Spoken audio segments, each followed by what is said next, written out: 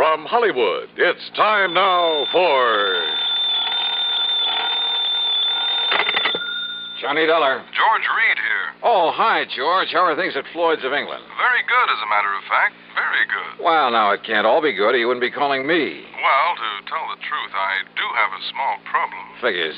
No, figure's the word, singular. Huh? A small figure, a statuette belonging to Mrs. Dora Harkness Ballin down in New York. Ballin? Yes, terribly wealthy, but a real eccentric. So what's happened? The little statue I mentioned, it's gone, disappeared. Oh? What's it worth? Insured value is $26.50. Wow. $26.50. Huh? $26.50 wouldn't even cover my expense account. Well, it just happens that she carries hundreds of thousands of dollars worth of personal property insurance with us. But for some reason or other, she attaches particular value to this statuette. Oh, I get it. You're afraid that if we don't go through the motions of trying to find it, she might take her insurance elsewhere. Precisely. Real important to you, huh? Very. Then I take it I won't have to be chintzy with the old expense account. Well, now, Johnny... Okay, George, I'll be in touch.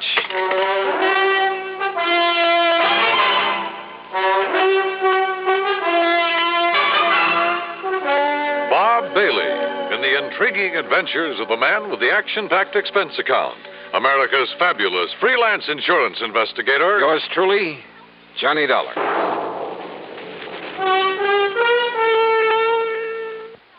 Now, Act One of yours truly, Johnny Dollar.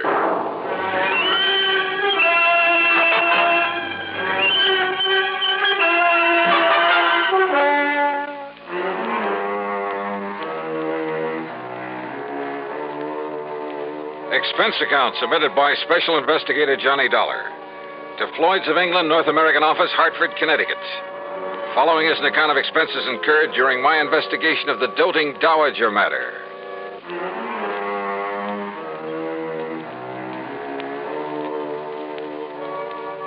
Expense account item 1, $7.90, taxi, train fare, and incidentals, Hartford to New York. Item 2, $1 even for a cab from Grand Central Station to the address of Mrs. Dora Harkness Ballin over on East 73rd Street.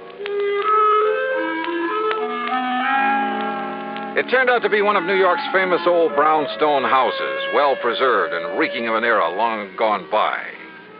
A uniformed butler ushered me into a large, high-ceilinged drawing room, and I could hardly believe my eyes. Ornate pre-Victorian furnishings, heavy red velvet draperies, huge lamps and crystal chandeliers, oil paintings all over the place, and gilded mirrors. Pretty fabulous. If you will be kind enough to wait here, Mr. Dollar, I shall tell Mrs. Ballin that you have arrived. Thank you. I know that she'll want to see you. Oh, excuse me, Master Harold. It's all right, Higgins. Has the mail come in? Would you like me to check, sir? Yes, good idea. You know how Aunt Dora likes to see it the minute it gets here. Yes, sir. Yes, the mail. The dear old common everyday place. You're here to see Mrs. Ballin? That's right. I'm Johnny Dollar. I'm Hal Winters, her nephew. Hi. Say, tell me something. Yes? About this little statue that's missing. You mean that little chunk of pot metal that's disappeared? Oh, is that what it is? Oh, yes, just a piece of junk. But a couple of months ago, Aunt Dora decided it looked like her grandfather when he was a general back in the Civil War. Oh? Why does she value it so highly? I expect the general was the only Ballin who had guts enough to do anything on his own. What do you mean? I mean, instead of just living off the family shipping fortune. So when she suddenly decided the statue looked like the general, Johnny Dollar, did you say? That's right. The insurance investigator? Yes. Well, now, why should she bother you with it? I don't know. Truly, Mr. Dollar, it's not worth it. If I were you, I'd forget it. Now, if you'll excuse me, I'd better see if the morning mail has arrived. Hal, just when did the statue disappear and from where? Tana discovered it missing from the reception room yesterday morning. Now, if you'll pardon me... Was the house broken into? Possibly. But there was no sign of it. How about guests? No, we haven't had guests for a week or more. How many servants are there? Mr. Dollar, perhaps there's something I'd better tell you about that statue. The statue of the general? I tell you, Mr. Dollar, you are Mr. Dollar, aren't you? Yes, ma'am. I tell you that if you don't find out who stole it and get it back, I'll cancel every bit of my insurance. Sit down. Thank you. Harold, my dear, ring for Higgins and have him see if the morning mail has come. I was about to go out and look for it myself, Tonto. Let Higgins do it. It's quite all right. I don't mind. I said let Higgins do it. Well, all right. But if you'll excuse me now. Oh? Why? Why, I'd like to go up to my room for a moment. To call up that girlfriend of yours again? Sit down. Yes, Tonto. You and that girl, that Nancy Gavin. She'd like to take you away from me, wouldn't she? Aunt Dora. Where would you go? What would you live on? And what would I do? Darling, I hardly think this is the proper Much as I like Nancy Gavin, I see no reason why I should let her take you away from me. Do you? Mrs. Ballin, about the statue. Yes, of course. Mr. Dollar, you are to leave no stone unturned. Wow, now tell me... I beg your pardon, ma'am. Oh, Higgins, why do you sneak in on us this way? Well, what is it? The mail just arrived, and knowing you'd want to see it... Give it to Harold. Yes, here, I'll take care of it. Well? What letter? No postmark. But? And it's so badly scrawled in pencil. Well, don't bother Aunt Dora with it now. But it's marked personal, sir. Well, then let me have it. Yes, ma'am. Tonto. You may go now, Higgins. Yes, ma'am. Here, Tonto, suppose you let me see what it's all about. Be quiet, Harold. Now, Mr. Dollar. Well, first of all, I'd like you to tell me... Oh, what's the matter, Mrs. Ballin? Aunt Dora, what is it? This letter. Yes? It's a ransom note. Ransom? For the return of the statuette. The General. They want $75,000. What?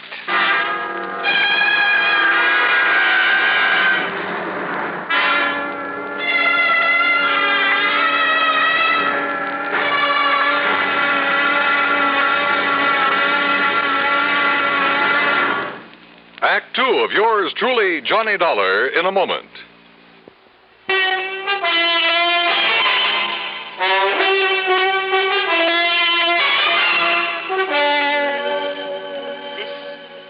This letter, Mr. Dollar. Maybe you'd better let me see it, Mrs. Ballin. It's a ransom note demanding $75,000 for the return of my statuette of the General. $75,000? Yes, Harold. Oh, they can't be serious. For that little piece of pot metal? Sure, they must be out of their minds. I beg your pardon. What? That statue means everything to me. It happens to be a memento of my grandfather, the famous General Horace Harkness Ballin. At least it looks like him. But good heavens, Aunt Dora, $75,000. Oh? Do you object because it will mean that much less for you when I die, Harold? Of course not. I wasn't even thinking of such a thing. Well, don't. At your age, with your lack of experience and getting along on your own, money like that would only do you harm. Would it? Yes.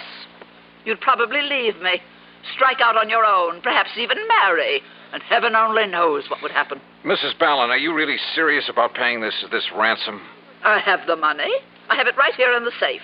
And if it will bring back the General... Look, why don't you let me see what I can do about it first? And have it destroyed? Destroyed? Well, here, read the letter. It was the usual sort of thing, poorly written on cheap paper and scribbled in pencil. And it simply said that the money in unmarked bills was to be turned over to her nephew, Harold. That instructions for its delivery would be given to him later, secretly.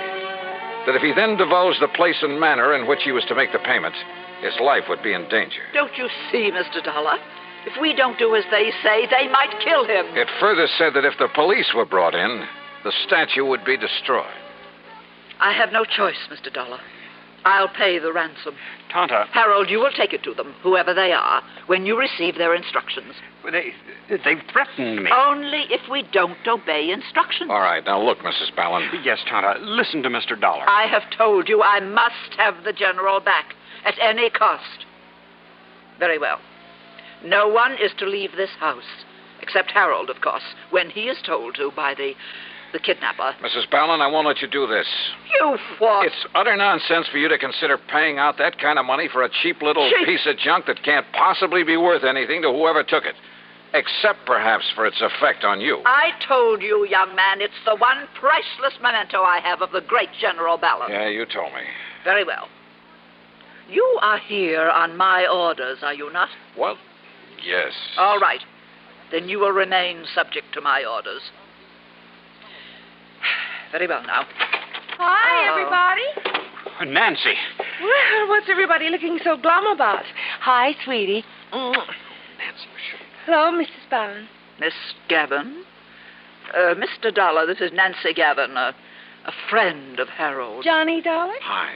Hey, I know about you. Nancy, dear. You come to find that whatchamacallit that Mrs. Ballin lost? It was stolen. Okay, stolen. And the kidnappers are demanding $75,000 ransom. That's easy. Pay it. I shall.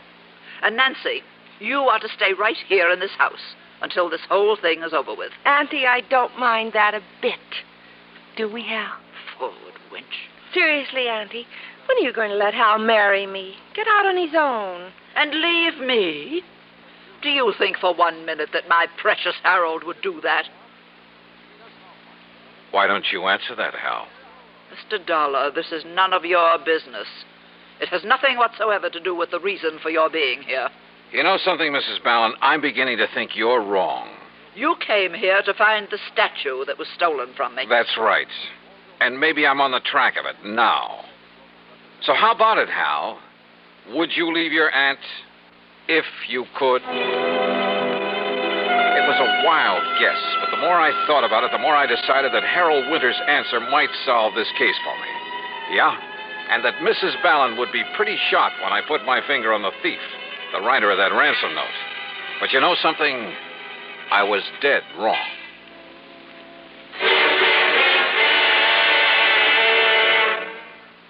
Act 3 of yours truly, Johnny Dollar, in a moment. And now, Act 3 of yours truly, Johnny Dollar, and the doting Dowager matter.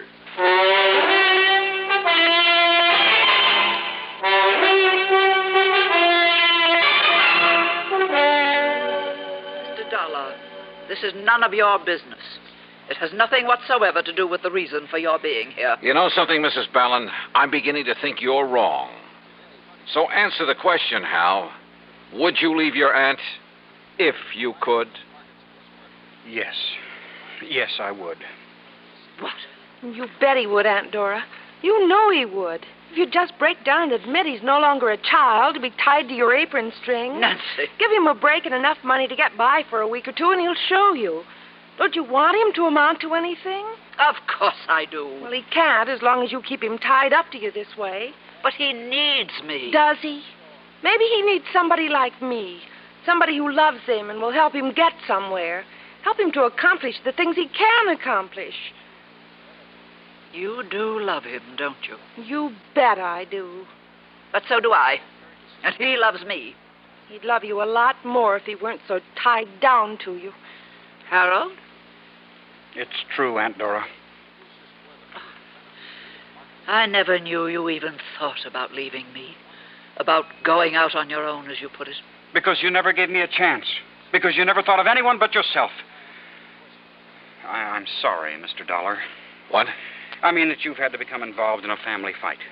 Well, I'm not. Because now I think I know where to look for that statuette. Oh? Well, I wish you luck. Come, Nancy, I want to talk to you. Sure, honey, I want to talk to you. Now, wait just a minute. No, Mr. Dollar, let them go. Yeah, because I want to talk to you. Now, look, isn't it pretty obvious? I knew that something was wrong when I first got here. Hal hadn't known you were going to call me in. So that when he saw me here... You didn't? No. It was my kind, thoughtful butler Higgins who called your insurance company. And he shouldn't have. The fact remains that when Hal saw me here, he tried to stop that ransom note he'd planted in your mail. Oh, now, wait, Now, please. about that ransom note. It was badly written, much too badly written, by someone who was trying to hide his identity. I'll wager that paper it was scribbled on came from right here in this house. Probably. And I'll bet that if I accuse him of it, Hal will break down and admit that he wrote it. Wait, Mr. Dollar. Yeah? I devoted many years to the care and upbringing of my nephew. I realize that. In the hope that he would someday go out on his own, accomplish something himself. Well, now listen. I know. Perhaps over the years I made him too dependent on me. I'd say yes to that. But that's because I am as I am and I can't change. But I kept hoping that he would change. That somehow, sometime, he would make just one desperate move to break away from me. But it would have to be of his own doing. So? For years, people have called me eccentric. And I've enjoyed the reputation. So I made a fuss over that cheap little statuette that I picked up in Coney Island one time as a child. Huh? Of course. That was the only sentimental value it had. But according to Harold... Oh, now, should I have picked one of the valuable artworks, paintings, or sculptures that I really care about, in my selfish way, for this little experiment? So you gave the worthless statuette the big build-up? Yes, and he fell for it. He believed that if it was stolen, I'd give almost anything to get it back. And then finally, he got up enough nerve to do something about it. Now, just a minute. What you're telling me is that you're tickled pink that you've made a thief out of him. I'm tickled pink that he's finally shown some guts and gumption. And you can't call him a thief over that piece of junk. But it has a price of $75,000 on it. That's what he'll be stealing if you give him that money and let him walk out of here with it. No, he won't. What else can you call it? I like to be eccentric, remember? Oh, Mrs. Ballard. So the note I'll enclose with it, you know, when he tells me he's received instructions about where and how it's to be delivered. What note? In it I'll say, Dear Harold, the best of luck to you and Nancy. I hope you'll be tremendously happy. And I hope that now and then you'll drop in on your loving and now somewhat lonesome Aunt Dora. I see. Oh, and I think I'll enclose a few extra thousand, just in case. And as a kind of extra wedding present. Extra wedding present? Of course. The statuette. I certainly don't want them to bring that atrocity back here. Oh, no, well, don't... Wait. Yes, dear? I just wondered if Mr. Dollar has decided how he wants to proceed with his investigation. Well, Mr. Dollar? Hal, after getting what information I could from your aunt, what little information I could... Yes? Hal, I've decided to give up the case. Yes, Harold. You may as well show Mr. Dollar to the door. Whatever you say, Tonto. Yeah. Goodbye, Mrs. Ballard. Oh, and maybe you'd better phone the insurance company about the extra fee I'm to get on this case. Oh, I did. Right after Higgins told me he'd called them. But if he's giving up the case, dear... Show him to the door, Harold. Yes. This way, Mr. Dollar. Yeah. Thanks. Now, you listen, Hal. I can tell by your look that you've learned something, Mr. Dollar. I have. Perhaps even more than I know. So, look here. Huh? Do you think this will do for the sequel to the ransom note? What? You know, the instructions about where I'm to take the money. Oh, now, wait a minute. You mean to say... You mean you knew... Are you kidding? That's why I tried to discourage you in the beginning. But will somebody please tell me why? Tata, just being herself. You don't think for a minute she'd have just handed me the money, would have admitted she wants Nancy and me to get hitched. Don't you see? That would spoil her reputation for being an eccentric. Oh, and if you like, I'll send you the statuette when this is all over, as a souvenir. Well, I'll be...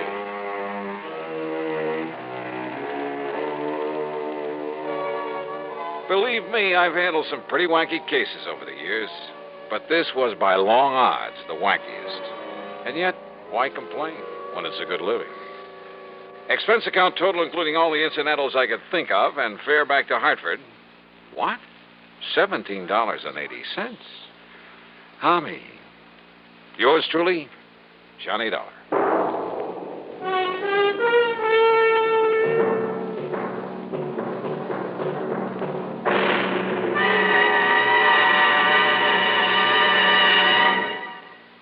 Our star will return in just a moment. Our star to tell you about next week's story. Next week, well, if you've ever read the personal columns of your newspaper, you'll surely want to hear it. Join us, won't you? Yours truly, Johnny Dollar.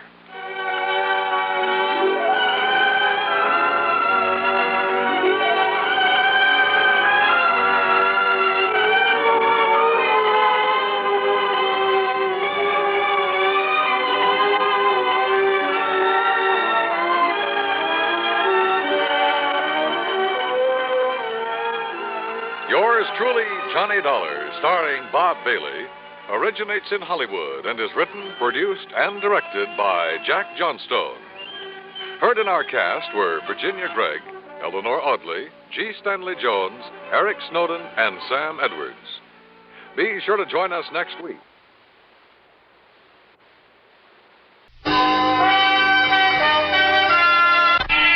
Broadway's My Beat, from Times Square to Columbus Circle, the gaudiest, the most violent, the lonesomest mile in the world. Broadway's My Beat, with Larry Thor as Detective Danny Clover.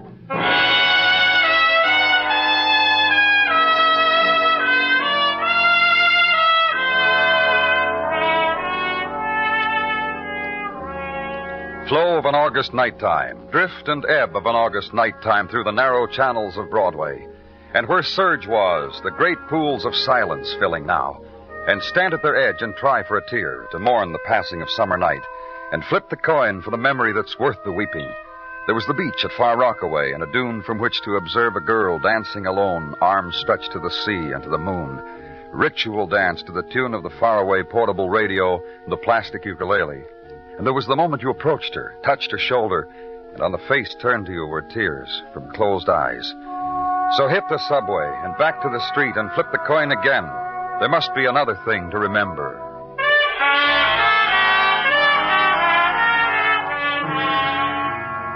And this, too, on the trailing edge of night. A room deep somewhere in a brownstone tenement, and a youth in his silence, and a woman, dead of a bullet wound, sprawled across kitchen linoleum. And Detective Muggavan trying to find a gentle way with a boy's silence. You want to tell us about it, son? Look, son, no one wants to hurt you. No one... You try, huh, Danny? Why don't you move away from that corner, son? Come over here. Sit down. You live here? Yes, sir. And this woman... My mother. Can you tell us what happened? My mother. Look, what's your name, son? Jimmy Bruce. That's my mother. Look. What? Why don't you go away, you and this other man? We don't need you. Mom and me don't... Look, kid, there's no other way to say it. Someone killed your mother. All we're asking of you is to help us. Were you here when it happened? Was there anyone else here? You don't have to stare at me like that, kid. What do you do now, Danny? Get it, huh, Muggavan? Yeah.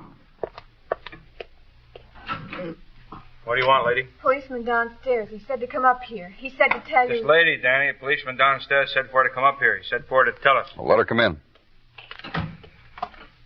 What do you have to tell us? A boy. Just a boy. Why is he staring that way? His mother was just shot dead. That's why he's staring, lady. And that's his mother there. He's staring at his mother. There's something you want to tell us? Oh, poor boy. Poor boy. Just tell us why the policeman downstairs let you come up here, lady. Well, he said you'd want to know. Want to know what? I live a few doors down, just next to the corner, and, well, I couldn't sleep, and I was just looking out the window, I guess, just lying in bed, not being able to sleep. And I got up and walked around, and through the window, in the alley, I saw... Saw what? Well, it was a man running very fast. He's running from this direction, from this end of the block? Yes, I think he was. He was running, and then he hid behind a trash can, and I watched him crouch there. Then you must have got a good look at him. Well, it was dark, and I couldn't tell much about him. A big man? A little man? Light? Dark? Fair? Well, you said you stood there and watched him, lady. You must have seen. He was just a man running and hiding from something, and I watched him. I don't know why you think I should have done anything else. Well, there's been a lot of commotion in the neighborhood, lady. A murder. How come it took you this long to tell us? I told you. He was a man who was running away from something and hiding. I couldn't sleep, and I didn't feel I had the right to... Well, anyhow, he went away. I just heard a few minutes ago there was a murder down the block. So I threw this coat on over my... Well, anyway... What's your name? Charlotte. Miss Charlotte Lane. I live at 3456 West 18th, just down the block. And, well, anything I can do to help you, just... Oh, you poor boy. Just a boy. And your mother dead like that. That awful way. Oh, don't do that, child. Don't. Then Miss Lane does a thing. She moves quietly over to the boy, lifts her hand to him gently, touches cheek and hair, and waits for the length of time women know it takes for compassion to be transferred. Then the onrushing sound to post proof that violence has been done. Nighttime tableau on the edge of the city that suddenly belongs to the police. Leave it outside in the deep night street and home, and pull down the bed from the wall. Close your eyes and search for a dream behind a wall of hot August hours. Finally sleep and not dream until the seconds before it's time to get up again. It's morning and it's a new day. Call headquarters and check in, then ride downtown again. And the house on West 18th, the walk upstairs, and last night's doorway this morning with a policeman in front of it, who tells you the boy's just sitting there looking out of the window, who opens the door for you. Hello, Jimmy. Jimmy? You're from last night, aren't you? That's right. My name's Danny Clover. How do I look? Jimmy, My tie straight? Hair combed? One button off the coat here. But on a blue serge, it's tough to see. Listen, Jimmy... I figure looking nice for the funerals. The least I can do at such a time. Don't you think so? So all the people who come to look can say that's Jimmy Bruce. He's a regular little man. Cut it out. Okay. I'm okay. Who killed your mother? How am I supposed to know that? You weren't in any kind of condition to talk last night, Jimmy, so now you can tell me what happened. I came home and there she was, lying on the floor, shot. That's all. You came home. Where were you? Outside, streets, park. Where boys my age are supposed to be at night in the summer. And the kind of they're growing and restless. Now what? How about your mother? Was she, Don't make me get sloppy. I told you I was a boy growing up. I can't say wonderful and I loved her and I'll miss her and... Just don't make me do it. Where's your father, Jimmy? He didn't do it. I didn't say he did. I just asked you where he was. He doesn't live here. They were divorced 5 years ago. I'll want to talk to him. His name's Harry March. My mother took her old name when they divorced. I did too. Harry March, Mr. Clover. In the phone book, someplace on 22nd Street. Okay. You want to know about Nick, too? Yeah, I bet you will. You want to know about old Nick, won't you? Who's he, Jimmy? You can never tell about people, can you? You people in the police must see a lot of that, don't you? A guy you would never suspect. All of a sudden, he's a killer. Come on, Jimmy. Tell me what you're talking about. Nick Silvern. 1212 East 8th Street. Mention my mother's name to him. See what he says. Mr. Clover? Uh-huh. You police people must really see a lot of that, don't you? Guy you would never suspect. All of a sudden, he's a killer. The adolescent smile, then, and the wink. Wisdom at 17 with regards to murder. Leave and ride the streets again. East 8th, and Nick Silvern is not home, and no one seems to know when he will be nor where he could be. Get a description from neighbors and call it in as an all-points bulletin. Then the special businessman's lunch, which consisted of warm, small portions with iced tea and no dessert. Phone booth and look up a number for Harry March. And Mr. March is not home either, you're told by the super. Did you try his place of business? Well, try there. Utility repair shop over on 3rd, the super thinks. About the 500 block someplace, he thinks. So go there and walk the 500 block and try a store whose window has only 2 electric home mixers in it, both broken.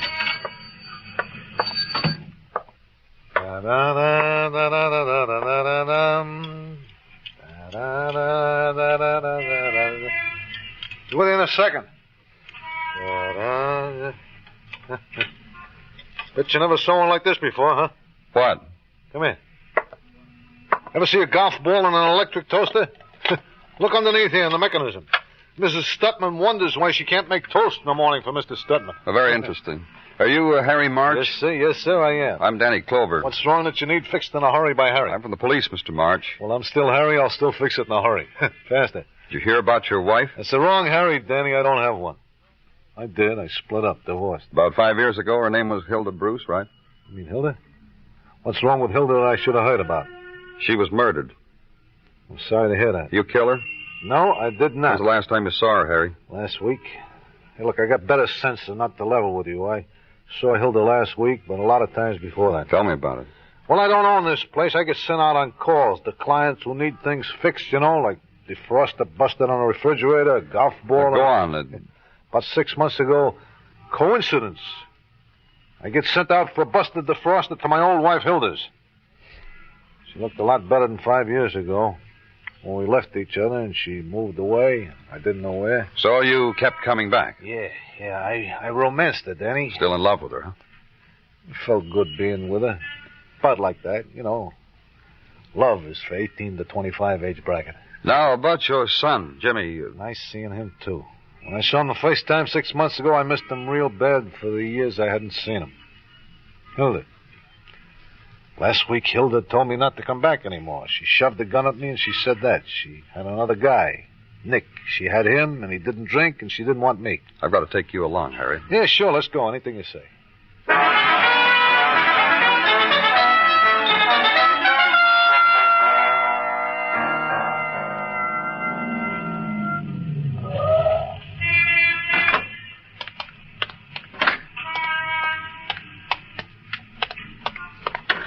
All right, Harry, get out. My day belongs to you, Danny, so anything you say. Come on. Up here. Show me any spot on this building where it says police department. Not even in chalk does it say police department. You notice that too, Danny? There's a woman who told us she lived here. I want her to have a look at you. My day belongs to you, Danny. Anything you want to do with it. That list of tenants on the wall, do I get a fielder's choice, or is there a particular lady we have in mind? Yeah, this one. Charlotte Lane, apartment 1C. Charlotte? Sounds fair. Let's go. Yeah. Miss Lane told us she saw a man running down the alley, hiding behind a trash can just after your wife was murdered. Former wife. Former wife, who lives up the street, who you were romancing. Yeah, I sure was, Danny, and then suddenly she wouldn't have any part, like I said. So this Charlotte Lane saw a fellow running and hiding, huh? She know what he looked like? She could identify him? Let's ask her. Anything you say.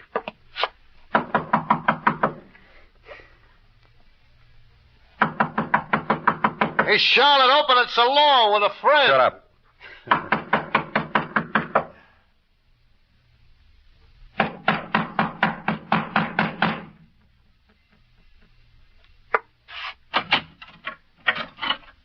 Miss Lane? Oh, we've gone this far, Danny, so when it... Hey, Miss Lane, the man here wants you to take a look at me. He says that he... Danny. You see what I see, Danny? That lady, the way she's stretched across her bed with her eyes open like that, that's not from sleep, huh, Danny? That lady, she's dead, ain't she, Danny? Strangled. This Miss Charlotte Lane? That's right. I said the day belonged to you, Danny. And Charlotte here, she just went and loused it up for you. Didn't she, Danny? Didn't she, Danny?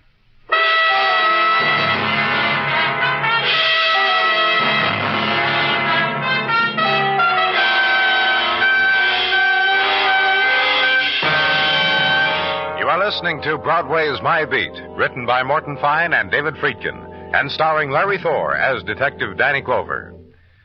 Wherever polio menaces a single child, blood is needed. The gamma globulin in blood can blunt the effects of the disease. Wherever disaster of any kind strikes, blood must be rushed to save lives. The Red Cross warns us that blood donations have fallen off alarmingly, as they tend to whenever the weather calls us away in large numbers. The National Blood Program is vital to us all. Call your local chapter and make an appointment to give a pint of blood. Don't let disaster catch America napping.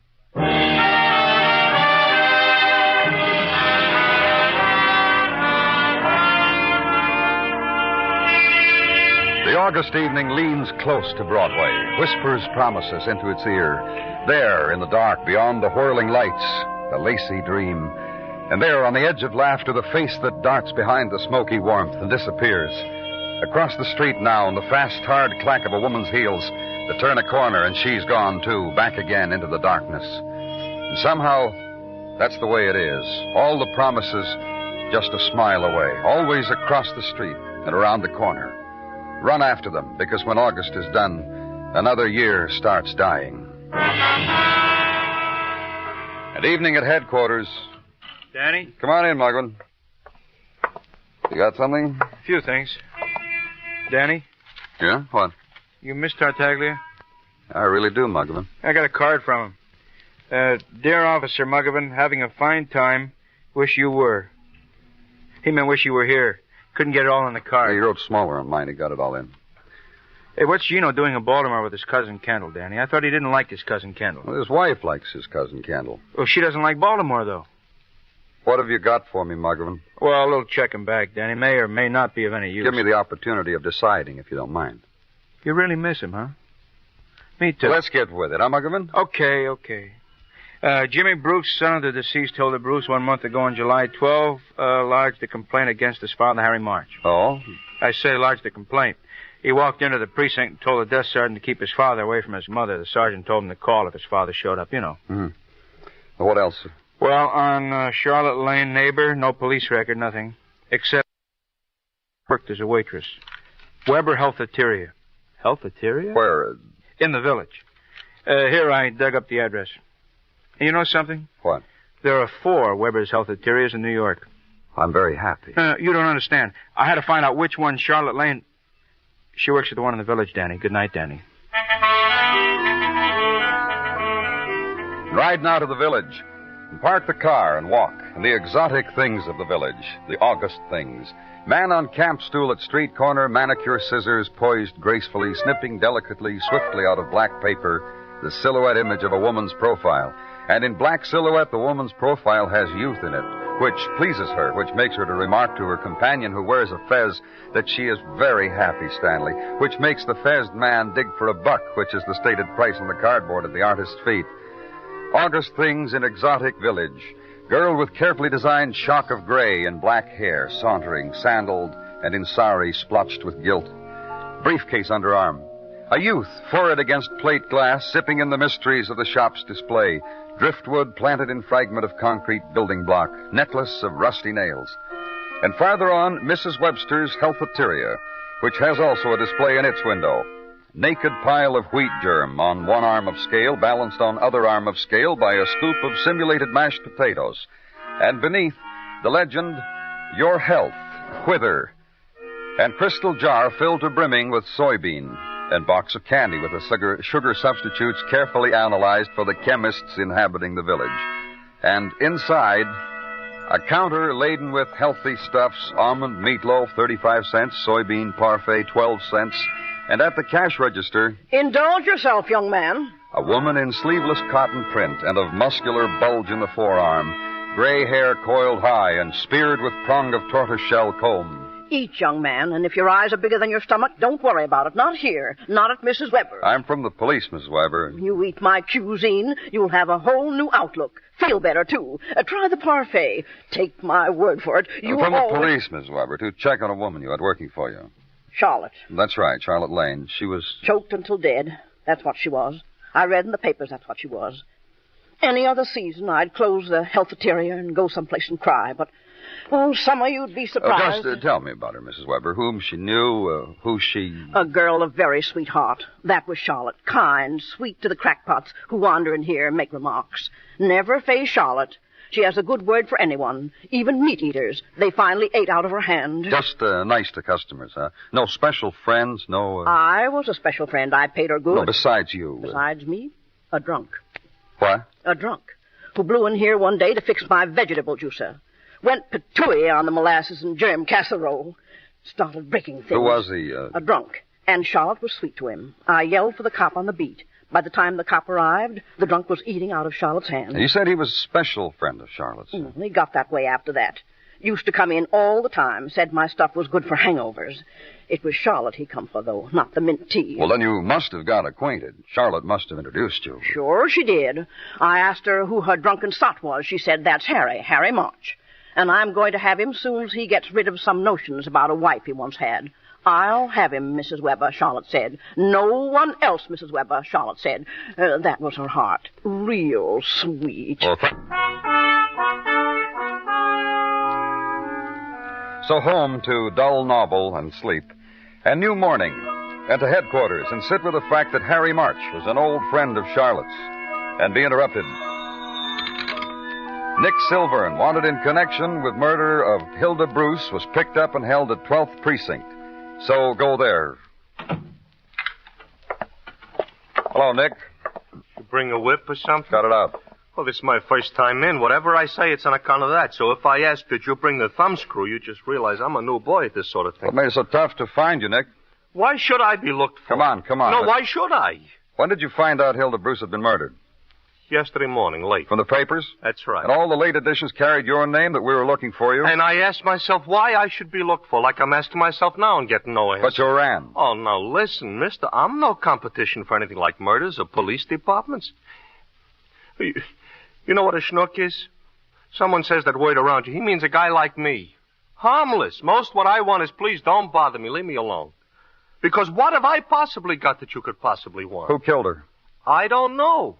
You see what I mean? How about her neighbor, Miss Lane? Who killed her? I don't know. Guy like me, how could I know? Nick, I understand Hilda was in love with you. I'm honored. But no killer. Where were you the night before last? Oh, Nick. It so happens... there's a young lady in my neighborhood. She's fond of me. She's your alibi, huh? Well, she's gone to summer school. I happen to be very good in algebra. She's making up in algebra. Look, you got to drag her in. Listen, a guy like me... Her name is Toba Ramson. She lives up on Tremont. Another reason why you ran, huh, Nick? I have told you everything I know. Hang me, shoot me, feed me to the gorillas. I have told you everything I know.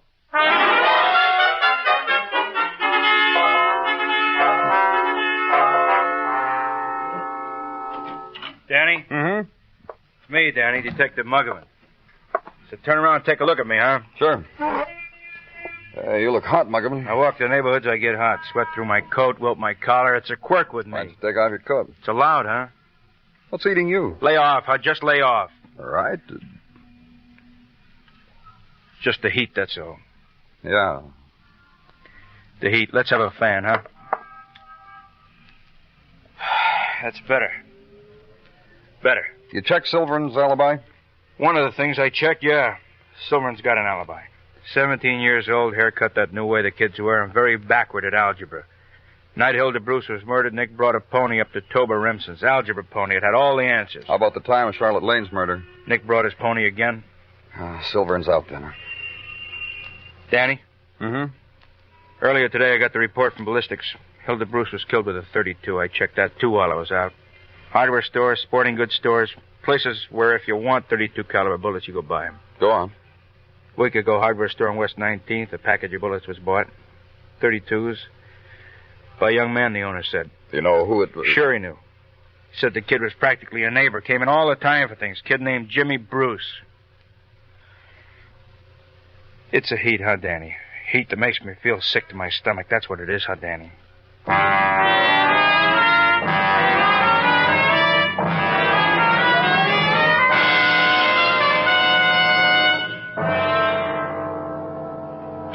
In here, Jimmy.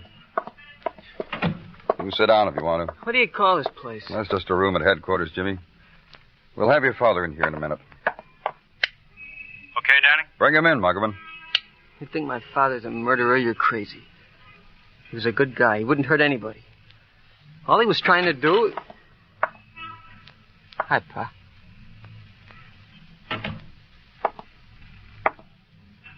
What'd you bring him here for? What's the matter? Aren't you glad to see your son? Hey, Jimmy. What? I've been talking to you, Jimmy. He asked me who killed her. I told him I didn't know. That's all he told us, Harry. Because it's the truth. Jimmy, after your mother and father separated, how often did you see your father? Lots of times. Now, don't lie, Jimmy. I didn't know where you were. After you found out where we were, lots of times. That's what you meant, wasn't it? Yeah, Pa. Yeah. You ever see your dad when he was drunk? Why don't you leave him alone? Yeah, I've seen my dad when he was drunk. How does he stack up with the drunks you've seen in the park, son? He doesn't get that sloppy. Harry? I heard him. He said I didn't get that sloppy. But drunk. Is that why your ex-wife told you not to come around? I told you that. The other reason was a man named Nick Silvern. He told you that too, Danny. Yeah, sure I did. Sure. One thing slipped your mind, though, Harry. Charlotte Lane. What about her? You'd known her a long time. I stopped knowing her for a long time, too. How long ago? About 6 months? When you met your ex-wife again? How about that, Danny? Running around with a woman right down the street from the woman you used to be married to and not even know it. What do they call that? Fate, kismet, what? You killed Charlotte, Harry? You killed Hilda? One or both, Harry. Or neither. What do you know about it, Jimmy? Nothing. Pa. Leave him alone. We think you killed Charlotte, Harry. Think anything you want. She saw you running away. She heard a murder had been committed. She came to us and told us she saw a man running away. Didn't mention your name. That was nice of her. Didn't mention your name, not the first time. She was going to hold it over you, Harry. She came to us to let you know what she could do to you unless you'd take her back, so you killed her. You gotta have my son sit through this? The poor little tyke went out and bought some bullets a few weeks ago, Harry. The poor, innocent boy bought a pack of 32 soft-nosed slugs. What'd you do that for, Jimmy? To keep your father away? Pa. What? These guys are smart cookies. Just don't... Don't what, Pa? Like I said, these guys are smart. So figure you killed Charlotte. That means, Harry, you were running away from the death of your wife. And we all know your wife didn't want you around and Jimmy didn't want you around. We know about the 12th precinct, Jimmy, how you asked the sergeant to keep your father away. We know you bought bullets, and we know your mother had a gun. You told us that, Harry. Remember you said your wife poked a gun at you? So what happened the night your wife was killed? I shot her. Cut it out, Pa. I shot her. You're crazy, Pa? You're going crazy? Get out of here, Jimmy. Listen, Pa was drunk. That's no excuse. Pa was drunk. Mom pulled a gun on him. Pa took it away from her. He was drunk. He had a loaded gun and he was drunk. So I went after him. Why not? He was drunk. The gun went off. That's all. The gun went off. Accidentally. And my mother was dead.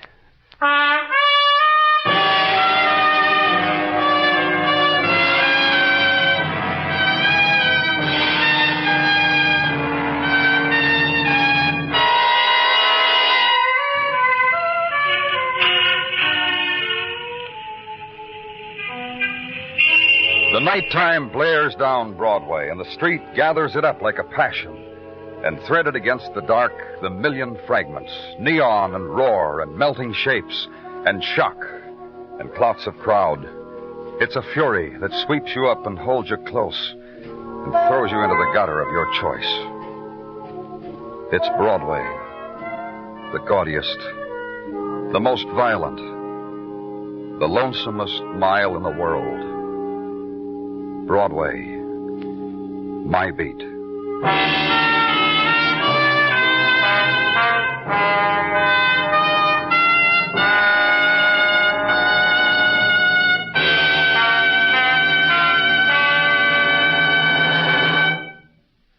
Broadway's My Beat stars Larry Thor as Detective Danny Clover, with Charles Calvert as Tartaglia and Jack Crucian as Muggavan.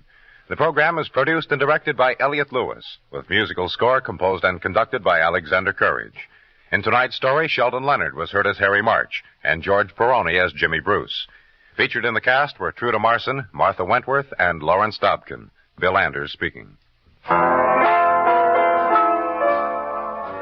Every Sunday night, a two-fisted He-Man takes you down a danger-studded road to mystery adventure on CBS Radio. Meet Dick Powell as Richard Diamond, private detective, Sunday evening on most of these same stations. You'll thrill every minute as action-loving Diamond comes to grips with criminals and killers, cutting through subterfuge, putting his neck in a gangland noose in interest of justice. Richard Diamond, Sunday evening on CBS Radio. Don't miss him.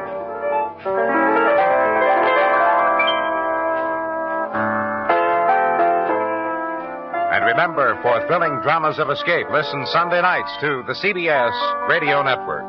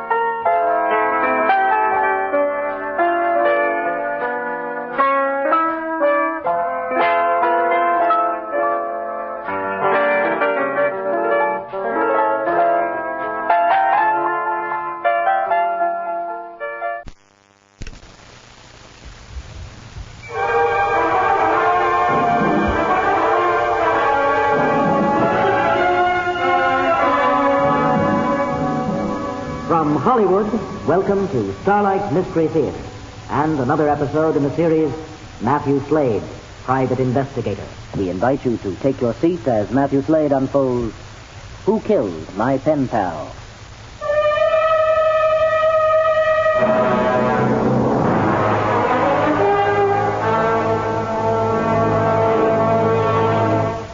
In my job, the hours are odd. So are the circumstances and the people I meet. You could even call some of them dangerous. My calling card reads Matthew Slade, private investigator.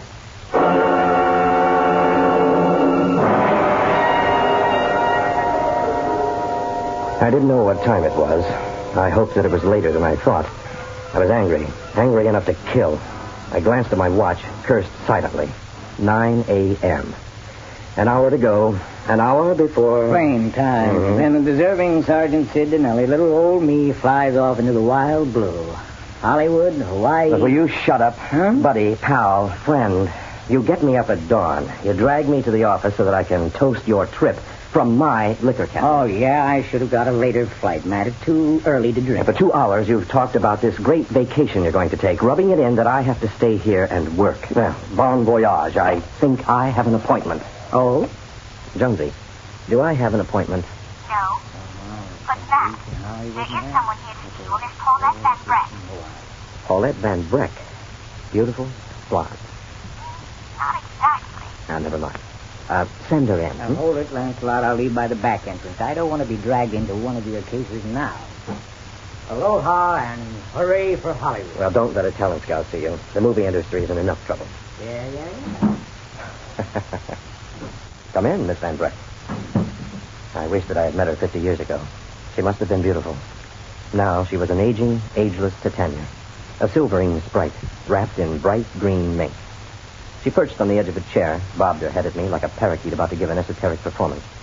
A tall, silent man in a chauffeur's uniform was with her. Well, Miss Van Breck. It's Polly Smith. Paulette Van Breck is my pen name. My nom de plume, as it were. You're a writer? In a way, yes. Oh, this is Francis, my chauffeur. He follows me everywhere I go. I don't think he trusts me. I'm always flying off on little escapades, and he's... where was I? Oh, yes. I'm a writer.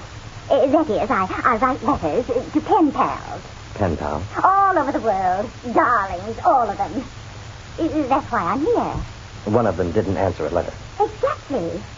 You're very intelligent, Matthew. I may use your first name, of course. Now, what do you think of that? What do I think? Well, I think that Jason has been killed, naturally. Oh, I knew this was the right detective, Francis. Now, why do you think Jason was murdered, Matthew? someone didn't like him. Amazing. Isn't he amazing, Francis? Who did it? Now, I hate to admit this, Polly, but I haven't the slightest idea. Who is Jason? Oh, you're not as bright as I thought you were. Sorry. Jason is Jason Castor. He's a talented young genius. A kindred soul. A poet. Here, his last letter to me speaks for itself. She handed me a letter. The return address was Los Angeles.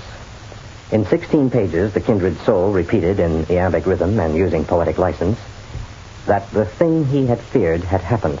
What did he mean by that, the thing that he feared? Someone was going to kill him. That is, they hadn't yet, but he didn't say that. But that's what he meant. If you understand poetry at all, Matthew. Jason isn't exactly Stephen Vincent Benet. Oh, but he's close. I've written 6 letters since I received that one. He didn't answer any of them. Oh, I just know that something horrible has happened. Now, I want you to go to Los Angeles immediately. Rescue the poor boy and bring him back here. Oh, now, wait a minute. All righty. It's all settled. My lawyer, Nathan Gainsborough, will send you a check. I told him I was hiring you. Come, Francis. Goodbye, Matthew. You're a charming boy. She pattered out with Francis while the charming boy detective wiped the egg off his face. Jonesy, get me Nathan Gainsborough on the phone. All righty. You know what happens to secretaries who listen to keyholes? They write stories for confession magazines. And Nathan Gainsborough was already on the phone. He called you. Line 1. Thanks. Hello, Mr. Gainsborough, Slade. I presume our man gathers left? Yeah, I think I've agreed to handle a case which I know nothing about, but I'm not sure. Welcome to the club. I'm not sure that I want to join. Of course you do. It's profitable. Polly has $20 million, which I try to keep track of. It isn't easy, but she likes to spread sunshine. Now, this pen pal business is an example. Any other knew that she is Polly Smith, the eccentric millionaire, and not Paulette Van Breck. we'd be up to our dividends and marriage proposals and sad stories. Oh, she has a big heart, huh? But not a weak mind. She outsmarts me most of the time. Now, Francis informed me of this Jason Castor business. All of the pen pals go through my office, but somehow she managed to keep him a secret. You don't know anything about him? No, nothing. Now, when you get to Los Angeles, check with Maggie Moore. She runs Pen Pals Incorporated. Polly gets all of them through Maggie. Is $1,000 all right for a retainer? Oh, fine, but I've sent it by messenger. How soon can you leave? Well, right away, but The receiver clicked in my ear. I had a definite feeling I was being pressured.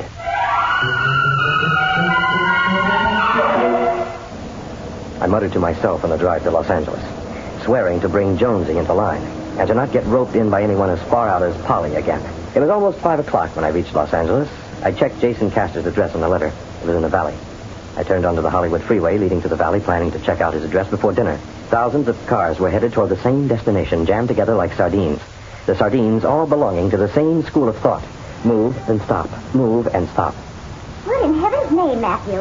I'm getting car sick. Where are we? It was Polly. She popped her head over the back of my seat. I hit the bumper of the car in front of me and set off a chain reaction of cars bumping, jolting, and drivers waking up. You are the worst driver I've ever seen, Matthew. Look what you've done. Where did you... Don't sputter, Matthew. Drive. I decided to come along and help. And you've been in the back seat all this time. Matthew, I didn't get $20 million by trusting people or fate. She told me how she got her $20 million and how I could make the same amount if I stopped talking to myself and sharpened up during the hour and a half it took to go 2 miles on the freeway. Polly was a compulsive talker. My ears were ringing when we pulled up in front of a 3-story monstrosity, which Jason, fondly, I suppose, called home. It appeared to be deserted. Oh, what charming isolation, Matthew. It looks just like Jason. Vacant? You're too sarcastic to be so young, Matthew. It's the inner world which is important. I can't say much for Jason's outer world. Now, you stay here. Really, Matthew? Or I'll quit.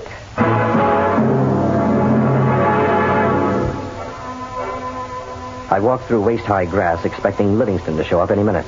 The house towered above me, its paint peeling and cracking. The broken panes in the windows made it appear drunk. I wouldn't have been surprised had it given a giant hiccup and tumbled into oblivion. I stumbled on a broken step, then knocked rather inanely on the front door. And the door fell in. So I went inside. The house was dark, dusty, empty. If I'd had the sense Polly said I should have, I would have been cautious. I wasn't. Someone hit me from behind, and I joined the door on a red velvet carpet. I was stunned, but not out. I heard someone run past me and up a staircase to the second floor. I got to my feet and ran after him. I knew that whoever it was had hurt me, but they were acquainted with the house, and I wasn't. I stopped on the open balcony, then heard a sound. It came from behind a closed door. I went toward it, jerked the door open, and... Matthew, are you trying to frighten me to death? Don't open a door like that. Polly, what are you doing in a closet? Hiding. I came in the back way, and I heard... Did you hit me on the back of the head? Why did I do that? I don't know. I just had to ask. Now, how did you get up here without my seeing you? There's a back stairway. Now, that's how he got away. Ooh. Okay, you kids, get out of here. You're trespassing. Kids, nothing else to do than drive me crazy. Breaking windows, tearing up. Well, mister, aren't you a little old for this type of thing? You and your mother get out of here. I am not his mother. Sorry, we were looking for someone. In the closet? I was hiding in the closet. Okay, out. Now, just a minute. Who owns this property? The city. And they're going to tear it down. When? Any minute. Thank you. Sorry we bothered you. I thanked him and propelled the protesting Polly down the stairs and into the car. I would have to go back after dark. But after I got Polly out of my hair. Where are we going, Matthew? You are going to San Francisco. I am going to stay here. She exploded and kept it up all the way to International Airport. Between explosions and persuasions, I managed to find out that she didn't have a picture of Jason, but that he was about 25, tall, blonde, and that Maggie Moore of Pen Pals Incorporated had recommended him. I saw Polly safely aboard a plane for San Francisco, and then in the terminal spotted that happy tourist, Sid Dinelli. Well, hello, Sid. Welcome to paradise. Oh, no. What are you doing here? On a case. Aren't you a little late arriving? What'd you do, walk? I hate comics. I missed my plane, Matt. Then I got airsick and... And the stewardess didn't like you. Yeah. You want to ride into town? You're working on a case? No, just go away. All right, take the bus. Matt, wait a minute. You know how I feel about the bus. I drove Sid into town and dropped him at the Grayson Hotel. Promised to meet him later for a drink at the Shea on the Strip. Then I looked up the address of Pen Pals Incorporated.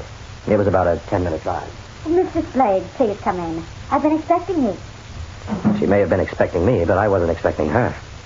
I had visualized her as the horn rim, hair in a bun type. She wasn't. Gainsborough called you about Jason Castor, huh? Yes. I have no record of him at all. I checked the files. Nothing. I don't know how he got Polly's name. Well, then you know that Paulette Van Breck is Polly Smith. Of course. But none of the pen pals do. Polly said that you recommended Jason. You didn't. No. Does anyone have access to your file? No. But there is no information about Polly Smith in them. She's listed as Paulette Van Breck. Occupation, writer. Interested in reading, cooking, horseback riding. Collects modern poetry. A well-rounded pen pal with no money. Exactly. Where do we go from here? We go to meet a friend, Sid Vanilli.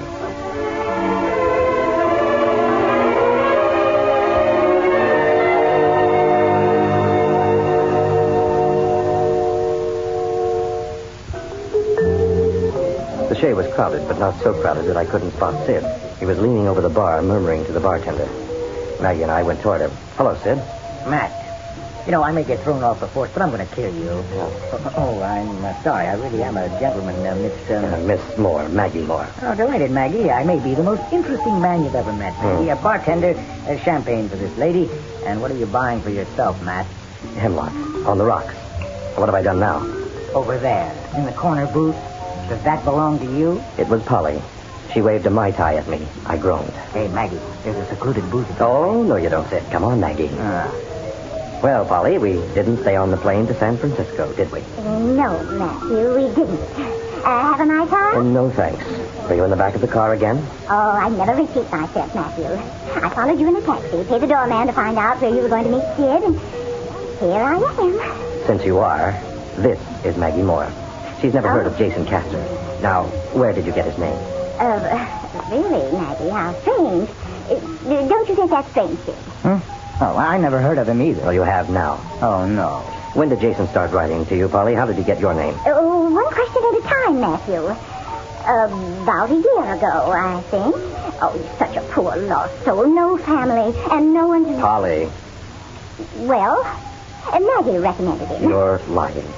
Yes. Now, go on. With the truth? I met him at the racetrack. No, that was Alan Dulles. Oh, in an art gallery, an exhibit by an extremely talented artist. Selma something, I forget her last name. Jason was alone in San Francisco. He was coming back to Los Angeles the next day. I told him to write to me. Did you give him your real name? Certainly not. Your home address? No. I used a box number. And I didn't send him any money. You didn't? Well, all right. How'd he make a living? His poetry. Poets don't make money. They either marry it or teach English. Now, what was he doing in the art gallery? Well, he was just there. What are his hobbies, Polly? Sports, dancing, music? Well, music. Jazz music. He liked jazz, but he couldn't afford to buy records. You afford to listen? Did he hang out in any of those record stores? Well, yes. He mentioned one in one of his poems. Now, what was the name? The Square Place. The Square Place? Oh, that's in Hollywood, Matt. And it is the place for jazz buffs. Well, let's go. Wait, not you, Sid. You take care of Polly. Maggie and I will be right back. Oh, Matt, don't do this. Matt. I had a hunch that Jason did know who Polly was, and that the character he had built in his letters was a come-on. Maggie and I arrived at the Square Place. The place was filled with kids and sound.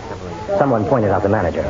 I'd like to talk to you. You're the manager, right? The owner, man. The owner. Oh, listen to that horn, man. Oh, sweet. Yeah. Okay, man, speak. I'm looking for Jason Castor. Never heard of him. With a fuzz? No. He's tall, blonde, about 25. 25? You got the wrong place, Pops. Nobody over 18 in here. Kids, just kids. Oh, wait a minute, man. You know he's fading in. Yeah, we called him Jason the Argonaut. Where can I find him? Who knows? In the Dead Sea, maybe. Oh, I chased him out of here a couple of weeks ago. Oh, listen, fan club, that one's like eerie. I mean, I turned him out like he was never part of the scene. Well, he's part of the scene now. What do you remember about him? Oh, a poet, he said, but no gift. You know, no dum-de-dum-dum, you know? He's dangerous. Oh, yeah. Right. You know, one of those who wait in the dark. One of those who wait in the dark.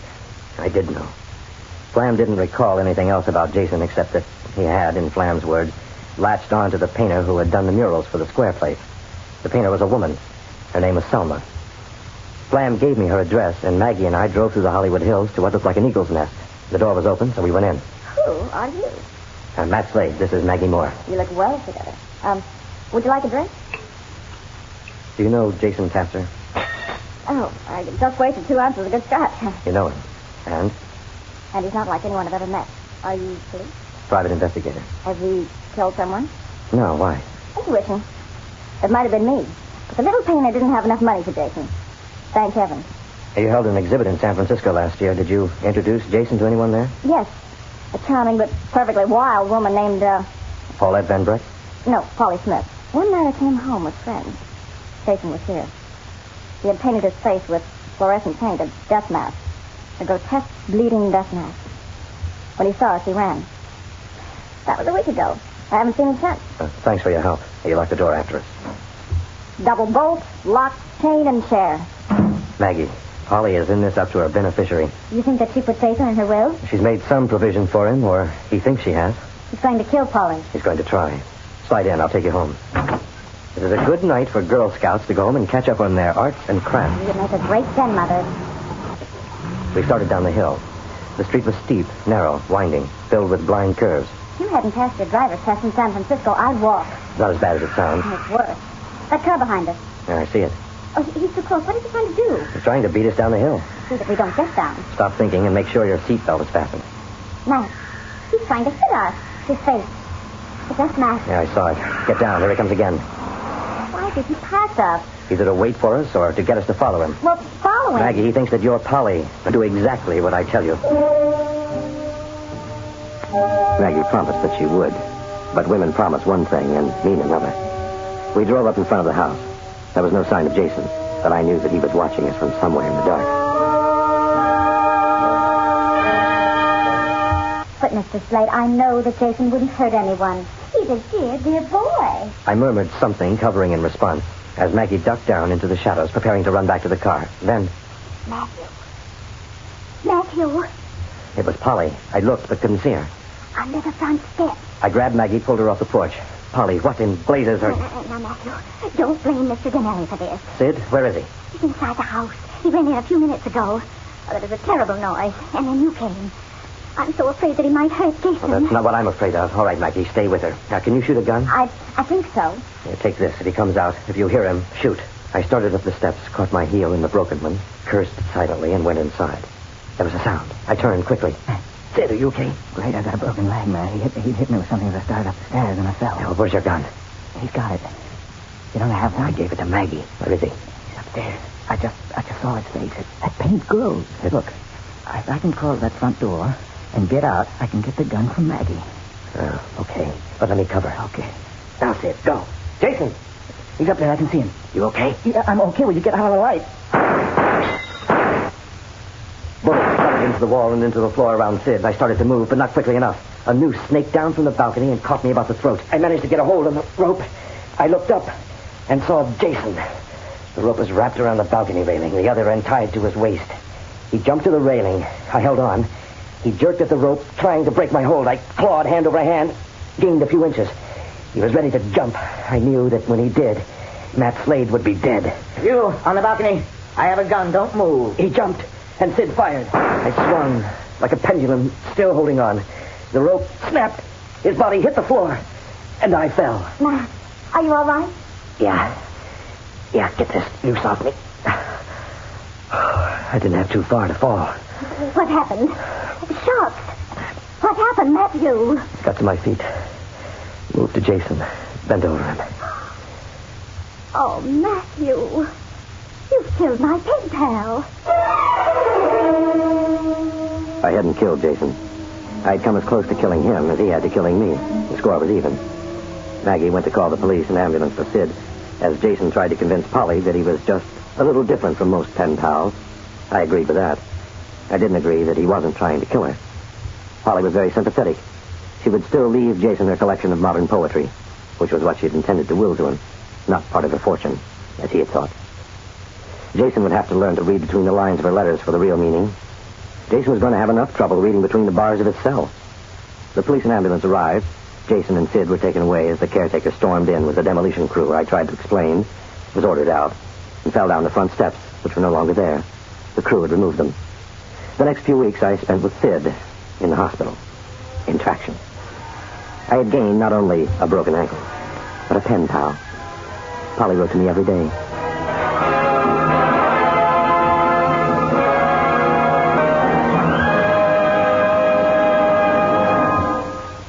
This is the United States Armed Forces Radio and Television Service.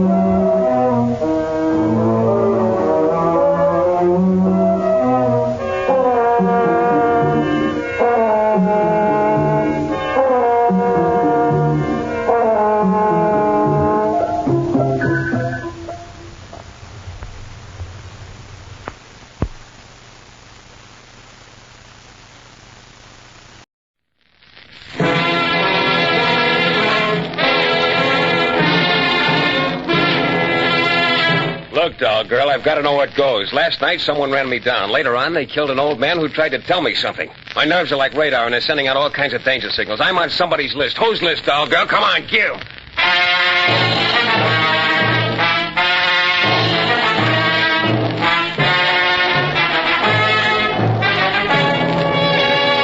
The New Adventures of Michael Shayne, Private Detective. Michael Shayne, reckless, red-headed Irishman, back in his old haunt in New Orleans. Ready as always to risk his neck for law, order, and an occasional dollar. Listen now as we bring you The New Adventures of Michael Shayne.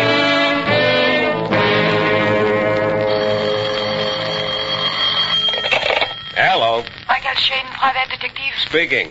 Mr. Shayne, I have a job for you, but I can't pay you very much. Keep talking, I'm listening. My name is Marina Laroux. I want you to come over to 1612 Wentworth Street. I meet you on the porch. On the porch? Yes, that is why I call you. My father has locked all the doors and windows. He's in the house, sitting in the dark, waiting. Waiting for what? For death, Mr. Shayne.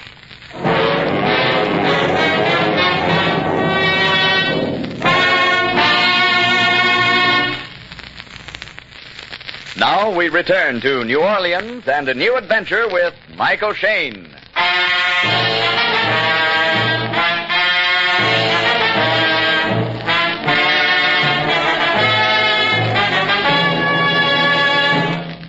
So I was on my way across New Orleans to see Marina LaRue, whose papa was waiting for death. 1612 Wentworth Street was a couple of minutes by cab in ordinary times, but these were not ordinary times, so it was taking me a half hour to walk it. Yeah, this had been a bad month for little Mike. Police headquarters had suspended my license for 60 days for being a stunk. But even stunks have stomachs and creditors. And that last buck in my wallet was so lonely it was getting psychoneurotic. So, license or no license, I wasn't letting Marina LaRue get away. And just like she said, she was waiting on the porch, and she was some baby doll. Creole from way back, and round and ripe like a cantaloupe busting its seams. Only I'd been living on shredded wheat and canned milk for so long, all Marina LaRue meant to me then was ham and eggs and pork chops and maybe pie a la mode. Mr. Shayne. Yeah. Oh, I'm so glad you're here. I'm half out of my mind. I don't want to call the police if nothing is really wrong. Hey, slow down, you. Your father's inside the house? Yes. He has been in there for the last 8 days. Just sitting in his room in the dark. Like I said, waiting for death. What's the matter? Is he sick? No. He's as healthy as you or I. That's why I don't understand. Tonight, he won't even let me in the house. He has locked all the doors and the windows. I don't know what to think. Well, I think we ought to tap a brick against one of those windows and have a talk with Papa. Yes. Yeah, but first I ought to tell you that I break windows and talk to papas who wait for death for something more than the sheer joy of it. For something like $20 a day. You understand that, of course. I told you I'd pay you. Okay. I always like to begin business on a friendly basis. Now, where's that brick? I broke the window, reached in and unlocked it, and then slid over the sill. The house was as black as a mug of GI coffee. I found a light switch and clicked it back and forth, but nothing happened. And I let the girl in through the front door. Come on in. What happened to the lights? I don't know. And where is Papa? Yeah. Papa! Papa! I started lighting matches, and we wandered through the house. Papa, where are you? A single flare of light cast crazy shadows against the walls and the ceiling. Papa! You got the screwy feeling that the house itself was alive and watching you. Except for our footsteps, there wasn't a sound. Papa, where are you? Oh, my error.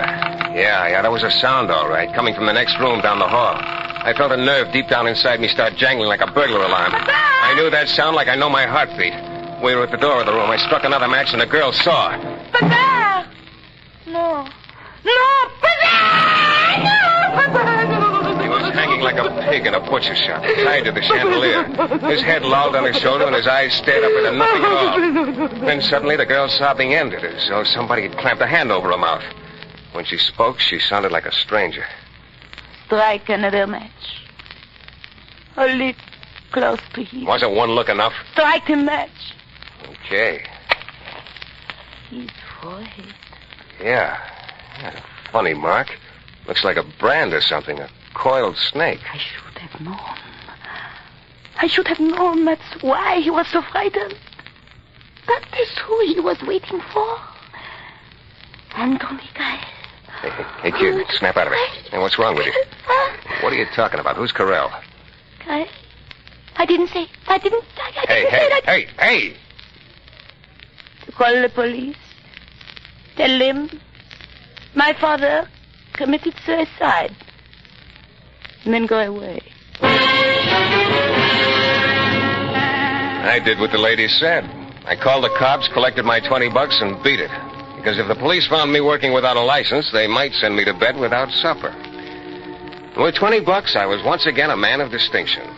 So I took a cab downtown. On the way, I debated whether to sample Antoine's elegant crawfish or Galatoire's savory bouillabaisse. And I settled for Charlie's hash and beer. Charlie was an ancient, moth-eaten character who kept a basement bar on Beale Street just so he'd have somebody to talk to. And there weren't many customers tonight, and he stayed close to me, polishing the mahogany and looking annoyed. New Orleans. How quaint. Huh? Yeah, that's what they said. How quaint. What are you talking about, Charlie? Tourists I'm talking about, 6 of them. Came down a while back from Peoria, they said. Just looking, they said. How All right, quaint. pour me another one, Charlie. Yeah, okay, Mike. Quaint they think this is. I should have told them how my place used to be. But the cockfights we had right there in the center of the floor by candlelight. And the 12 ladies from Natchez doing the can-can. Peoria. Charlie. Huh? Did you ever hear of anyone named Anthony Carrell? Charlie, I'm talking to you. I heard you, Shayne. Well? You better stick to looking through hotel transoms and forget Anthony Carrell. Why? Because it's something out of the past.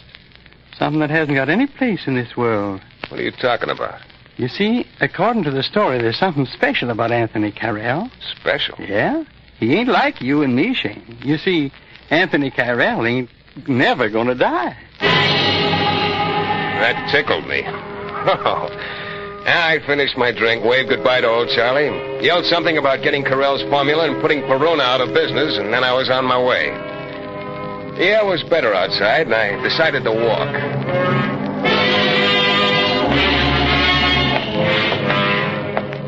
It was a nice, quiet street.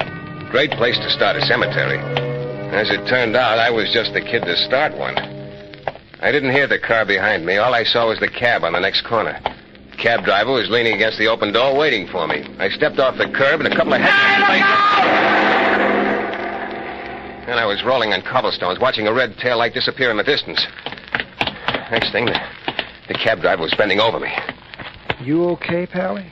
Yeah, I guess so. Hey, take me home, will you?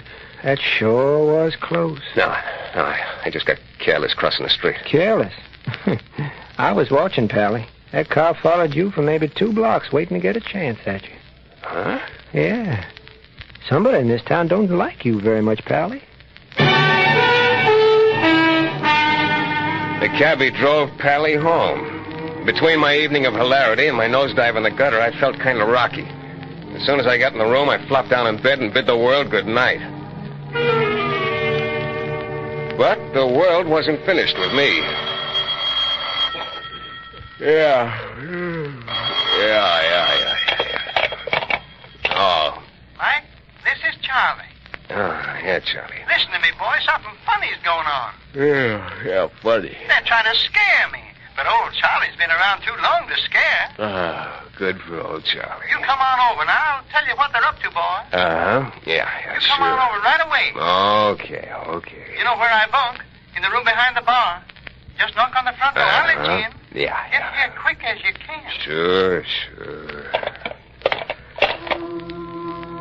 Sure, Charlie. Sure. The last thing I saw before I fell asleep again was the luminous green dial on my bedside clock. 3:47. It said 10:20 when I saw it again. The room was lousy with sunshine. I was brushing my teeth and trying to avoid my reflection in the mirror when I remembered Charlie calling me. I found the phone number of his joint in the book, and I called him. Only it wasn't Charlie who answered. Yeah? I want to speak to Charlie. Who is it? Just let me talk to Charlie. Sorry, mister. Charlie isn't here. Where is he? They took him to the morgue an hour ago. He's dead.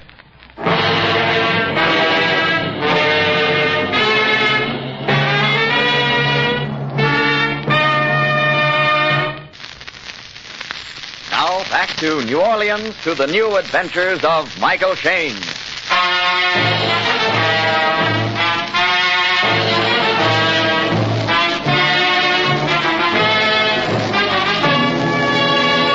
From the beginning, it hadn't made much sense. Marina LaRue calling me to break into her father's house. Him hanging from the chandelier with a snake brand on his forehead. And now old Charlie dead. Well, I went down to the morgue. The attendant took me to the basement to where Charlie was on a table. Lieutenant Burns of headquarters was just taking a peek. Nasty, a redhead. Yeah, necks of bum sheep for a butcher knife. What's that on his forehead? Looks like a brand, like a coiled snake. I probably banged his head. It's nothing. You want to bet, Lieutenant? Say, look, Shayne, what are you doing around here? You're not forgetting that your license is suspended. A guy can get in here without a license. Look at Charlie. All he had was a license to sell bad booze. You're not doing any work for anybody? No, I'm just keeping in training. Come on, be a good boy, Redhead. You've only got a couple of weeks to go. Then it'll be legal for you to start bothering us. Burns, tell me about Anthony Carrell. Who? Sometimes called the Deathless One. Oh, my back. Don't tell me that's going around again. Well, what about him? That's what I love about this town. No matter how modern it may look on the outside, underneath it's still a jungle. Still dancing to voodoo drums. Voodoo? Yeah, every so often some scared sucker comes in and whispers in our ears that Anthony Carrell is still alive and terrifying the countryside. When we ask him for one teeny little bit of proof, the little sucker vanishes in a puff of smoke. Anthony Carrell. Oh, Redhead, you can do better than that. Yeah, when I got outside on Jackson Street, it did seem kind of silly. But what was so silly about that car trying to run me down last night? What was so silly about Charlie under a white sheet in the basement of that morgue? Oh, I had enough questions in my head to start a quiz show, but not enough answers to win a yo-yo.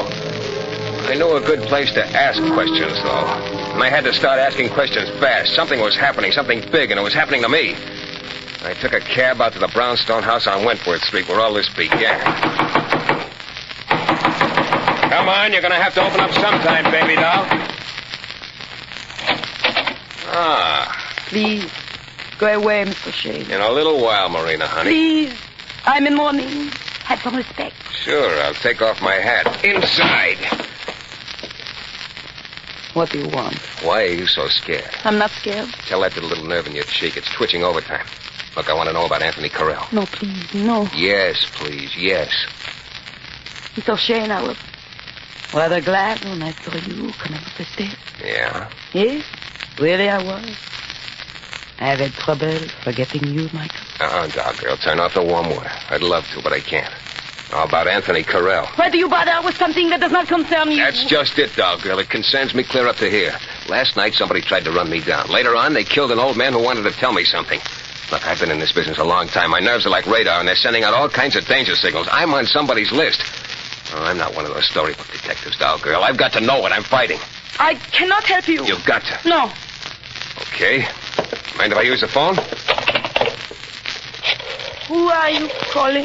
The Daily Bulletin. I got a pal working in the city room. I'm going to tell him Marina LaRue of 1612 Wentworth Street says Anthony Carrell was responsible for the death of her father. Can't. Bulletin?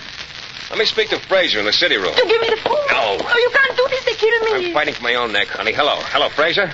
This is Mike Shayne. Please. Yeah, I think I got a story for you. I tell you. Goodbye, Fraser. Okay, doctor. Give. Yes. I tell you. And you go out. Try to do something about it, the way men have done for 100 years.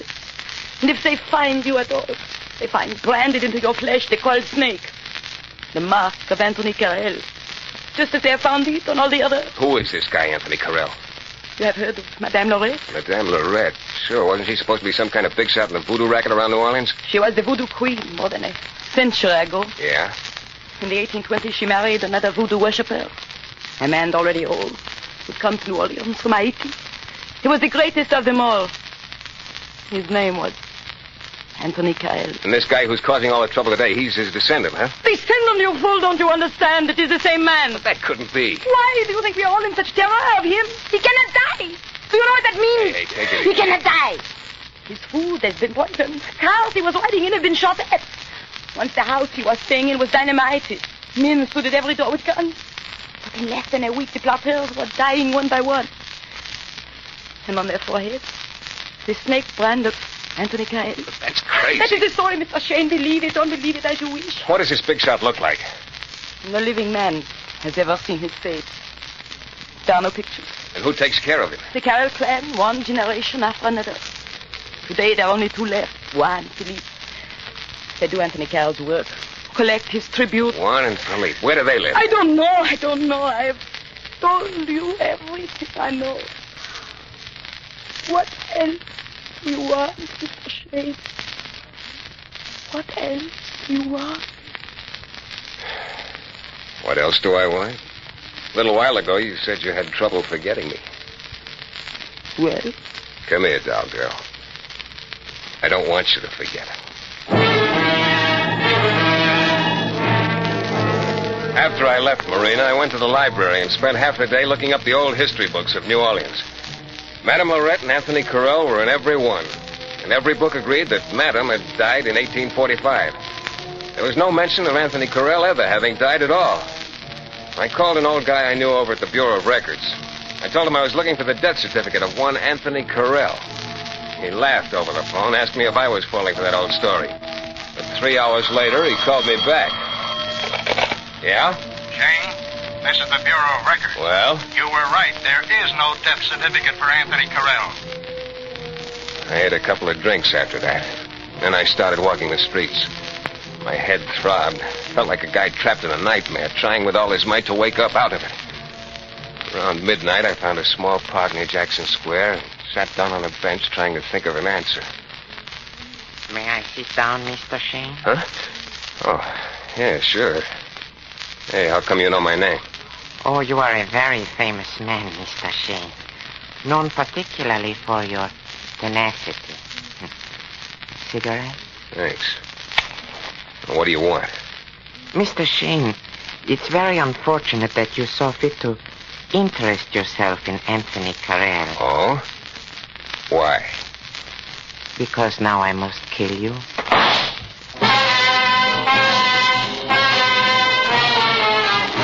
I felt the bullet smash against me. But at first there was so little pain, that same crazy feeling of maybe it's a dream came back. I lunged for the guy, trying to get hold of his gun hand. It was like wrestling with an octopus. He was soft and wet-skinned and a neat little fella. He even wore cologne. It was slipping out of my reach. I jumped up and started running. I said the first prayer that came to my mind, Catholic, Hebrew, Episcopalian, who cared? I saw a row of shrubbery and dived in. And that bullet had been real, all right. My side was beginning to ache like a whole mouthful of sore teeth. My friend with the gun came so close to the brush I could smell his sweet, stinking cologne. I remembered a couple of other prayers, and something must have worked. A siren started sobbing the blues far off, and the guy beat it. He climbed into a little black coupe parked at the curb. Pulled away, but he was playing it very safe. There was a long stoplight at the corner, and he waited for every second of it. A nice, law-abiding, perfumed young man. There was a parking lot half a block down the street. I ran for it. As I ducked in, I saw the light on the corner change. The black coupe go down Canal Street. I hopped into the first car and turned on the ignition. A sleepy-eyed attendant came out of a little shed, and I kicked the starter. Got your ticket, mister? Hey, come back! Come back! I wasn't so law-abiding. I went down side streets like somebody lit a fuse. Yeah, just like in the movies, except my side hurt, my shirt felt sticky and warm, and I was sick to my stomach. When I was sure no cops were following me, I cut back to Canal Street, and pretty soon I saw the black coupe again, still obeying all the laws. Now we're on the outskirts of town, along the wharves that reached out into the Gulf. The black coupe picked up speed. I picked up speed. Oh, it was a long ride through little country roads that stretched through the bayous. Once I managed to slip my hand into my shirt. Made the happy discovery my wound felt a lot worse than it really was. Yeah, and I had another good break. In the dashboard compartment, I found a pint of bourbon that had hardly been touched. Oh, I touched it good. It was almost as fine as a blood transfusion. And then before I knew it, the black coupe had turned into a driveway. I went on a few hundred yards, pulled up onto some trees, and turned the lights off. It was a battered, weather-beaten farmhouse, standing all by itself in the middle of nothing. The windows were boarded up. Everything about it said nobody home except the black coupe.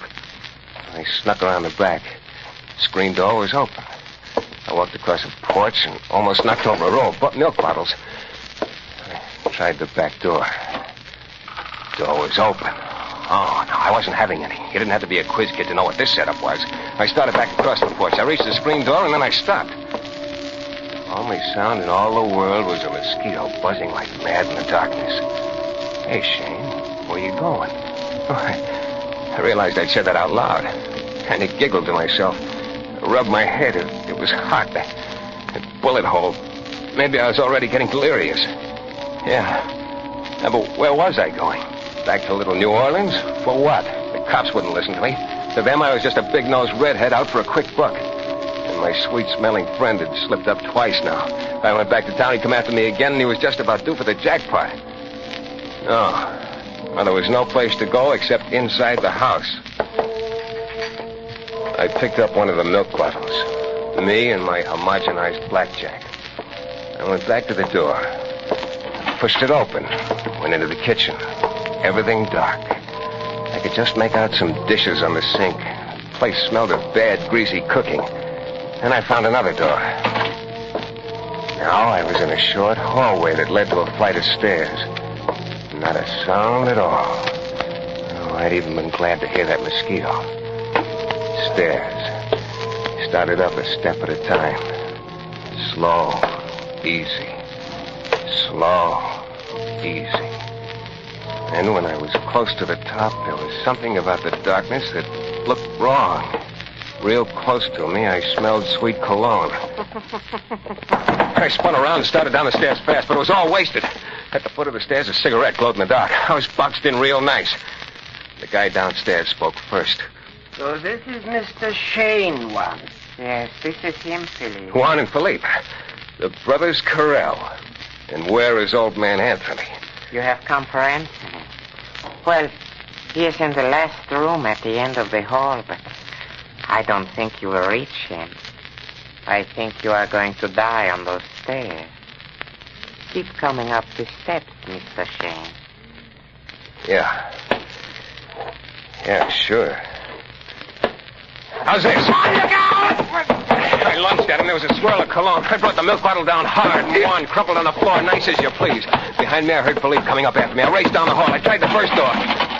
Locked. The second door. Oh, locked. The third door was unlocked. I opened it and slammed it shut behind me. I snapped the lock. Oh, friend Philippe was at the door breaking through. I did the first thing that came to my mind. I picked up a chair and smashed it through the window. And then I ducked into a corner as the door flung open. Philippe came into the room holding his gun. He headed straight for the broken window. He stood looking out of it into the darkness for a long time. Won't get away, Mr. Shayne. His back was to me. I started for him. My side was throbbing again. My throat was so dry you could have struck matches on it.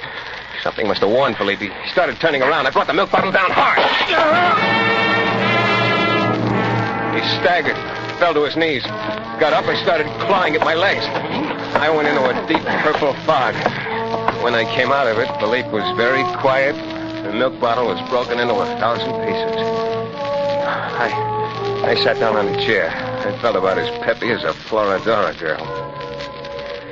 And then I remembered. Anthony Carrell, the man who couldn't die, was down the hall. I went over to Philippe and dug around until I found his gun. He groaned a little bit, but that's all. I went back out into the hall. The last room at the end of the hall. I started toward it. Then in front of the door, I saw Juan. I will not let you in this room. He wasn't able to stand up. He was on his knees in front of the door, and his mouth hung open as though he didn't have the strength to close it. For 5 generations, he has been our strength. With him, we've been able to rule everyone. I will not let you destroy him. Then I saw the gun in his hand. I saw him try to raise it. I shot 3 times. He collapsed in a heap. Even while dying, he wasn't going to let me into that room. As I reached for the knob, with his last strength, Juan flung his arm up and wildly tried to block me. What was there in that room that a guy would die like this just to protect? I reached for the knob and raised my gun. I entered the room, slowly, looked around. Then I realized why Juan and Philippe had tried so hard to keep me out of here. Then I realized why Anthony Carrell would not die, why he could not be killed. There was no Anthony Carrell. The room was empty.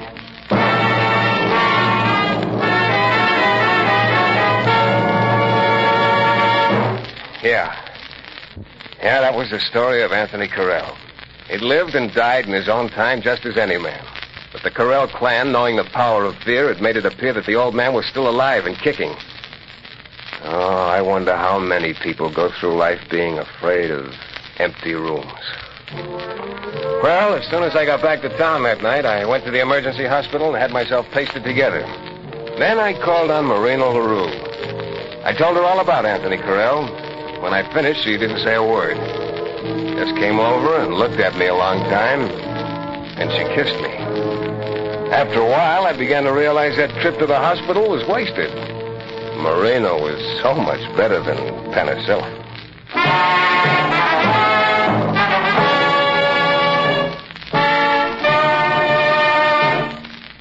From Hollywood, it's time now for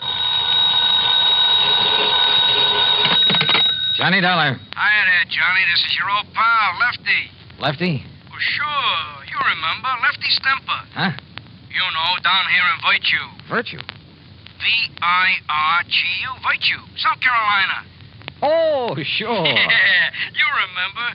Me and the boys, we occupied this Caraway plantation down here on the PD River. Well, sure, of course. Listen, are you having trouble again with old man Caraway? Oh, no, sir. Not a bit. And you know how we stopped them, me and the boys, from making trouble for us? How, Lefty? We bought them out, that's how. Yeah, we give them 100 G's for the place, cash money. Now we own a whole entire plantation. Well, good for you. But now what's your problem? Well, Johnny, we fixed this place up real nice since you've seen it. You know, we spent a lot of dough on it. So? So we want to buy a lot of new insurance on it. Oh, well, then hop on over to Georgetown and see your old friend Joe Picatello about it. Old friend, huh? After all, he's your insurance agent. Yeah, is he? Well, sure, of course he is. Didn't he sell you all the other insurance you... Lefty, has something happened to Joe? Yeah, only I don't know what it is. What do you mean? Well, that's just it. I don't know. I talked to him on the phone, asked him to come out here. He says, okay. But he don't come. You think somebody's knocked him off? Then I call him again. He says, okay again. He'll be right over. But he still don't come. Well, have you gone over to Georgetown to see him, to see what's the matter? 5, 6, maybe even half a dozen times. But every time he ain't there. Lefty, I don't get it. That's what I'm trying to tell you. There's something wrong about it, Johnny. And if I was you, I'd come down here and find out. You know something? I think you're right.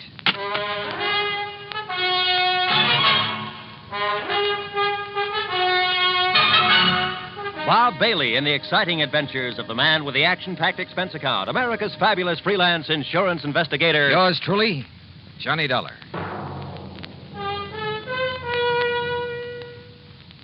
And now, Act One of yours truly, Johnny Dollar.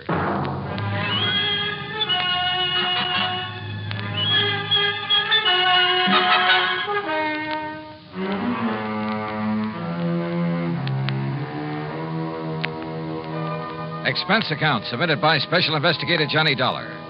to the Continental Insurance Company, Home Office, New York, New York. Following is an account of expenses incurred during my investigation of the Virtuous Mobster matter.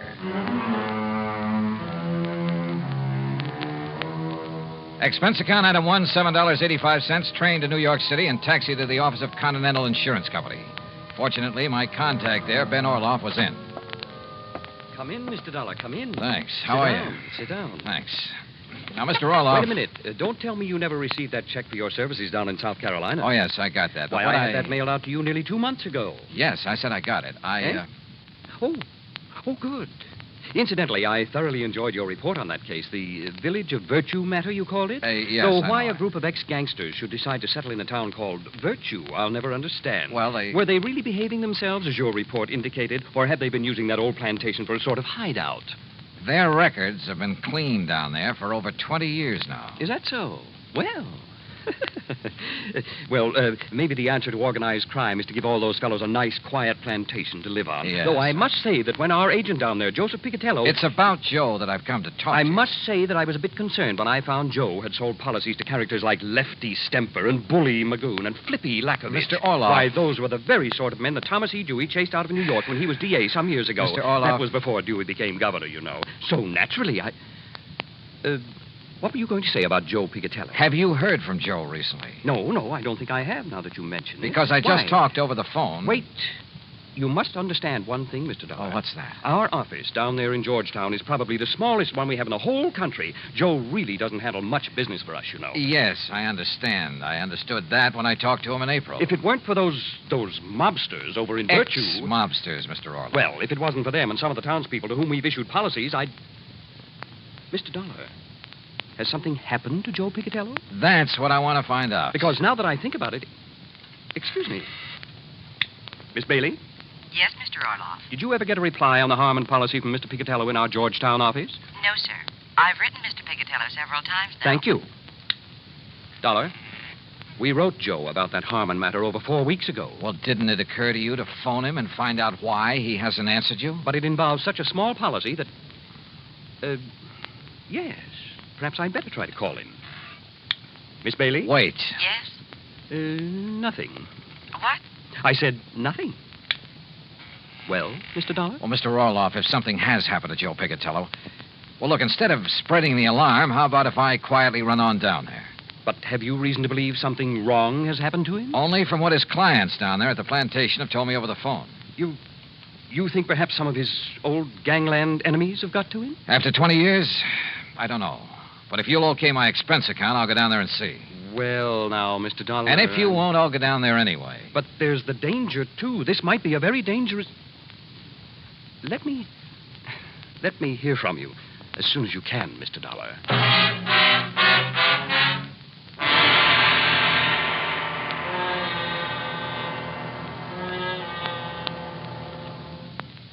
Act 2 of yours truly, Johnny Dollar, in a moment. And now for another episode in the life of Sergeant Donald Bellwether, my husband.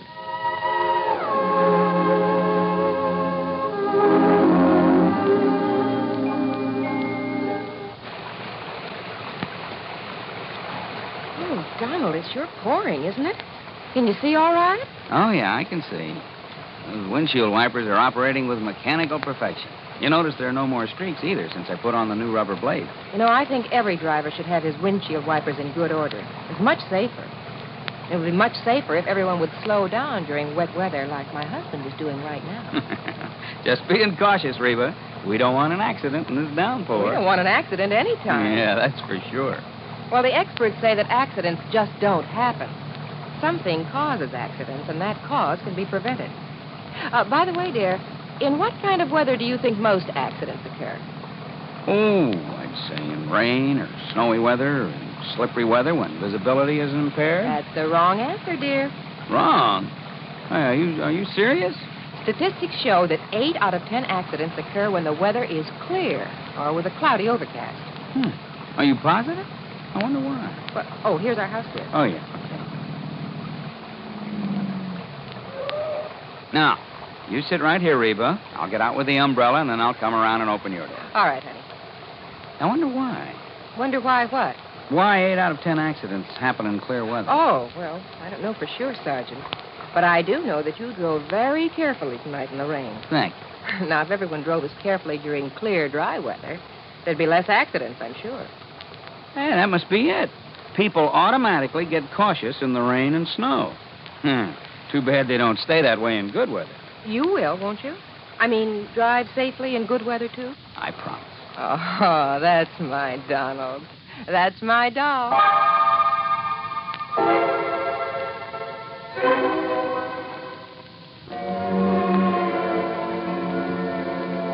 And now, Act Two of yours truly, Johnny Dollar, and the Virtuous Mobster Matter. Expense account item 2, $28 even, transportation and incidentals, New York City to Georgetown, South Carolina. It was late when I pulled into the prosperous little southern community, and it was dark, pitch dark. Item 3, $50 deposit on a rental car. Item 4, 70 cents for a sandwich and a Coke at an all-night diner. Then I drove over to Joe Picatello's on a side street near the park.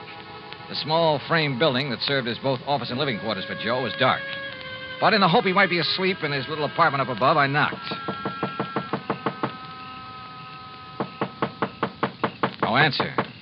Until I was about to turn and go back to my car. It was the sound of a door slamming somewhere inside. But still no light showed. I knocked again. Then, faintly, I heard footsteps approaching. But why hadn't Joe turned on a light in there? Yeah? What do you want? Joe! Yeah? Joe, open up. It's Johnny Dollar. Johnny who? Johnny Dollar, insurance investigator, you know. Investigator? That's what you said? Are you kidding? What's the matter with you, pal? Open up. Yeah. Sure.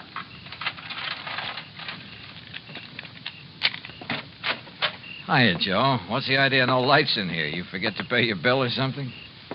Maybe. What do you want? What? Investigator, you said, Willie. Did you hear that? Willie? Yeah, I heard. Hey, what is this? Don't move. Huh? Oh, no, you don't.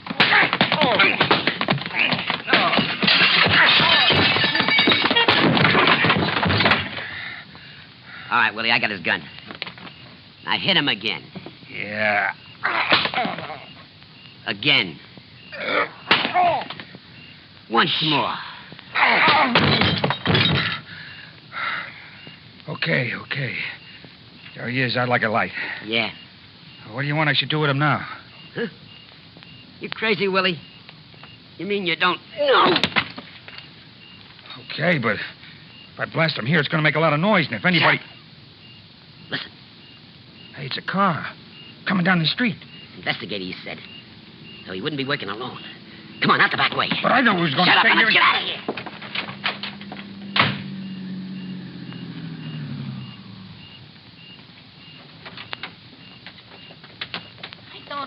Don't see no lights on, Lefty. Well, maybe Joe's went to bed, if he's there. He didn't answer the phone when you called him. Listen, Flippy, Johnny Dollar told me I should come down here and look for Joe myself. So come on, we'll see. Oh, well, whatever you say, Lefty. Only I thought that Johnny was coming down here himself to... Huh? Hey, look, this door's open. Yeah, you look what I stepped on. Joe, what happened there? That ain't Joe. It's Johnny Dollar. Johnny Dollar. Hey, you're right, Flippy. Somebody must... Listen, get away. Oh, Johnny. Johnny, it's me. It's me, Lefty. Lefty? And me, Flippy. Johnny, okay? You all right? Yeah, Oh, holy... Who done this to you, Johnny? Yeah, we'll murderize him. Hey, Flippy, turn on some lights. Yeah, sure. What the hell happened in here? You know who done this to you, Johnny? Yeah. Yeah? It was... Oh. Hey, come here, Flippy. Help me lay him up on the sofa. Sure, Lefty. Easy. Yeah, get it easy. Sure. Here now. Yeah. All right, now, Johnny, listen to me. Who, Johnny? Who? Yeah, Johnny. I can't believe it, but I could see him in the light from the street. Who? Joe. What? Joe Pigatello. Smokey Pigatello done this to you? Another guy with him. Called him Willie. Willie the Lump? Why? Why did he do it? I don't know. Acted very strange when he came to the door. But I don't get it. He was my pal. He was your pal. And, Willie the Lump with him. That's what I don't get. It means he's went back. That's what it means. He's went back to the old racket, dope smuggling. Oh, no. Yeah, him and Willie the Lump was partners in the old days. But 20 years. Joe's been straight, Lefty. Like you and me and Bully Magoon. Yeah, for 20 years, you and me and Bully, the only guns we ever used was for hunting, for killing snakes. But not no more. What do you mean, Lefty? Joe Pigatello done this to you, Johnny. It means only one thing. There's only one thing we can do. No. He's right, Johnny. No, Lefty. Yeah, Johnny. First we take you back to the plantation where you get all right again. No, listen to me. Then we Lefty. find Joe Pigatello. Flip and Bully and me. No. And when we do... Huh? Well, now, what are you punks doing here, huh? Hey. Joe. That's right. Who'd you expect? What's the big idea? All right, don't move. Because, Joe, I'm going to blast your head off. Act 3 of yours truly, Johnny Dollar, in a moment. Do you know who said, every individual in society has certain powers, rights, and privileges which no other individual can justly abridge or destroy? Those words were written by Noah Webster, the man who compiled America's first great dictionary. Mr. Webster knew that if the country which he had seen come into being were to succeed, the rights of the individual have to be protected. Each person is entitled to certain basic rights, powers, and privileges which must not be taken away because of the whim of someone with greater power. In the United States, the individual is important regardless of his wealth, power, or position. The importance of the individual is closely linked to the American tradition. Remember the words of Noah Webster. They are part of your American heritage. The rights and privileges of the individual must be preserved. And now, Act 3 of yours truly, Johnny Dollar, and the Virtuous Mobster Matter.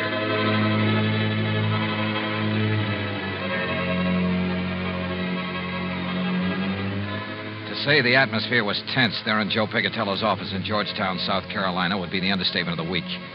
After the beating I'd taken from the ex-gangster and one of his pals, my old friends Lefty and Flippy had come in and had found me there. And they couldn't understand why Joe had done this to me. Unless... It means he's went back. That's what it means. Went back to the rackets. Oh, Willie the Lump was with him. Him and Willie was partners in the old days. Dope, narcotics. So the two of them swore to get Joe. And then suddenly we looked up to see someone standing in the doorway. It's Joe. It was Joe Pigatello. That's right. Now, who'd you expect? And what's the All big right, idea? don't move. Because, Joe, I'm going to blast your head off. Oh, now put that thing down, Lefty. Don't move. What is this, Slippy? A gag or something? Is it a gag what you done to Johnny Dollar? Huh? Johnny. I said one move and I'll give it to you. Johnny.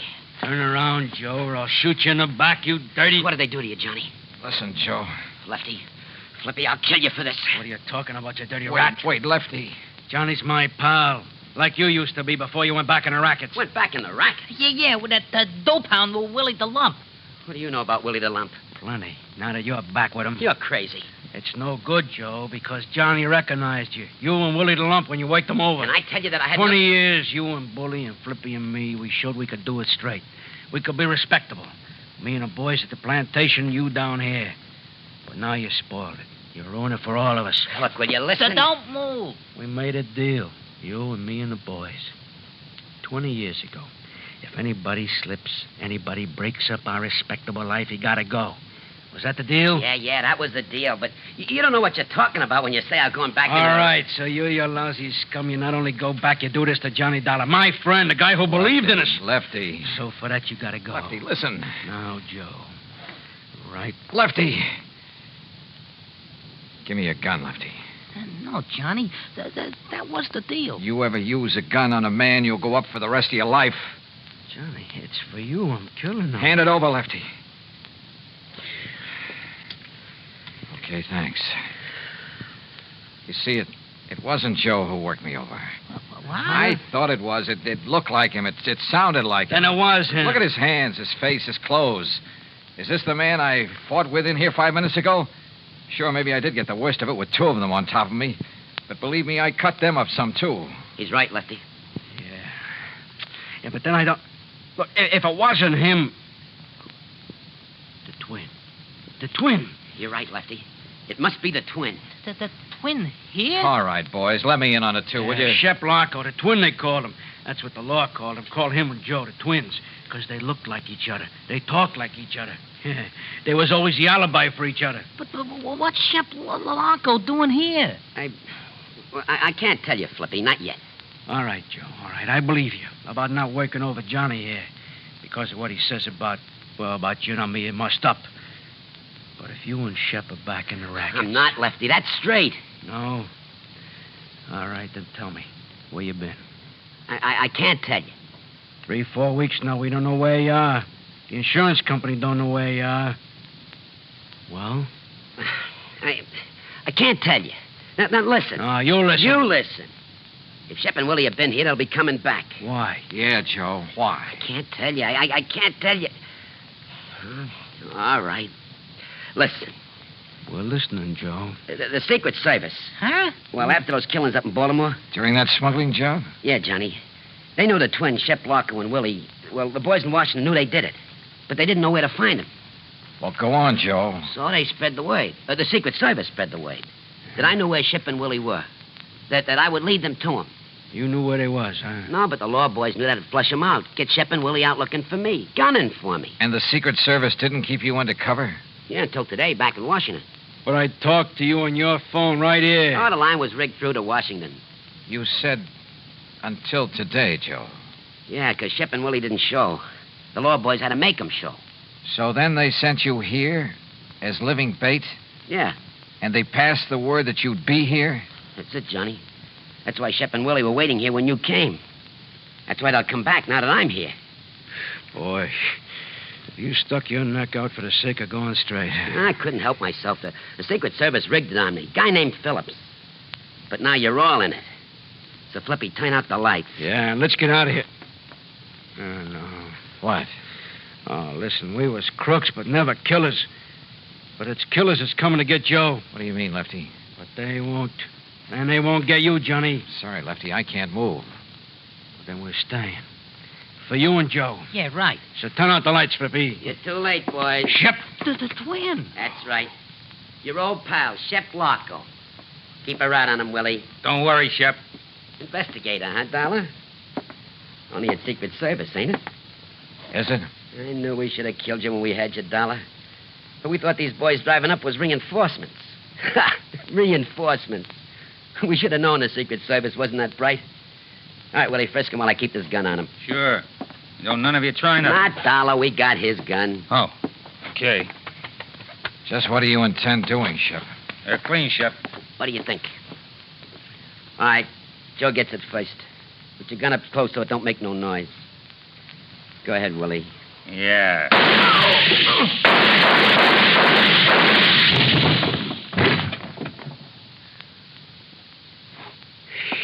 Whew.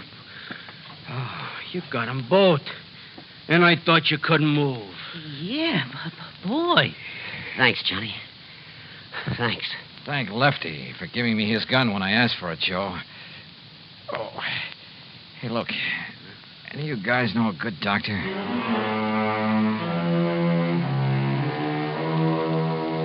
Yeah, I've said it before and I say it again. In this insurance business, you never know what you'll run into. Expense account total, including a flock of medical expenses and the trip back to Hartford, $174 even. Yours truly, Johnny Dollar.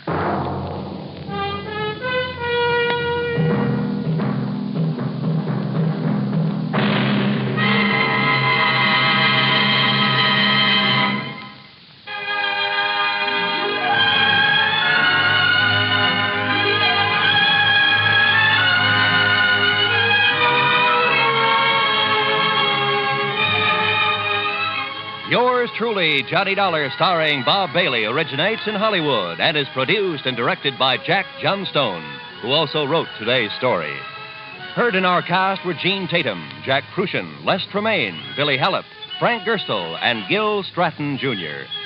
Be sure to join us next week, same time and station, for another exciting story of yours truly, Johnny Dollar. This is Roy Rowan speaking.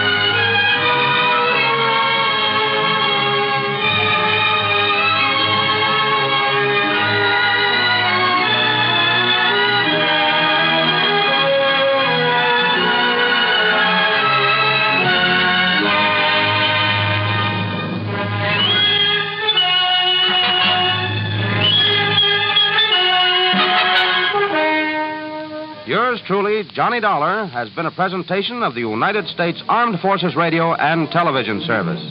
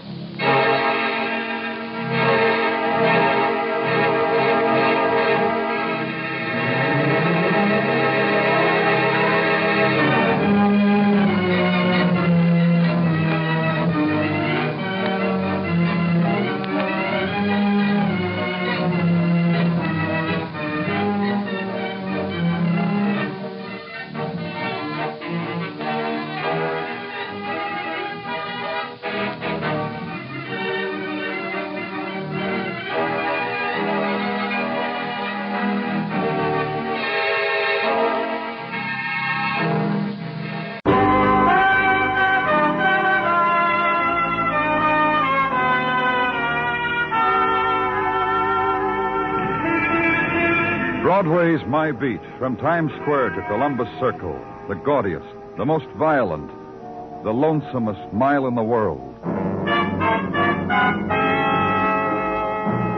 Broadway's My Beat, with Larry Thor as Detective Danny Clover.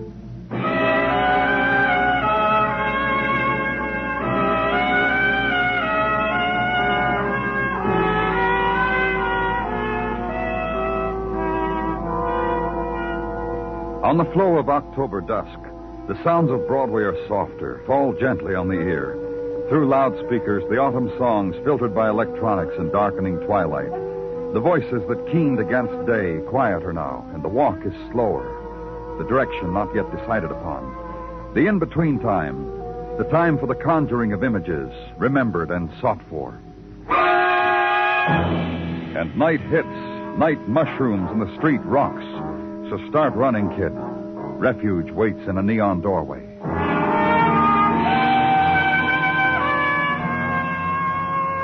And night has a good hold now in the street of the rooming house, where autumn wind quick strokes the light of street lamp across scarred brownstone, across the faces of kids clustered in their night game. Upstairs from that, a room where I was, and Detective Muggerman, and a woman dead of the deep knife in her. It's a place to die, huh, Danny? This room, the way it's furnished. No extras, just the necessities.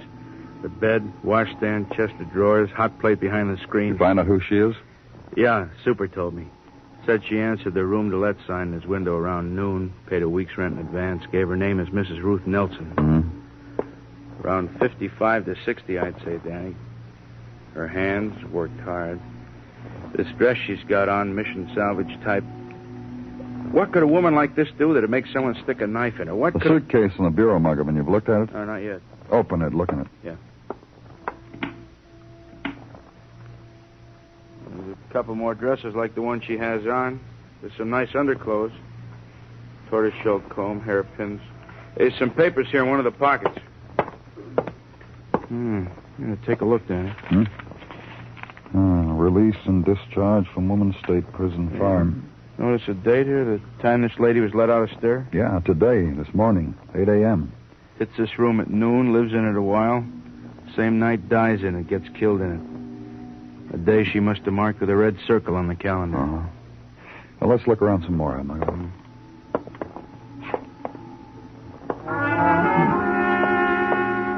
And it becomes this, violence in a narrow room, and the two men who move through it. And this, night and dust in corners, and far away behind a crack in the window that cuts it in half, a rind of yellow moon hung on a drifting cloud. City and pale light and dust, and death. To make notes on it, give it to Detective Muggerman. And get out. Get out and go where the bed is. Give yourself up to it. And go after this night's version of sleep. And finally give that up, too, because then it's morning. And back to headquarters, check in. Then the long ride upstate to the woman's prison farm. And in the warden's office, the woman who shakes your hand and takes your hat, touches at her graying hair and points at a leather chair for you. Is named Miss Fimbres. And now we can talk. It's about Ruth Nelson, Miss Fimbres. Ruth Nelson? I don't understand. She was released yesterday. It was in this morning's papers, I thought. What was? She was found murdered last night. Oh. That's ironic, isn't it? It is? I would say so. A woman who spends 30 years in a penal institution is finally... 30 years?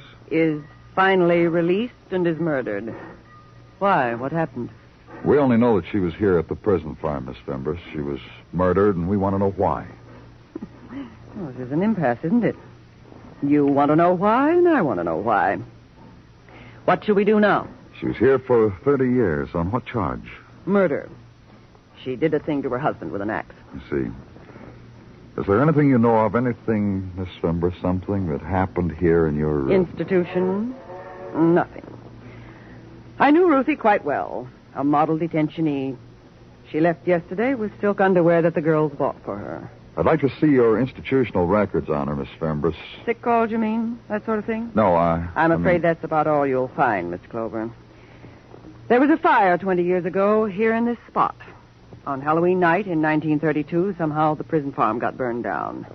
Much before my time, but I understand it was arson. However, records of detentionees before that date are very incomplete. Again, however, there is only one other person who has been here for 20 years, so it doesn't make much difference. Does it? Does it, Mr. Clover? Then there's nothing you can tell me that would help to... Does it, Mr. Clover? No. And there's this you should know. I tell you now because it's the progression. Ruthie had a visitor a few days ago. Oh? I'd like to... I know. Here. Visitor, Louise Downey. Address, 595 East 74th Street. Nature of visit, to arrange a place of residence for Ruth Nelson. May I have that card, Miss Fimbres? Please. By all means. Take it.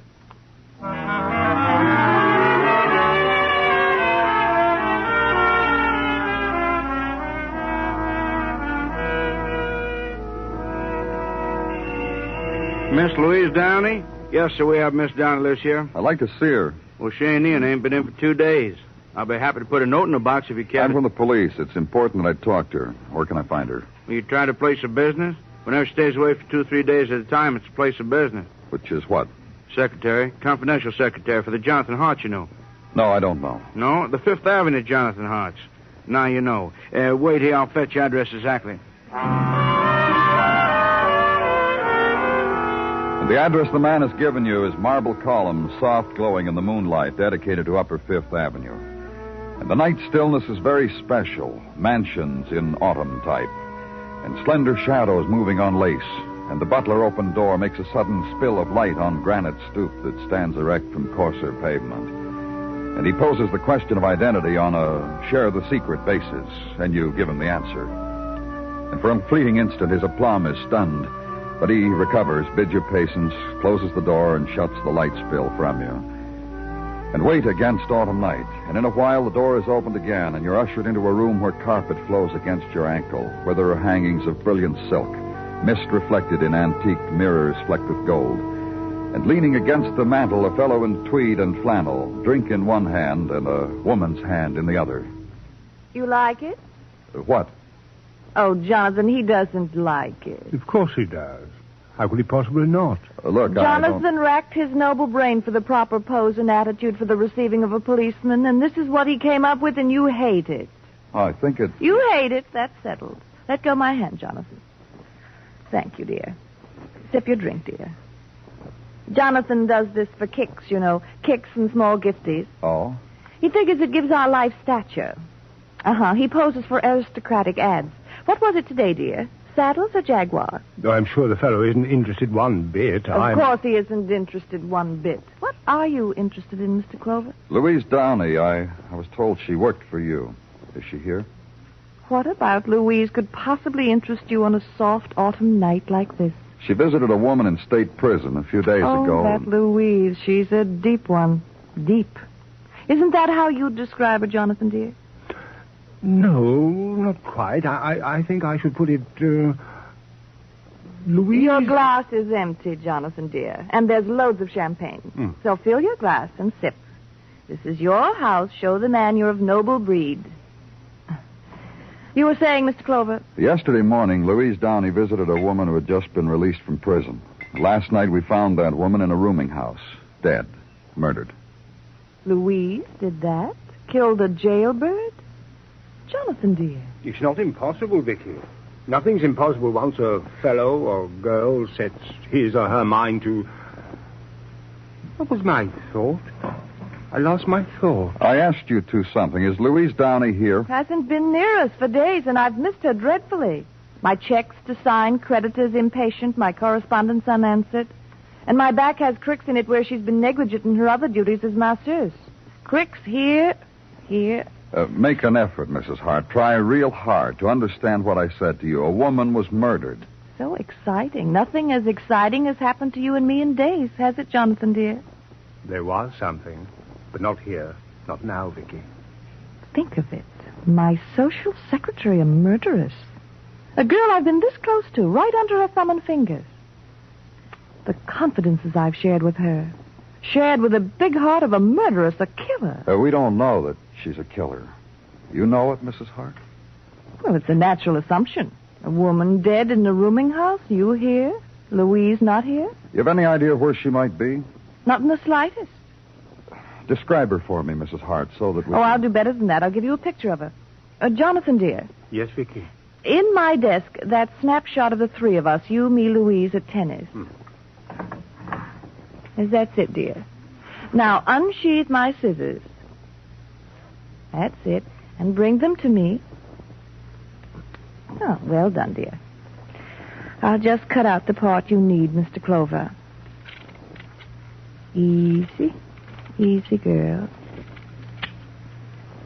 There you are, Mr. Clover. Louise Downey. Take her. She's yours.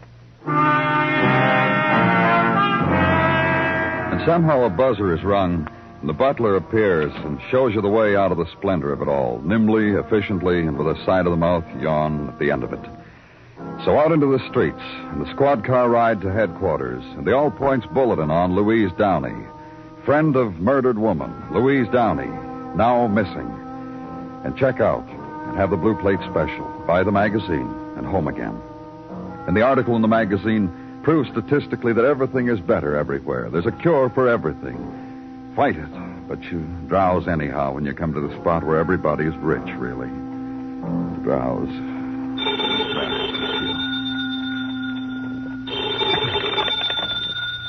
Danny?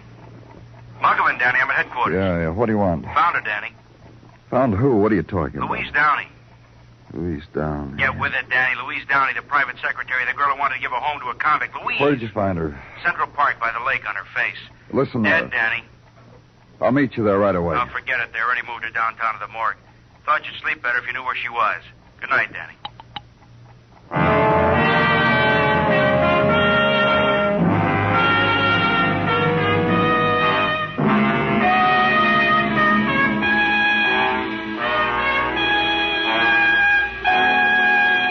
You are listening to Broadway's My Beat, written by Morton Fine and David Friedkin, and starring Larry Thor as Detective Danny Clover. Very few forest fires are set off by lightning, not more than 1 out of 10. The rest are started when someone carelessly tosses a cigarette from a car window, or when a hiker traveling through the woods forgets to follow simple safety rules in regard to fire. Make it a point to remember those rules when you're in wooded areas. Help prevent tragically wasteful forest fires.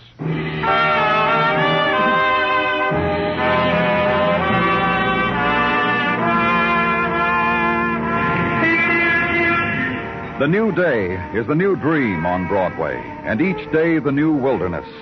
It's the dumping ground of odds and ends, and beginnings and leftovers. And a million billboards trade name your loneliness and have slogans for the kind of happiness you ought to have. And each doorway has a promise, suitably geared to mood, thirst, and credit rating. Name it and it's yours, because Broadway has everything. Light and darkness, crowd and corner, skyscraper and gutter, the dream, whatever you're looking for. Here's the place to hold it close. And at police headquarters, the new day is an old door opening. Danny? Oh, good morning, Sergeant. Come on in. From me, Danny, to you. Unwrap the newspaper. My Gino. Claret wine from sunny California, Danny. To partake when is your whim. A gift from Mrs. Tartaglia and me. You should share in what happened to us last night. What happened? Last night, about 4, Mrs. T woke me, made me get into my warm robe and slippers, and took me by the hand into the backyard. There we sat and watched the leaves fall from our tree by moonlight, till 4:30. What's the wine got to do with it? At 4:30, Mrs. T takes me by the hand into the kitchen and takes out wine. This we sip between toasts to our friends, mostly you, Danny. Well, thank you, Gino. So we figured instead of us sipping, you should have the full benefit. Enjoy the bottle of wine, Danny. I don't know what to say. Now, don't well up on me, Danny. To work, shall we? If you please. Rundown on background on dead girl Louise Downey.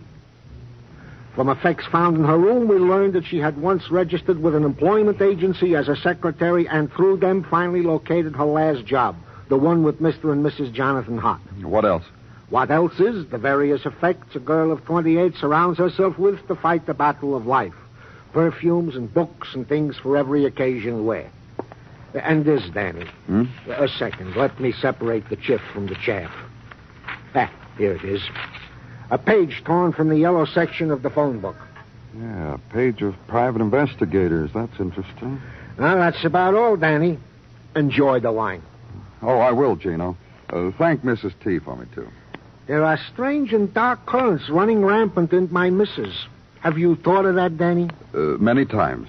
Now, if you'll pardon me, Gino, I've got some calls to make.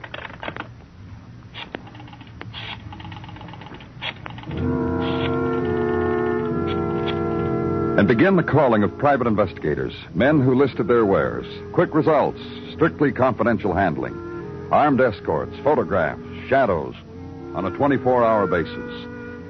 And the seller of shadows, who in big type posed the question of the day, why worry?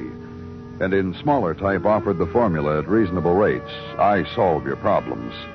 Ask them had they had a client, Louise Downey, and be told by an investigator who had given the city and its surrounding boroughs 45 years of faithful, dependable, unselfish service. No.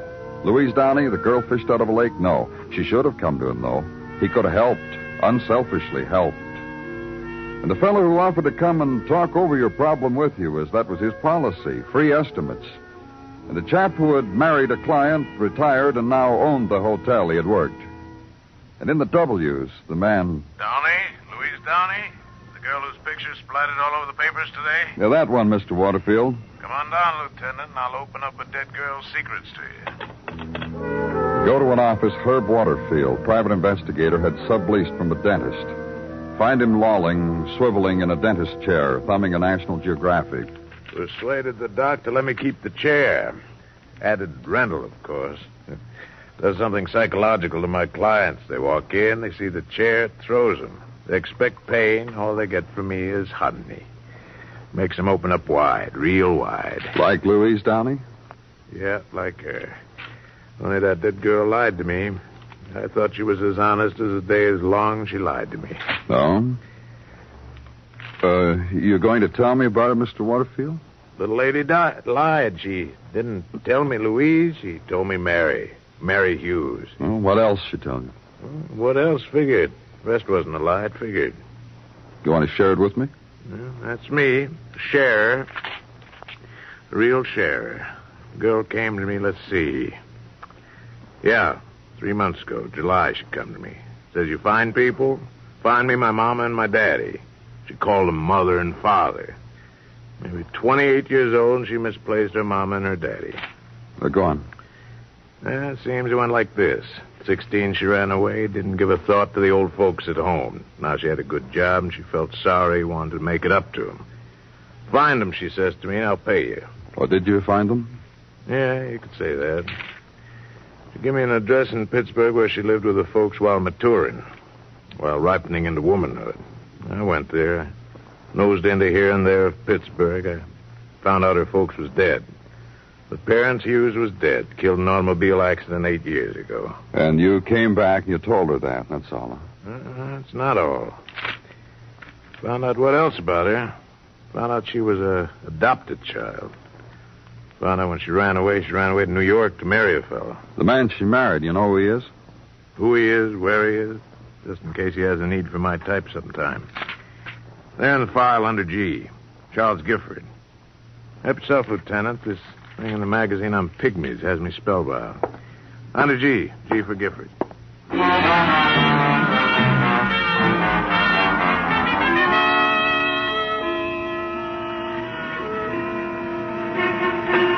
Gifford, sure, that's me. You've been recommended. What can I do for you? I'm a police officer, Mr. Gifford. Name's Danny Clover. Glad to know you, Danny. Glad you looked me up personally. Glad. You know why? Because you're a law enforcement officer. You deserve special consideration. Now, I got a little car down here in the back of the lot, 1949. About your wife, Mr. Gifford. Wife? You're on the wrong used car lot, Mr. Clover. I'm not blessed with one of the little darlings. Your ex-wife, then, Mary Hughes. A lot of miles and bumpy roads back, Danny. What about her? You seen her lately? What's this all about? Murder. Murder, huh?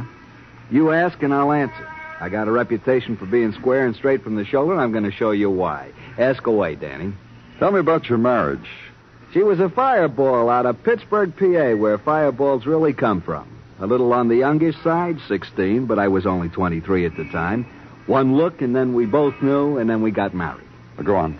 We got married, sent her step-parents in Pittsburgh a wire. They show up about 5 hours later and break us the news. Wow. Wow what, Mr. Gifford? The parents sit us down and say, Mary, it's time for you to know where you came from. Mary and I nudge each other and smile, we being already married, but they go on anyhow. Mm-hmm. Mary, they say, have no secrets from yourself or your husband, and you will have a long and prosperous marriage. Then they drop the bomb. Just go right ahead. Bomb. Mary, they say, your true mother killed your true father with a heavy axe, and you were born in prison, and that's where you came from. Mary cried. I ran for the nearest lawyer and got annulled. All right.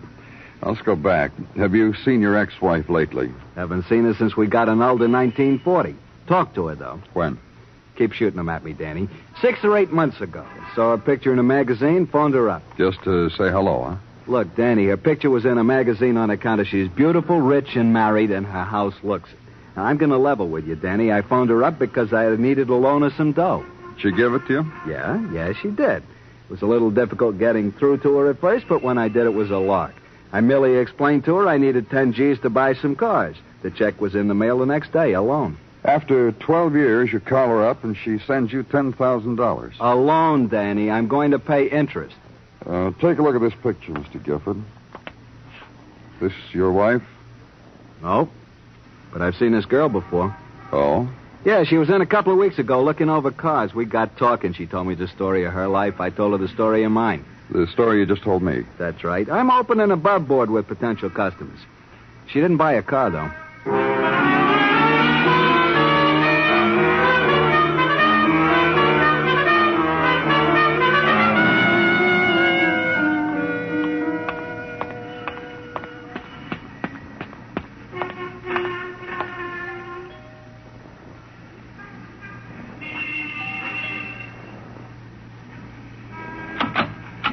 Good evening.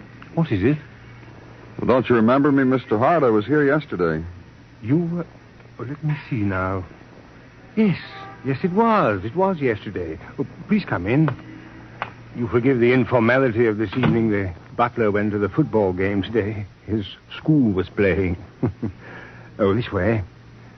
I suppose the butler's team won and it got looped. Butlers are human. Vicky? Vicky, dear? What is it? We have a guest. Oh, wonderful. That game I was telling you about, Jonathan, it's better with 3 anyway. We can... Oh, hello. We can't, Jonathan, I'm sorry. Good evening, Mrs. Hart. And a busy evening, Mr. Clover. What is it you want? You know about our finding Louise, don't you? You found her? Where is she? She's dead, darling. I forgot to tell you. It was in the papers, but I forgot to give them to you. Dead? Why? She was murdered. There's some mix-up here. I'll explain it to you. Yesterday, Mr. Clover, you said it was an older woman who was murdered, not Louise. A convict of some sort, so it couldn't be Louise. Face it, darling. Strike a nice pose. Pathetic. For the death of the social secretary. Vicky, you take it so calmly. She was very nice. It's all right, dear. We'll find another one. Nicer. All right. You see, Mr. Clover, you really didn't have to bother. No bother. Still, I like that girl. Jonathan. Yes, Vicky. Go pour yourself a drink. Yes, Vicky.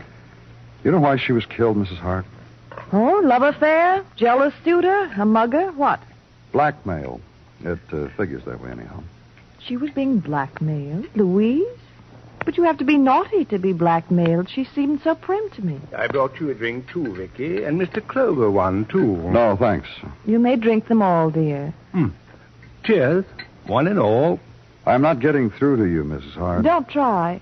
I've already told you about this evening how busy we were. Louise was blackmailing somebody else.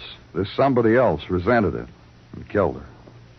Jonathan, dear. Yes. Don't overdo it. That tragic look. I said we'd get another secretary, younger. All right. Mrs. Hart, you told me yesterday that Louise Downey did a lot of things for you, personal things. Signed your checks, things like that. Things like that, Mr. Clover. It's the nature of her profession. And some time ago, she signed a check for you for $10,000. Check made out to your first husband, Charles Gifford. I said... Did you once have another husband, Vicky? I was very young, darling. I was called Mary Hughes then, and I was very foolish.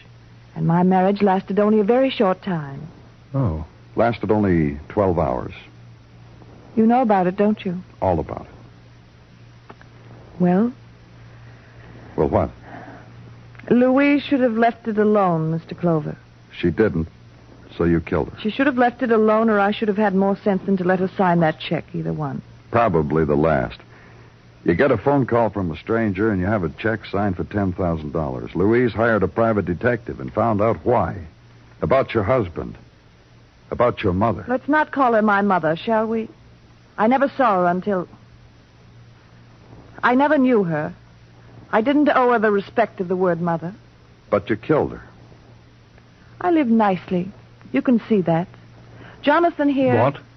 I'm not talking to you, darling. Oh, sorry, dear. Jonathan here isn't any trouble. He's got a lot of money, and he gives me what I want.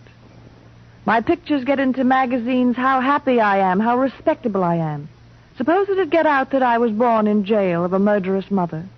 It's going to get out, Mrs. Hart. Now it will. But I thought I could prevent it. Well, it didn't work out. Well, let's go, Mrs. Hart. Will you want a wrap, dear? Yes. Yes, I think I do. Let me help you with it. There. Will you be long, Vicky? Very long. Have a very nice time.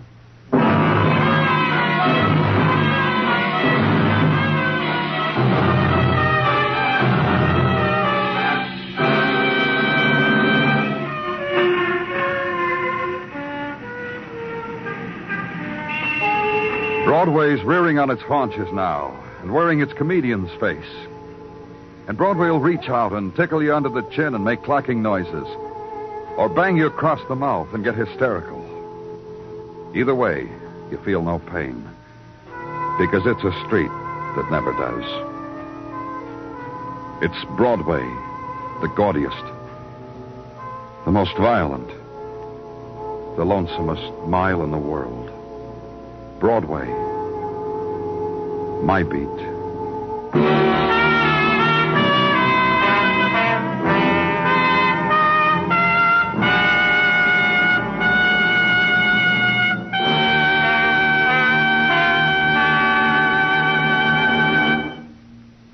Broadway's My Beat stars Larry Thor as Detective Danny Clover, with Charles Calvert as Tartaglia and Jack Crucian as Muggavan.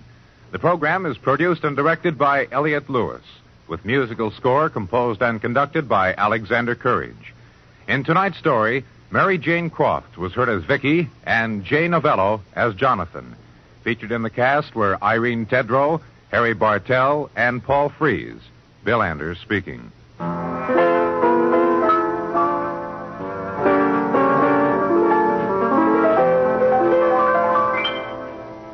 Later this evening, you have a date with Tarzan, Lord of the Jungle. Now, you don't have to swing through the trees to keep up with the Wonder Man.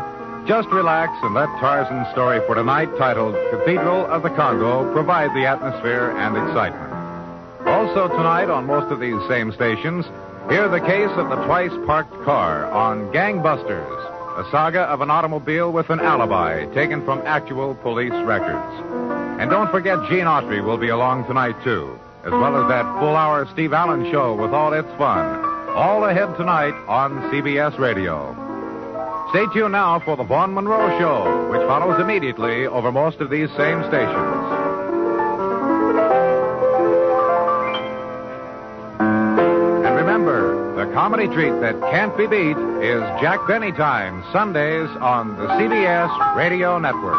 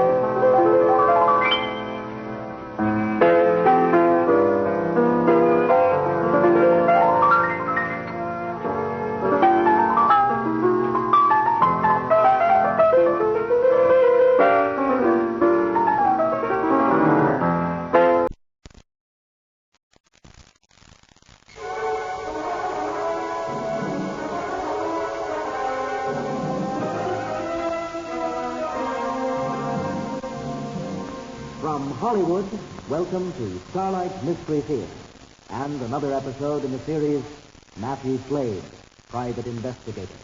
We invite you to take your seat as Matthew Slade unfolds Pattern for a Frame.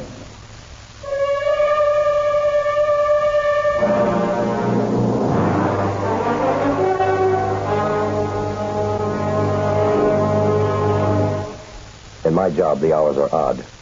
So are the circumstances and the people I meet. You could even call some of them dangerous.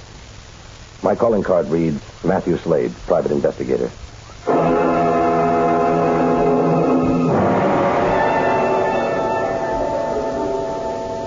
I was in my office sipping a freshly brewed cup of coffee, thinking about my car being serviced at Max's garage. I hoped he'd have it ready for me tonight. Yes, Jonesy? Max's garage called and said your car would be ready by 5. And, Max, there's a Mr. Venice here to see you. There are 2 gentlemen with him. Venice? He's the last person I want to see. He's insisting. Yeah, all right, send him in. Mr. Slade? Yeah, come in. But tell your 2 associates to wait outside. Wait for me. Okay. Yeah, now what's on your mind? Congressman Wakefield and your association with him. I don't discuss a client's business with outsiders. I don't consider myself an outsider. I'm well aware of the Congressman's crusading instincts and what he's attempting to do. He's made some strong accusations which have been quite embarrassing to me. After all, I do have a position to maintain in this community. Look, let's not play games, Venice. I'm well aware of your background. I'm a respected businessman. That's the image you've carefully built. But underneath that facade, there's something quite different. I've been a patient up to now. But I want you to know, and you can tell the Congressman, that if these accusations continue, I'll slap a slander suit against him and anyone else who takes his position. Look, why do you come to me? Why did you tell this to Wakefield? My attorneys have been in contact with him, but he's a very stubborn man, as well as being a foolish. I thought you might be more sensible. Mm-hmm. You want me to pull the Congressman off your back, right? Exactly. You're wasting your time. Then you intend to continue your course of action? That's right. It could prove to be a very disastrous mistake. Another threat? Maybe something stronger than just a slander suit? You're no child playing adult games, Mr. Slade. I'm sure you know what's at stake. Yeah. Enough to make me curious to know all there is to know. That's extremely distressing. I was counting on a more receptive attitude. Sorry to disappoint you. Now, if you'll excuse me. I can assure you, this is not the end. Mm-hmm. Well, as they say, see you in court. That could be a very prophetic statement, Mr. Slade. Remember, you've been warned.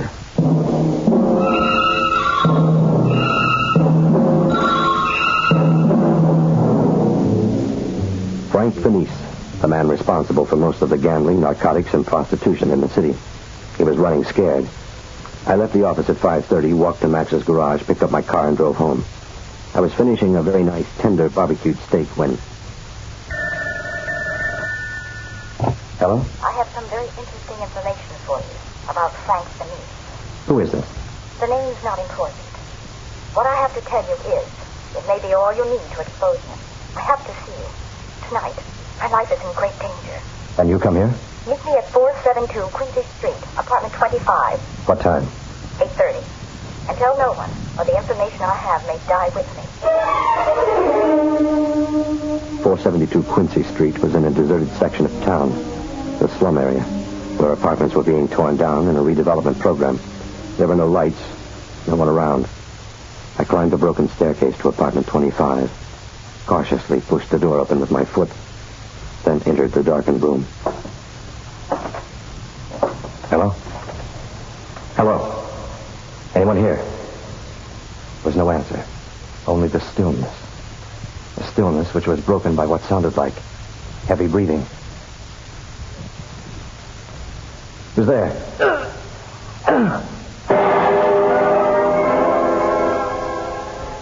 When I regained consciousness, I found myself bound tightly. It took nearly an hour before I managed to free myself. It was shortly after 10 when I arrived back at my apartment. I showered, changed clothes, and relaxed with a good stiff drink, and tried reasoning out what had gone before. Naturally, Frank Venice was my first candidate. It had to be one of his muscle men who worked me over, and he had evidently gotten to that mysterious caller before me. What I couldn't figure out was why had I been tied up? Didn't seem to serve any purpose. My contemplation was interrupted by the doorbell. Well, if it isn't Sergeant Dinelli and the intrepid Lieutenant Flagg. I'd like a word with you, Slade. Of course. Come on in. Sit down over there. Thanks. You're looking rather glum, Sid. What's wrong? You mind if we ask the questions? Look, what is this? You come in here for a friendly visit, and right away you have to start acting tough. This isn't a friendly visit. It's business. Police business. You two sound serious. Murder is serious. Murder? What murder? Congressman Wakefield was found tonight with 2 bullets in him. What? He was shot to death just a few hours ago, Matt. You been in all night, Slade? No, I haven't. Well, what's that got to do with anything? Now, play it straight, Matt. Take a friend's advice. You trying to say I know something about this? You trying to say you don't? Yes, I am, and I get the feeling you don't believe me. We'll decide that later. What time did you go out tonight? It was about 7:45. And where did you go? You see, I received a phone call about 7:30. Caller asked me to meet her in an apartment on Quincy Street. When I got there, the place was deserted, or so I thought. Then someone jumped me. When I came to, I was tied up. Took me about an hour to get free, and then I came back here. That was about 10:30. Take a look at this gun, Matt. Can you identify it? Yeah, it's the one I keep in my office. How'd you get a hold of it? We found it in Wakefield's driveway. That's the gun that was used on him. We already checked it. The only prints we found on it were yours. So you think I killed him? It looks that way. Now it's all very clear. The call, being blackjacked and tied up. I wasn't supposed to be able to account for my time tonight. Look, isn't it obvious to you two I'm being set up for a frame? You surprised me, Slade. I figured you to come up with a better story than that. Yeah, well, it may sound contrived, but it happens to be true. I'd like to believe that. You two really think I killed Wakefield, don't you? Look, I was working with him. You both know we've been after Frank Venice. Why would I want to kill him? We've got that, too. Enlighten your friend, Sergeant. We've got an eyewitness. She swears she saw you shoot him. Well, whoever she is, she's lying. She claims to be Wakefield's girlfriend. Said you and she were together tonight. That Wakefield came in unexpectedly, there was a fight, and you shot him. Oh, come on, Sid. There's the gun, Slade, and the fact that you can't satisfactorily account for your time between the hours of 8 and 10. That's when the coroner established time of death. You want to tell us the truth now? You've already heard it. Okay. Get your coat. We're booking you for murder.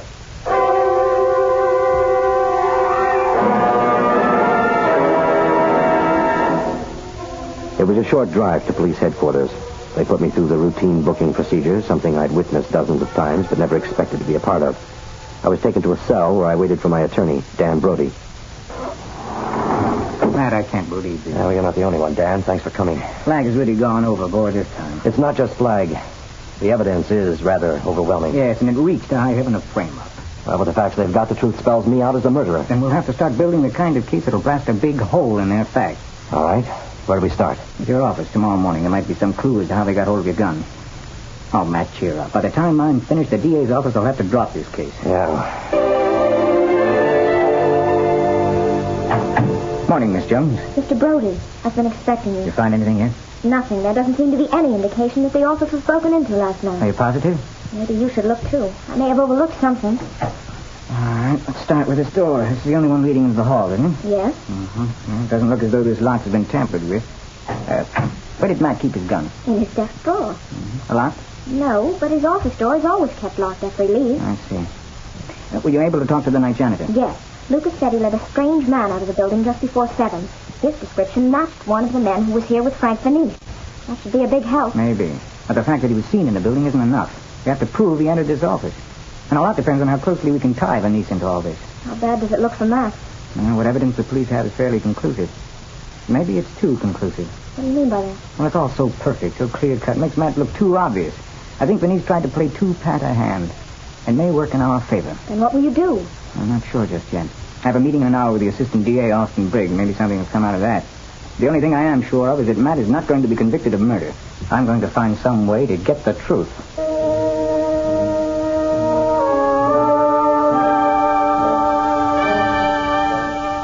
Come in, Dan.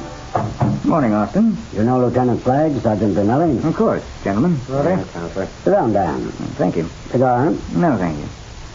Seem to be in a very obliging spirit this morning, Austin. I'm open to anything you care to discuss, but I should warn you, I'm not in a deal-making mood. But I offer you a chance to save yourself considerable embarrassment in court. Just how do you think I'll be embarrassed? Trying for a conviction against my client. Oh, you're very funny, Dan. You think so? Why don't you save everyone a lot of time and bother by pleading guilty? If you do, I won't push for the gas chamber. Now you're being funny. There's no question of Slade's guilt. Not even a reasonable doubt, Lieutenant. Not as far as I'm concerned. Oh, well, then I suppose I'll give all of you a good laugh when I say Matthew Slade is being framed by Frank Venice. That was his story. It doesn't sound any more convincing coming from you. Lieutenant Flagg supplied me with an excellent case, Dan. Oh, come now, Austin. Give credit where credit is due. Venice is the one you have to thank for that. If you can prove that, fine. I have nothing against Slade personally. I merely act on the evidence given me. I dare say, Lieutenant, that you aren't quite as neutral as Austin here. If you mean I'm not going to lose any sleep over Slade's predicament, you're right.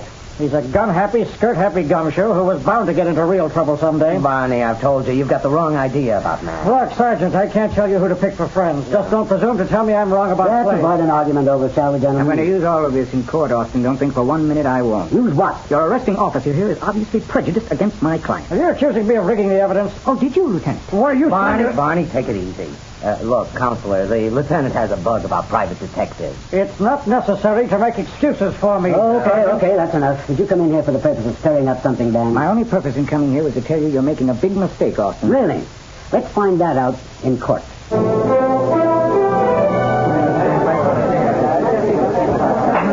Order in the court. Proceed, Mr. Brigg. Now then, Lieutenant, tell the court what you found when you arrived at the decedent's house. He was lying by the bedroom door with 2 bullet holes in his chest. He was holding the poker from the fireplace in his right hand.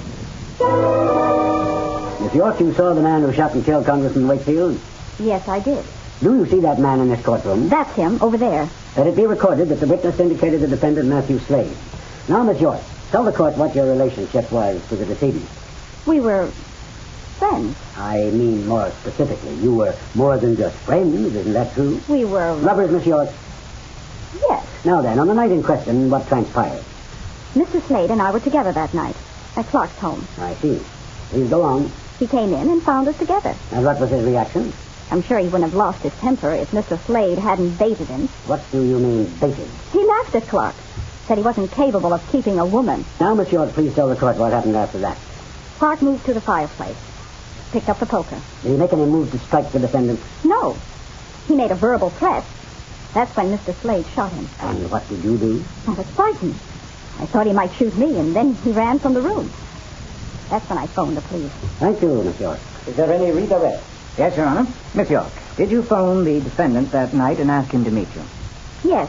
And isn't it true that you asked him to meet you in a deserted apartment on Quincy Street and not at the home of Congressman Wakefield? No, that's not true. Need I remind you that you're under oath, Miss York? I'm well aware of that. Well, I'm sure an attractive girl like you would find it rather stifling to have to spend time in prison on a perjury charge. Objection to badgering the witness, Your Honor. Sustained. You're a little out of line, Mr. Brody. Please confine your questions to testimony given in direct. Very well, Your Honor. Now, Miss York, what time did you call the defendant? Between 7 and 7:30. And what time did he arrive? 8 o'clock. He drove his own car. Yes. You're sure of that? Yes. If it please the court, at this time I'd like to enter some new evidence. Mr. Briggs? The state has no objection, Your Honor. Now, I have here, sir, 2 reports. One shows that on the day of the Wakefield murder, my client's car was lubricated by Max's garage. Now, the mileage was recorded and indicates that at the time there were 12,562 miles on the speedometer. I also have a report here, verified by the police, that the day after my client was taken into custody, his car speedometer indicated 12,581 miles, a difference of only 19 miles. Now, on the day of the murder, my client drove from Max's garage to his apartment, then to 472 Quincy Street, and then back again to his apartment, a distance of exactly 19 miles. If, on the other hand, my client had driven to Congressman Wakefield's home, as Miss York has testified, he would have had to travel an additional 8 miles. Therefore, I submit, Miss York has perjured herself. Order in the court. The state must oppose the introduction of this so-called evidence. Without meaning to demean the defense counsel, it is obvious that such evidence is inadmissible. Anyone who knows even the slightest about cars knows how easy it is to turn back a speedometer. I take offense at that remark, Austin. You're saying I'm attempting to submit false evidence. No doubt I'm only suggesting its validity is questionable. Gentlemen, please, I'll have to take this evidence into consideration. Now I see it's approaching 12 o'clock. We'll adjourn for lunch. I caution the jury not to discuss this case or draw any conclusions until all the evidence is in. Court will reconvene at 1:30.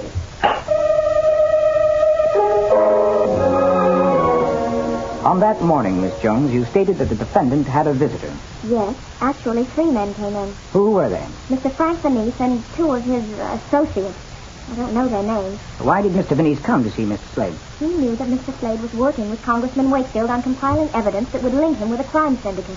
He tried to persuade Mr. Slade to call off their investigation. Did he make any threats? Nothing overt. Mr. Slade said that he was being persecuted, and if they continued, it could prove disastrous. He didn't elaborate. I see. And then he left? Yes. Now, Miss Jones, the next day after the defendant was arrested, he received a call from a Mr. Max Cutler. That's right. What was the nature of that call? Well, Max runs the garage where Mr. Slade has his car serviced. When he read about Mr. Slade's arrest, he called to tell me that he had noticed a man leaving Mr. Slade's car late the previous afternoon. His description matched that of one of the 2 men who accompanied Mr. Venice to the office. Now, how could he have known the defendant's car was at Max's garage? Well, Mr. Slade asked me to call Max's garage to find out when his car would be ready. I was asking him the information when the 3 men entered. They overheard the conversation. What do you suppose one of these men was doing at the defendant's car? He must have taken an impression of the office keys. Objection, Your Honor. The witness is drawing a conclusion. Objection sustained. Strike that from the record.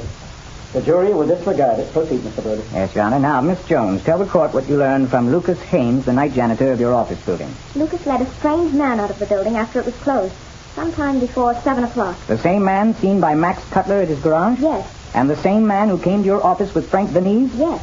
Thank you, Miss Jones. The state may cross-examine. Miss Jones, you're employed by the defendant, Matthew Slade. Yes. For how long? Over 4 years. And for those 4 years, you've been a loyal employee? Oh, yes. And these gentlemen, Max Cutler and Lucas Haynes, I would guess they are friendly with the defendant? Yes. And what about you? Are they fond of you? I think so. Then would you mind telling me this story you just told? Was it your idea, the defendant's, or the defense counsel's? Objection, Your Honor. No further questions. Order in the court. I won't tolerate this sort of outbreak. Your Honor, the prosecution is attempting to belittle the witness. I'm well aware of what the prosecution is attempting to do. I must caution both counselors to try and remember their courtroom etiquette. Now, you may call your next witness, Mr. Brody. Yes, Your Honor. I call to the stand Frank Venice. Everything Miss Jones said is untrue. Is it, Mr. Venice? Yes. Oh, it's true. I paid a call on Mr. Slade that morning, but not for the purpose she stated. I wanted to retain Mr. Slade's service. Why would a prominent man about town like yourself want to hire a private detective? Well, I do have enemies, Counselor. A man in my position will occasionally step on a few toes, however unintentional. Of late, my family and I have been plagued by anonymous phone calls threatening harm. Really? Now, why would anyone want to do that to a first-class citizen in his family? As I said, I do have enemies. As to who made the calls, well, that's the reason I wanted to hire Mr. Slade. To find out. The only reason I paid him that visit. And what about this associate of yours who was seen by Max Cutler and Lucas Haynes? I think the assistant district attorney has summed that up very neatly already. Besides, I have no associate or knowledge of anyone fitting the description he gave. Now, tell the court, are you acquainted with Rita York? No, I am not. Come now, sir, isn't she on your payroll? Of course not. You make many accusations, Mr. Brody. I trust you're ready to back them up. The witness will refrain from addressing the defense counsel in that manner. Must I sit here and allow him to... I'll handle the discipline in this courtroom, Mr. Benny. Now then, Mr. Brody, do you intend following this line of interrogation? No, Your Honor, I'm through with this witness. Do you care to cross-examine, Mr. Briggs? No questions, Your Honor. And does this conclude your case, Mr. Brody? No, Your Honor. But first I'd like to request a 30-minute recess so I might discuss a vital point with my client. Very well. We could use a cooling-off period. Court is adjourned for 30 minutes. Sit down, Mac. Where's Jonesy off to, Dan? I saw you with her, and then she left the courtroom in a big hurry. I'm going to try something, Mac. Not strictly ethical, and it could backfire, but I think it's worth a risk. Well, what is it? First, take off your coat and shirt. Do you mind explaining? Okay. But no argument. Now, here's what I propose to do. Are you ready to proceed, Mr. Brody? Yes, Your Honor. Very well. Call your witness. Will Miss Rita York please take the stand? Order in the court. I remind you, Miss York, you are still under oath. Now, Miss York, I'd like to go back to something you said in your previous testimony. You stated that you and the defendant were together that night. Is that correct? Yes. I take it this was not the first time you both were together under such circumstances. Am I correct in assuming that? We've spent many nights together. Then you've had, shall we say, close relations with the defendant. I don't know what you mean. Oh, come now, Miss York. Surely we don't have to paint you a picture. How many nights have you spent with Mr. Slade? Several. Well, I can't remember exactly. Now, come now. Think, Miss York. 3, 4... I told you there were many. Then if I asked you something specific about the defendant, you'd be able to tell me, now wouldn't you? What do you mean? What I mean, Miss York, is, can you tell the court if the defendant has any outstanding scars, moles, birthmarks, or tattoos on his body? Come on, Miss York. Surely you would have noticed something like that. Well, Your Honor, will you please instruct the witness to answer my questions? Miss York, you must answer. No, I noticed nothing like that. If it please the court, I would like the defendant to remove his shirt. Objection, Your Honor. Mr. Brody is attempting to turn these proceedings into some sort of sideshow. I'm attempting to establish the fact that this witness has perjured herself, Your Honor. I believe it to be a vital point. I'm going to allow a wide latitude here, Mr. Briggs, in the interest of justice. You may remove your shirt, Mr. Slade. As the court can plainly see, the defendant's chest is tattooed with the likeness of an eagle. Your Honor, I submit that the witness, Miss Rita York, could not possibly not have known about this if she had told the truth. What do you have to say, Miss York? I didn't want to get involved in this. You must believe that. He forced me to. Who is he, Miss York? Frank Venice. He killed Wakefield.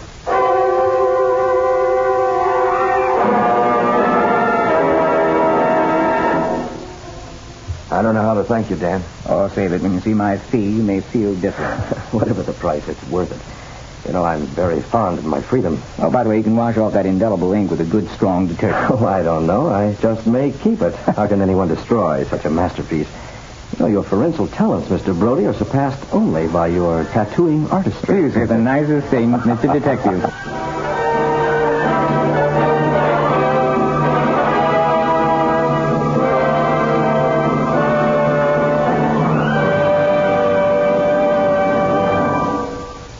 This is the United States Armed Forces Radio and Television Service.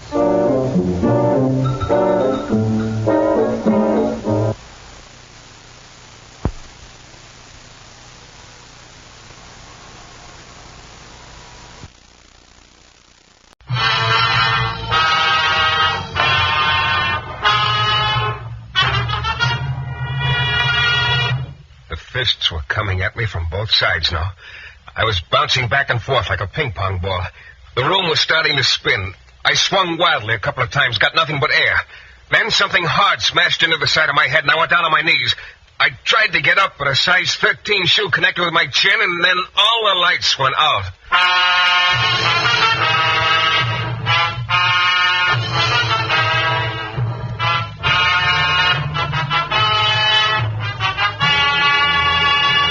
The New Adventures of Michael Shayne, Private Detective.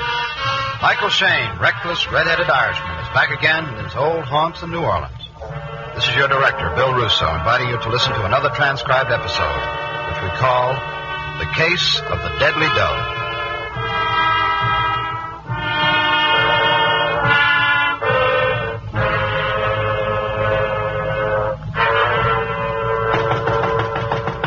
Come in. Come in. Must be hard to hear. What's the matter, didn't you? Huh? Okay. Hey, look, why the hush-hush routine? Thought I heard a noise down the hall. Noise? So what? So maybe I was being followed. Oh, look, little man, let's start from page 1. Who would... You Mike Shayne? Yeah, who are you? They call me Wichita. Who's they? Skip it. I got a job for you, Shayne. You know, that's the first thing you said that makes sense. I'll give it to you fast. I haven't got much time. Here. What's that, the key to the city? The key to a baggage locker down at the Canal Street station. You'll find a little black suitcase in it. Take it to this address on Bienville Street in the French Quarter. It's an empty room. Leave the suitcase in the room and come back here. Well, go on. What else? That's all. You mean all I do is pick up a suitcase and take it to an empty room in the quarter? You catch on quick. There's a chance you might be followed. If so, shake them at the depot, huh? I'll wait here in your office and pay you when you come back. That sounds simple enough. It is. So simple, I'm wondering what the hook is. There's no hook. And why you don't pick up the bag yourself. Look, Shayne, I got $50 waiting for you. Does that answer all your questions? Yeah, I guess it does. $50 just for doing what you said, huh? $50. But it's worth it to me, Shayne. Believe me. I left Wichita sitting in my desk chair and went down to the Canal Street station. He was right. I was followed for a while, but I didn't get a decent look at the guy. Anyway, I shook him before I got to the depot. I looked up locker number 1245, the number on the key. Suitcase was in it, all right. A small one. Bienville Street, where I was supposed to leave the suitcase, was only a couple of blocks away, so I walked. I hadn't been in the French Quarter for about a month, but it hadn't changed.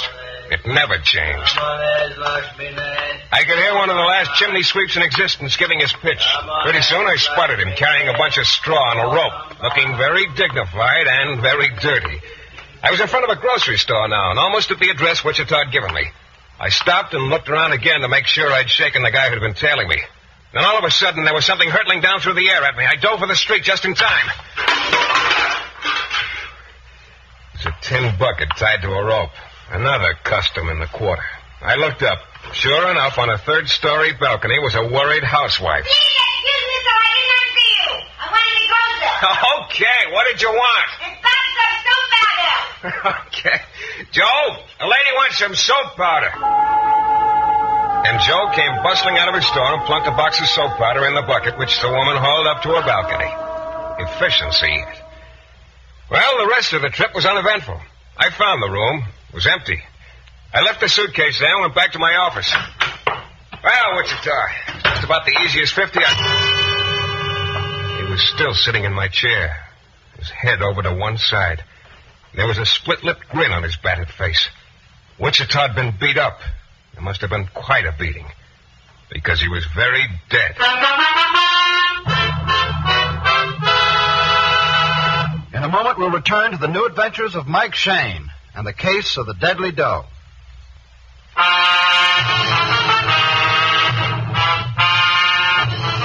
Well, maybe someday I'll learn that easy money always carries a hook. The easy money in this case was the $50 a little character named Wichita offered me to go down to the depot, pick up a small suitcase, and leave it in an empty room in the quarter. Yeah, that was the easy money. But the hook was coming back to my office and finding Wichita dead. And it had happened very recently. I turned and started for my office door to take a look outside. In a hurry, Shayne? Inspector Lefevre. Take a look around, Dyke. Okay. Been entertaining, Shayne? Yeah, I was holding open house. He decided he wanted 2 lumps with his teeth. Now, look, Lefevre, this is one you couldn't pin on me with an ice pick. Am I trying? You will. Yeah. Customer of yours, Shayne? Why? It's Wichita, all right, Inspector. Hey, wait a minute. You know this guy? Wichita. I used to have a sort of a speaking acquaintance with him. But it was always pretty one-sided. Well, who is he? What is he? Shayne, you ever heard of a guy named Dan Bascom? Dan Bascom? Name's sort of familiar, but I can't... Happened a long time ago, 31. Dan Bascom held up a bank in Baton Rouge. Big job. Almost $100,000 in currency. Well, what's that got to do We with... always thought there was another guy in on the job with Bascom. Ed Ferris. We could never pin anything on Ed. We had enough on Bascom to send him up in 32 for 20 years. So you got a good memory, Lefevre. I still don't... There's only one little thing wrong with the case, Shayne. We could never get Bascom to tell what he... Oh. That makes a dent, huh? Why should it? Maybe this other guy, what's his name, Ed Ferris, got the dough. That I doubt. I think it's still floating around somewhere. Well, where did Wichita fit into the deal? He was an old friend of Dan Bascom's. You see, Dan got some time off for good behavior. It was released last Friday and just sort of dropped out of sight right away. You think Wichita had the dough? I think Bascom told Wichita where to find the dough, told him to get it and bring it to him. Yeah, that's an interesting theory, Lefevre, but where does it get you? It gets me around to you, Shayne. What did Wichita want you to do? Run an errand. That's all you want to say, huh? Right now? Yeah. Okay. But I think you're making a mistake. You'll be bucking big league opposition in this deal, Shayne. So? So Wichita here got hit by a pitched ball. Could happen to you. Maybe Wichita was standing too close to the plate. Maybe. Just one more thing. Yeah, I know. Don't leave town. Yeah. Inspector, you keep telling me that. I never do I? A couple of minutes more, and they finished up and took Wichita away. I could hardly wait till they left, because I had just two things on my mind. One was the little black suitcase I'd taken to that room on Bienville Street. The other was what was in that suitcase and the reward there'd be for it. I sat there a few minutes after Lefevre had gone, and then I started for the door. This must have been open house day after all. Standing outside my door with a worried look on her face was a very pretty woman. She must have been in her late 30s, but she hadn't lost a thing. Mr. Shayne, could I talk to you a minute? Ordinarily, there's nothing I'd like better, lady, but right now I'm in a hurry. Maybe you could come back a Please, little... I'm Zoe Bascom. Huh? Dan Bascom's wife. Oh. Come in. Thank you. Now what's Mr. this? Shayne, where's Dan? How would I know? I don't know. I thought you might. I knew Wichita came here to see you, and I Wichita's dead. Dead? Yeah. Murdered. Then I'm right. The trouble's starting all over again. Mr. Shayne, you've got to find Dan, make him give up this whole thing. Now, look, I think you better start at the beginning, Mrs. Bascom. I'm sorry, Mr. Shayne. I know I shouldn't get so upset. It's just that I've been waiting for 16 years. And now it'll start all over again. What'll start? I married Dan just before he was arrested. All this time I've stuck by him. All this time, 16 years. It's a long time. Yeah. Yeah, when you love someone, time isn't so important. Yeah. I went to see Dan as often as they let me, and each time I tried to get him to give up the money because I thought they might let him out sooner if he did. He paid the price for taking that money, Mr. Shayne, 16 years out of his life. I wanted for us to start over again when he got out. Without that awful thing over his head. He wouldn't listen to me. He would never listen to me. Now, look, He's out again. I haven't even seen him. I don't know where he is, except he's probably after that money.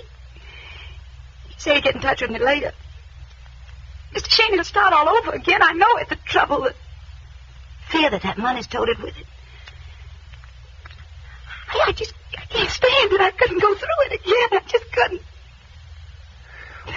Look, Mrs. Bascom, I'll see what I can do. I'll see if I can get your husband to give up the money. Thank you. Thank you very much, Mr. Shayne. Well, I guess the thought of that woman waiting 16 years for her husband sort of rocked me back a little. And anyway, it occurred to me that she and I both wanted the same thing, to get the dough away from Bascom, although for slightly different reasons. She left after that, and I hot-footed it back to the room on Bienville Street.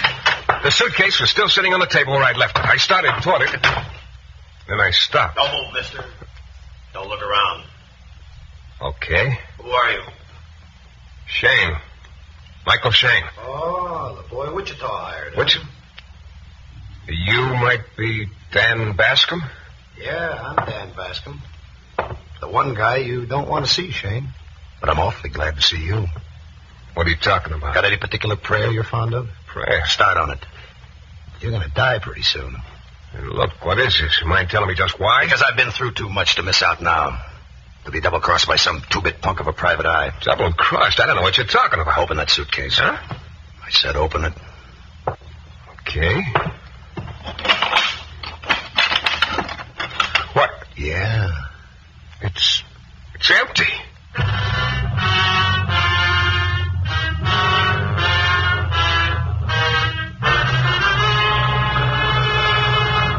In a moment, we'll return to the new adventures of Mike Shayne and the case of the deadly dough.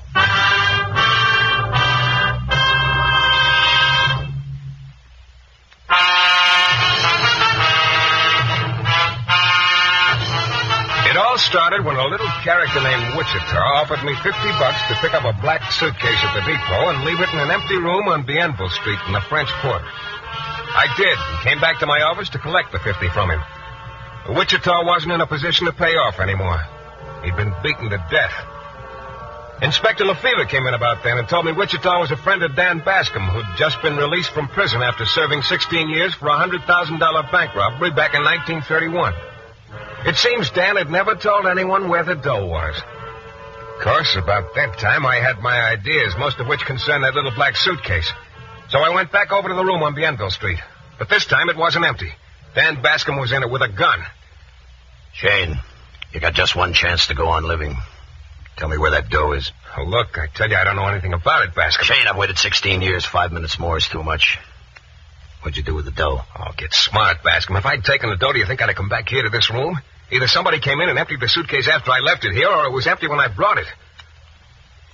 Well, matter of fact, I remember thinking it felt a little light when I picked it up down at the depot. My. I guess what you say adds up, Shayne. You'd have been a dope to come back here again if you'd taken it. You'd take a lot of convincing, Bascom. So, it turns out the one guy I thought I could trust crosses me. You mean Wichita? You think he took it? Yeah. Is that why you killed him? Huh? Wichita got knocked off a couple of hours ago. You could have done it. A couple of hours ago, I thought Wichita was my friend. I didn't kill him, but I got a pretty good idea who did. Who? Never mind, Shayne. I'll handle this my way. Now, look, Bascom, your wife came to see me just before I came over here. Zoe? Why? She wants you to forget it, though. It spells trouble to her. It always has. Zoe's a good kid, Shayne, but she's been trying to tout me off that dough all these years. I've never taken her advice, and I'm sure not going to take it from you. Well, Bascom, I guess I didn't really think you would. Yeah, Zoe means well. When I wind up a couple of odds and ends and get the money, I'll get her and we'll get out of the country. And I think after a while she'll get used to the idea of us having dough. Might even quit spelling trouble to her. Well, you're a lucky guy, Shayne. Lucky? Yeah. You're going to walk out of here alive. You know, start walking. Well, I was glad to oblige. I went downstairs and out on the sidewalk. It was just getting dark. I started walking. I was wondering what Dan Bascom was going to do next. My guess was he was going to head for Ed Ferris, the guy who'd been in on the robbery with him, but who'd beaten the rap. And then a couple of minutes later, a stocky gent fell in step beside me. Got a light, Mac? A light? Yeah, I think so. Hey. Know what that is in your ribs? Yeah, it's a police positive 38 with a silencer. Smart boy. What's the idea? See that car across the street with the big guy behind the wheel? Yeah, why?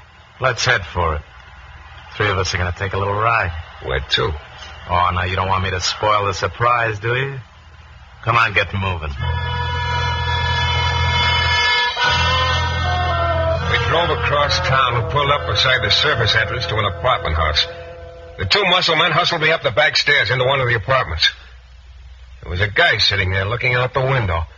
A pretty trim-looking individual with a very innocent face, except for the eyes. Those, I think, he must have borrowed from a rattlesnake. Here he is, Ed. Okay. Ed, huh? Ed Ferris, maybe. Maybe. Would you mind telling me why these 2 gentlemen of yours gave me the rush up here? You know why, Shayne. Where is it? Where's what? The dough, the $100,000, where is it? Funny, Ferris, I was just getting ready to ask you that. The worst you get, you're lucky. Now, let's not clown around. Ed, you want Rocco and me to muss them up? Not yet, Al. Look, Shayne. I don't know where the dough is. Shayne! It's straight. The way I got it figured, you or your trained SEALs here knocked off Wichita and got the dough from here. It'd be awfully hard to prove. About who killed Wichita, I mean. As far as my having the dough, I haven't. But I'm going to get it, because you're going to tell me where it is, right now. Look, how can I tell you if I don't know? Just to refresh your memory, Shayne. Al here followed you from your office when you went down to the depot. But he lost you. I think Wichita took the thing there. The dough. But the suitcase was empty. Yeah, sure. Look, why don't you get Dan Bascom to tell you? I think he's looking for you. Very funny. If Dan's looking for me, he doesn't tell me where the dough is. Anyway, it'll take him some time to find me. It'll be too late. I'll have the dough by then. Because, like I say, you're going to tell me what you did with it. Look, for the 14th time, I don't know where... Shayne, you don't seem to understand. I've waited a long time to find out where that dough is. Never could get Dan to tell me. Half that dough is mine. I've waited so long, I just figure now that all of it's mine. So don't try to stall anymore. You're the one who doesn't understand. Can't you get it through your head I don't know where the money is? Okay, Al. Rocco. Start now. I'll drive a right from the big 8 Rocco cut me under the ear and drove me back against the wall. I tried one of my own on him. He only blinked his eyes. They both came at me now, and they were one too many. This started coming at me from both sides. Pretty soon I was bouncing back and forth like a ping pong ball. The room was starting to spin. I kept swinging, but was getting nothing but air. And then something hard smashed on the side of my head. I went down on my knees. I tried to get up, but a size 13 shoe connected with my chin, and all the lights went out.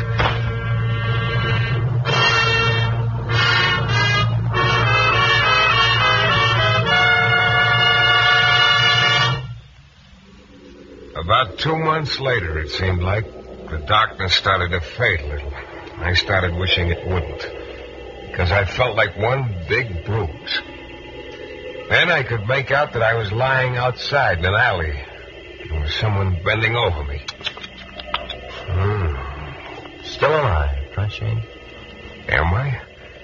How can you tell, Inspector? Well, you're lucky. Sure. Well, cheer up. You might have solved the murder for me. The hard way.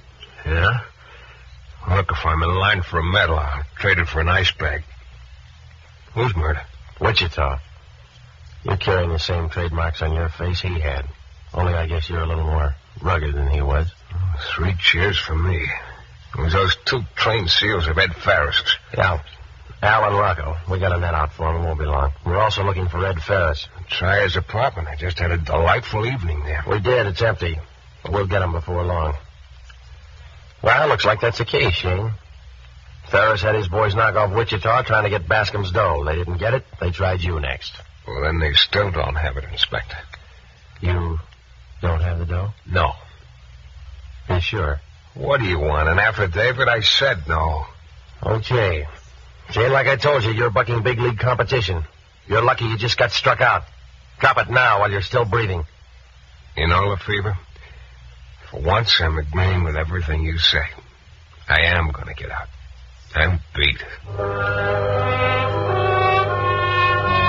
I dragged myself back to my office and took a look in the mirror over the washbowl. I could have sold what I saw in that mirror for 4 bits a pound at any meat market.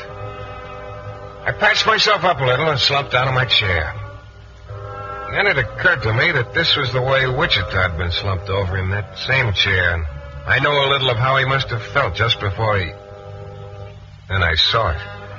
A little shiny metal thing wedged into a crack on the inside of my desk down low. I pulled it out. It was another baggage locker key. It was like a shot in the arm. Suddenly I felt almost alive again. I went back to the depot and found locker 1247, the number on the key. Yeah, there was another suitcase in this one. I opened it just a crack, and it was full of dough. As I stared at it, I couldn't help feeling just a little sorry for Dan Bascom. Then I closed the suitcase, started out with it, but I didn't get far. Hello, Shayne. Harris. Yeah, keep walking. Now, look, Lefevre picked up my boy, so it looks like I'll have to do my own work from now on. You know, Shayne, you almost had me fooled. I didn't think anyone could take a beating like that and still not talk. Look, you won't believe this, Ferris, but I didn't know where the dough was then. Where are we going? There's a car outside. You're going to drive. I'm going to sit beside you. Head for Claiborne Avenue and out of town. I'll direct you. We're going out into the country. Ferris wasn't kidding. We went way out in the country. After a while, he motioned me onto a side road. Pretty soon, we pulled up in front of a little house standing all by itself in a clump of trees. There was a light in the window. We got out of the car and went into the house. And standing there in the front room... And you fool, why'd you bring him here? Well, Zoe Bascom, the loyal wife. Fool, you of all the places There's to nowhere go. else for me to go, Zoe. They're looking for me in town. Anyway, it doesn't matter anymore. We've got the dough right here in this suitcase. You got the money? Right here in this suitcase, Zoe. Wait at last. What about Dan? Will you quit worrying about Dan? Time he figures out about us that we've got the money, we'll be long gone. Don't be too sure of that, Ed. Dan! Drop it, Ed. Drop the gun. That's fine. Now, look, Bascom. Shut up, Shayne. I'll get to you later. Now just stand there real quiet, the three of you. I got a couple of things to say before I start shooting.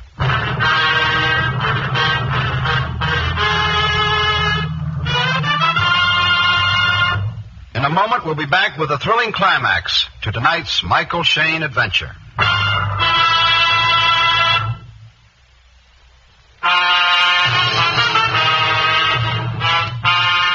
Well, there we were, the four of us. Dan Bascom with a gun in his hand and murder in his eyes. Zoe white-faced, nervously rubbing her hands together. Ed Ferris with a sickly grin and me with no grin but sick. So all this time, Zoe, it's been you and Ed. All this time. No, Dan, it's not. I swear, Dan, it's not true. You got it all wrong. You got the wrong idea, Dan. Shut up. You're gonna die, both of you. No. Danny, no. Don't be a fool, Bascom. You don't know what Get your hand away from that gun. You don't stand up. No. Ed. Ed. No more Ed, Zoe. Tough. No more boyfriend. No more Ed. Sure it was Ed and me. Ed and me all the time. All the time just waiting to get our hands on that money. Sure, what did you think? That I was waiting for you? Yeah. Yeah, that's what I thought. You fool. Ed and me. The money was going to be ours. I loved him. And you killed him, you fool! She stood there with her eyes blazing, and I saw his lips twitch and his fingers start to tighten on the trigger. I dove for him, but he was too quick. He clipped me with a gun barrel, and I went down. Then I heard the gun go off. I twisted my head around. Zoe was sagging slowly to the floor, but her expression never changed. Hatred. Pure, venomous hatred. Dan stared hard at her for a moment, and then he looked down at me. You lied to me, Shayne. You had the dough all along. You're next. Now, wait a minute, Bascom. I didn't have the dough. It was in another baggage locker. I guess Wichita knew he was being followed by Ferris's boys, so he figured out a way to throw him off. What do you mean? He sent me after an empty suitcase as a blind. Then I guess he was going to get the real one later and bring it to you. When he saw Ferris's boys coming after him in my office, he slipped the second key down into a crack in my desk. I found it there just an hour ago. So, Wichita really was on the level with me. Well, it's something to know, I guess. I had one friend. Hey, you paid an awful big price to find that out, Bascom. Yeah, I paid big. 16 years locked up, a wife who turned rat, and this is what I got for it. A suitcase with $100,000. Not too hard a bargain. Yeah, it's worse than that. But better than nothing. No, it isn't, Bascom. What do you mean? What you got is nothing. Shayne, you trying to tell me the dough isn't in that suitcase? Oh, it's there, all right. Take a look at it. Hey, what are you Go trying? ahead. Yeah. Take a good look. I've forgotten. You robbed that bank in 1931, Bascom. They were still using the old large-size bills in those days. Well, you'd forgotten about that. A couple of years later, they changed the size of the currency. Started printing smaller-size bills. But that stuff here, it's... You'd have just about as much luck passing Confederate, though, Bascom. He just stood there, stunned, like a pulled steer.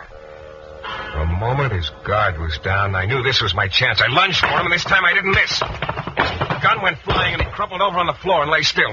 I started for the phone to call Inspector Lefevre, but just then he walked in the door. Bodies, bodies. All the time, bodies. Yeah. Only one of them will come to in a couple of minutes. You can get the story from him. I'll be all ears. I know. Now, look, just one more thing. Yeah. Okay if I leave town now.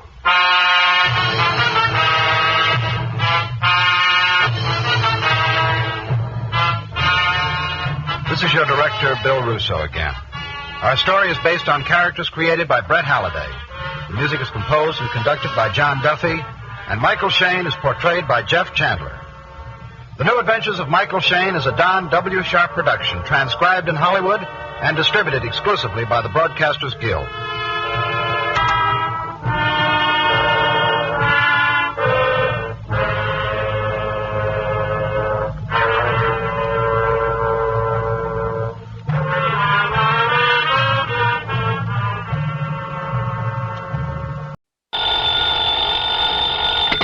Johnny Dollar. Pat McCracken, Johnny, Universal Adjustment Bureau. Well, good for you, Pat. Just keep it up. Now, what's that mean? 2 assignments in 1 week? Fine. Oh, 1 week and 1 day. So I still like it. What goes this time? Johnny, how old are you? Just exactly 30... Huh? Why? Still young enough to remember how you felt and acted when you were a young punk, huh? Sure. But I hope you were a better sort than the one we have to deal with in this matter. And yet, on the other hand, well, you know the saying, it takes a crook to catch a crook. Huh?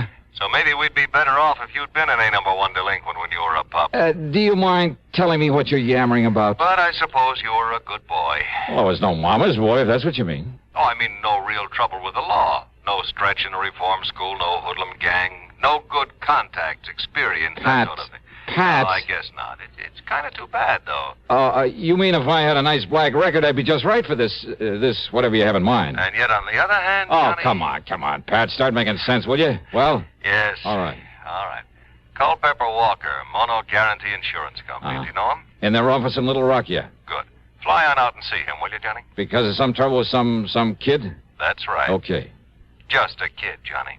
But if what Walker says about him is true, if you expect to get anywhere with this boy... Yeah? You'd better take along a pair of brass knuckles, a length of chain, maybe a switchblade knife. Oh, that kind, huh? That kind.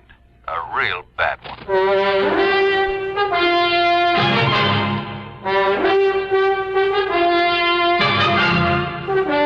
CBS Radio brings you Bob Bailey in the exciting adventures of the man with the action-packed expense account, America's fabulous freelance insurance investigator. Yours truly, Johnny Dollar.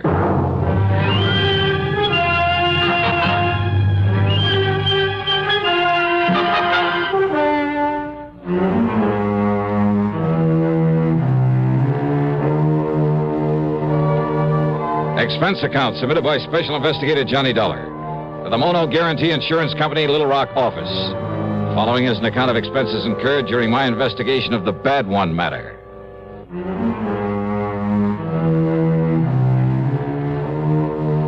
Expense account item 1, $2 for a cab to Bradley Field. Item 2, 8110 airfare to New York to Little Rock, Arkansas. The plane had left New York at 6 p.m.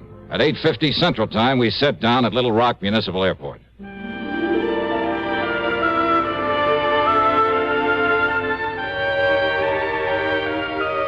There have been a lot of changes since the year 1772 when a guy named Bernard de la Harpe stopped here and tagged the place after an outcropping of rock on the south bank of the Arkansas River. Yeah, it's an interesting town with its modern air-conditioned buildings of chrome and glass, its busy streets and busy people. And at the same time, its beautiful residential section, fine homes, plenty of trees and gardens and hedges and lawns that stay a lush green throughout the year. Not far away are well-cultivated farms and dense forests. And along the river, lots of rich bottomland, much of it loaded with cotton. Any kind of crime just doesn't seem right in this area. As soon as I got settled, I called Culpepper Walker, made a date with him, and then early the next morning met him at his office where he got down to business. No, Dollar, not right here in town, but in one of the outlying precincts, I guess you call it. Section they call Milltown. Oh, I see. And his name is Pete McGuire. Works in a cotton mill. He's 18, 19 years old. And he's the only one knows who killed Mr. Brierly. Brierly? Ambrose W. Brierly, client of ours. Insured for near $50,000. And his business partners in the mill are also clients. Very important ones. Mm-hmm. Well, what happened? Monday night of last week, Mr. Brierly was driving along with a payroll for the cotton mill, like I said, over in Milltown. That's east of here. Yeah? Somebody ran his car off the road, bashed in his head, and took the payroll, some $17,000 in cash. He was carrying all that money around alone at night? Well, he'd taken it out of the bank here in town just before the bank closed. He started out for the mill. But he'd had some trouble with his car, with one of the front wheels, and he had to stop and have it fixed. By the time he got on the road again, it was nearly dark. Well, tell me, you sure he didn't just swerve off the road by himself? No, he was shoved off by another car. Tire marks, the skid marks, showed just how it happened. Chief Andy Fisher of the Milltown Police Department checked that out. I see. Well, could the police identify the killer's car by those tire marks? No, sir. And that's where the McGuire boy comes in. How do you mean? I mean, he was caught running away from the scene. Not more than, well, couldn't have been more than 1 or 2 minutes after it happened. Caught by whom? Well, police car. Chief himself was in it. Just checking the beat out there. He chased the kid down and brought him in for questioning. Well? Nothing. Nothing? What do you mean, nothing? All they could get out of that tough young punk was absolutely nothing. Well, then, what am I supposed to do if the police haven't been able to get anything out of him? Well, you could try, can't you? But it's a matter for the police. If it wasn't for Mr. Brierley's partners. Now, what do they got to do with it? Their insurance. Insurance on the cotton mill. Thousands of dollars in premiums every year. So? Well, I can't afford to lose a dollar. Well, so why and should they're the ones, his partners, who insisted that I get you out here to investigate. Oh. Yes, sir. Mr. Dollar? Johnny? Okay, Culpepper. I'll see what I can do. Item 3, $50 deposit on a rental car, and I drove over to Milltown, to the one-room police headquarters in the city hall. Yes, sir, Miss Johnny. I was right there at the scene of the murder in my prowl car, right after it happened. Oh? How come, Chief? Man at the bank had told me about Mr. Brierley's car trouble. Getting dark, light rain falling, and Mr. Brierley toting all that money. Well, I thought I'd better make sure he'd gotten to the mill all right, so I started out that way. But what happens? All right, what happens? I got there to Spring Road crossing, and there's his car in the ditch, and another car towing away up the road. Oh? And this young Pete McGuire trying to get his motorcycle started and get away from there. Kind of he seen me arriving on the scene. So when I found Mr. Brierley's dying there in his car, I grabbed the kid. Yeah, if only I'd have had sense enough to follow up that other car. Now, you're sure this Pete McGuire didn't do it? Well, of course he said he didn't, and that was before he clammed up like now when he won't say anything. And he also asked me, didn't I see that other car that left a couple of minutes before I arrived? Well, Chief, that doesn't prove... And there was another thing, Miss Johnny. You could still see by the tracks how that other car had shoved old Mr. Brierley's car off the road. Doc Hamper come along about that time. Could you read those tire marks? No, sir. But Doc and I could still read the tracks from that Pete McGuire cycle. Uh-huh. So he come along after the other car left. All right, I see. But he must have seen who was in that other car, so he knows who did it. Oh, well, now wait. I'm sure of it, Mr. Johnny, because of what Mr. Brierley said. What he said? When? Well, laying there in his car, dying, thinking the doc was Pete standing there. And he kept saying over and over. And Peter, you saw it. You tell him, boy. You tell him who did it. You saw it, boys. You tell him. You tell him. Yes, sir, Miss Johnny. Over and over again, he said it. And then he died. I see. So he knew that Pete McGuire saw who killed him and robbed him. Well, maybe. Of course he did. That no-good kid. Why is he no good, Chief? Why? Well, how should I know why, Mr. Johnny, except that he wouldn't go to school, he was a town bum, his ma never knowed where he was at. The most work he ever done was pushing a pool cue. Oh, well, now most kids... That boy has been a troublemaker all of his life. 10, 15 times I tried to get him to send him to reform school. Hey, you really don't like him, do you? Nothing but trouble out of him. And I take it he doesn't exactly go for you. Huh? Maybe a cop hater even, huh? Yes, sir. That's right. A cop hater. Just like his old man was. Like his old man taught him before I had to kill him one night in a robbery. Pete's old man? They ought to send this cheap punk up to the pen. But first I got to find out who killed Mr. Brierley. Of course you're holding him, Chief. On what? Material witness, withholding evidence. There must be some way. Oh, with him claiming he's blacked out and don't remember anything? So that Percy Van Ashworthy Tetweiler upstairs... Percy Van who? What? The public defender. Got the judge to release Pete McGuire on his own recognizing or whatever it is. Recognizance. Yes, sir. So McGuire's out and free as a bird. But if he tries to run up before I can get him up before the jury... Oh, Chief, lots of But kids. don't you worry, Mr. Johnny. Everybody on that jury are my friends. So they'll lock him up all right. Yeah, I see. Be a kind of revenge, huh? Because he won't cooperate with you. Now, look, Mr. Dollar. Or maybe just because he's a cop hater. Where'll I find this Percy Van, this public defender? Upstairs in his office. But do you think he could get anything out of that kid?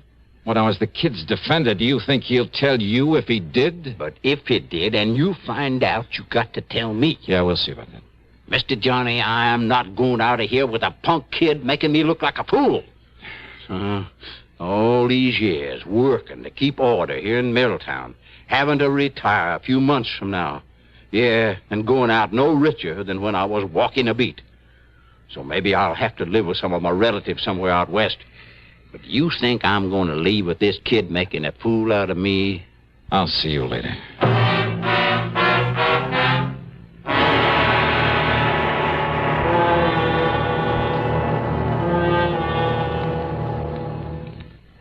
To paraphrase Gilbert and Sullivan, an announcer's lot is not a happy one. Well, not always. Want to know why? Tell you why. Take this safe driving business. Do you have any idea how many times my confreres and I have begged on bended microphone to have begged people not to kill themselves on the highways? Now, once and for all, let's get together on this. Let's understand one another. Unless you want a pack of frustrated announcers on your conscience, slow down and curb highway carnage. If you don't care about yourself, at least have a little consideration for us. And now, Act 2 of yours truly, Johnny Dollar, and the Bad One Matter.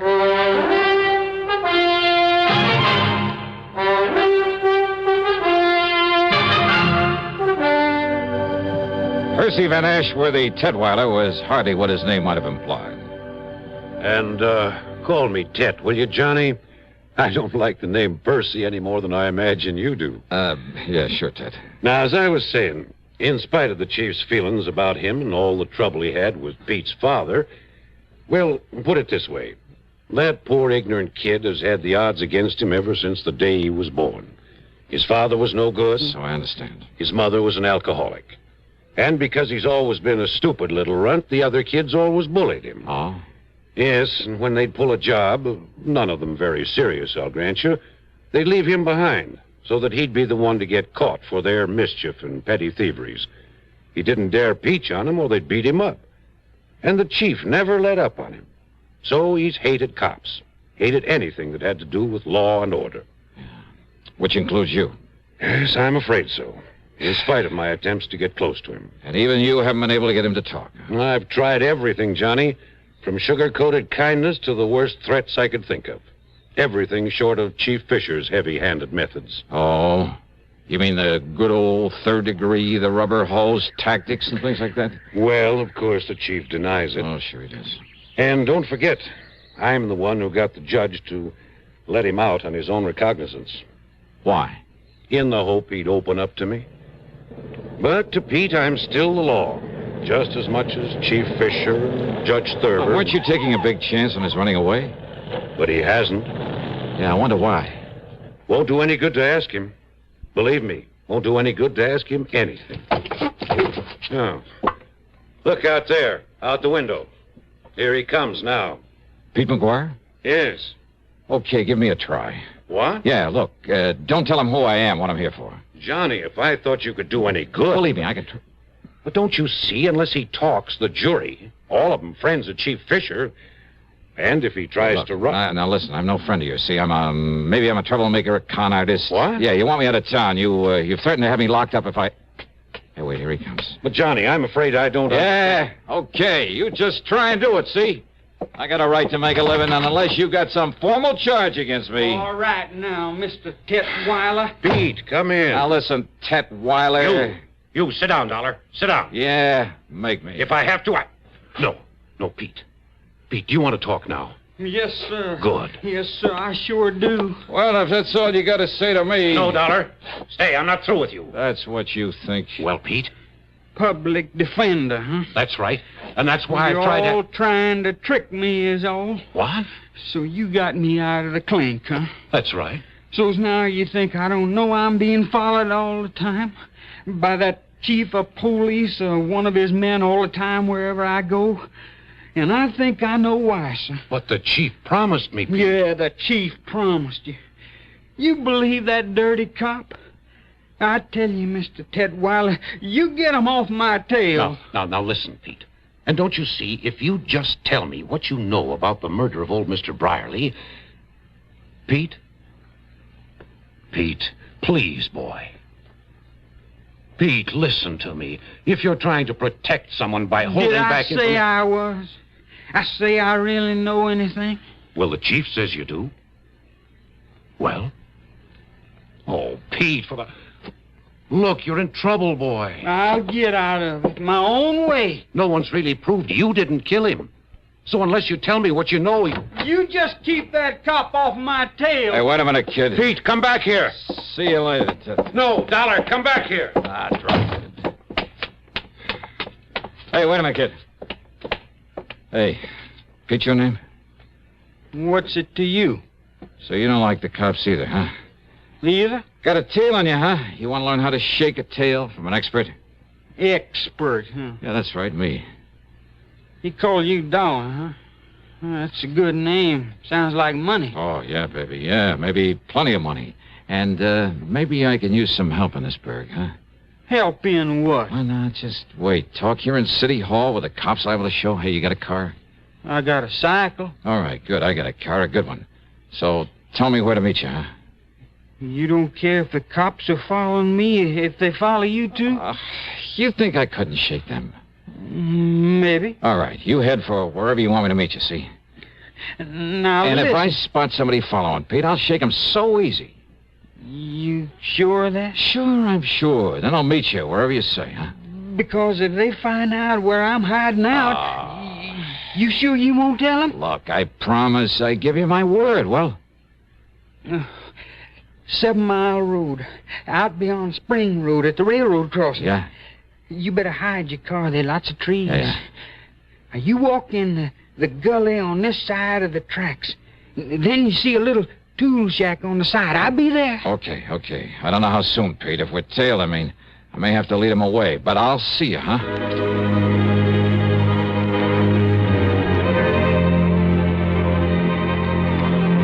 We were tailed, all right. And I could see by whom. And I wondered. To keep him from following Pete, I had to let the boy go on ahead. It was nearly an hour later then by the time I got to the tool shack. And I thought I'd lost the man who was tailing me. There was no padlock and a heavy hasp on the door of the tool shack. So y'all come on in, Mr. Johnny. Johnny? That's right, Johnny Dollar, the big eye. Oh, I see. So they brung you here to try to make me talk, huh?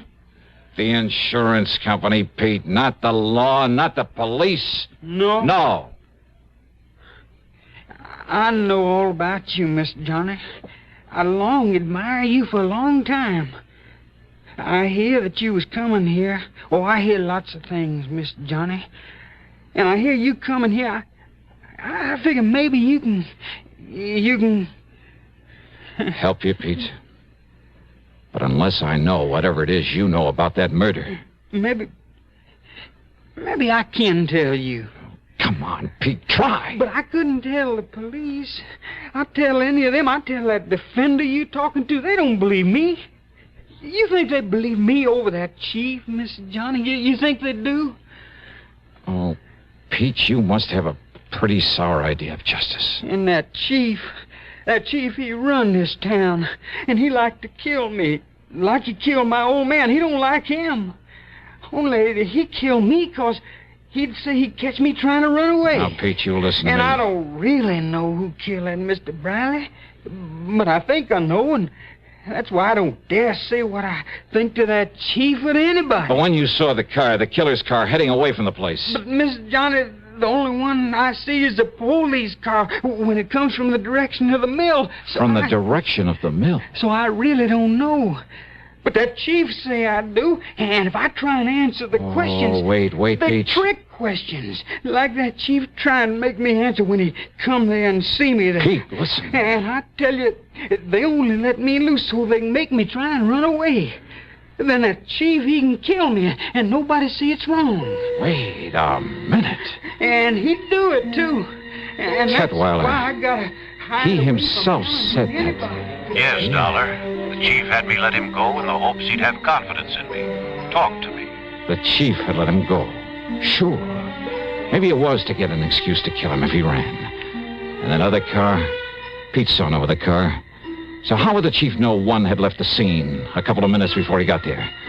And there were other things. You think I'm going to retire with this kid making a fool out of me? Pride of an old man who's been running the town. Yeah, and going away no richer than when I was walking a beat. Oh, but he'd be rich enough with that 17,000 payroll. Sure. And meantime, he knew that Pete McGuire, in his ignorance of justice and his fear, didn't dare to say what he suspected, didn't dare accuse this man he thought would kill him with impunity. Yeah, and that everyone connected with the law was against him. They're all against me, and so I want to live, Mr. Johnny. I can't tell nobody, not even you. Yeah. Maybe you don't need to, Pete. And besides, I only think I know who killed Mr. Briley. Yeah. Well, I'm sure. As sure as I... Huh? Hey, Pete, that smell. Coal oil. Yeah, kerosene. Hey, look. Soaking in around this door. It's locked. Somebody's jammed something into that hasp out there. Mr. Johnny, fire! Now they're smoking this fire. You're right. Winds is locked in here. We'll be burned alive. Keep talking, Pete. He forgot the hinges are inside this door. What's it? Keep talking while I pull the pins out of those things. We're dying here. We're going to be cooked alive in here, Mr. Johnny. There's one. We're going to burn up in here, There's the Mr. other. Johnny. We're going to be cooked alive. Now, come on, Pete. Come on. Mr. Johnny, we're going to die. All right, Chief. Mr. Dollar? Yeah, that's right. I see this shack on fire. Yeah, well, you set this fire. As further cover-up for having killed Mr. Brierly. This boy told you that. I'll kill him, too. Oh, no, you won't, Chief. Put away that gun. I'll kill you, too. Oh, no. Chief! You miss you, Pete? I'm all right, sir. Oh. So you killed old man Brierly. Mr. Dollar. And if this boy did know. But until you were sure he did, and you kept him too scared to talk. All right, Chief, you want to write and sign a confession? But if my people found out I Or did shall I use this gun of yours on you? No, please. Be justice, though, wouldn't it? Well? No. Oh, yes, sir. I'll sign the confession. Okay, then. Up on your feet. Up on your feet.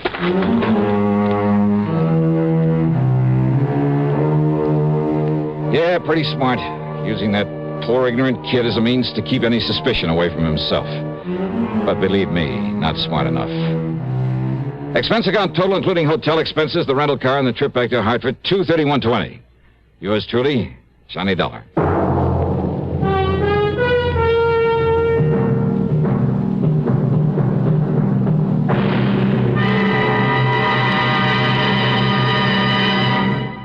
Catching a cold?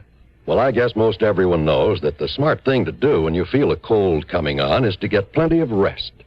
But there are some days when no matter how miserable you feel, you just can't stay in bed. And if tomorrow is one of those big days and your cold is complicated by constipation, well, that's when you'll appreciate X-Lax most.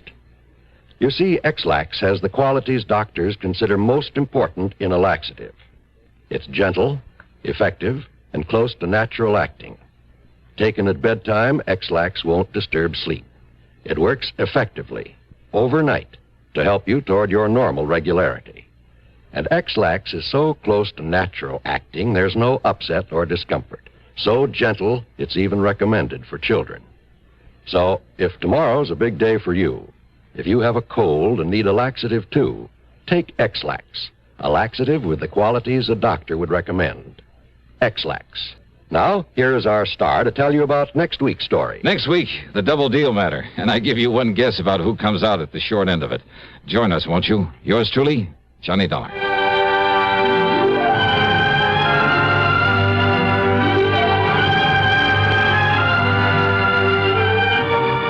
Yours truly, Johnny Dollar, starring Bob Bailey, originates in Hollywood and is written, produced, and directed by Jack Johnstone.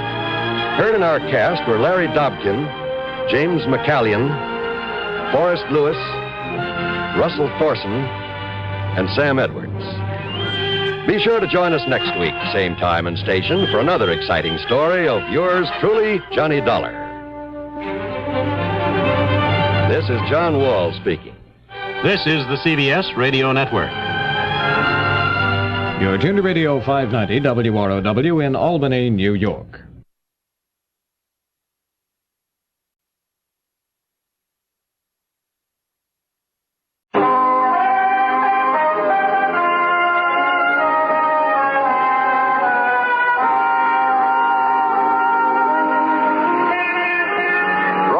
My beat, from Times Square to Columbus Circle, the gaudiest, the most violent, the lonesomest mile in the world. Broadway's My Beat with Larry Thor as Detective Danny Clover.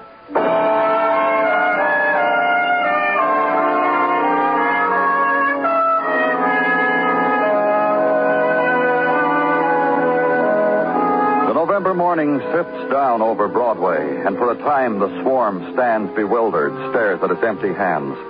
The solitude begins to shape itself once more, out of November's winds, out of the silent, colorless neon, out of mists flaring upward from manholes. And finally, the solitude is clear and present, whispering again its desolate invitation. And the derelicts of morning run from it, beat open a door, plead for refuge, find it in a time clock. It's another day, kid. All yours. And at headquarters, do the things of the morning. Brush the night dust off the unfinished report. Wad up the paper cup with the dregs of cold coffee. Toss it in the wastebasket. Tear a page off a calendar. A shooting, Danny. Phoned in. Man says he's shot, wants to talk. Here's the address. Take it from the sergeant. Go to the address. Find the man standing propped against the wall of the apartment.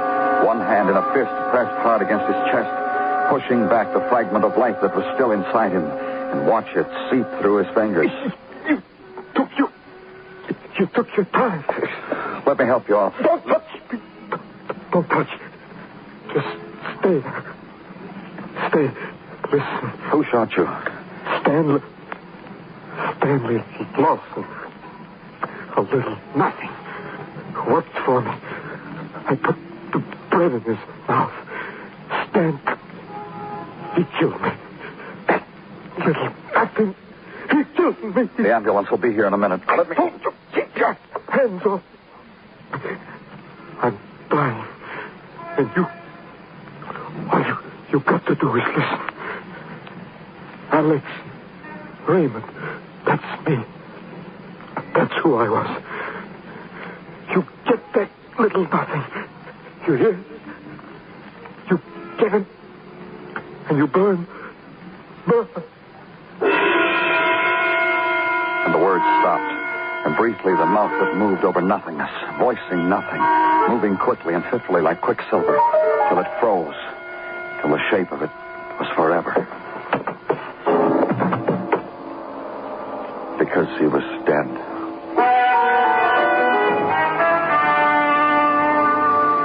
And after that, Alex Raymond, objectively. The measuring of his death by instruments and men with cigars. The photographing of it, the recording of it under a heading, files, active. And take a piece of the image away with you, a name of killer. Name, Stanley Lawson, employee of Alex Raymond. Consult other records, make a phone call, and come up with an address. Go to it.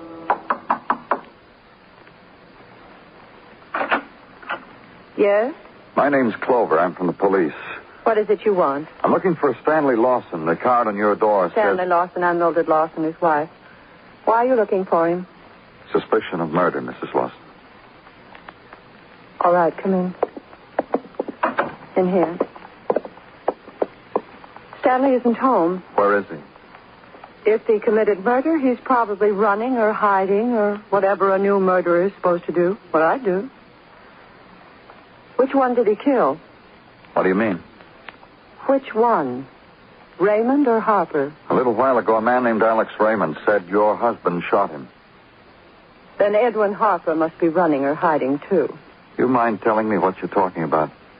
Raymond and Harper Incorporated. Together they employed my husband to make them rich. In this, my husband was successful. That he's made one of them dead will give you some idea of how important my husband was to the concern. And you think your husband's going to kill Edwin Harper, too?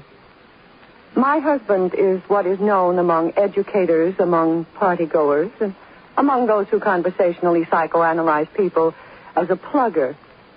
The fact that my husband has set his mind to wiping out Raymond and Harper simply means that he had to kill one of them first. And none of this surprised you, Mrs. Lawson? Me, least of all. I'm his wife. I attend his emotional moments. I know about my husband. Would you mind telling me why he killed Alex Raymond? No. Nor why he'll kill Harper. Stanley has been working for them for 15 years. A designer of their happy toys for tots. They fired him yesterday without a gold watch, not a pat on the back, just the pink slip. What does a plugger do after plugging in a pattern for 15 years? Stanley killed. You're wasting your time talking to me, Mr. Clover. I'd find Edwin Harper if I were you. That is, if you feel the necessity of saving his life.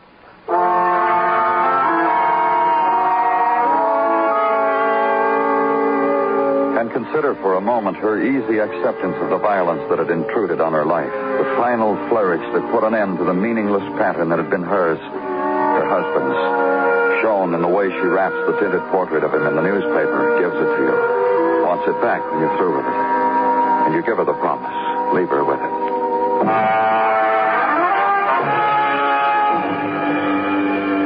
Then, a murderer's description on the wires. The all-points bulletin. A woman's toneless voice in prowl car radios. Killer at large. Get it all moving. Then go to the man Mrs. Lawson told you about. The other man her husband wants dead. Edwin Harper. Find him in his office at the factory. Watch him nervously caress a toy as he tries to understand it. Look, you. Alex and me, we built a big thing here. With Christmas coming on, it's going to be bigger than... Alex Raymond is dead, Mr. Harper. I don't know any other way to tell you. Don't kid me, mister. This toy I got here in my hands, our biggest novelty. Alex and me, we're going to flood all the kids in the country. Why, without Alex... Stanley Lawson shot him. Killed him in cold blood. Why? Why would a little punk like Stanley do a thing like that? Nobody does things like that. Lawson did. Because you fired him. His wife told me he'd been with you for 15 years. There are jobs, all kinds of jobs for a punk like Stanley. Defense, janitoring, all kinds of jobs. We get rid of people all the time. We don't expect to get killed for it. Why did you get rid of Lawson? He was washed up, through, finished, dead. That's why. Mrs. Lawson Who gives a thing for what she said? What'd she tell you, huh? That her Stanley was the brains of our outfit? That he sweat blood and tears for Alex and me? That he was devoted, loyal, 100%? That's what she told you? Something like that. So maybe it's true. Maybe that's how it was. We picked his brain, and then all of a sudden he don't come up with anything anymore. Look, mister, a designer who can't design anymore, who needs him? I gotta live, too. You got waste, you throw it away. Yeah. You got any ideas where Lawson might go to hide, any particular place? You mean that punk, that murder, is on the loose? You haven't got him? No, I thought maybe you could help. Help? It's me you gotta help. Don't it penetrate you? Next he'd want me. We'll take care of it, Mr. Harper. Look, I got no intention of dying. None at all. Not from Stanley, not from anything. It's your responsibility. You understand that? You got it clear? I'm not going to die.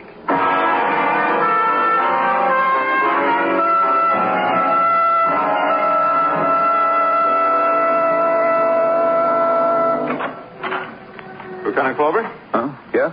I'm Detective Kenny. Oh, sure. Come on in. Yeah, I've got the notation right here on my desk. You've been assigned to me, haven't you, while Detective Muggavan is on vacation? That's right, sir. I've got some information for you, Lieutenant, about Stanley Lawson. It's rather negative information, if I may say so. Sure, you may say so. Just tell me about it, huh? Yes, sir. All these from communications. Stanley Lawson was seen going into a theater on 42nd Street. And at the same time, this other report spotted him on the Staten Island Ferry. And there's another one here from the West Side Golf Club. There's a man there on the 10th hole who's been teeing off for an hour. All of them were checked, weren't they? These and half a dozen more, sir. Still haven't gotten Stanley Lawson. Well, thank you, Kenny. Yes, sir. Oh, pardon me. Danny Clover speaking. This is Edwin Harper. He called me. He just called me. Lawson? He wants me to meet him, to bring money to him. He says he'll kill me if I don't. You're not going to let him kill me? Where are you supposed to meet him? A tenement. Corner of 16th and 9th Avenue at 9 o'clock. If you think I'm going there, you're crazy. I'm staying right here. You've got to protect me. Don't worry about a thing. We'll take care of it. Goodbye, Mr. Harper. Kenny? Yes, sir? Report to me after you've had your dinner. We've got something to take care of.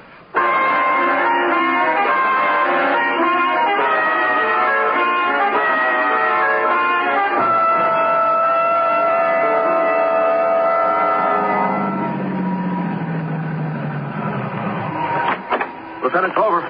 I'm glad you're here, Lieutenant. It's just about time. 9 o'clock. Get everything set up, Kenny? Yes, sir. Lights, PA. We've got a cordon around the whole block. As far as the stakeout's concerned, we're all ready. Good. It's the tenement across the street. Uh-huh. The tenement's unoccupied, sir. Condemned. But a few minutes ago, we saw some movement up on the second floor. Well, anyhow, one of the officers said he saw something move out. Yeah, I'll take it from here. Hand me the PA. Yes, sir. The spotlights, Kenny. Yes, sir. Okay, man. All ready, sir? Yeah. Lawson, this is the police. We know you're in there, Lawson. We want you to come out with your hands up. 1 minute to make up your mind. But we're coming in after... Kenny, you, officer, get an ambulance. You and you, cover me. I'm going in after him.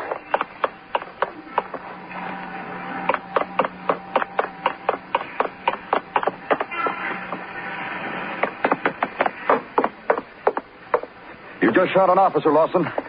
Throw away your gun and come on down, or you won't get out of here alive. All right, Lawson. Any way you want it.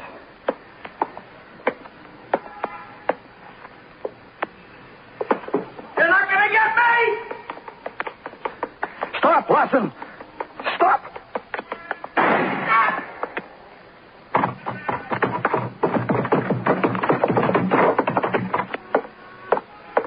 I told you to stop, Lawson. You made a mistake. I didn't kill anybody. All of it. Mistake.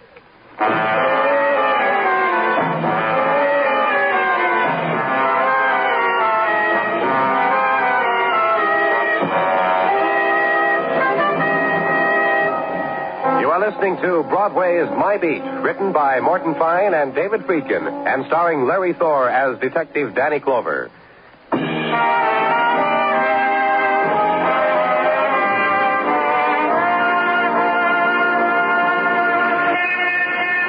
The light that curtains Broadway in late November is a thing of gauze, gray stuff that touches autumn with December. It's the time when the shadows come in with the sun, the time of the 3-coffee breakfast, of the sweater and the vest under the coat.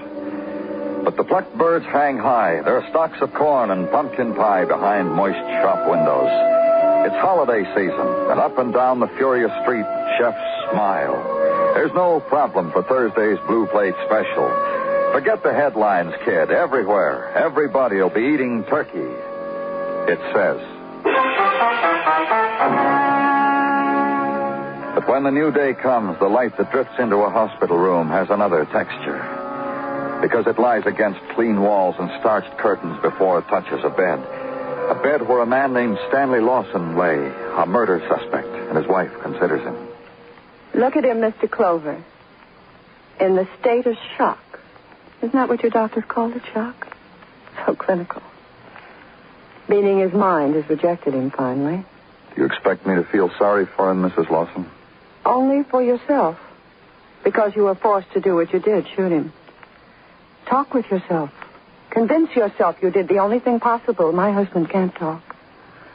Who's the happier man? I can't answer anything about your husband, Mrs. Lawson. The only thing I know about him for sure is that he shot a police officer. That he did that tempers all my thinking about him. How is the officer? Bad. Very bad. I'm sorry. I know you are. Mr. Clover? Yes? You said you were sure only that Stanley shot a police officer. What about Alex Raymond? Your husband probably shot him, too. Probably? Before he passed out, your husband said something. He said that everything was a mistake just then. But everything is a mistake. Everything always is. Look at him. A man. A life. Look what's become of it. The resident says he has a good chance to live, Mrs. Lawson. That's fine. May I be alone with him for a while, Mr. Clover, please?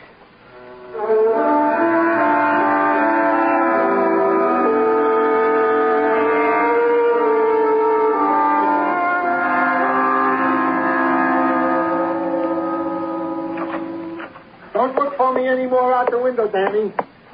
Inside, complete with your lunch. Oh, thanks, Gino. In that shopping bag, all I gave you was 35 cents for a sandwich. Not only did I get your lunch, Danny, but I brought back change. Where do you see? All right. That's just a delicatessen, Danny. All I got to mention is I am here for Danny Clover. I don't even need a number to get waited on. What's all that stuff, Gino? Your name is Magic, Danny. I order you your hot pastrami sandwich. The boys insist it isn't enough. Got to have 4 spies. What? 4 spies, Danny. An expression meaning you got a free little delicacy from each of the 4 boys. Ergo, 4 spies. From Sid, a container coleslaw. From Eddie, a damp potato salad with celery seed. From Frank, a sliced halibut. And from Irv, What from Irv? a kosher pickle slipped into my hand under the table. Eat, Danny. Eat in good health. Quite a haul, Sergeant. You're welcome, I'm sure. I also brought along the datum you asked I should pick up on my way back upstairs. Hey, you're a ball of fire today, Gino. Thank you, I'm sure. And then datum number 1. The gun with which Stanley Lawson committed murder upon Alex Raymond and did wound Detective Kenny. The boys can't find it. They haven't found it? As yet, no. Lawson shoots out of that tenement window, hits Kenny. I go in right after him. We can't find his gun. This is a puzzle, then? A fleeing fugitive oft tosses away the weapon with which he committed mayhem. Through a window, down a pipe, Well, what else have you got, Gino? Datum number 2, concerning the deceased Alex Raymond, which you requested. It seems that Mr. Raymond, as it must to all men, had a girlfriend. Where? A Miss Grace Gilvin, Daddy. Regent Towers, West 23rd. However, why you need such... I may answer it for you, Danny? Go ahead. Danny Clover's office, Sergeant Todd... What? No. Yeah, I'll tell him. Tell me what, Gino? Give me a minute, Danny. Kenny. Detective Kenny. He's dead. And watch Gino turn, walk quickly out of the room, go searching for some empty place where the quick sorrow can't be seen in a herd.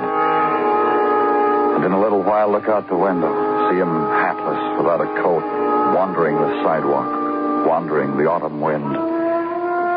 Go to him, hand him his coat, walk with him. Try to ease it for him, explain it to him, to yourself. The stares of the passers-by tell you you're not doing real good.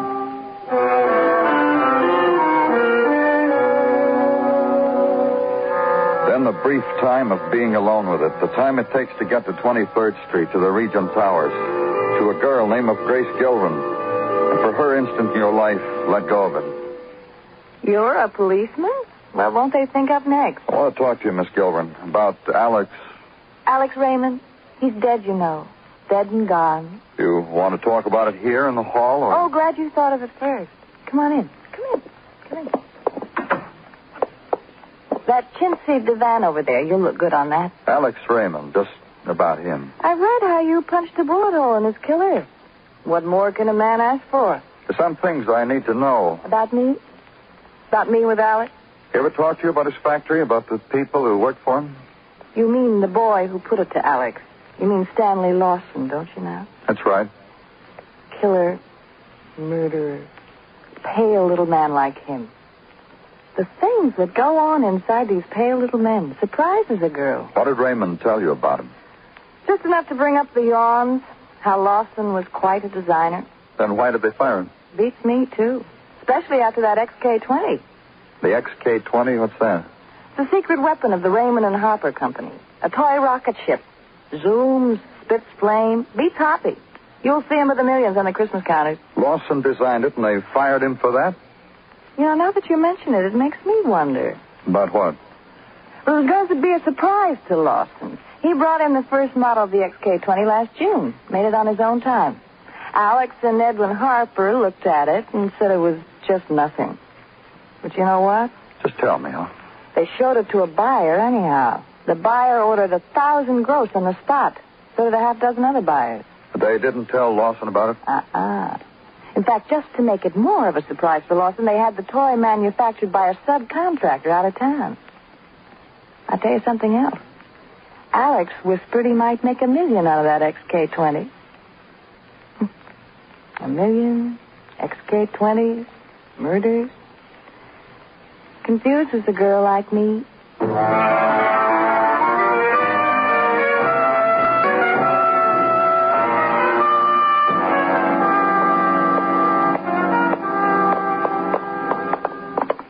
Hey, Danny. Danny, wait for me. What's on your mind, Gino? Here, Exhibit A. All wrapped up, ready to go. Oh, they found the gun, huh? Where?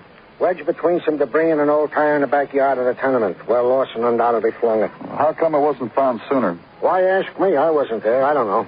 Do something for me, Gino. What? Go upstairs and get the fingerprints of everybody connected with this case. Then take the prints and the gun down to Gordon in technical. Tell Gordon I'll be there in a half hour. Okay, Danny.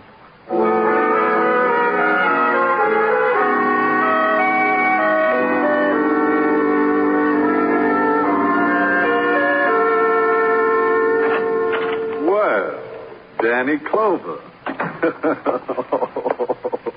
I make you that happy, Gordon? Look, Gordon, a little while ago, Sergeant Tartaglia came down here with his grubby fists aglow with things for Gordon, for me to take care of for you, because I'm the only one who can. A gun and a few sets of fingerprints. You know my advice to you. So help me, Gordon. Very sickly threats from such a big man. My advice to you, Lieutenant, is to keep your mouth open in amazement and let your jaw hang there. I've got a goodie for you. Okay, what is it? The prints on the gun. You know whose those are, Lieutenant? Lawson's? A dead man. Alex Raymond. The man who fell dead in your arms yesterday afternoon. You kidding? If I was kidding, you'd be laughing, but your jaw's hanging the way I said it would. Raymond, a man who died yesterday afternoon, also left his prints on a gun that killed an officer who died last night. Very tricky, isn't it?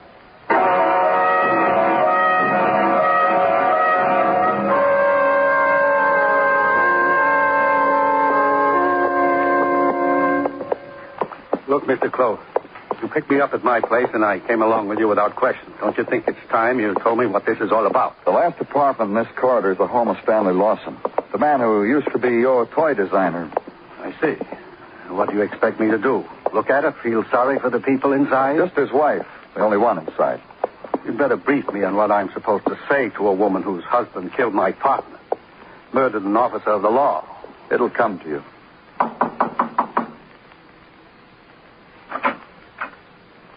Good evening, Mr. Clover. Miss Lawson, this is Mr. Harper. Please come in. My husband talks about you often, Mr. Harper. I want you to know how sorry I am about what's happened. You're sorry? You really are? Of course I am. Well, that's strange. Mrs. Lawson, I was brought here. For what reason I don't... Strange, because my husband always said you were a shrewd businessman. He never told me you were a liar. Look, Clover, what is all this? You said you were sorry about what happened, and Mrs. Lawson called you a liar. The fact, Mrs. Lawson, that you're the wife of a murderer makes anything you say pretty unimportant. Mr. Clover? Yes? I talked to my husband about an hour ago. I know. That's why we've come here. If you two want to chat, do you mind if I leave? We mind. You know all about it, Mr. Clover? The police stenographer who was in the hospital room when you spoke with your husband showed me the transcript. Do you believe what my husband told me? Yes. Is your husband going to live? I don't know. What about you, Mr. Harper? What? What about him, Mr. Clover? He's here, isn't he? Suppose you just take me back where you got me, Mr. Clover. Just who do you think you are? Harper, I wanted you to meet Mrs. Lawson. I wanted you to see her home. Go ahead, look around you. This is a home, Mr. Harper. This is a place where two people made their lives. You never know what comes out of these homes, do you? I got a little piece of news for you, Harper. Lawson didn't kill your partner. You're crazy. You were there. Yeah, I know, but Lawson didn't kill. Not if everything I've got fits together, he didn't kill. Calm now, calm. Lawson went to Alex Raymond, pleaded for his job, demanded his job because he was frantic, because he'd given you and Raymond 15 years of his life. We paid him well. Thank you very much, Mr. Harper. Demanded his job. Raymond pulled a gun and told him to get out. Lawson wouldn't. Raymond threatened him. There was a fight. The gun went off. Raymond had shot himself in the struggle. Lawson fled. But Raymond told you... I know. He told me Lawson had shot him. It was Raymond's revenge for dying. The alleged killer had fled. We made only a cursory search for the murder weapon. This is ridiculous. I'm getting out of here. If you move, Mr. Harper, I'll find something to kill you with. I'll take care of him, Mrs. What do you mean you take care of me? What have I got to do with all this? Lawson called you, told you what had happened, asked you to meet him, begged for your help. Demanded money to leave town. I told you that. That would hold except for one thing. A gun with Raymond's prints on it, not Lawson's, because he never held the gun. Never held the gun. He killed a policeman with it, didn't he? No. After the phone call, you went to Raymond's apartment, found the gun that Raymond had hidden away to make it appear that Lawson was a murderer. Then you went to the tenement, hid. Why? Why should I do that? I'll get to that. You hid in that tenement during the stakeout. When I called up to Lawson, it was you who fired those shots. Killed a policeman. You wore gloves so that Raymond's prints would still be on the gun. Now I'll tell you why you did all this. If you can, Whatever I am, this is why you did it. Raymond was dead. You got a new toy on the market that's going to make you a lot of money. A toy that Lawson brought to you. Get him out of the way and all that money was yours. No strings. Mr. Harper? No. Give me that gun, Mrs. Lawson. Don't try to take it away from me. You understand about me, Mr. Clover. You know what I do. Yes. Yes, I know. Pray for something, Mr. Harper. All right. All right, I confess to you. I did it. I did everything he said, but don't kill me. Is that what you call a prayer? Mr. Clover, don't let her do it. Please. Talk to her. Tell her I don't want to die. She won't listen to me. She'll kill me. This is what you wanted, isn't it, Mrs. Lawson? Yes. And it's enough. Take him out of here.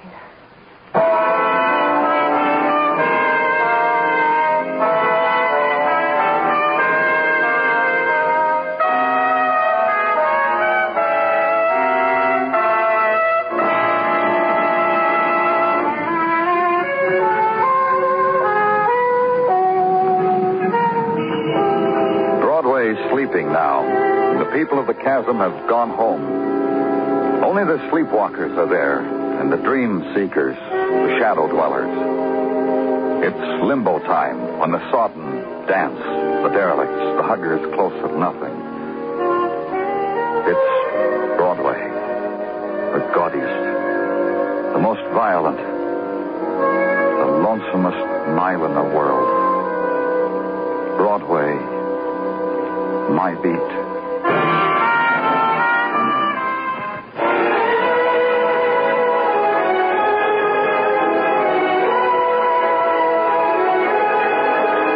Tonight on FEN Presents, you've been listening to some of the best in radio drama with Fibber McGee and Molly, and Broadway is My Beat.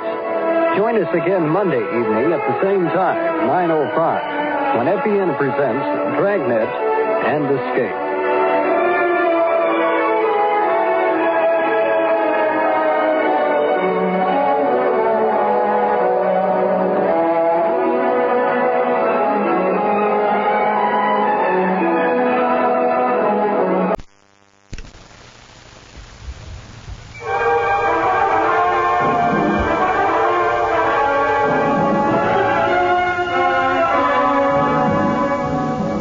From Hollywood, welcome to Starlight Mystery Theater and another episode in the series, Matthew Slade, Private Investigator. We invite you to take your seat as Matthew Slade unfolds Who Killed My Pen Pal?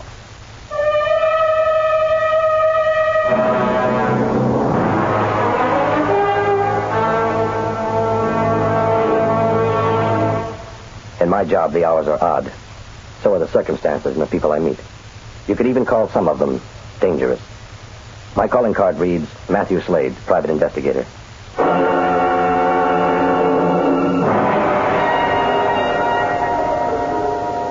I didn't know what time it was. I hoped that it was later than I thought. I was angry enough to kill. I glanced at my watch, cursed silently. 9 a.m. An hour to go. An hour before... Plain time. Mm-hmm. Then the deserving Sergeant Sid Dinelli, little old me, flies off into the wild blue. Hollywood, Hawaii... Look, will you shut up? Huh? Buddy, pal, friend. You get me up at dawn. You drag me to the office so that I can toast your trip from my liquor cabinet. Oh, yeah, I should have got a later flight, Matt. It's too early to drink. For 2 hours, you've talked about this great vacation you're going to take, rubbing it in that I have to stay here and work. Well, bon voyage. I think I have an appointment. Oh? Jonesy, do I have an appointment? No. But Matt, there is someone here to see you, Miss Paulette Van Breck. Paulette Van Breck. Beautiful, blonde. Not exactly. Now, never mind. Send her in. Now, hold it, Lancelot. I'll leave by the back entrance. I don't want to be dragged into one of your cases now.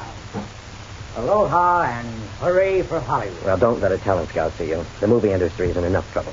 Yeah. Come in, Miss Van Breck. I wish that I had met her 50 years ago. She must have been beautiful. Now she was an aging, ageless Titania, a silvering sprite wrapped in bright green mink. She perched on the edge of a chair, bobbed her head at me like a parakeet about to give an esoteric performance. A tall, silent man in a chauffeur's uniform was with her. Well, Miss Van Brett. It's Polly Smith.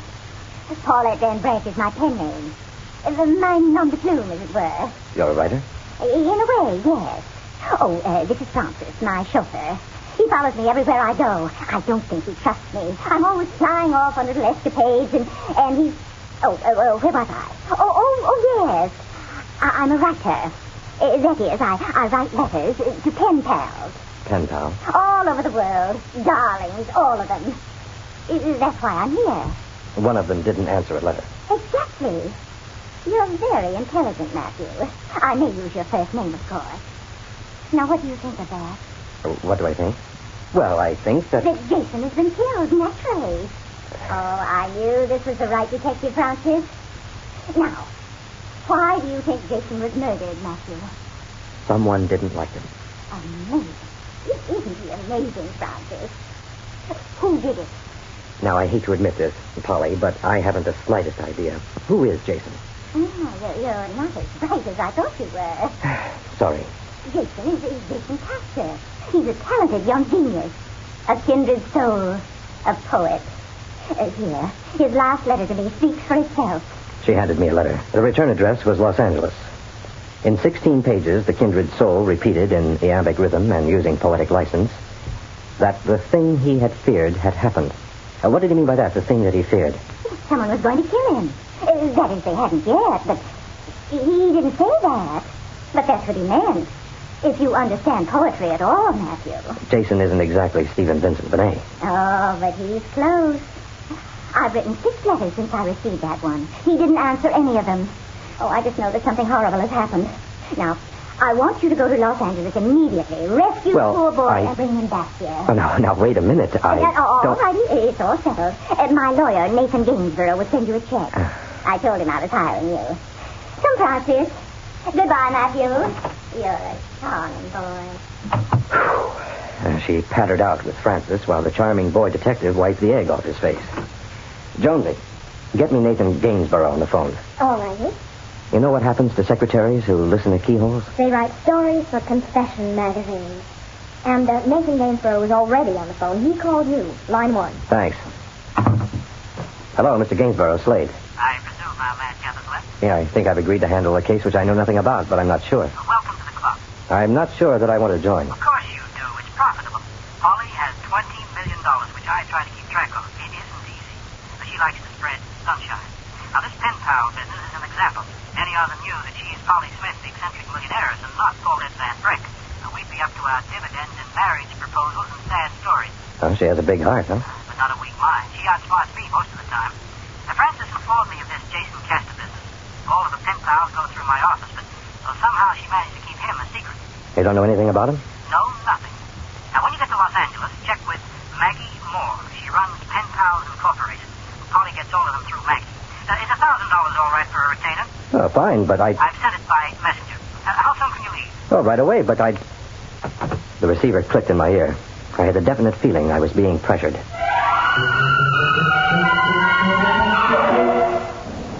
I muttered to myself on the drive to Los Angeles, swearing to bring Jonesy into line and to not get roped in by anyone as far out as Polly again. It was almost 5 o'clock when I reached Los Angeles. I checked Jason Castor's address on the letter. It was in the valley. I turned onto the Hollywood freeway leading to the valley, planning to check out his address before dinner. Thousands of cars were headed toward the same destination, jammed together like sardines. The sardines all belonging to the same school of thought. Move and stop. Move and stop. What in heaven's name, Matthew? I'm getting carsick. Where are we? It was Polly. She popped her head over the back of my seat. I hit the bumper of the car in front of me and set off a chain reaction of cars bumping, jolting, and drivers waking up. You are the worst driver I've ever seen, Matthew. Look what you've done. Where did you... Don't bother, Matthew. Drive. I decided to come along and help. And you've been in the back seat all this time. Matthew, I didn't get $20 million by trusting people or fate. She told me how she got her $20 million and how I could make the same amount if I stopped talking to myself and sharpened up during the hour and a half it took to go 2 miles on the freeway. Polly was a compulsive talker. My ears were ringing when we pulled up in front of a 3-story monstrosity, which Jason, fondly, I suppose, called home. It appeared to be deserted. Oh, what charming isolation, Matthew. It looks just like Jason. Vacant? You're too sarcastic to be so young, Matthew. It's the inner world which is important. I can't say much for Jason's outer world. Now, you stay here. Really, Matthew. Or I'll quit.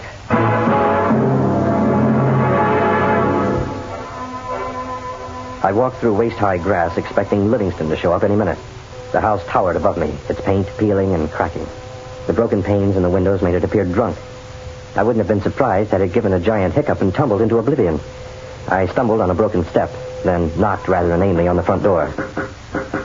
And the door fell in. So I went inside. The house was dark, dusty, empty. If I'd had the sense Polly said I should have, I would have been cautious. I wasn't. Someone hit me from behind, and I joined the door on a red velvet carpet. I was stunned, but not out. I heard someone run past me and up a staircase to the second floor. I got to my feet and ran after him. I knew that whoever it was had hurt me, but they were acquainted with the house, and I wasn't. I stopped on the open balcony, then heard a sound. It came from behind a closed door. I went toward it, jerked the door open, and... Matthew, are you trying to frighten me to death? Don't open a door like that. Polly, what are you doing in a closet? Hiding. I came in the back way, and then I heard... Did you hit me on the back of the head? Why did I do that? I don't know. I just had to ask. Now, how did you get up here without my seeing you? There's a back stairway. Ah, that's how he got away. Ooh. Okay, you kids, get out of here. You're trespassing. Oh, kids, nothing else to do than drive me crazy. Breaking windows, tearing up. Well, mister, aren't you a little old for this type of thing? You and your mother get out of here. I am not his mother. Sorry, we were looking for someone. In the closet? I was hiding in the closet. Okay, out. Now, just a minute. Who owns this property? The city. And they're going to tear it down. When? Any minute. Thank you. Sorry we bothered you. I thanked him and propelled the protesting Polly down the stairs and into the car. I would have to go back after dark. But after I got Polly out of my hair. Where are we going, Matthew? You are going to San Francisco. I am going to stay here. She exploded and kept it up all the way to International Airport. Between explosions and persuasions, I managed to find out that she didn't have a picture of Jason, but that he was about 25, tall, blonde, and that Maggie Moore of Pen Pals Incorporated had recommended him. I saw Polly safely aboard a plane for San Francisco, and then in the terminal spotted that happy tourist, Sid Dinelli. Well, hello, Sid. Welcome to paradise. Oh, no. What are you doing here? On a case. Aren't you a little late arriving? What'd you do, walk? I hate comics. I missed my plane, Matt. Then I got airsick and... And the stewardess didn't like you. Yeah. You want to ride into town? You're working on a case? No, just go away. All right, take the bus. Matt, wait a minute. You know how I feel about the bus. I drove Sid into town and dropped him at the Grayson Hotel. Promised to meet him later for a drink at the Shay on the Strip. Then I looked up the address of Pen Pals Incorporated. It was about a 10-minute drive. Mr. Slade, please come in. I've been expecting you. She may have been expecting me, but I wasn't expecting her. I had visualized her as the horn rim, hair in a bun type. She wasn't. Gainsborough called you about Jason Castor, huh? Yes. I have no record of him at all. I checked the files. Nothing. I don't know how he got Polly's name. Well, then you know that Paulette Van Breck is Polly Smith. Of course. But none of the pen pals do. Polly said that you recommended Jason. You didn't. No. Does anyone have access to your file? No, but there is no information about Polly Smith in them. She's listed as Paulette Van Breck, occupation writer. Interested in reading, cooking, horseback riding. Collects modern poetry. A well-rounded pen pal with no money. Exactly. Where do we go from here? We go to meet a friend, Sid Dinelli.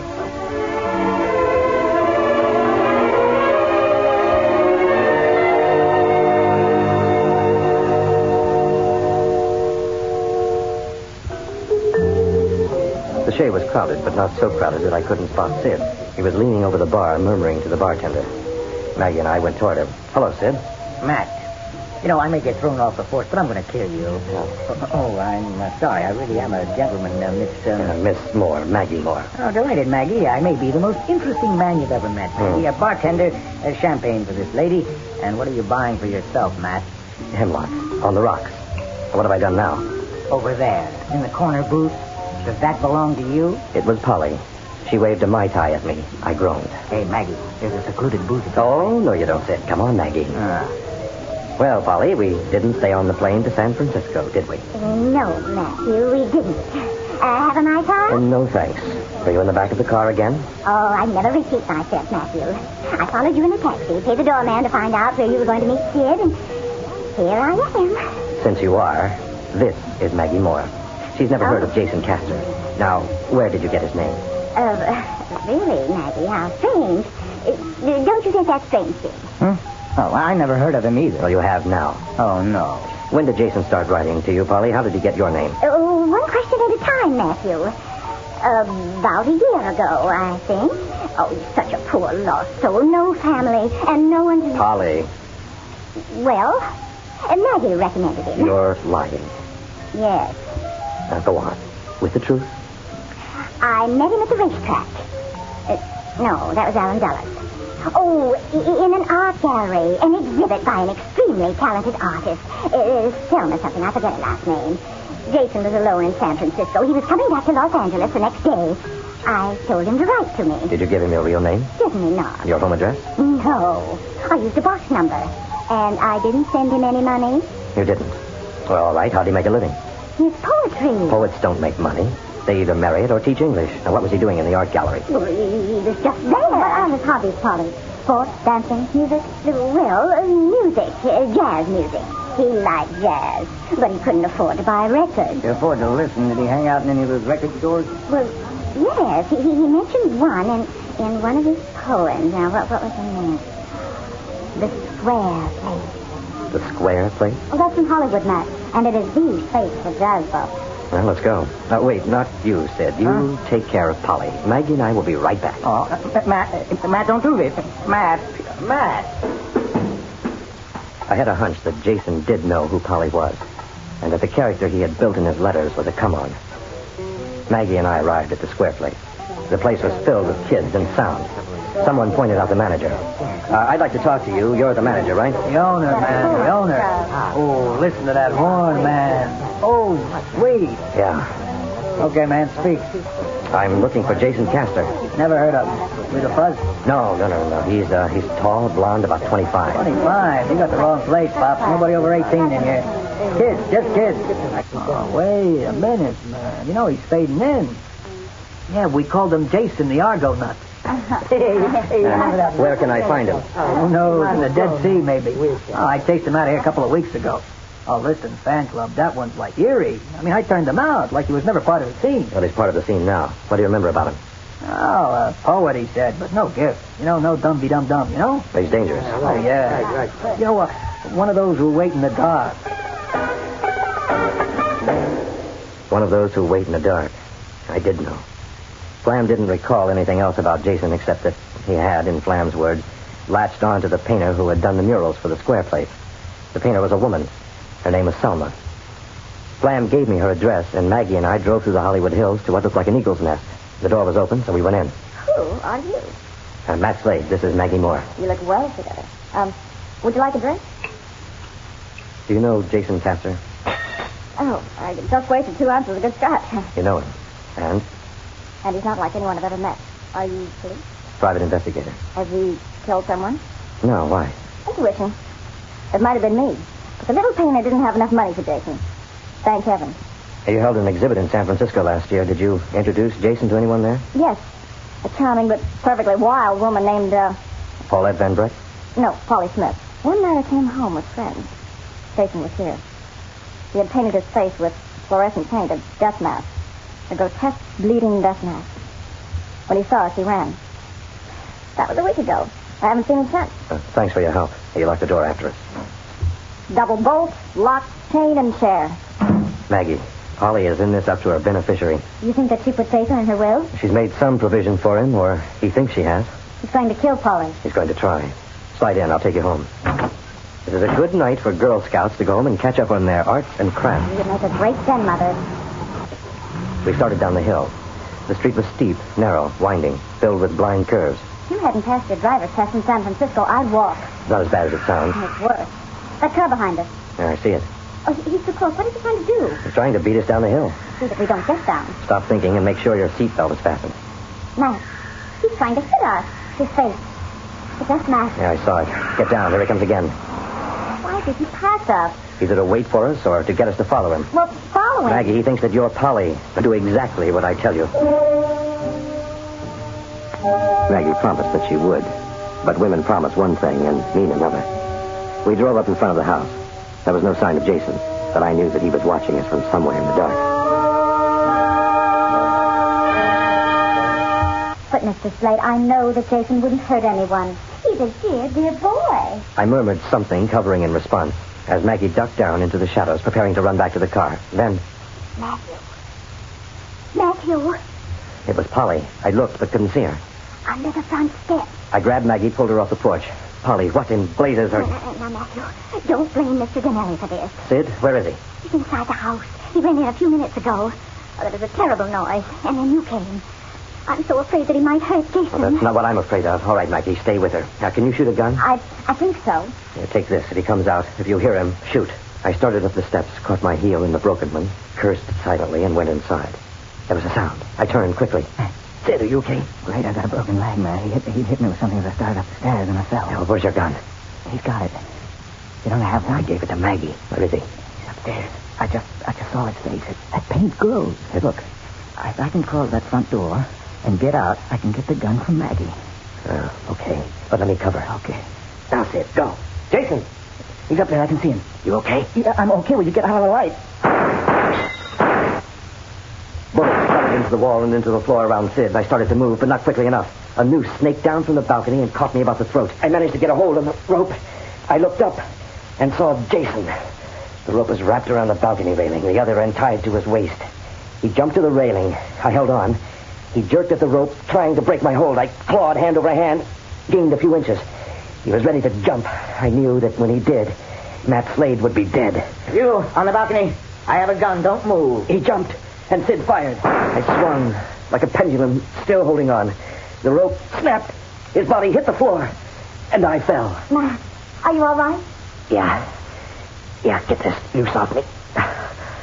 I didn't have too far to fall. What happened? Shucks. What happened, Matthew? Got to my feet. Moved to Jason. Bent over him. Oh, Matthew. You've killed my pen pal. I hadn't killed Jason. I'd come as close to killing him as he had to killing me. The score was even. Maggie went to call the police and ambulance for Sid, as Jason tried to convince Polly that he was just a little different from most pen pals. I agreed with that. I didn't agree that he wasn't trying to kill her.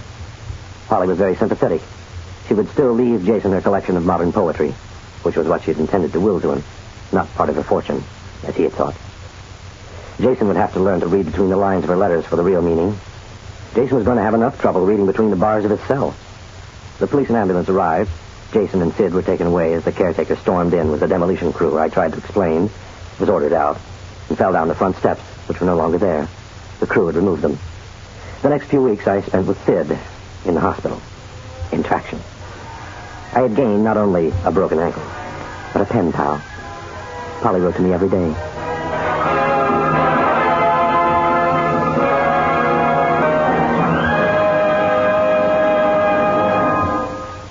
This is the United States Armed Forces Radio and Television Service.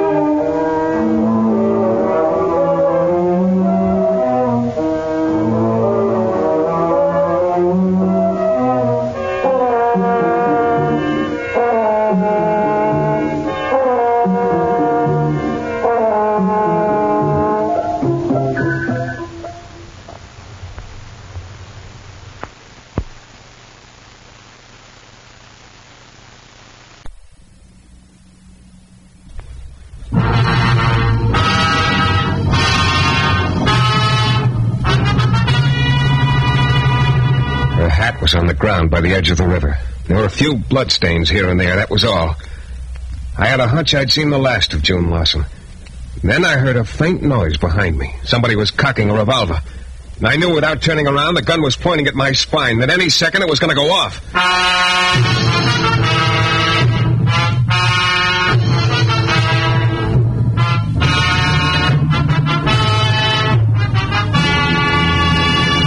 The New Adventures of Michael Shayne, Private Detective. Michael Shayne, reckless, red-headed Irishman, is back again in his old haunts in New Orleans. This is your director, Bill Russo, inviting you to listen to another transcribed episode which we call The Case of the Popular Corpse.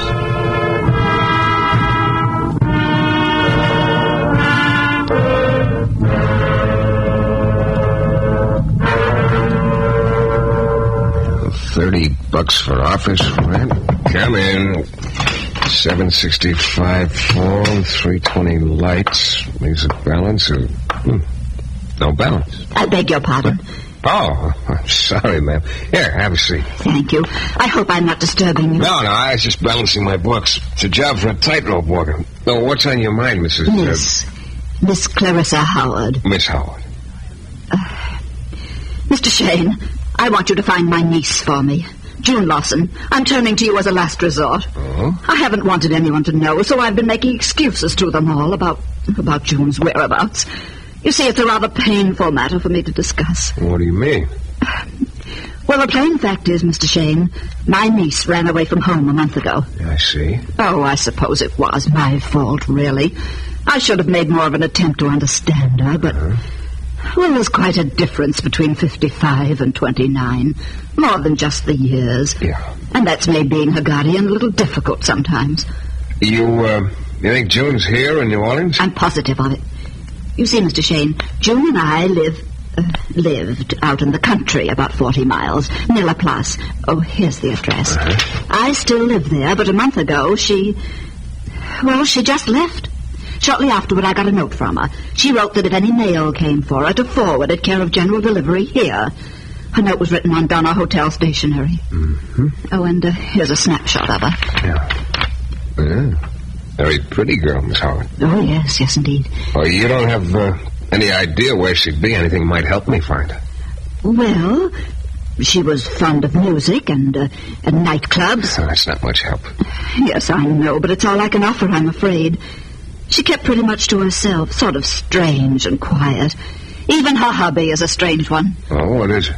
She collects epitaphs. Epitaphs? Is she kidding? Oh, no, she has quite a collection. Yeah, learn something new every day. Well, I can't guarantee anything, Miss Howard, but I will try to locate June Lawson. Oh, please do, Mr. Shayne. That is another thing. I'm not an alarmist, Mr. Shayne, but I'm a little worried about June. What do you mean? Well, I might as well tell you that she has some enemies. Oh? Yes, one in particular. A man named... Yeah? But that doesn't matter. I'm sure if we could just get her to come back home, she'll be safe and everything will be all right, and I'll be a very happy woman. Well, look, I'll do everything I can, Miss Howard, and I'll keep in touch with you.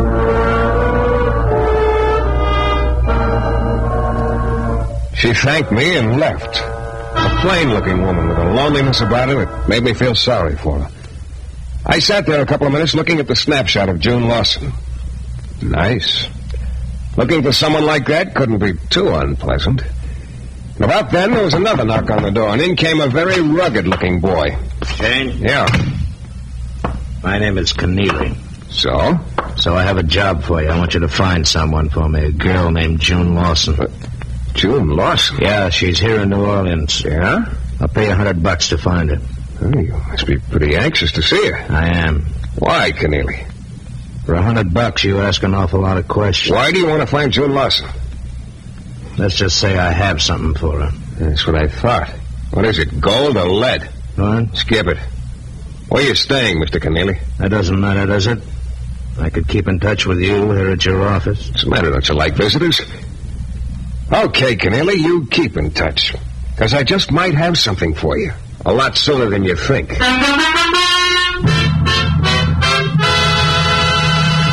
In a moment, we'll return to the new adventures of Michael Shayne and the case of the popular corpse.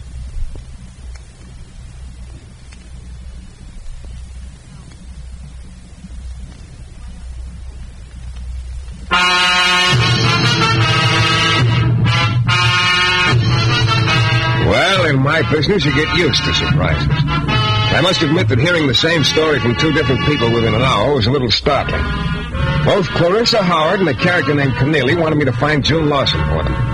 Only I had a hunch about why Keneally wanted to find her. I took the snapshot of June that Clarissa had given to me, went over to the Donna Hotel where Clarissa thought June might have stayed for a while. Clerk's face lit up like a pinball machine as soon as I showed him June's picture. Yeah, she's really something, huh? You remember her? Remember? Sure, June Lawson. Could I forget something like that? Oh, look, excuse me. You her boyfriend or something? No. Oh, yeah, she was a real looker. Sort of strange, though. How do you mean? Always kept pretty much to herself. You know, didn't give a guy anything in the way of encouragement. Yeah, I see. Of course, I was only trying to be companionable. Mm-hmm. Little girl all alone in the big city. You know, I figured she'd be sort of lonely. Yeah. But she couldn't see it that way. That's too bad. When did she check out? Check it. Day before yesterday. I think it was. That recently, huh? I don't suppose she left a forwarding address. No, I tried to get her to. You know, just a matter of record. Sure. No soap. Okay, look, one more thing. Yeah? That bull-necked individual sitting over by the door reading the paper. You see him? Yeah. What about him? So you guessed here? Don't place him. Why? No reason. He came in a couple of minutes after I did. I was just wondering. Afraid I can't help you there. Okay, doesn't matter. Thanks. I walked through the lobby and out the front door, and on the way I took a good look at Bullneck. But he never looked up from his paper. I don't know, maybe it was my imagination. The next day, for lack of any other starting place, I went down to the post office and found a bench where I could watch the people going in and out. I'd remembered Clarissa telling me June was getting her mail care of general delivery. Well, I don't know if you've ever tried sitting on a bench all day. If not, don't. It's nothing but dull. And then finally, in the late afternoon, I spotted Bullneck sitting across the street. I guess I stared at him for a couple of minutes before I realized I was supposed to be watching the general delivery window. I twisted my head around, and there she was, just melting into the crowd. The girl in the snapshot, June Lawson. Hey, wait a minute, June! Oh! I beg your pardon, lady, I didn't see you. Why don't you look where you're going? Look, I didn't mean to bump into you. What are you trying to do? I said I was sorry, lady. June, hey, wait a minute, June! Hey, well, how do you like that? She's gone. Well, at least I'd seen June. I could tell Clarissa that her niece was alive and in New Orleans. So the next day, I drove out to Miss Howard's home in the country. It was a rambling old place. It just sort of leaned tiredly against a grove of trees. Even the air around the house smelled musty, and I was beginning to see why June had left home. There was a dehydrated-looking gardener wandering around in front of the house, prodding the ground here and there. I went over to him. Pardon me, mister. I'm talking to you. Hey, is this where Clarissa Howard lives? This is where. Well, do you tell her I'm here, or do I knock, or what? Ordinarily, you'd knock. Okay, I'll be ordinary. Won't do you any good. Huh? Ain't home. Oh. And look, Chatterbox, would you mind telling me where she is? Don't mind. Except I don't know. Oh, fine. Away for the day. City, probably. Well, okay. By the way, you knew her niece, June Lawson, didn't you? Sure did. Did she ever say anything to you about where she was going when she left? Never did. Well, you're a big help. I was away on a vacation when June left. I come back, she was gone. Me Dawes had left, too. Guess neither of them like it here. Saw a point with me, mister. What, is June leaving or the maid? Neither. My vacation, that's the sour point. Why? Oh, Miss Hart, she says to me before I went, she'd get somebody to look after things while I'm gone.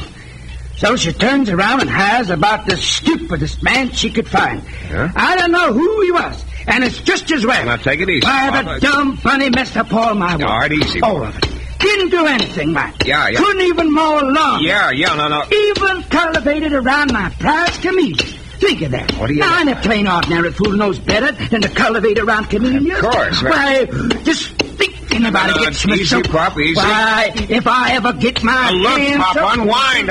I haven't the time. I'll see you later. It makes me so doggone mad. I left the old fella hopping around, doing a little shadow boxing and turning the air blue. I went back to town and tried to figure out my next move. I was getting nowhere fast. One thing sure, I had no ambition to camp at the general delivery window again. Then I remembered Clarissa had told me June liked nightclubs and music. Well, that was about as slim a lead as you can have, but it was better than nothing. So I started making the rounds of the night spots that had bands. Philippe's was first on the list. I put the snapshot down on the bar in front of the bartender. What'll it be, mister? This. Hey, that's nice. But not on the menu. I know. Ever seen it before? I'm afraid I haven't had the pleasure. Okay, thanks. Hey, wait a minute. Yeah, what is it? When you find her, bring her in, will you? I'd like to meet her. I kept going. I covered 15 spots by midnight. I was about ready to give up. Nobody recognized June's picture, but they all wanted to see the original. Then I tried spot number 16. My luck started to pick up. Yeah, let's have another look. Yeah. She's been in here before? Yeah, she comes in here every now and then. Oh, thanks. Look, have one on me, will you? I'm going to stick around a while, just in case. Make yourself at home, mister. Thanks for the drink. I waited about an hour, I guess. Then all of a sudden, she was standing in the doorway, June Lawson. Only she didn't come in, just took a look around, turned, and went out again.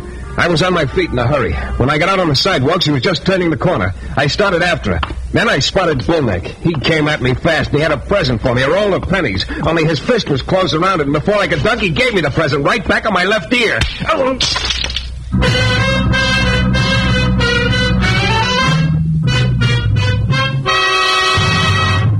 In a moment, we'll return to the new adventures of Michael Shayne and the case of the popular corpse.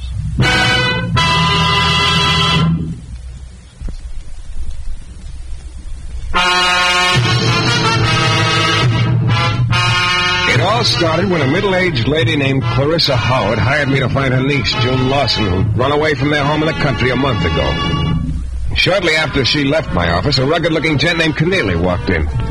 He also wanted me to find June, and I was betting his reasons weren't nearly as pleasant as Clarissa's. Anyway, I started looking for June. It wasn't long before I realized I was being tailed by a character with a size 18 collar.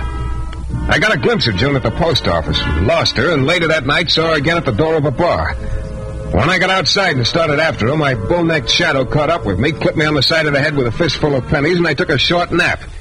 When I came out of it, the bartender was bending over me. My, look at all the pennies. You're not from heaven, brother, believe me. Some lump you got there. Yeah, thanks. I'll sell it to you cheap.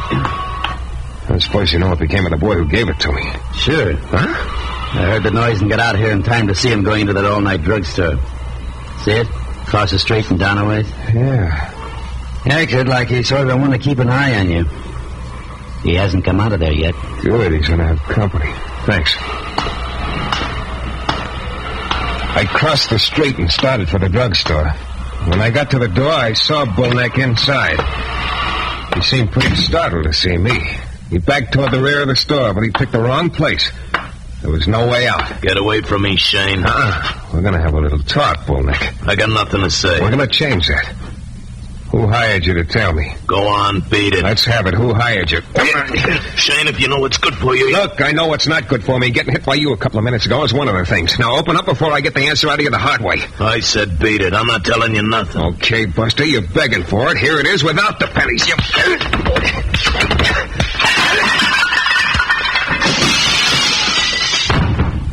All right. Come on, champ. That was just the first round. Lay off, Shayne. Lay off. You feel more like talking now? Yeah. All right, who hired you to tell me? Go on, talk. Keneally. Keneally? What's his angle? I don't know. Come on, Bullneck, open up or we'll go round and round again. I'm giving it to you straight. I tell you, I don't know. Keneally hired me, that's all I know. Keneally hired me. Okay. I think maybe you better retire from active service, though, as of right now. Well, I was no nearer finding June than before. But squaring with Bullneck for the lump on my head made me feel a little better about things. I went back to my office, and I was pretty sure I'd seen the last of Bullneck and the boy who hired him, Keneally. But that just shows how wrong you can be. When I opened my office door, there was Keneally sitting behind my desk. Hello, Shayne. You found June Lawson yet? What are you doing here, Keneally? Asking if you found June Lawson yet. Look, you know if I found her yet or not. That bullneck baboon of yours has been keeping you posted. I don't know what you're talking about. No, of course not. Now listen, Keneally, I know why you want to find June. I'm not going to be a party to it. You'll never find her through me. I've told Bullneck to lay off, and I'm telling you. Now get out. All right, Shayne. All right. But you haven't seen the last of me. That's a promise from me to you. But at the moment, I was more interested in bed than I was in Keneally's promises. So I went to my room and turned in. The next morning, I decided I'd better try again to see Clarissa so I could report to her, but she saved me the trouble. She was waiting for me at my office. Good morning, Mr. Shayne. I understand you came out to the house yesterday. Yes. I'm sorry I missed you. Have you found out anything yet? Well, I can't tell you where June is yet. Oh, I see.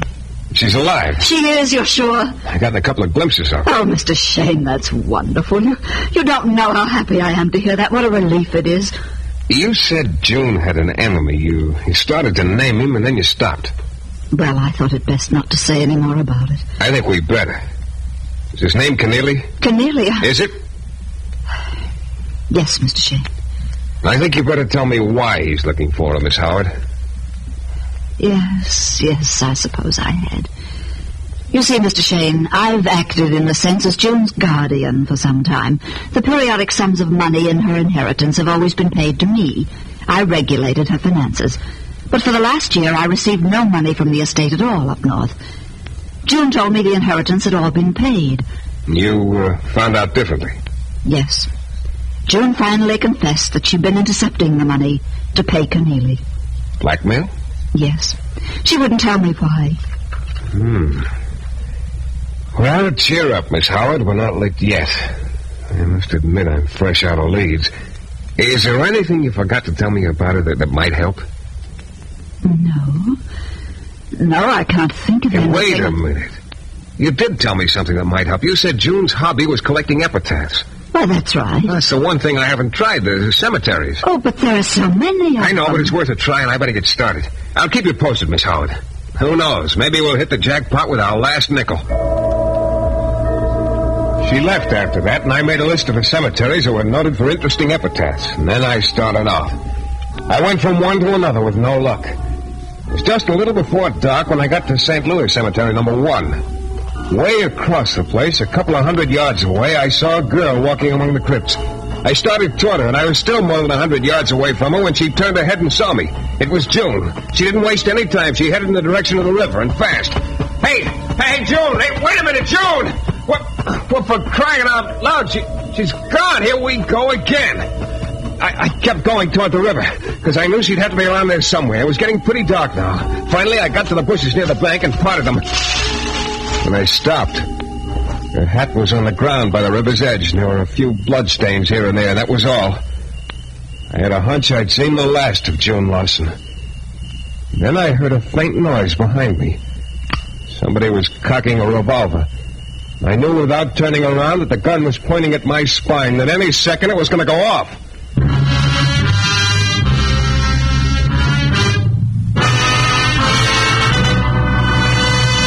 In a moment, we'll be back with a thrilling climax to tonight's Michael Shayne adventure.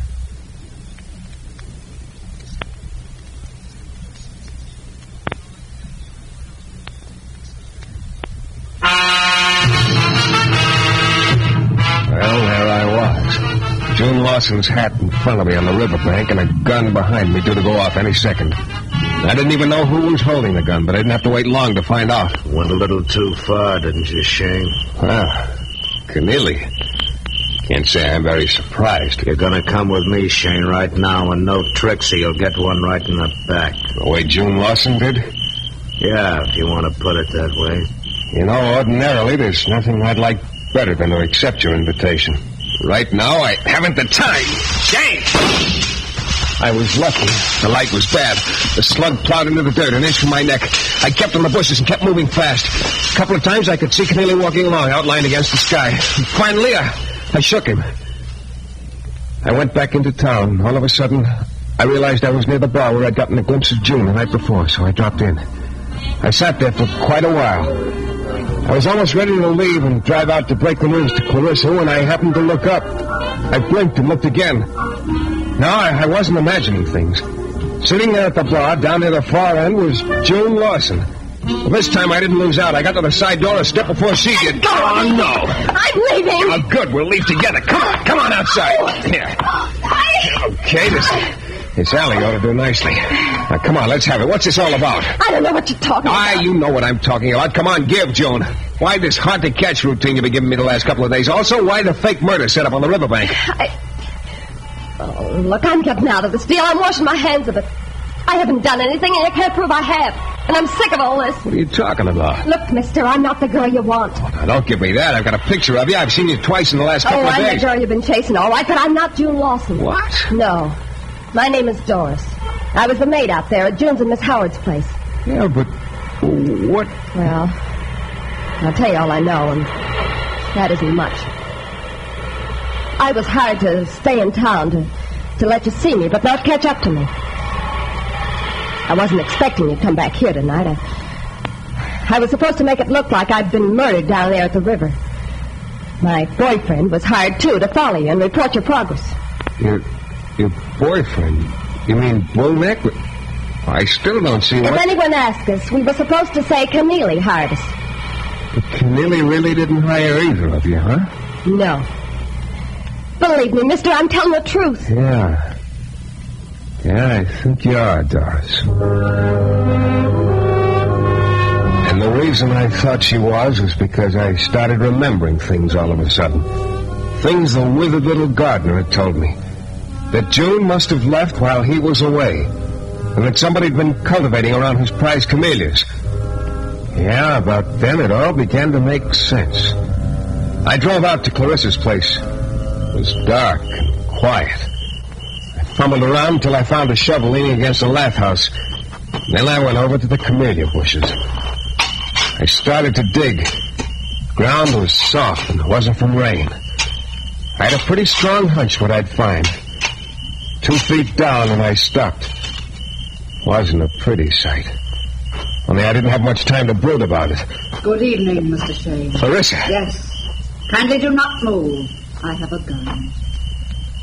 So, you've discovered my dear departed niece's resting place. Very clever of you. You killed the real June Lawson a month ago. It will be a month tomorrow. Very convenient of you to have dug your own grave, Mr. Shayne. Grave? Yes. You will rest in peace beside June there. Oh, wait a minute. Put down that shovel. Put it down! Come on now. Let's have the gun. Let's have it. That's better. Drop the gun, Shayne. Keneally. Yeah, Keneally. Oh, look. You won't get away this time, Shayne. No, you, Clarissa. I don't know what you're talking about, Mr. Keneally. Look, if you let me get a word in... You haven't time for many more words, Shayne. You killed my cousin. That's why you're going to die, too. Your cousin? Yeah, June Lawson. June, but... A little while ago, down on the riverbank. I missed you then. I won't miss you now. Look, you got it all wrong. Clarissa hired me... Yes, I know Clarissa hired you. To kill June. I know all about Clarissa. I tell you, I don't know what You've been stealing the money from June for 2 years, Clarissa, from the estate. I became suspicious. Came here to investigate. So that's the motive, Clarissa.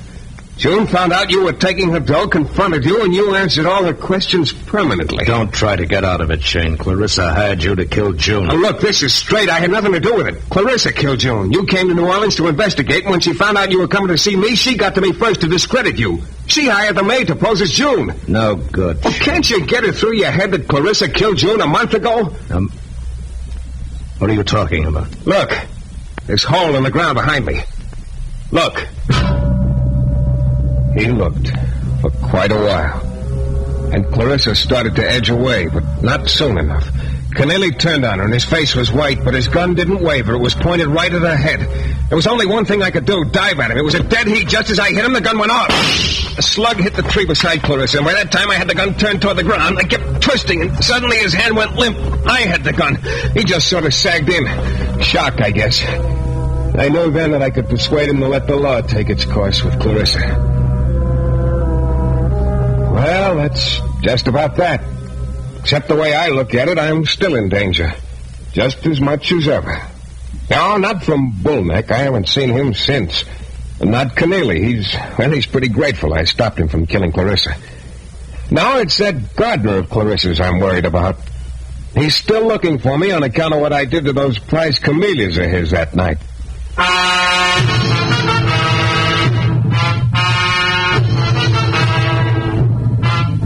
This is your director, Bill Russo, again. Our story is based on characters created by Brett Halliday and was written by Bob Reif. The music is composed and conducted by John Duffy, and Michael Shayne is portrayed by Jeff Chandler. The New Adventures of Michael Shayne is a Don W. Sharp production, transcribed in Hollywood and distributed exclusively by the Broadcasters Guild.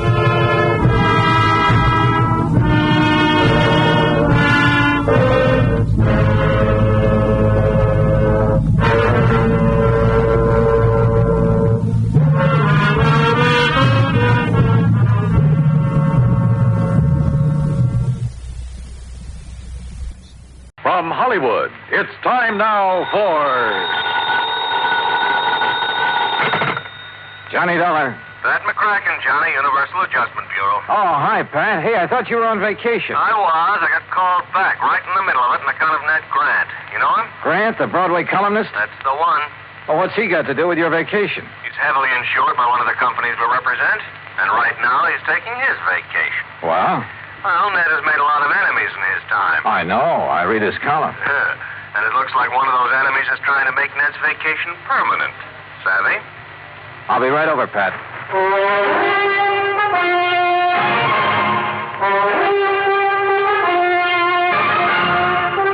Bob Bailey in the exciting adventures of the man with the action-packed expense account. America's fabulous freelance insurance investigator. Yours truly, Johnny Dollar.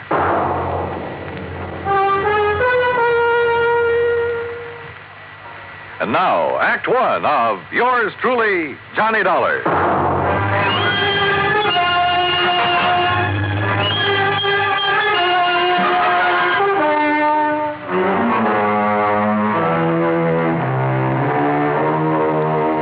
Expense account submitted by Special Investigator Johnny Dollar to the Home Office, Universal Adjustment Bureau, Hartford, Connecticut.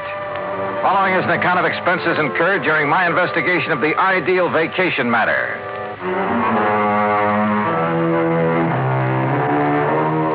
Expense account item 1, $1.20 for a taxi from my apartment to the office of Universal Adjustment Bureau, where Pat McCracken was waiting for me, his face covered with sunburn and worry. Just when I was beginning to relax and enjoy my vacation. Sit down, Johnny. Thanks.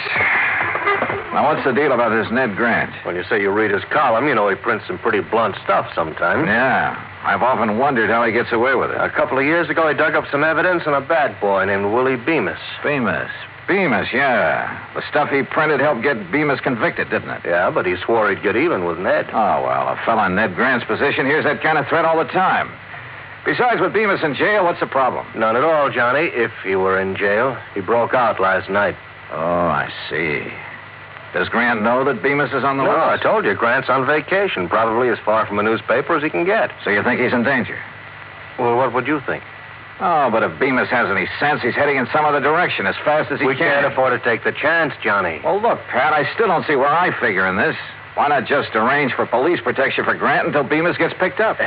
Want to protect the guy, you got to find him first. Find him? Yeah.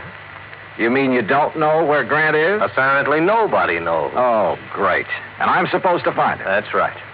Oh, and do me a favor, huh? Like what? Find him before Willie Bemis does.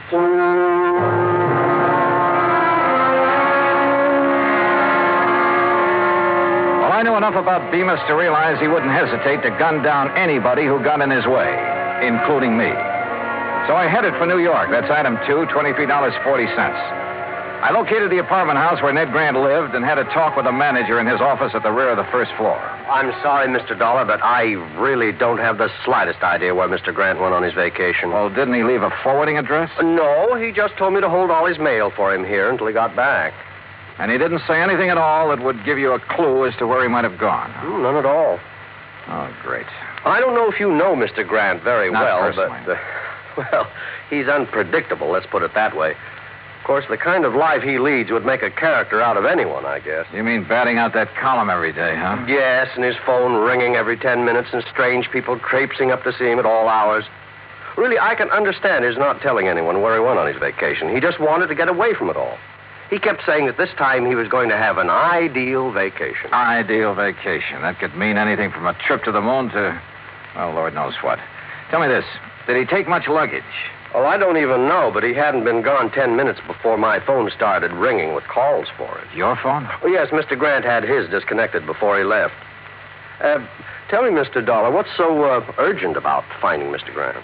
There's an escaped convict named Willie Bemis who has it in for him. Oh? He could be looking for Grant. If so, I have to find Grant first. I see. Well, I wish I had more information for you. Oh, I tell you, you might try Miss Anthony. Huh? Possibly she could help you. Well, who's Miss Anthony? Doris Anthony, a close friend of Mr. Grant. Oh? Do you know where I can find her, where she lives? Well, as I understand it, she has a small apartment somewhere on East 73rd Street. Good, I'll find it. Thanks, Mr. Crothers. I walked outside and hailed a taxi. But then, just as I was about to step into it, I froze. Because I caught a glimpse of somebody walking quickly into the service entrance at the side. And there was just enough light to tell me it was none other than Willie Bemis. I headed back in fast and straight to the door of Crothers' little office. The door of it was locked. Crothers, open up. Crothers. Okay, then I'll open it.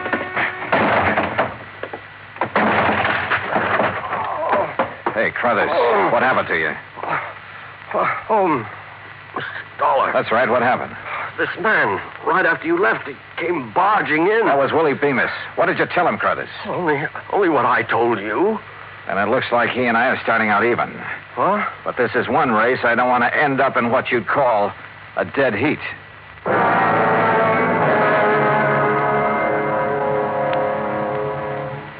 Act 2 of yours truly, Johnny Dollar, in a moment.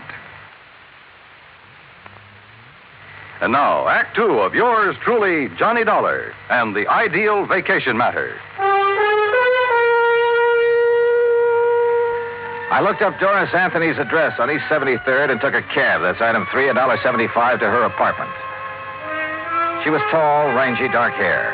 And somewhere along the line, I'd seen her before, but I couldn't remember where. Ned Grant? How would I know where he is? He isn't exactly the sort of guy that lets you in on his plan. Hey, listen, Doris, this may be the oldest line in the book, and I know it, but haven't I seen you somewhere before? Could be. I've been around a while. Like where? Oh, I used to sing in a couple of clubs around town. That's where I met Ned. He liked me, so he helped me. In his column, that what you mean? Yeah, that's what I mean. His apartment manager says you're a very good friend of Ned's. He has a lot of girlfriends. My main claim to fame is I'm always handy. Well, look, Grant told the apartment manager he was going to take an ideal vacation. Any idea what that would mean? Or where? Sure, wherever there are girls. What do you want him for? Somebody's out to get him. What do you mean, who? Willie Bemis. That name mean anything to you? Bemis is in prison. He was. He's out now. What? When? You didn't know? I haven't read the papers today. Does that change your mind any about helping me find him? Look, really, I don't know where he is, honest. There is one thing that might help, though. Yeah, what? Well, a week or so ago, while I was out with Ned, he stopped into the travel agency. Davis, I think the agent's name was, on 51st Street, around there. Okay, I'll follow it up. Johnny, if Ned doesn't know, Bemis... Yeah, and if I don't get to him first, he's in for a real nasty surprise.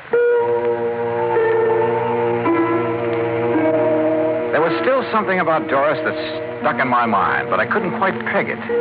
So I decided to do a little quick research on her. I dropped in to see an old friend who worked in one of the newspapers. We dug through a lot of clippings in the morgue. Doris had sung at half a dozen spots around town, and there were a lot of pictures on her. Then I came to one that rang a large-sized bell. It was a shot of her sitting at a nightclub table. And the man sitting there with her was Willie Bemis. I headed back to her apartment fast. But she was gone. The manager told me she'd left in a hurry and with a suitcase. Now I didn't know where I stood. If Doris was still friendly with Bemis, it could very well be that she knew where Grant was and was helping Willie Bemis find him. In that case, the lead she gave me on the travel agent was only a bum steer to throw me off the trail. But the way things stood, I didn't have anything else to go on at the moment, so I had to take a chance she'd been on the level. I headed for West 50th Street, and the travel agent she told me about, a man named Davis. Ned Grant. Look, customers like him I can do without. What do you mean by that? Here, I'll show you. Here we are. A reservation at Nassau. Here's one in Bermuda. Oh, and here's one for the Virgin Islands. He had you make all those for him? Every one. That sort of thing doesn't make me very popular at those resorts, believe me. Well, it's a cinch he can't be at all those places. If you ask me, he's not at any of them. He's always doing that sort of thing. Well, that's a lot of help. Just the same, I'm going to call those places. Where's your phone? Right there on the desk. But I tell you... Excuse me. Hello? Who? Oh, yeah, just a minute. It's for you, Mr. Dollar. Oh, thanks. Johnny Dollar. It's Doris Anthony, Johnny. Well, I didn't think I'd be hearing from you again. Why not? After I found out you were an old friend of Willie Bemis, I went back to your apartment. You'd cleared out. Johnny, I'm no longer a friend of Willie Bemis. Oh, now, wait a minute, sister. It's the truth. But I was afraid he might come to see me. That's why I left. Oh, sure. Johnny, the reason I'm calling, I think I know where Ned could be. Where? Well, I'm not sure, but a few days ago we went to see a friend of his named Mike Hastings. Mike owns a ski lodge up in Vermont. Ski lodge? There's no skiing this time of year. I know. The lodge is closed, but Ned's gone up there once or twice before when he wanted to get away from everything. Okay, where is it? It's called Hastings Lodge, about 20 miles beyond Bradbury, on a little country road. Now, look, I have no choice but to go on up there. Have you told anyone else about this? No, of course not. Okay, Doris. Don't. Expense account item 4, $38.50. Transportation by plane and rented car to Hastings Ski Lodge. As I jounced over the bumpy road up in the Vermont woods, I couldn't help thinking this might be strictly a wild goose chase. But at the moment, I couldn't afford to pass up any lead. It was after dark when I finally drove up to the lodge. It sprawled on the side of a hill way out in the middle of nowhere. There were no lights on, no sign of life about the place at all.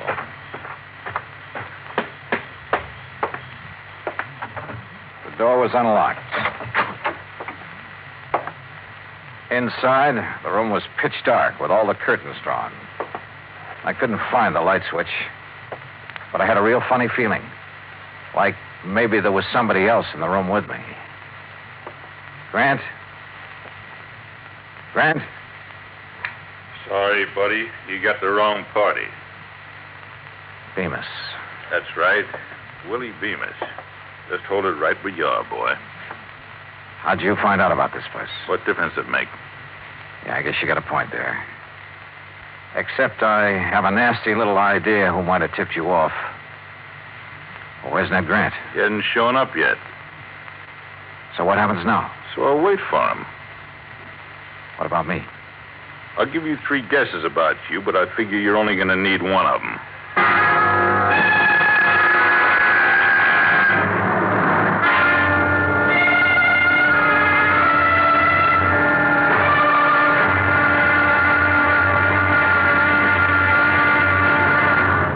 Act 3 of yours truly, Johnny Dollar, in a moment.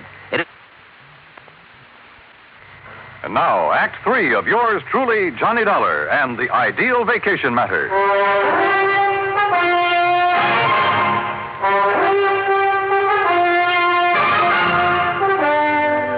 Stand still, Dollar. My gun is on the left, if that's what you're looking for, Bemis. Oh, thanks. So Doris tipped you off, huh? I had a little talk with her. And I thought she was a friend of Grant's. You never know, do you? I guess you're right. Dollar, I'm afraid you're in my way around here, and that means... Well, you get the message, don't you? Yeah, I get the message. You see, you made just one mistake. What's that? You should have stayed at home. Yeah, I should have stayed at home, all right. And if it weren't for Ned Grant, I could have. And then it hit me. Sure. Suddenly I knew what the ideal vacation meant for that crazy Broadway columnist. The answer had been right under my nose from the start. Yeah, I'd finally figured out where Grant was. But it wasn't doing me much good. I had to get out of here, and at the moment, my chances didn't look too good. You know, Dollar, you got a very funny look on your face. Have I? Yeah, like something just rang a bell with you. Oh, sorry, Bemis. It's just my normal delirious expression. Okay, funny boy. Play it your way. Over against the wall. Move. Hold it. Listen. There's a car outside.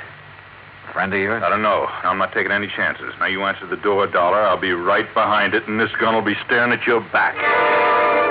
It could be Ned Grant who'd driven up, in which case I'd have to warn him somehow.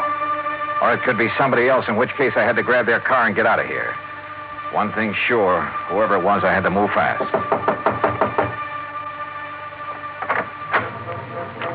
Johnny? I pulled the door open wide, then threw my weight against it. It slammed into Bemis and flattened him against the wall. He was off balance, so I crawled and his gun went flying. But I couldn't see where, and I couldn't take time to look. I grabbed Doris. Johnny! Come on, now, into the car.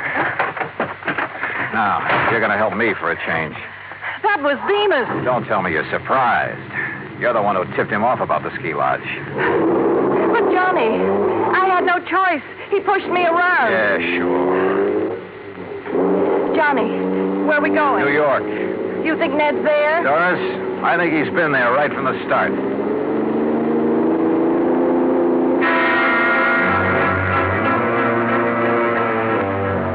We stopped at the nearest town to call the sheriff. I wanted his boys to try and intercept Bemis. He was a cinch to be following us by now. Then we headed for the city. The sun was rising when we pulled up at Grant's apartment house.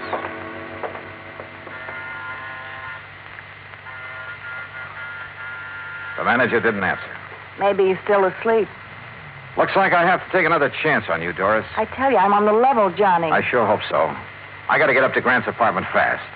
Now, there's a payphone over there in the lobby. Call the police and then meet me upstairs. Go on. Okay, Johnny. I went upstairs and pounded on Grant's door, but no answer. I went to the end of the hall and out onto the fire escape. Yeah, there was a ledge. Carefully, I worked my way along it to a window. It was Grant's bedroom, all right. And there he was, sound asleep, with an empty bottle on the bed table. So my hunch had been right. Sure, it was the ideal vacation for a guy who was pestered by everybody in town. Tell everyone you're leaving the city, then disconnect your phone and hole up in your apartment for some real peace and quiet. I went to the front door. Doris? Yes, Johnny, let me in. Okay, just a sec. Well, Doris, I was... Well. Well. If it ain't Johnny Dollar. Hello, Bemis. Now, ain't this nice? So you did it again, Doris. Honest, Johnny, I couldn't help it. He has a gun. He made me. Yeah, sure. Pretty smart, huh, Dollar? Finding Ned Grant for me? You know, I don't think I'd ever thought of looking for him here. But you did, so you're a smart boy. Okay, now look, Bemis. Don't interrupt me while I'm talking. Like I was saying, I'm much obliged to you for helping me find Grant. Now that I got him, okay. So I don't need you around anymore. No, don't! Slowly and with a smirk on his face, Bemis raised his gun until it pointed straight at my head. It flew out of his hand. The shot had come from outside, down the hall. Suddenly, the corridor was swarming with police. Bemis dove for his gun. Well, you don't get me. Instead, he collected the butt of one over his left ear. Thank goodness they got here. So you did call the police after all? You bet I did. Now, do you believe I'm on the level? Yeah, Doris, I guess I do. And you took a mighty good way to prove it. What's going on here? Ned. So you finally woke up, or sobered up. Hey, that's Willie Bemis they're carting away. It sure is. Well, what's he doing here? What's going on, huh? Hey, look, Bright Eyes, you better go on back to bed. But I don't understand. Just write the whole deal off as a bad dream, huh?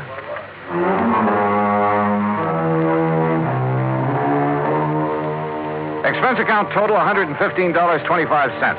And look, the next time you send me out to protect a guy, don't pick one who's going to sleep all the way through the deal, huh? I don't know, it kind of takes the sport out of it.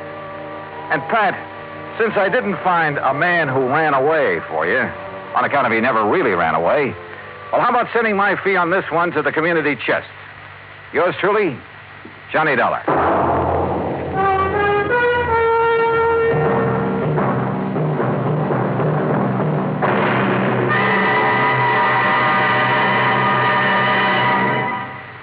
Our star will return in just a moment. And now, here is our star to tell you about next week's story. Next week, an old racket comes to light and nearly cost me my life. Join us, won't you? Yours truly, Johnny Dollar.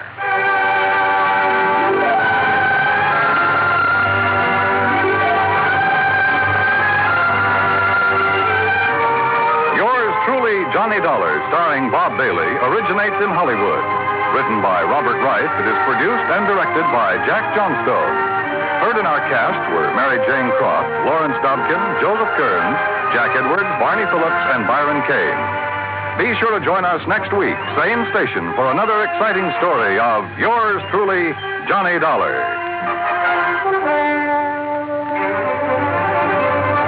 This is Dan Cubberly speaking.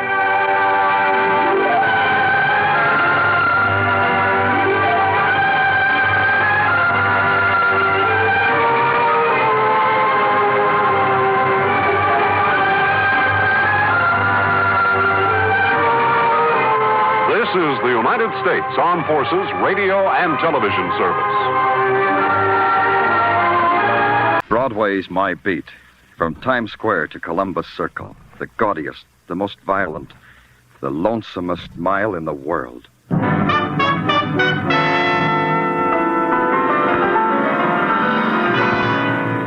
Broadway's My Beat, with Larry Thor as Detective Danny Clover.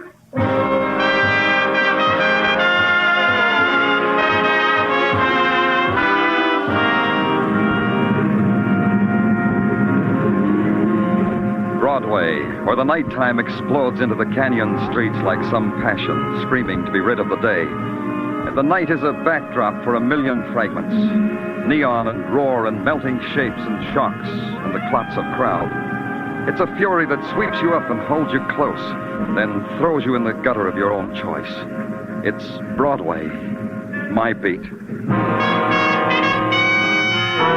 At 2 o'clock in the a.m., Broadway is laughing itself to death. It's a time for doing either one of two things. You nod to the bartender for another one, or you buy the papers and go home. Me, I bought the papers, but I didn't go home. Back to headquarters and write out a report on a visiting convention delegate with a wayward buzzer. It had to be done. I owed it to the taxpayers, because the taxpayers had supplied me with a sergeant named Tartaglia. Them convention delegates never give up, do they, Danny? Nope, I never do. You know, I never forget what happened 3 years ago, the time I went to a convention. Tell me later. Answer the phone. Yeah, Danny. Sergeant Tartaglia speaking. What? Now, wait a minute, I can't understand you, lady. Well, what? What is it? Some dame on the phone, laughing, crying all at once. I can't make out heads or tails. Well, let me have it. Yeah, here. Danny Clover speaking. I'll be dead. I'll be dead. Who is this? Dead. Oh, hurry, please. Please, hurry, please. Well, pull yourself together. I can't understand what you're trying to say. All right, I'm trying. You see, I'm trying. Well, sure you are. Now, talk to me. Tori. Tori Jones, that's my name. Tori Jones. Good. Talk slowly. Yes. Tell me where you live, Miss Jones. In the village. Greenwich Village, 1112 Bank Street. Please. Don't say it again, Miss Jones. I'll be right there.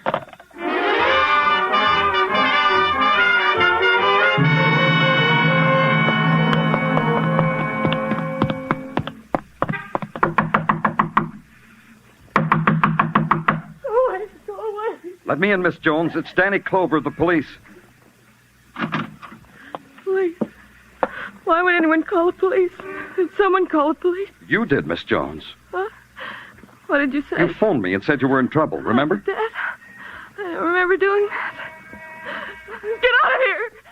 Get out of here! Easy, Miss Jones, easy. All you need to know is that I've come to help you. Do you hear me? Do you hear me, Miss Jones? Why do you do that? I didn't mean to be rough. I didn't mean that. I mean, why do you call me Miss Jones? Aren't you Tori Jones? No, I'm in there. The beautiful Tori Jones. The girl most likely. She's in there. Behind that door. Oh, want her now.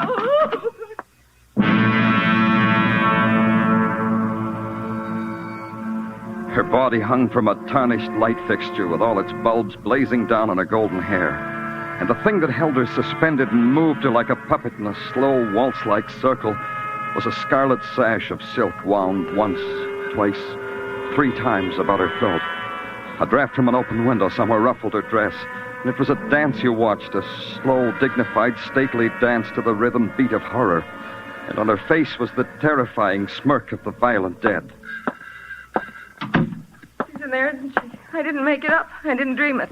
Tell me she's in there, policeman. When did you find her like that? A minute, a year, 100 years before you came. I just got home from a date, and he kissed me at the door. I went in and called to Tori. She didn't answer. And I went into the bedroom to see if she was asleep. She wasn't. She was like that. Like that, with that horrible smile. You live here, then? I'm her roommate. Tori's roommate. I'm the plain one, Beth Stafford, the plain one. Tori called me about 15 minutes before I got here. Was she with anyone? Pull yourself together. Was she with anyone tonight? Can you tell me that? I don't know. Leave me alone. I don't know. I think she had a date. Tori always had dates. Every night of her life was a date. Where's she from? Who are her people? I never asked her. All we knew about each other is what happened to us in this room. The phone calls, the meals, the screaming you hold in. Where did she work? At Sterling Incorporated. She was a dress model there. Sterling Incorporated, huh? Okay. I'll want you to stay here, Beth. You won't go away. All right. I could send a doctor. Do you want me to do that? I'll be all right. Just get rid of that. And I'll be all right. Mr. Clover. Yes? Girls like Tori always end like that. Don't they? Don't they, Mr. Clover?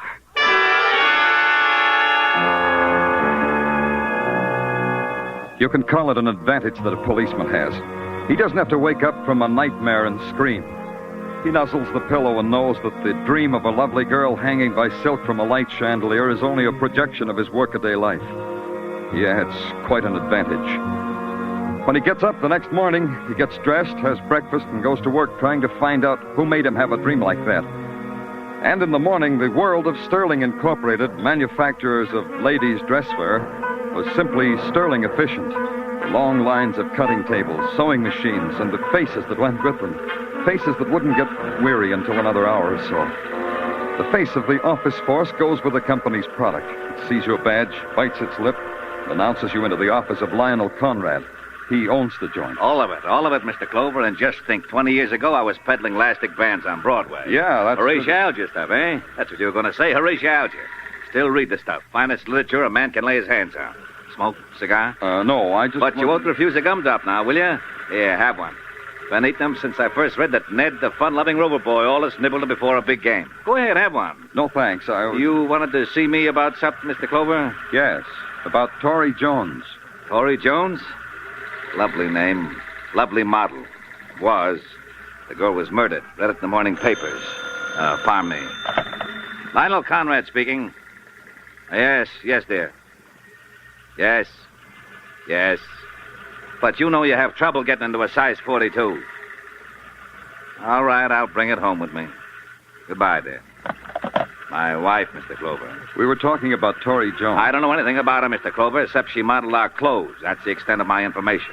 Our designer sketches the dresses. We make them. Models like Tori model them. Well, I got my tip, Lionel. See you later. Second, Martin, I want you to meet... No time for a salesman. I'm late now. Who was the racket man? My shop manager, Martin Driscoll. Only he don't spend a lot of time in the shop. I gotta talk to him about that. It worries me. You got worries? Plenty. Somebody's stealing my designs, Mr. Clover. Somebody's stealing exclusives and peddling them to two-bit mass-production dressmakers. Yeah? How could that be done? I wish I knew. Ira makes the sketches. I okay them. They turn up in basement stores at $12.95 per line. Who's this Ira that sketches? Ira Getz, my designer. Uh-huh. Where do I find him? In the village. That's where his studio is. You'll get the address from the girl at the desk. Will there be anything else, Mr. Clover? Nothing. Thanks a lot. For what? I don't know. Maybe a motive for murder?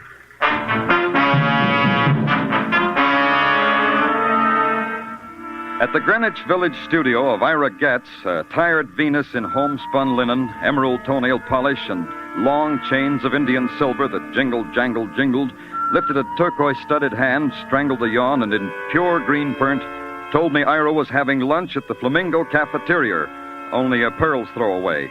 She fell asleep while she was talking, so all I had left was the Flamingo Cafeteria. The Flamingo, 7th Avenue's haughty answer to the left bank. The delicate poets eating chopped herring like it was snails and wine. The girl athletes lobbing Freud and insults across their littered trays. And the fellow who's learning French off a phonograph record. You are looking for someone or something, mon ami? A man named Ira Getz. You know him? Do I know him, the gallant asks. Of course I know him. Who doesn't know Ira? He's working. Il travaille. Where is he? Over there, mon ami, at that table near the wall, surrounded by his usual coterie of sycophants. Oh, thanks. Il n'y a pas de quoi. Oh, I said it, Stephen, I said it. It's abysmal what Dolly is trying to do. Can you imagine acting like that about Picasso? Oh, that's great. Pardon me, are you Ira Getz? Don't interrupt while I'm talking. Dolly, stunning craftsman, but by what right? I'm Danny Clover of the presume... police, Mr. Getz. Maybe you want to talk to me, huh? Police? Fair weather sycophants, Mr. Getz. They needn't have left on my account. Maybe it's because we have nothing in common with the police. Nothing to talk about, Tori Jones, we could make conversation about her, couldn't we, if we tried? All I know about Tori is that I sketched her in things I created. This creating, it pays well? Well enough. What are you getting at? Your boss tells me your designs are being stolen. Does that bother you? As long as I get paid a living wage, nothing bothers me. Isn't that how it is all over? You could add to your income by selling your drawings twice to a competitor of Sterling Incorporated. Tori could have found out about it, and you could have... Murdered her? I don't think so. No. Converse some more, Mr. Clover. Were you ever out with Tori? No. It can be checked, Mr. Clover, was it? Who passes in your drawings at Sterling? Lionel Conrad? No, Martin Driscoll does that. As a matter of fact, I gave him my spring collection only a little while ago. Oh? Where is he now? Philadelphia, probably. Business trip. Don't look so sad, Mr. Clover. He'll be back in time to dress for the opera tonight. Anything else? No. Tell your coterie to come back, Ira. They'll love it. Now you're a martyr. It became a matter of routine. I grabbed a loose detective named Muggavan and gave him a detailed description of Martin Driscoll, planted him at Penn Station, and had him check all the incoming trains from Philadelphia. Muggavan was conscientious. He called in every 40 minutes with no word. He got sadder all the time. But at 5:40, there was a lilt to his voice. Driscoll was back in New York. In fact, he was in his apartment, and Muggavan was waiting outside. In 10 minutes, I was outside, too. Hi, Danny. Hi, is he still upstairs, Muggavan? No, that's him getting in that cab over there. The guy in a top hat, white gloves, and tails. Well, he's a little early for the opera. Mr. Driscoll! Mr. Driscoll! He didn't hear you, Danny. Maybe not.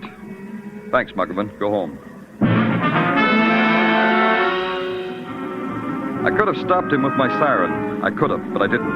If Mr. Driscoll were going to the opera, he was going too early, and he was going by way of the third act overture. His cab headed downtown and east toward Greenwich Village, so I followed. It swung into 8th Street. Me too. Then it stopped in front of the studio of one Ira Getz. I passed it, parked a half block further down, and waited. A 2-minute wait, enough time for Driscoll and Getz to have a long handshake. Then I entered the doorway of the apartment house. It was that 2-minute wait that ruined everything. The shots came from Getz's apartment. When I got to the door, all I could hear was a lot of pain. I'm hurt. Yeah. Not too bad. Help me. What happened? I don't know. Ira and I were talking, and someone... See, through that open window. Somebody shot through. Yeah. Where's Ira Getz? There, at the piano. There. Aren't you going to call an ambulance for me? For Ira? We need help. Not Ira. Not anymore. He's dead.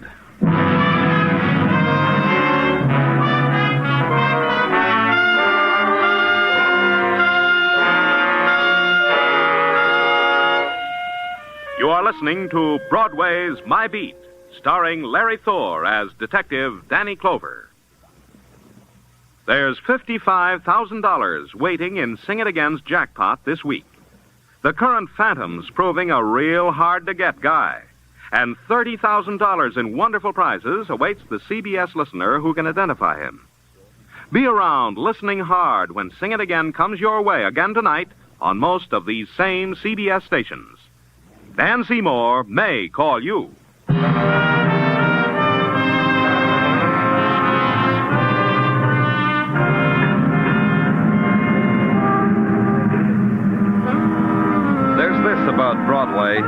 wants everything neat and in place.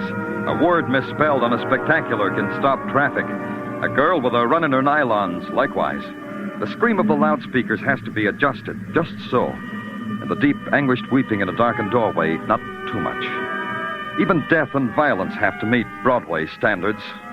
Broadway weighed the death by hanging of a golden girl named Tori Jones, balanced it against death by bullets of a designer named Ira Getz. Found they measured up and gave it its seal of approval. Artist and model murdered. Grade AA. The wounding of a man named Martin Driscoll, that was okay, too. Broadway waited outside the emergency hospital to see how it came out. I waited inside for the same reason. You're a lucky, lucky man, Mr. Driscoll. It's only a flesh wound. A little more to the left, you'd be a dead duck, as we say in the profession. Very amusing, Doctor. Now, this may hurt. Just grit your teeth or something. Brave fellow. Now we're almost at the finish line. A little washing, some bandages, a few kind words. Is it all right if I talk to Driscoll while you're doing all that, Dr. Sinsky? Oh, of course. It's all right with him. It's all right with me. Why did you go back to Getz instead of going to the opera, Mr. Driscoll?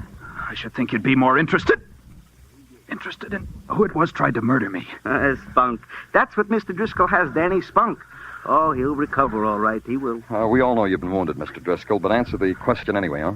Why did you go back to Getz? Well, there was something about his drawings that needed correcting. You didn't have the drawings with you? No, but Getz would know what I was talking about.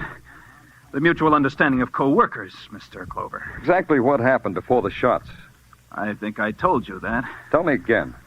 I rang Ira's bell. He came to the door. We talked about the drawings. I heard a shot, several shots. I had this sudden, terrible pain in my side. And then you were standing over me. That's all that happened, Mr. Clover. Why should anyone want to murder you?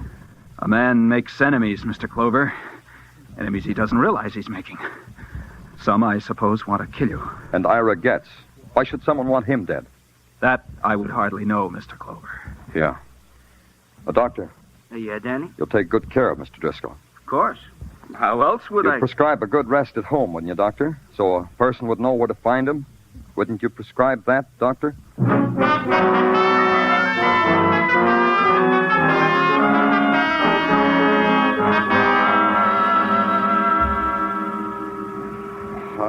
Confusing, huh, Tartaglia? It's a cookie. A what? What I'm holding under your nose, a cookie. Mrs. Tartaglia whipped them up on her mixmaster. A bagful. Have some, Danny. Everybody offers big goodies. Oh, yeah, thanks, Tartaglia. Real good.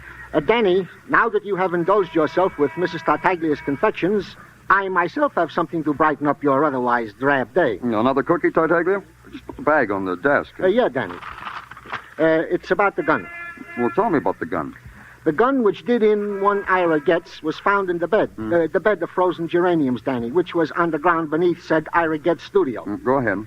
The bullet, which also grazed the side of Martin Driscoll and was recovered from the woodwork, also was fired from said gun. Conclusion. The hand behind the gun that pulled the trigger that shot Ira Getz was also the hand behind the gun that pulled the trigger that nicked Martin Driscoll. Well, get off the dime, Tartaglia. What about prints? No prints. White clean. Okay. Gun's registry. Tell me about that. Foreign make. Probably a war souvenir. So? So, if it was war loot that was registered, we'll trace it. Well, like we're trying to do now. Was that all? That's all, Danny. That's the news from me to you. Great. You did a fine job on my otherwise drab day. Get me a squad car, Tartaglia. Yeah. Can I have my cookies now? Well, didn't you hear me? Get me a squad car.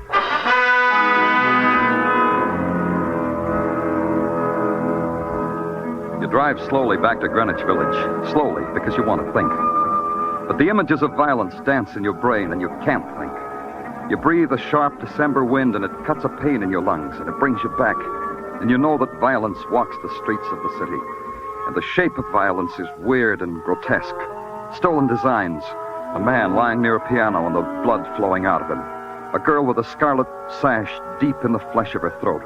And finally you're there to talk to a hysterical girl. And you hope the hysteria is gone because something has to make sense. It's good to have someone to talk to, Mr. Clover. I haven't talked to anyone since Tori. How are you, Beth? Are you all right? Sure, I'm all right. I want to ask you some questions, Beth. Try to answer them as simply as you can. Don't I always, Mr. Clover? I even did the night. What questions? You knew Tori maybe better than anyone else. It's the way I knew her, Mr. Clover. Who would want to kill her? I can tell you that. I wanted to kill her. Over and over. How many times I've wanted to do that, over and over. Why, Beth? Look at me, Mr. Clover. Look at me. Isn't it plain? Isn't it? Go on, Beth. Let it spill out, all of it. Everything I ever wanted, she had. It's like in the movies, isn't it? The Princess and the Ugly Duckling. Clothes, presents, men. Men who called for her, took her out, showed her a good time. What men, Beth? Oh, big men, important men. Like who? Like... I'm not going to keep it back any longer. I don't owe him anything. He never even looked at me.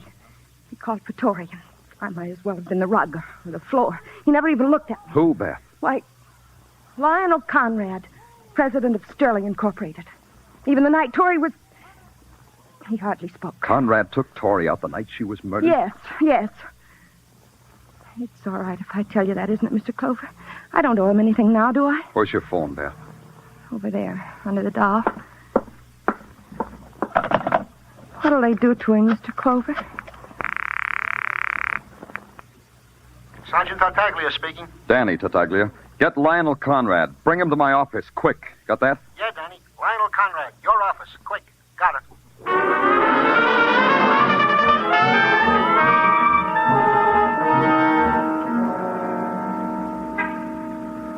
I want to thank you for bringing me down here, Mr. Clover. You police work just as effectively as we dressmakers. And I want to thank you, Mr. Conrad. You know, this is my opportunity to see you detectives detect it firsthand. Nick Carter stuff, huh? Got a shelf full of Nick Carter. Broadens the mind like Latin. I want to ask you some questions. Questions, eh? Fine, great. Just fire when you're ready. You're married, aren't you, Mr. Conrad? 22 years. How often did you have a date with a model named Tori Jones? Huh? Answer me. Look here. Answer me. What about Tori Jones? I refuse to answer. I know my rights. I've read enough books to know all about them. Me too. I'm going to book you for suspicion of murder. Mr. Clover, Mr. Clover. Yeah? I've got to get out of here. Come here. Sit down. Sit down and talk to me. I said talk. Lionel, the fun-loving Conrad boy. Your playing around doesn't concern me. It's who it was with. Suffers. Shows. That's all we did, Tori and me. Go on. I love beautiful things. Tori... I wouldn't know. She wasn't beautiful when I saw her. Tori dead. Yeah. Who did it? Who did it, Mr. Clover? Did you? Beautiful. Once she kissed me. Why didn't you tell me about Tori before? I couldn't. Don't you see? Nobody likes to get mixed up in a murder, Mr. Conrad. Not even a murderer. My wife, my business. Yeah. No other way to say it, I guess. Your wife, your business. The whole thing. 22 years. A mess. I didn't kill her. Maybe. Sure, I can understand why you didn't come to us. As a human being, I can understand that. But I'm a cop. And right now, you're in a lot of trouble. Right now... Yeah, Tartaglia, what is it? More news, Danny. What's on your mind? Come on. We traced the gun. To whom? To this guy right here, to Lionel Conrad. Book him. Let me tell you something. Book him for murder. Call the DA. The gun was stolen. It was stolen from me. Get him out of here, Tartaglia. He's for the DA. Come on, you. But the gun was stolen. I didn't do it. I didn't. Why didn't you tell us about the gun? Because of what you're doing to me now, accusing me of murder. What are you trying to say? I knew it was my gun that killed Ira. The description of it was in the newspaper. Why shouldn't I have kept quiet about it? My fingerprints were on it. I haven't got a chance. Come on, mister. Let's go. Hold it, Tartaglia. What? Bundle Mr. Conrad up and put him in a cab. Send him home, Tartaglia, and charge it to the police department. Now get out of my way. I made a fast exit past Tartaglia's open mouth. Conrad had confessed that his prints were on the gun. His confession saved him. The gun had been wiped clean before the murder, because the killer didn't have time to do it after the murder. And that added up to my last call. When I got there, Detective Muggerman was being part of the street scene. He was heaving snowballs at a snowman. I brought him inside the apartment house where it was warm. Danny, I've been watching him all day like you told me. He just came in a little while ago. Yeah. Open up, Driscoll. He's in, okay. I saw him come in a little while ago. Yeah. Come on, Driscoll, open up. Who is it? Danny Clover, I want to talk to you. You've already talked to me. Go away. Come on, open it up before I break it down. Should I? Wait a minute. What about it, Driscoll? You seem anxious, Mr. Clover. Is it about that murder? About exactly that. Just a second. Hey, watch it, Muggerman. Yeah, he ain't playing. Me either. Driscoll. Maybe you got him, Danny. Let's go, Muggerman.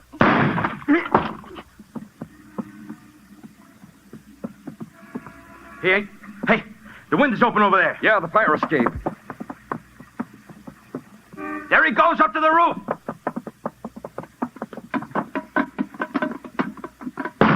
Come and get me, Clover! Oh, careful, McGovern. Watch the snow. It's slippery.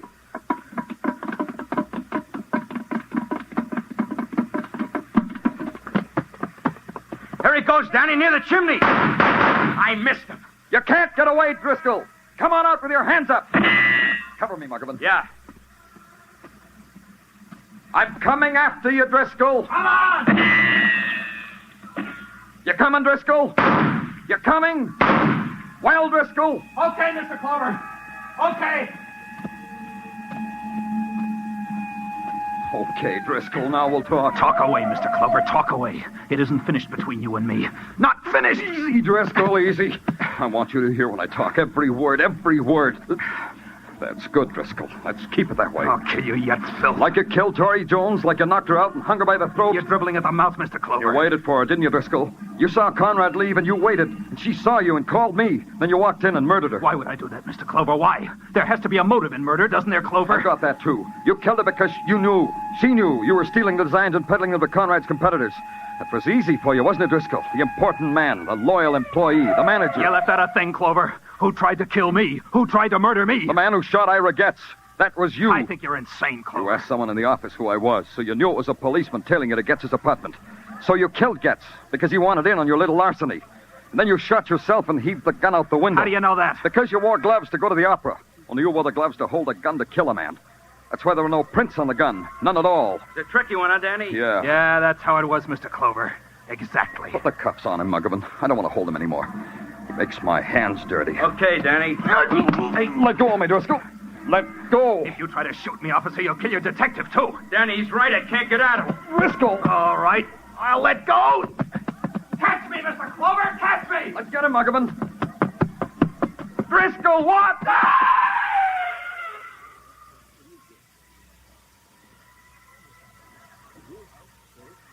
Danny, he slipped right over the edge. Snow. Yeah. Let's get off the roof, Muggavan.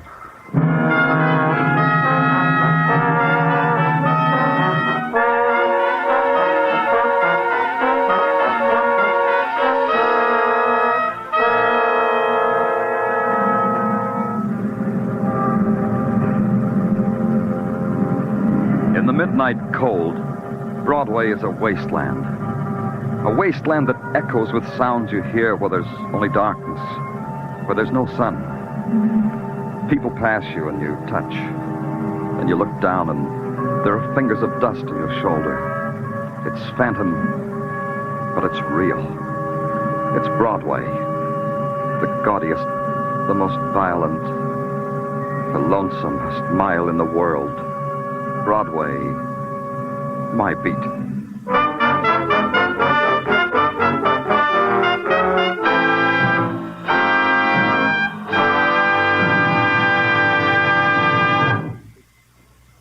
Broadway's My Beat stars Larry Thor as Detective Danny Clover and is written by Morton Fine and David Friedkin. The musical score was composed by Alexander Courage and conducted by Wilbur Hatch, and the program was produced and directed by Elliott Lewis. The cast tonight included Charles Calvert, Michael Ann Barrett, Virginia Gregg, Ed Begley, Elliott Reed, Jay Novello, and Jack Crucian.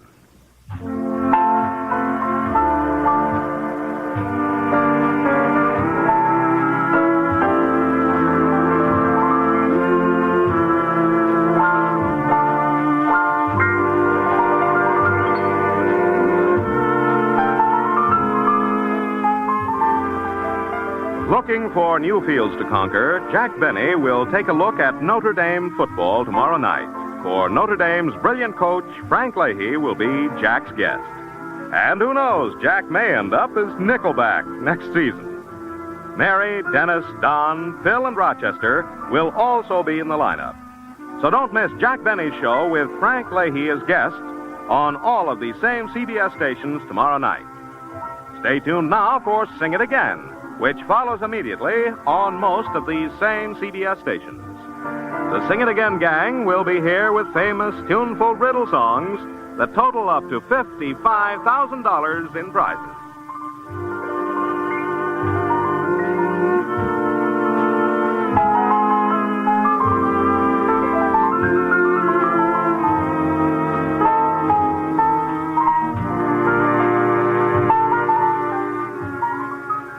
This is CBS, where you'll find Broadway is My Beat every Saturday night. The Columbia Broadcasting System.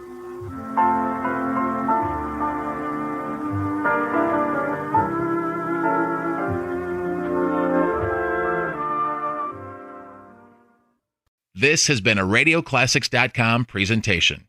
Programs are copyright their respective owners. All rights.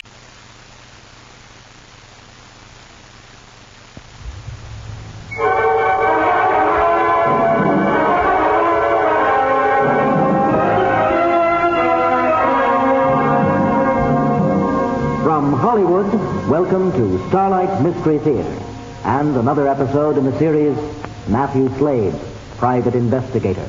We invite you to take your seat as Slade unfolds Passage to Tangiers.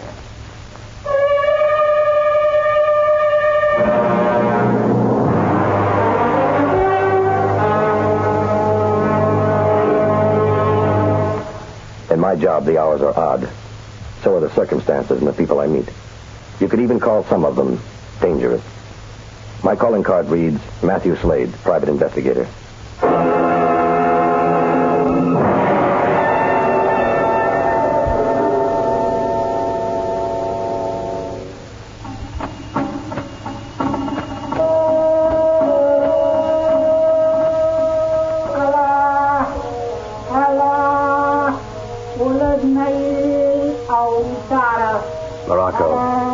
Our ancient history peers over your 20th century shoulder. Land of the unusual, of white walled-in cities with narrow terraced streets, dotted with forlorn, desolate beggars, of bazaars where you can barter for anything from fine silks to an evil eye. Land of the wandering street vendor, hawking grilled camel liver, sticky sweets, and hot mint tea. Morocco. Land of the broiling African sun. Land of mystery, intrigue.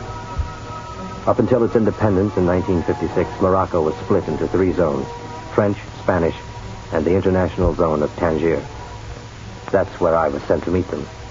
At my office in San Francisco, I'd received an envelope postmarked Kashmir. Inside were 5 $1,000 bills, an airline ticket, and a note that read, "Your services required immediately. Enclosed part payment. Kindly meet us on the 23rd instant. Hotel Carthage, 14 Place Malakoff, Tangier." It was signed, Mr. Peters and Associates. It was now the 25th. I'd arrived in Tangier 2 days ago and checked into the hotel as directed. There was no Mr. Peters registered, nor was one expected. I waited 3 more days. Still no Mr. Peters. It was the 28th. I was in the Carthage bar sampling a brandy, lime, and soda. A bellhop handed me a telegram. It, too, had been sent from Kashmir. It read, "Unfortunate delay. Stop. Arriving tomorrow, the 29th. Stop. Mr. Peters and Associates." I downed the last of the brandy and soda, winked at a cute-looking French girl sitting alone at the bar, and then retired to my room. I'd been in bed about 2 hours. Suddenly, the lights went on. I turned my head, looking up into the muzzle of a Webley automatic. "Aye, sir, I'm Mr. Peters." Mr. Peters. Short, overly large. He wore an outdated double-breasted white suit, the kind they make up in Hong Kong for $10. He wore a fez. From behind thick black horn-rimmed glasses popped huge brown eyes. Over by the door stood a tall, lean, good-looking man of about 55. He was decked out in a British officer's uniform, the kind they wore in India at the turn of the century. He carried his swagger stick. A black patch covered his left eye, a monocle his right. He held a pith helmet under his arm. He looked like something out of Gunga Din. "So, you're Peters. Welcome to Tangier. And if you don't mind, would you remove that instrument from my face?" "It was a sort of test, so you passed with flying colors. I'd have been unhappy to find I'd hired the services of a man who cringed at the sight of a revolver confronting him. You, sir, did not blink an eye. I like that. Then say it again. You passed with flying colors. Would you agree to that, Jack? Flying colors, Peters, old boy. Come forward, Captain. I am Captain Jack O'Shaughnessy of Australia. I, sir, standing alone, my cutlass raised, faced 50 of the demons as they came charging through the pass. I, sir, unafraid of... Yes, Captain. Mr. Slade will hear about that some other time. We've but 20 minutes to make our connection. Connection? We leave immediately for Zagora. If you'll be kind enough to dress and gather your belongings, sir... Oh, would you kindly get that gun out of my face? I wouldn't hesitate to wound you should you not rise immediately, sir. If you're a member of my company and disobeyed such an order, I'd have had you horsewhipped. I tell you, Peters, in the old days... Yes, Captain. You go on down to the front desk and take care of Mr. Slade's account. No doubt about it. These young people need them. Is he all right? Jack? Oh, yes, he likes to go back into the past. Now, sir, our train departs in 16 minutes. Shall we proceed?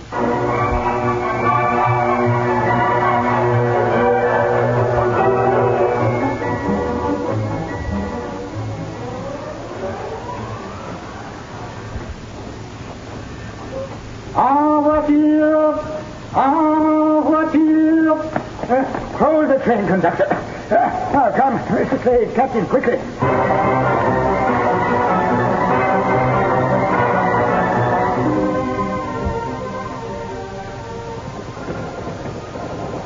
Would it be asking too much of you gentlemen to inform me as to where we're going? Shall we begin by beginning at the beginning? And the man... If you'll excuse me, gentlemen, I have to... You'll find it to your left, Captain.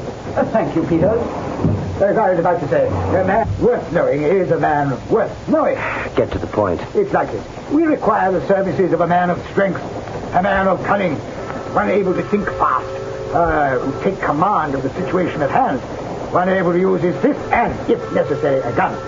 We, sir, are embarking upon a most dangerous journey, one that may entail the loss of life. Whose life? Well, let us say that that will depend upon you. I don't know who's more confused at this point, me or that half-witted captain. Now, don't let Captain Jack hear you express that term. He can be mighty dangerous when provoked. And so, I say to you, it is I, Captain Jack. I've returned. I left Australia as a young shaver to join the Bengal Lancers. I served most of my time in the interior of India, fighting tribesmen sworn to wipe out British rule. In 1940, I enlisted with an Australian force in the Middle East in the fight against Rommel. At the close of the war, I became a man of the world, a regular soldier of fortune, you might say. I served under many flags. I'm presently a dealer in artifacts. That's how I met Peter. Yes, that was in Damascus, crossroads of the world. I was born and raised in that city of cities. There I met the captain, quite by accident. We were both at an auction, bidding on a bronze falcon, bidding against one another, each pushing the price higher and higher. The good captain whispered in my ear the splendid suggestion that we pool forces and purchase the falcon together. Well, yes, we did. We then formed a partnership, later selling the falcon at a handsome profit. About a month ago, we were in Istanbul. The captain read of a series of valuable artifacts that had been buried in various places throughout the world by Mussolini. One item of particular interest to us was a gold medallion, a full 8 inches in diameter. On good authority, reported to be worth in excess of, in your currency, $1 million. Should we find it, you will be in for a third. Then it's the medallion we're after. Correct. It bears the name Medallion Rameli Hazar, which translated means Medallion of Death. It carries with it a curse. Sudden and unexplainable death has befallen all who have owned it. Anyway, the medallion has passed through the hands of some 11 owners. For 30 years or so, it just disappeared altogether. It turned up in India in 1908, in Egypt in 1913, and it was purchased by Shah Agra Mahal of Persia in 1990. How'd it get out here? But during the war, it was stored for safekeeping by Mussolini. You know the exact spot? Approximate spot, yes. We extracted that information from the former Mussolini aide. Yes, we ran into the man in Istanbul a few weeks ago. During the war, he was captured in the desert by an Australian patrol and brought in for questioning. Captain Jack was the interrogating officer. He learned that the man had been sent by Mussolini into Zagora to bury a treasure. By strange coincidence, the captain spotted him in Istanbul hotel lobby working as a porter. He'd been hiding out in Istanbul, trying to save sufficient money to get to Zagora to retrieve the medallion. They managed to get him to draw a map of the area where he buried the medallion. He was to give it to us in return for our silence about his past, and 1/3 interest in whatever we reclaimed from the sale of the medallion. Our cagey Italian gave us the slip before we'd seen his map. We found him hiding out in Srinagar. We confronted him with his treachery. Right then and there, we made him draw us another map and hand it over. How come he's not with you? Chap mysteriously disappeared. Where is it we're going? To a small oasis some 40 miles south of Zagora. In all, it should take us 5 days. I see we're arriving at Sidi Bu Arfa. Shall we alight and partake of breakfast?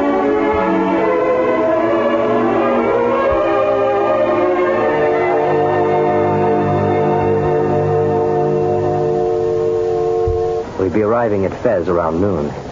Peters was sitting beside me reading Cairo on $2.50 a day. The captain was sleeping. I peered through the window, watched the barren countryside pass as the train rocked its way south.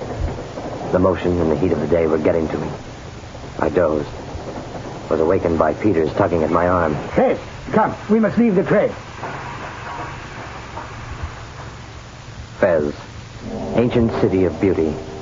We stopped barely an hour, long enough to pick up equipment, hire a car, and driver. Our route led us southwest. The heat was becoming unbearable. Peter's huge frame was perspiring profusely. The captain was up front humming Waltzing Matilda. The heat didn't seem to disturb him in the slightest. The guide for the past hour had been driving at breakneck speed along a single-lane road. A blowout. Pump the brakes, don't jam them on. We'll all be killed, Peters. Oh, shut up, Jack, shut up. Fortunate indeed. Rather exciting, wouldn't you say, Peters? Now let's give him a hand to remove that wheel. Tindara, kill, danger. By gad, sir, we're in for trouble. The horse, it's Tindara in his van. Assemble the machine gun. Travelers, I am Tindara, sheik of this desert region. You have wares to trade. Why do you hide behind those guns? Tindara, friend, come forward. No harm should be done you. I say we let go with a jolly round of fire. Keep that gun trained on them. I'm an American. These are my friends. We're traveling to Zangora. We do not carry anything to trade. American. American very rich. You have money, jewelry. No, neither. No money. Strange how you rent car, buy food. We have a few francs, nothing that amounts to anything. I don't believe. You tell Tindara a lie. I search. Dismount from that horse and I'll put a bullet through you. You give big orders to Tindara. You shoot me, my men will kill you and your friends. We have you outnumbered. You give us money, we give you your lives. Look, let's avoid trouble. You take your men and ride off. You are in no position to give order, American. I give order. I think we just kill you. Captain, give them a warning burst. We will be back, American. To take your head.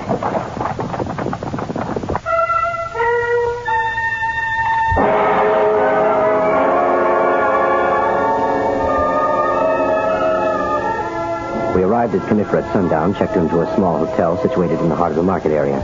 Peters set about hiring a Senegalese porter, mules, and 6 Bedouin tribesmen as an escort. We were in Peters' room, charting our course.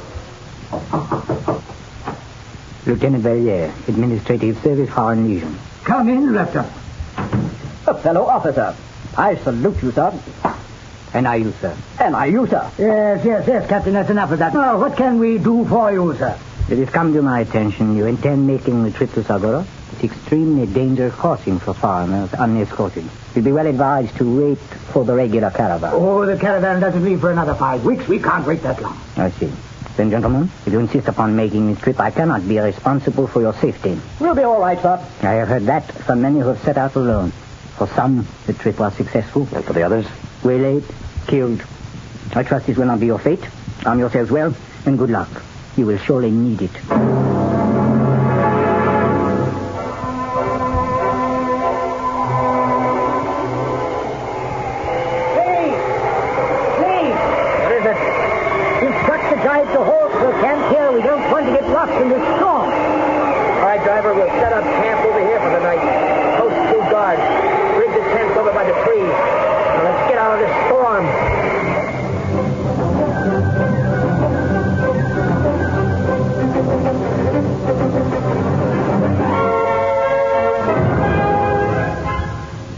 At dinner here, an ancient walled-in city situated at the southwest base of the Atlas, we engaged a camel driver and 4 of his straggly dromedaries.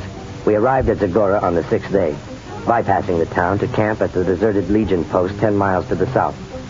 The fort looked like something out of Beau Geste. A faded and ripped tricolor flew from the lookout tower. I half expected to be greeted by an assistant director from Paramount. Abdul, have the Senegalese unpack the equipment. We'll seek suitable quarters and follow with our personal belongings. And close those gates and post a couple of your men on watch. Now, this looks like the officers' barracks. This'll be all right. At dawn, sir. Let's lose no time to seek out our little dingus, the medallion of Romeli Hazard.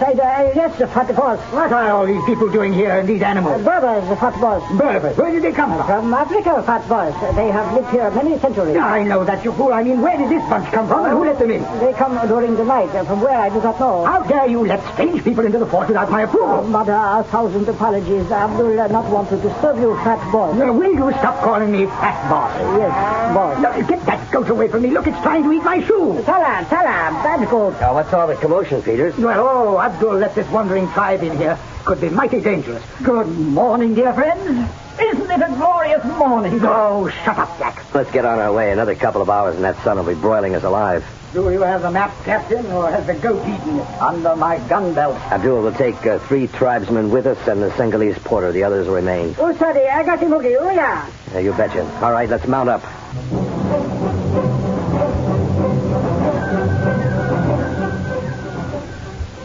We crossed the Moroccan frontier into Algeria. We were now 20 miles or so south of the fort and well into the Sahara.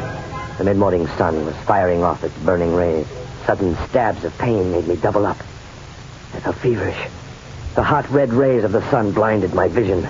The sand began to ripple and then roar like a huge surf. And that was the last thing I seemed to remember. I was slowly brought to consciousness by the sound of someone digging. I was in a small oasis. Abdul and the 3 tribesmen were stretched out beside their camels, sleeping. Peters and Jack were by the waterhole studying the map. The Senegalese was waist deep in a hole shoveling out sand. I rose and stumbled toward them. Slade, good to see you up and about. Doesn't look as though you're having much luck. I can't understand it unless the Italian tricked us again. Peters, he's uncovered something. A small chest. But caution, man. Easy with it. Easy. Now, you give it to me. Go on. Now, you join the others. It's locked, Peters. Yeah, force it open with this. Remove the padding and by Jove, Peters. We've got it. A veritable fortune lies in our hands, and by right of possession, it's all ours. Think of it, man. We're holding in excess of $1 million. Topping, oh boy. Topping. A rare specimen. A beauty indeed. And it's all mine. Ours, Peters. Ours. Oh, yes, Captain, how right you are. Ours. You say it's solid gold? Oh, solid gold, through and through. Let's return to the fort. I don't want to spend another night out here. Abdul, get up your lazy blighter. Get everything packed. We're moving out.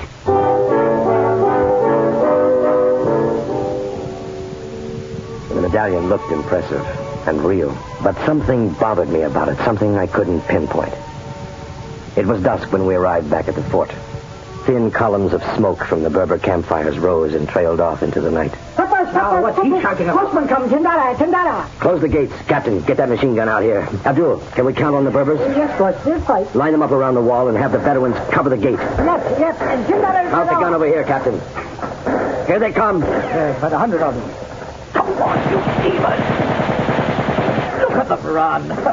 Come back, you cowards. Hold your fire. Abdul, tell the Berbers to hold their fire.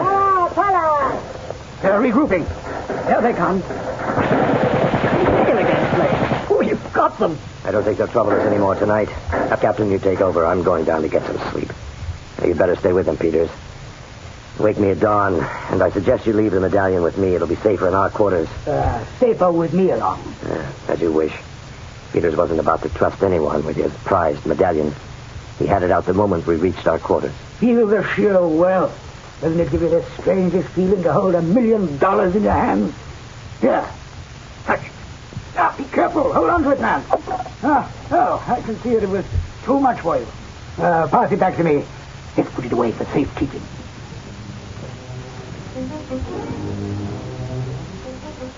The effects of sunstroke were still with me. The moment I hit the sack, I was out. I slept a full 24 hours. I was awakened by Peters tugging at my arm. Wake up, man. Wake up. What is it? The captain and I have come to say goodbye. Goodbye? What do you mean goodbye? Where are you going? Arrangements were made in Tangiers for a small plane to pick us up on the 12th. That's today. The plane seats only 4. And through an oversight, I failed to mention that there would be 3 people to take out. The pilot brought along his wife, and, well, understandably, he refuses to leave her behind. One of us must stay. You can't leave me here. Oh, have to, sir, must. I'm leaving you an additional $5,000 to cover any necessary expenses you may incur along the way.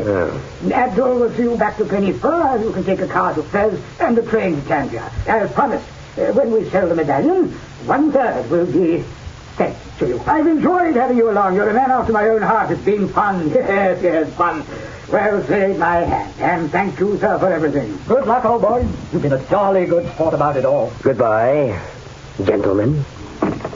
Abdul. Yes, boss. You wouldn't happen to have a camel going to Tangier, would you? 20 mad, boss. Tribesmen leave after fat boss paid them off. They steal my camels, leave me 1 donkey. Yes, that's what I thought. Well, we can take turns at riding. You're pretty funny, boss. Don't have donkeys. Stolen by Barbara. Oh, no. Well, it's only a 10-mile walk to Zagora. Come on, I'll buy you a drink.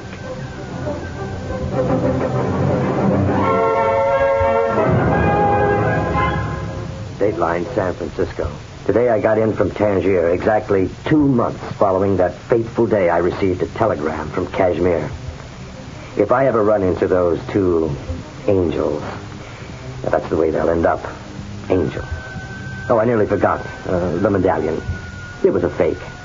When I accidentally on purpose dropped it, a fine crack appeared. I've been told solid gold doesn't do that sort of thing. I wonder how Peters and Jack reacted when they found out. If you happen by my office and see a sign that reads, "Don't call me, I'll call you," I know you'll understand.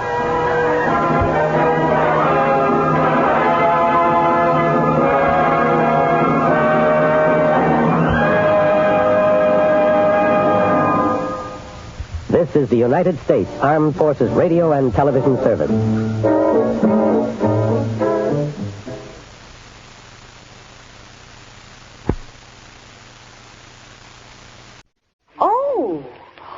Why, yes, of course. Solomon, no speak English. Will you be quiet? I will take no college stuff, and that's final. Mr. Shayne says he'll be delighted to take the case. The Hastings Manufacturing Company and the K-Side Corporation present Michael Shayne, Private Detective, starring Wally Mayer and Kathy Lewis.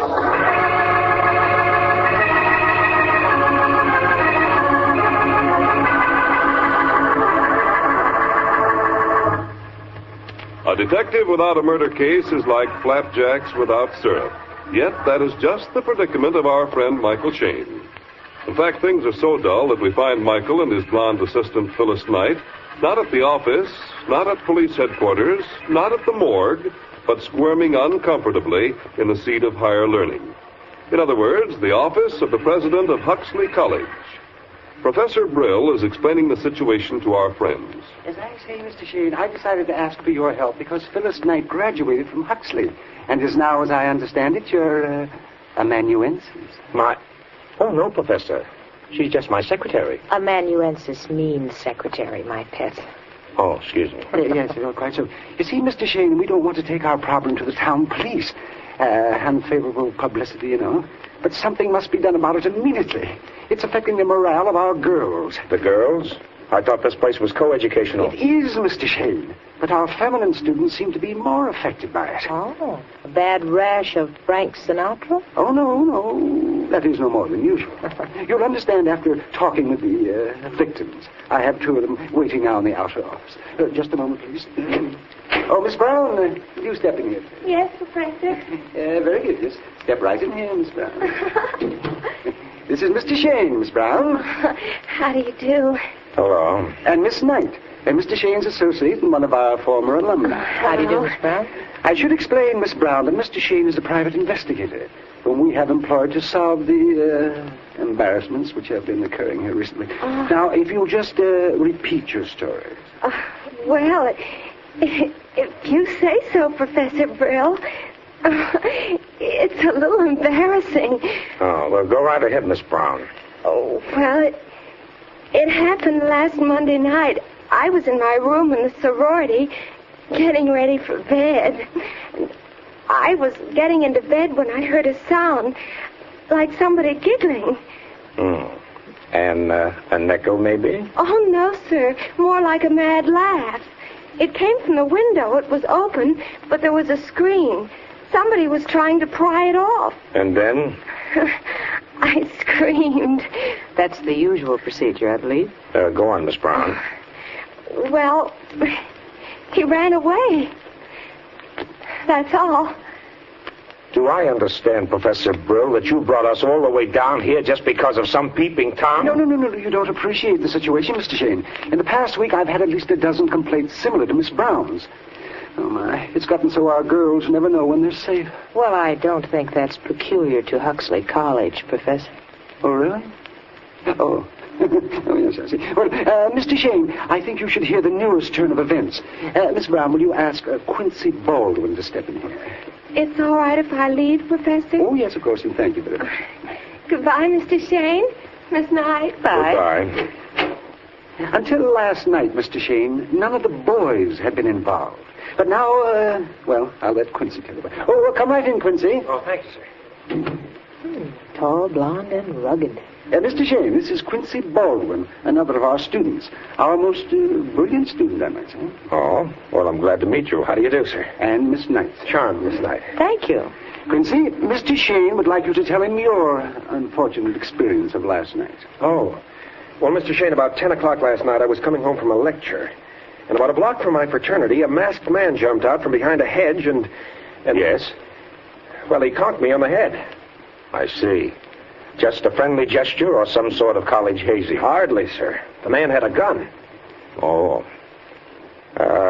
Any way for you to recognize him again? Oh, no, sir. He got away. I should add, Mr. Shayne, that this individual has been sending anonymous notes to my office. He boasts of his activities and promises more serious things to come. Now, believe me, sir, if it isn't stopped soon, a mass hysteria will break out among the student body. I hope you catch him, sir. I'm willing to do anything I can to help. Yes, that's an idea, Quincy. Perhaps you should go along with Mr. Shayne. You can acquaint him with the campus and all our activities. Be glad to, sir. Yes. Well, for this afternoon, I'd like to work alone. If this peeping Tom performs only at night, well, suppose, Quincy, you meet us, say, about 9 or 9:30. Well, could you make it 10, sir? I have to attend a lecture tonight, and it's on the kinetic principles and thermal diffusion. Really? I must try that sometime. Yes, yeah. Okay, make it 10 o'clock. Where will we meet? Well, at the clock tower. Meanwhile, maybe this afternoon Quincy can show me around. Huh? You know, bring me up to date on things. Oh, I'm sorry, sugar. I'll want you. We've got to check those anonymous notes. You said you wanted to work alone. I've changed my mind, if you know what I mean.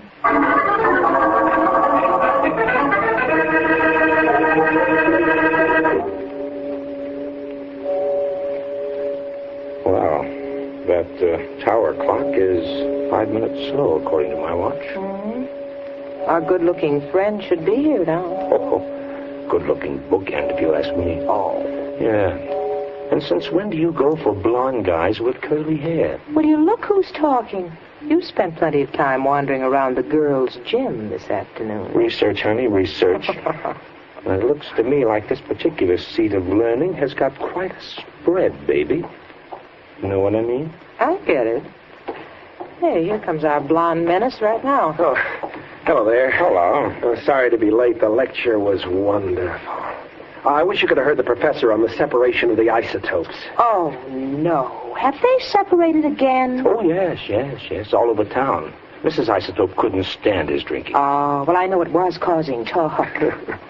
Well, anyway, it was a good lecture. You know, with all your enthusiasm, Quincy, I suspect there's a cute redhead at the desk in front of you. Oh, no. The feminine element doesn't fit into my program. Oh, really? Look, I may seem a little over-enthusiastic, but you see, my father used to teach here at Huxley, psychology. So erudition is probably bred into the corpuscles, you might say. Well, guys have been shot for saying less. Well, suppose we get started, huh? The sorority houses are on Elm Street, aren't they? Yes, the street here to our right. I'm blamed if I know where we start. Just ambling down Sorority Row, waiting for some gal to yelp isn't my idea of an investigation. Have you checked on the notes this individual's been writing? Yeah, I did that this afternoon. The guy printed them with a pen. No dice. You know, this place hasn't changed a bit. Street's quiet as the grave at 10 o'clock. May I make a suggestion, Mr. Shayne? Yeah, shoot.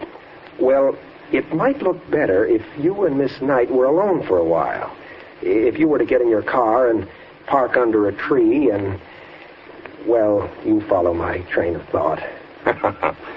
Well, I think I caught the caboose, at least. In basic English, you mean smooching.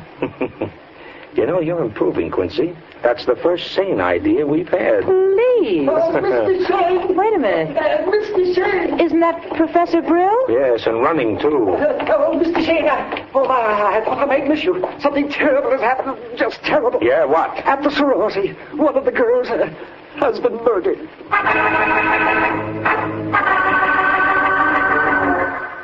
Oh, what a dreadful, dreadful thing to happen. Mm-hmm. Dead about a half an hour. And a very neat job of strangling. What's that wound around her throat, Michael? Well, it looks like... Yeah, it is. The laces from a football. A football? Who found her? I did. You're one of the students living here? Yes. Jean Winters. I came to ask Agnes for my sewing kit. I forgot it when I moved out. You see, we lived together and I couldn't stand it any longer. Oh? What was wrong? I'll tell you, Mr. Shayne. As house mother of this sorority, I owe a duty to my other girls. I made Jean move to another room before she and Agnes drove the rest of us insane. Please, Mrs. Fuller. They were fighting always. Yesterday I caught them in here pulling hair and smashing things. Oh, boy trouble out there. I told Agnes I went out with Gil only once. Is that why Agnes slammed the door in Gil's face this afternoon? I saw that myself. Hey, wait, hold it. Who's, Gil? Gil Packard, Mr. Shayne. He's our star halfback and my roommate. He was Agnes's boyfriend. Tight little corporation, this. Mrs. Fuller, during the past hour, did anybody hear any unusual sounds from this room? No, it's been very peaceful since yesterday. Oh. Then the killer probably was somebody Agnes knew. That window over there, any way of reaching it from the outside? No, there's a little porch. I suppose somebody could climb up it. But if you ask me, Mr. Shayne, I think you won't have to look outside this room for the murderer. If you're talking about me, Mrs. Fuller, I'll send you to my... Wait a minute. If you ladies don't mind, I'll run this circus. Michael, listen. Yeah, outside that window. I'll see if I can get a look at him. Stop where you are! Who is it, Michael? Oh, darn it, he got away.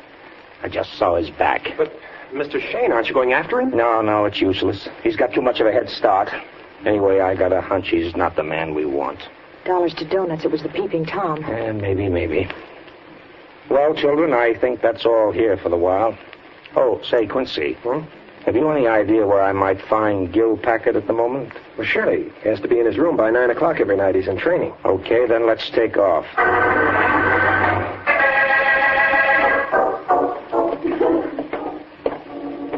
Our room is right down the hall here. Fine. I don't know your purpose, Mr. Shayne, but I can tell you Gil has nothing to do with this affair. I didn't say he had, Quincy. I'd just like to get a list of Agnes's possible enemies. I can't rely too much on Miss Jean Winters. You might also check on the spat between Gil and Agnes. This is our room. Oh, hello, Quincy. Gil, this is Mr. Shayne and Miss Knight. They want to see you about something... Just a social call, Mr. Packard. Oh, say, you got quite a scratch on your cheek there. It's bleeding. Yeah, I was just changing the bandage. I got it in a scrimmage. Won't you have a chair, Miss? Knight. Thank you. By the way, Mr. Packard, wasn't it rather risky to break training tonight? How did you... Oh, so Agnes blabbed again, did she? Told her what would happen if the coach found out. Thinks it's so funny to make a guy jump through hoops. No, it wasn't Agnes, Mr. Packard. I happen to recognize the plaid coat you're wearing. I saw the back of it when you ran away from the sorority house a few minutes ago. That's how you got the scratch, isn't it? Well, I fell off the porch. Somebody yelled at me, and I got scared and ran. I wanted to talk to Aggie, and, well, I wasn't supposed to be out after 9 o'clock. I figured nobody would see me at her window. I'm afraid it's all my fault, Mr. Shayne. I told Gil to go over there tonight and have it out with Agnes once and for all. Oh, that trouble over Jean Winters? No, over another guy, Red Burrows. Aggie knows I'm crazy about her, and yet Say, what's all this pumping about anyway? Agnes has been murdered, Mr. Packard. What? She's dead? That's right. Oh, no. Well, it doesn't seem possible. But just this afternoon, Aggie and I... Oh, my... Mike, look. Under that bookcase. Mm-hmm. Mr. Packard, did you go to see Agnes at any time earlier this evening? No. Can you prove it? I was with him at the lecture, Mr. Shayne. Yes, and we came back here and Quince left. I sneaked out later. I see. By the way, is that your football under the bookcase there? Huh? Yes, it is. Mm-hmm. It's unlaced. Where are the strings? Well, I don't know. It was laced this afternoon. Michael, where are you going? It's a telephone. I think the police can take over from here. What do you mean? Well, for your information, Mr. Packard, Agnes Carter was strangled with a pair of football laces. Or didn't you know?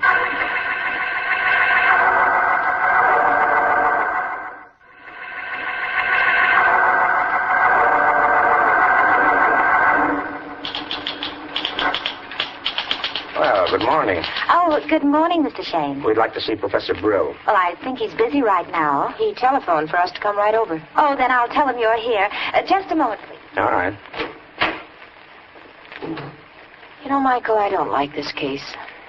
There's something fishy about it somewhere. Yeah. Fishy as an aquarium. It's too blamed simple. Then you don't think Gil Packard did it? No. Oh, we had to arrest him. Circumstances were too strong. But, you know who our man is. Who? Handsome face. That Quincy bird. What? Shh, quiet. You can go right in. Oh, thanks. Come on, baby. Mr. Shayne, Miss Knight, I'm glad you could come. Quincy here's been pestering me for one solid half hour. Yes, Mr. Shayne, you've got to clear Gil. He didn't do it. You know who did? Well, no, but I'm sure Gil is innocent. Why, I've roomed with him for 2 terms now, the most popular boy on the campus. He's a swell fella. He wouldn't do such a thing. And besides, I was with him most of the evening. But he did break training and wanted to lie about it. Oh, he was just scared. Oh, my, the whole thing is most regrettable, most regrettable. I anticipate a very unfavorable reaction among our regents and alumni. Well, Quincy, I don't see that there's much that can be done. Oh, Gil will be given a fair trial. Mr. Shayne, almost anybody could have killed Agnes. She had plenty of enemies. The girls didn't like her. The boys got 2 times. She had a Messalina complex. Is that bad? Psychological double talk, Michael. It means a lady wolf. Agnes went for one boy after another. The minute she knew he was in love with her, she'd throw him over to show her power. Gil was just another one. Any of those boys might kill her, or one of the girls. Jean Winters, for instance. Anybody might. Pardon me. Professor Brill, this special delivery letter just came. Oh, yes, thank you. Oh, you needn't wait. Yes, Professor Brill. Yes. Oh, excuse me while I see what this is. Yeah, sure. Well, if it's as you say, Quincy, everybody on the campus is in this. I think I'll let the local police handle it. Oh, my. This is frightful. What's wrong? Mr. Shayne, read this letter. Professor Brill, I told you couldn't stop me, even from murder. Nobody can outwit me, least of all that wolf-brained detective you've hired. You'll be hearing from me again. That's all.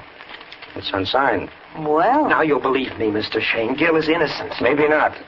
Gil could have mailed this letter before we arrested him to make it look like the work of your peeping Tom. Well, what do you propose to do now, Mr. Shayne? Go home, Professor. What? Yep. Yeah, I don't feel like playing blind man's buff any longer. The local police can take over. But, Mr. Shayne... I'm sorry. I should remind you, Mr. Shayne, your fee was dependent upon catching this, peeping Tom, who is now a murderer. That's okay, Professor. At least I can say I've been through a college. You coming, Phil? Oh, yes. Oh, by the way, Professor. Yes. Could you tell me who is the most popular girl on the campus? Let me see now. Oh, Claire Fisher won the last popularity contest. Why? Oh, nothing. Goodbye, gentlemen.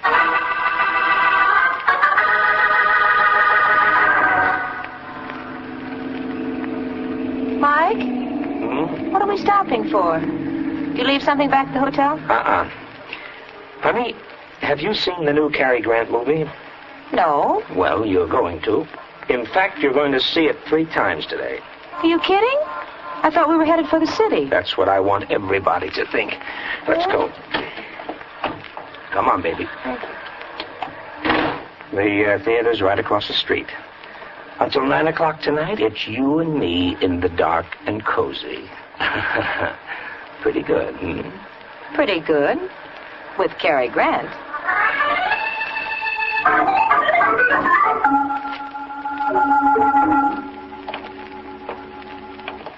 Oh, look, my dear Mr. Shayne, do we have to keep walking around the same block all night? Mike, let's stop a minute. I tell you, it's going to happen. I feel it in my bones. Oh, I still say nobody's going to pull 2 murders 2 nights running. Besides, I just can't see how you figure a nice boy like that Quincy could possibly... You wait, sugar, you wait. If I've guessed right, and I think I have, it's going to happen right across the street in that same sorority house. I see. You and the gent sat down over a cup of tea and decided it all, I suppose. Hey, isn't that Quincy coming along the sidewalk? Mm-hmm. And Miss Jean Winters. Carrying tennis rackets. Must have had a night game. Hello, Quincy. Oh, Mr. Shayne. I thought you'd left. Well, we were delayed. Just taking a last stroll around the place. Well, how are you tonight, Miss Winters? All right, thank you. Have a good game? Oh, all right. I don't like playing at night. She says she can't see the ball under the lights. I have enough trouble hitting it in the daylight. I know what you mean. I have the same trouble. Oh? Do you play, Miss Knight? Oh, I used to, a little. I don't get a chance very often now. Come on, Quince, let's go. Just a minute, Jean. Is there anything I can do, Mr. Shayne? No, thanks. We're just taking a last look at the campus. Listen, Quincy, if you're going to restring these rackets... All right. Well, goodbye, Mr. Shayne. Miss Knight. Goodbye. Good night. Good night.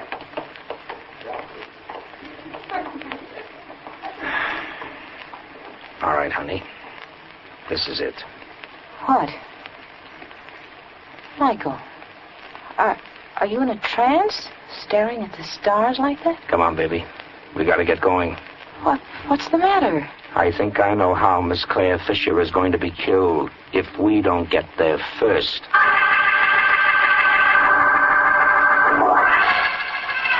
There.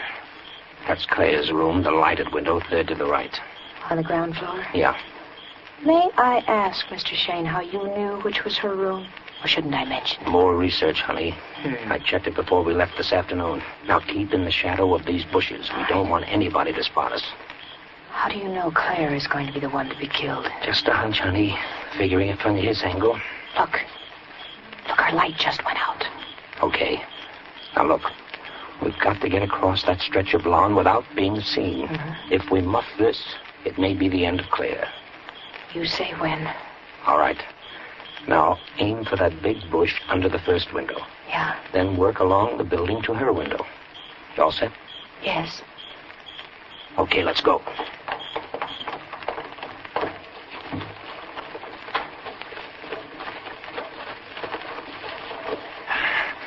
We made it.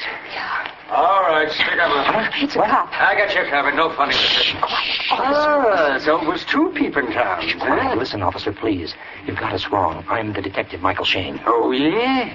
You left town this afternoon, buddy. But wait a minute. You're leaving for the station right now. Michael, somebody's at Claire's window. Yes, come on. We got to get in there. Oh, no, you don't. Oh, but officer, look. A girl's going to be killed. Oh, yeah? Ain't that interesting? Oh. Okay, you asked for it. Oh. Come on, Phil, quick. Yeah. Michael, he's gone in the window. Hey, you, come back. Now, you get that cop and come running. I'm going in this window. Oh, watch out, darling, please.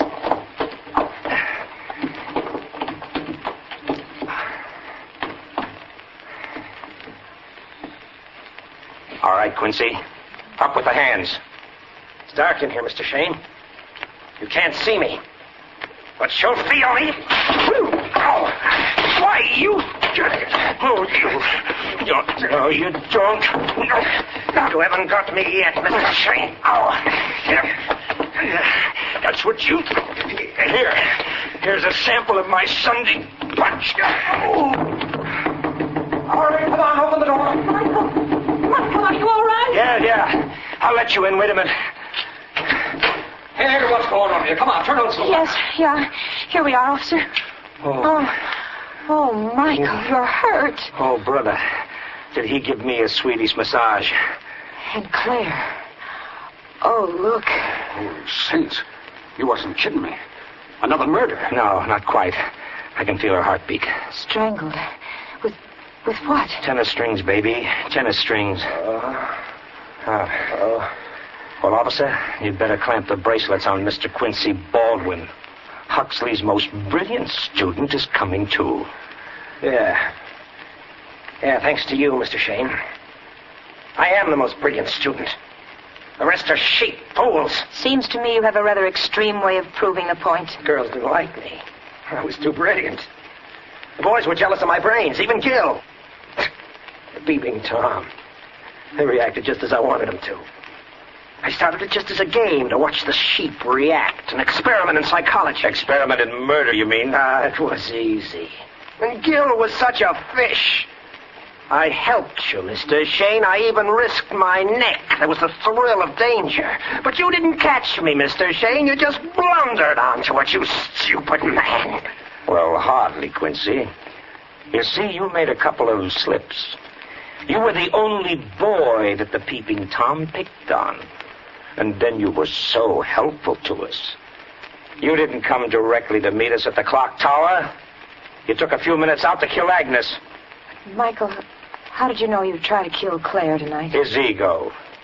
You remember when I asked Professor Brill who was the most popular girl? Yes. Well, that was it. Gil, the most popular boy. Claire, the most popular girl. You couldn't resist that, Quincy. I still say you're stupid. Yeah? Well, it could be. But you'll be wearing the dunce cap, Quincy, when you sit in the gas chamber.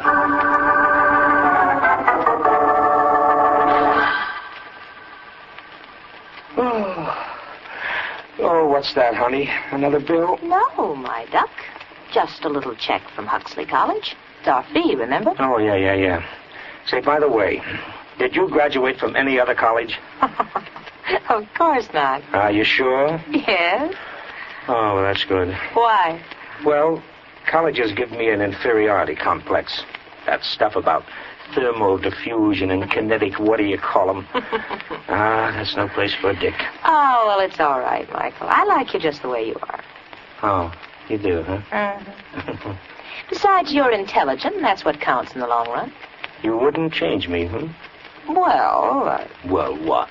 Well, you might take your feet off the desk. Huh? Oh. Why, certainly, Miss Isotope. Why, thank you, Mr. Isotope.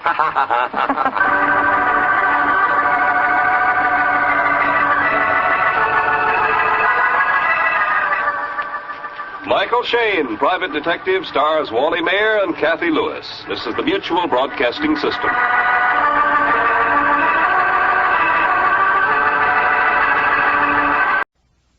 Universal Adjustment Bureau. Hi, Pat. You've been neglecting me.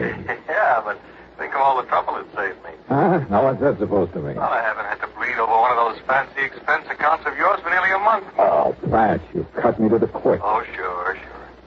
But no, well, looks as though I'll have to stick my neck out again. So, what's the problem? Well, Johnny, it's a real funny one. So I'm laughing already? No. I don't mean funny, ha-ha. I mean funny, peculiar. Hey, you know, the last time you said that, I got shot at, banged on the head, nearly run over by a truck, and half a dozen other pleasant little things. So come clean, Pat. What is it? Johnny, maybe you better run over here so we can talk about it. It'll cost you money. I'll risk it. Okay, then. I'm on my way.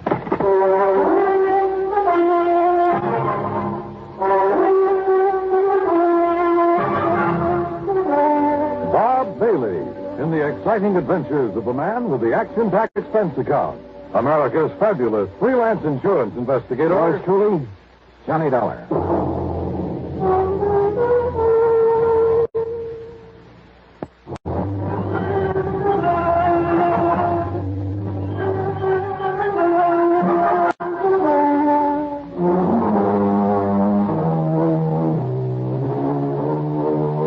Expense account submitted by Special Investigator Johnny Dollar to the Universal Adjustment Bureau, Home Office, Hartford, Connecticut. Following is an account of expenses incurred during my investigation of the Wayward Sculptor matter.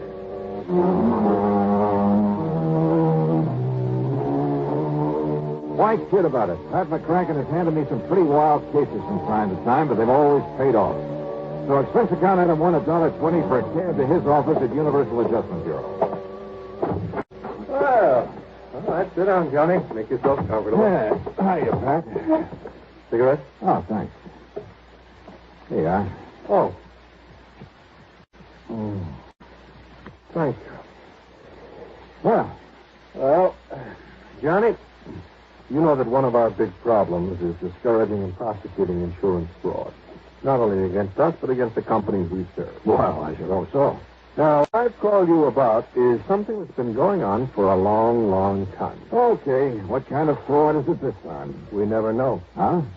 Look here. Yeah? A while back, International Life and Casualty received an envelope containing $520 in cash, and with it this note that reads, "Please put this in company treasury. It is money I took from your company on false pretenses. Now I can have a clear conscience." And it was signed Debtor. That's spelled D-E-T-T-E-R. Funny. Yeah, that's what I said to you over the phone. Here's another one. $800 enclosed. The sender identifying himself only as a sorry sinner. More conscience money, huh? Yeah, that's right. People who collected on fraudulent claims or felt they didn't deserve the money they collected. I see. And, Johnny, there have been dozens of them over the years. Most of them have been small amounts, under $1,000. Some of them only $5 or $10. In other words, not worth investigating to see what fraud they perpetrated and when. Yes, exactly. But now, look here. This list of payments anonymously received, all of them from the same person. $833.34 received on July 21st, 1956. Right. $833.34 on August 21st, 1956. Yeah. Same thing, September 21st. Same thing the 21st of every month since. And no letter with him? Only with the first one. Here. You read it to yourself. Ruth and Trust and Insurance Company, gentlemen. This is only a beginning against the amount paid out on me last month. Be assured I shall make full restitution if it takes 5 years.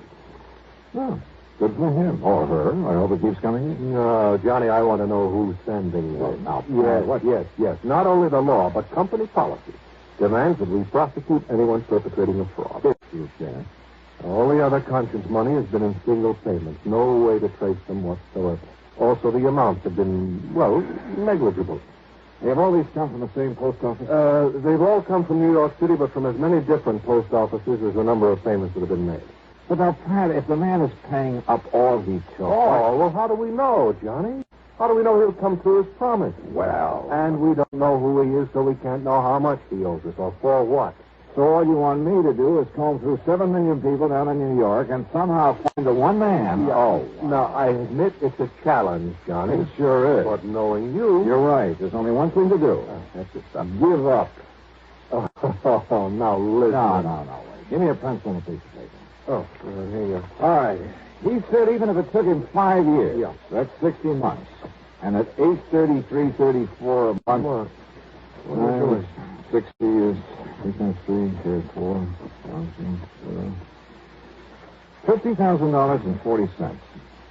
So? All right. He started in July of 56 on money paid out the month before, he said. Yeah. So, find me a policy where Eastern Trust and Insurance paid off $50,000 in June of 1956. Oh. And on what type of policy, might I ask? Life insurance? Oh, really, Mr. Detective? Why? Well, you changed those monthly payments to $833.33. But who would cut a penny in the 30? Johnny, you're right. In 5 years, it comes out to exactly $50,000. And even figure like that is usually for life insurance. Yes, usually. Yes. So find the policy issued by Eastern, paid off in June of 56. Yeah, it's a chance, Johnny, but let's try it.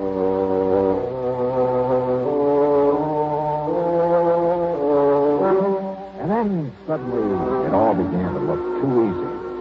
In June 1956, the total number of $50,000 benefits paid came out to just exactly 1. On the life of Henry Davidson Pollock, a once famous sculptor. Beneficiary, his wife, Sarah Norton Pollock. And it gave her address in New York City. So Pollock didn't really die at all, but she collected his insurance. Now, conscience-stricken, she is paying it back. That's what it looks like. But it's still fraud, so go to it, Johnny. Right. Expense account item $8.25, train to New York in a cab to the apartment house at 614 East 49th Street. Failing to find Mrs. Pollock's name on the mailboxes, I got hold of the building superintendent. Mrs. Pollock? Sure. Mrs. Pollock lived here for years. Well, where is she now? Do you know? You trying to be funny? What do you mean? I mean, she died last fall. Oh, great. Then it's too late. No, wait a minute. Those payments are still coming in. What's that? You're sure that she's dead? I was with her when she died. Then, mister, what's going on around here happens to be just plain impossible.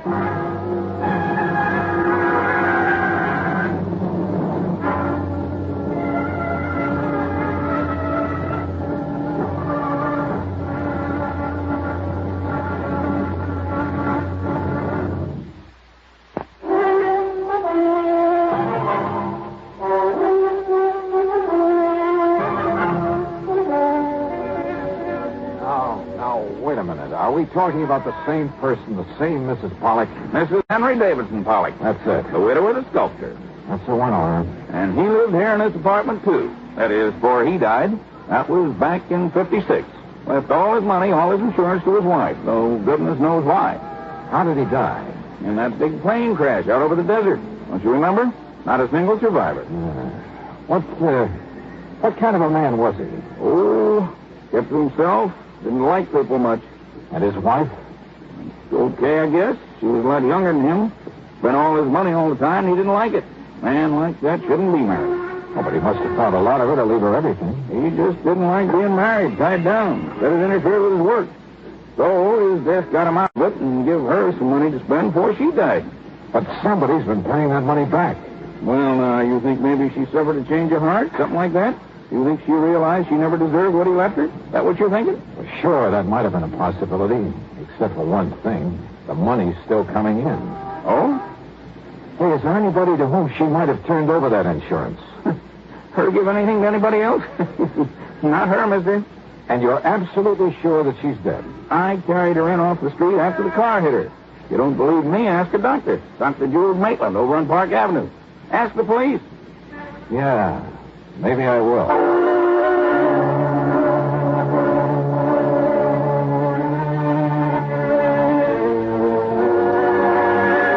Item 3, 50 cents for a phone call to Pat McCracken back in Hartford. But, Johnny, if it was his wife who got that money and she wasn't the kind to pass it off to someone else, she'd have to be the one paying it back.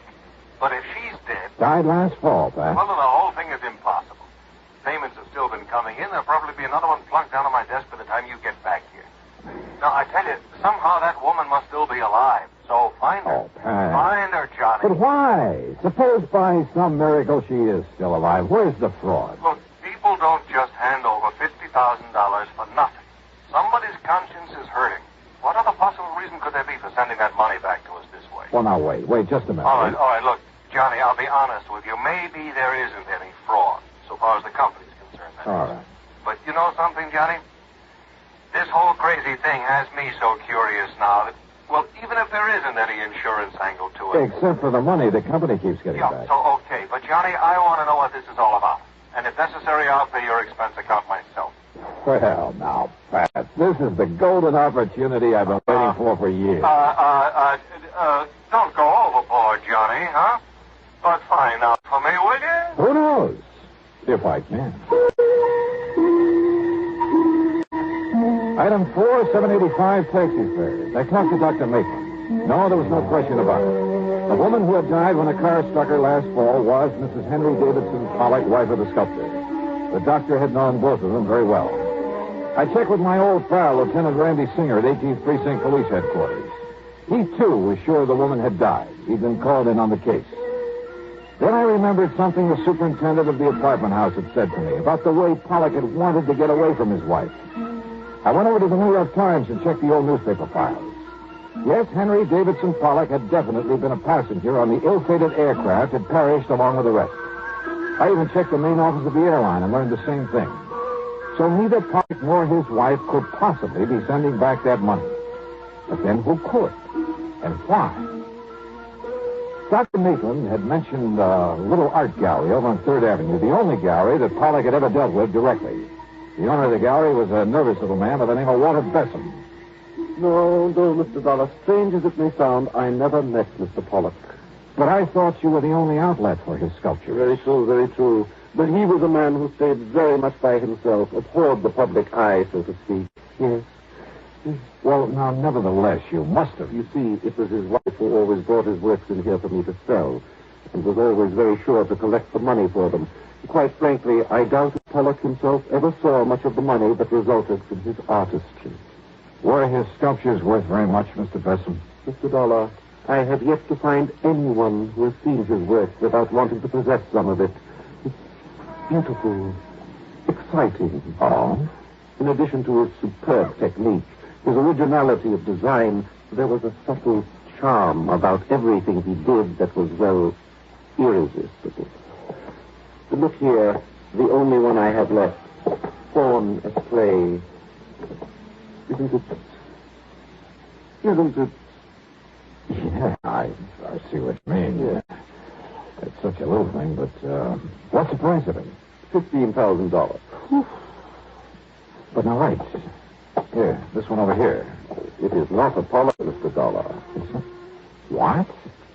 Well, look, I'm not an expert on these things, but it seems to me as though it has the same, well... Yes, the same style, the same charm, the same delicacy of line. It, too, is a fine work of art.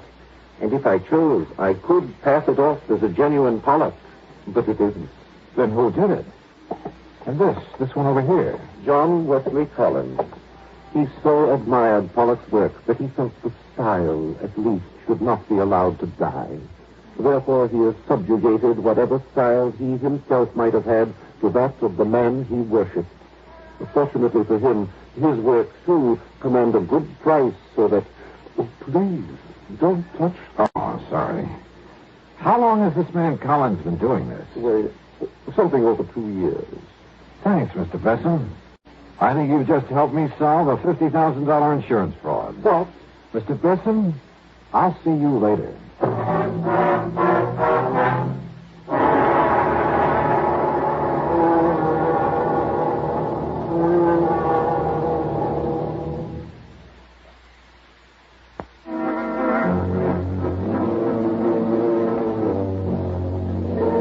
walked out the front door of the little art gallery on 3rd Avenue. Over my shoulders, I closed the door. I could see the owner, Walter Besson, make a dash for the little office inside and grab a telephone. I sneaked back in, stepped over behind a rack of picture frames and canvases and listened. Henry, this is Walter Besson. Listen. No, listen. Something has just happened that... Well, there was a man here, Johnny Dollar, some kind of insurance investigator, so you... No, you mustn't. But if he comes back here... Very well, I'll unlock the back door for you. But are you sure you... Hello, Henry? Henry?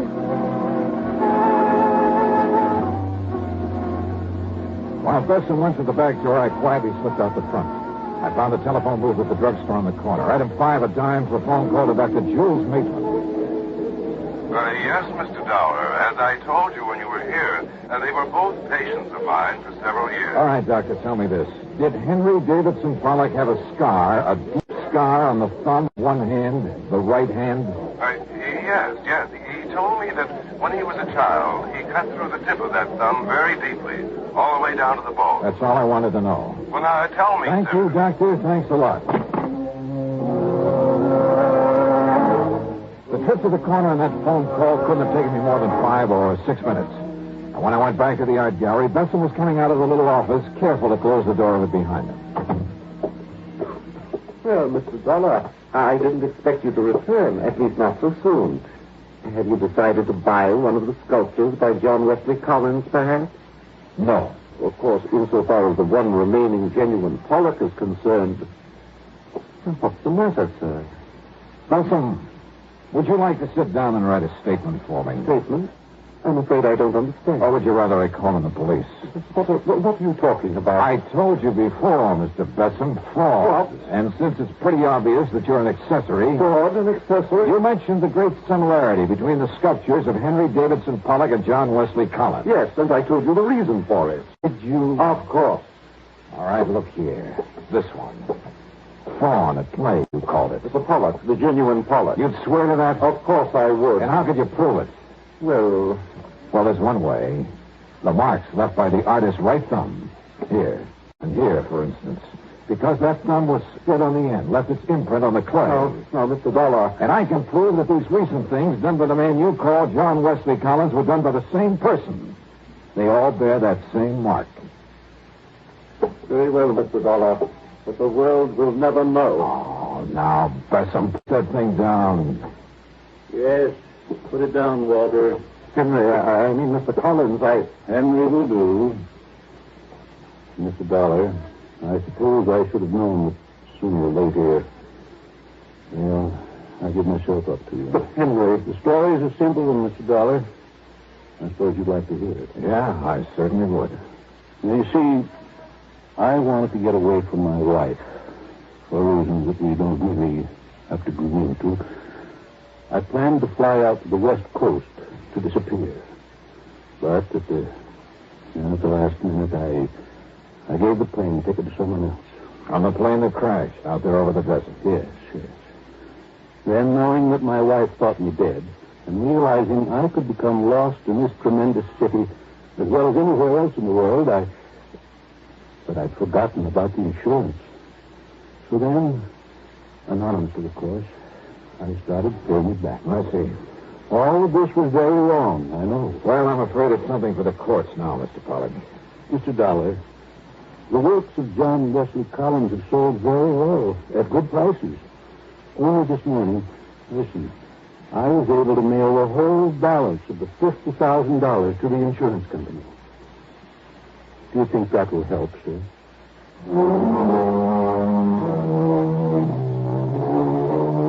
So, Pat, there you have it.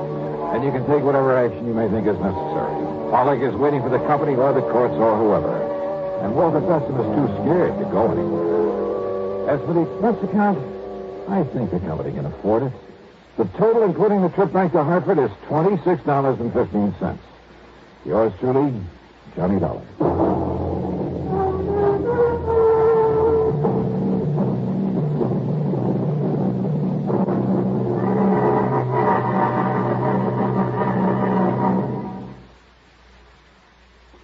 Now, here is our star to tell you about next week's story. Next week, one of my oldest and wildest friends in one of my rarest and wildest adventures. Join us, won't you? Yours truly, Johnny Dollar.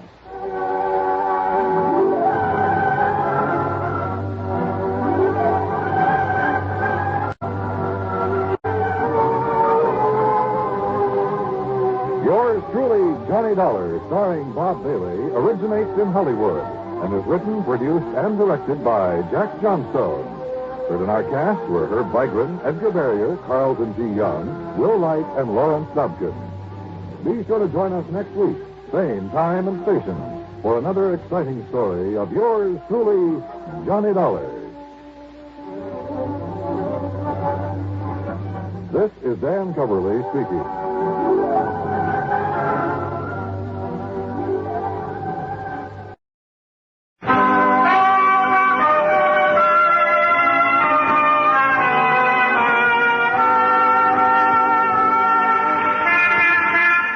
Broadway's My Beat, from Times Square to Columbus Circle, the gaudiest, the most violent, the lonesomest mile in the world.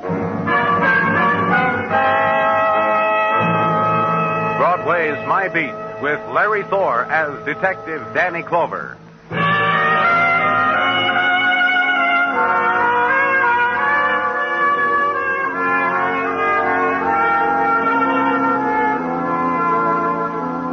On the days before Christmas, Broadway dances along to carols that flow from sequined loudspeakers. The kids mash their noses against the plate glass, lick it, and watch.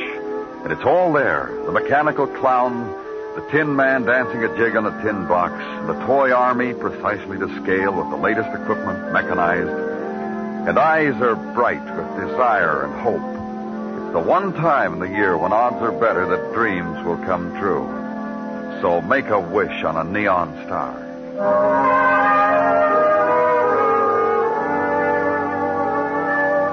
And in the short time before Christmas, creatures were stirring at police headquarters. There's the patter of tired feet and the sound of manly giggles as little gifts are hidden in desk drawers or poured into Dixie cups or slipped under the police blotter. And in my office, my strong right arm, Sergeant Gino Tartaglia. Yeah, it's getting pretty late, Gino. A couple more hours, you can go home and finish decorating your Christmas tree. Indeed, indeed. Getting a lot of nice things this year, Gino? Oh, many's the things, Danny. I guess my old cockles should be warmed. But they're not. Oh, something wrong, Gino? What I want most for Christmas, Danny, I'm not going to get. I'm going to get nicks and knacks and an electric shaver and handkerchiefs and socks and ties and a curved K-Woody pipe to smoke my troubles away. Sounds like a pretty full Christmas to me, Gino. Ah, humbug. Danny, what I want most is to go out and solve a crime. To meet face to face the sultry sirens, the hardened criminals, and to solve them the way you do. To go out on a case with you, my fondest wish for Christmas. Oh, police headquarters would fall apart without you, Gino. You just stick around here and do your job. Yeah, indeed, indeed. I just thought I'd let you know, that's all. Oh, well... I'm going downstairs for some coffee. I'll be back soon. Roger.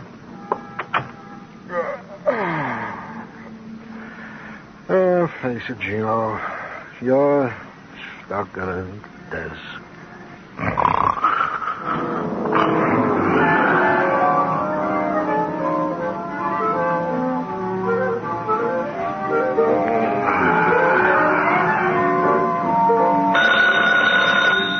Yeah? Oh, phone, Gino. Sergeant Gino Tartaglia speaking. Yes. Yes. Yeah, right away.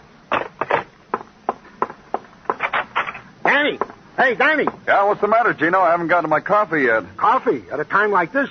Buddy Malpaugh, the ne'er-do-well millionaire. What? What about him? What about him? He has been slugged. Let's go, Gino. Did you say let? Of course, on a case like this, I'll need you, Gino. Come on.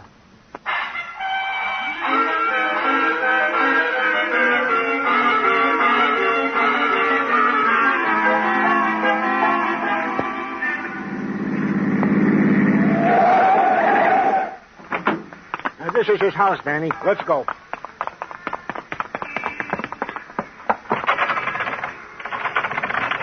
It's locked. Yeah. Stand aside, Danny. No. We can go in now, Danny. Gino. Yeah? We could have rung the bell. Who's got time? You coming? Over here, Gino. Back of the sofa. Oh, yeah. Take a note, Danny. Yes, Sergeant. Buddy Malpaugh, the unconscious ne'er-do-well millionaire, battered and bludgeoned on the supraoccipital region of the cranium, back of the skull, Danny. Slugged on the supraoccipital by assailant unknown. From the size of the lump on Buddy Malpaugh's heretofore refined head, conclude that said lump was administered by a blunt weapon 3 millimeters by 5, of the irregular contour and lead pipe consistency. You got that, Danny? Yes, Sergeant. Hold it. I got a P.S. To wit, luxurious apartment of said ne'er-do-well millionaire, one Buddy Malpaugh, ransacked and left in disarray. P.P.S. The butler of said household will have his work cut out for him. Shall I phone it in now, Sergeant? Don't move. Huh? The drapes just moved. All right. You, behind those drapes. Out. With your hands clasped behind your neck. Out.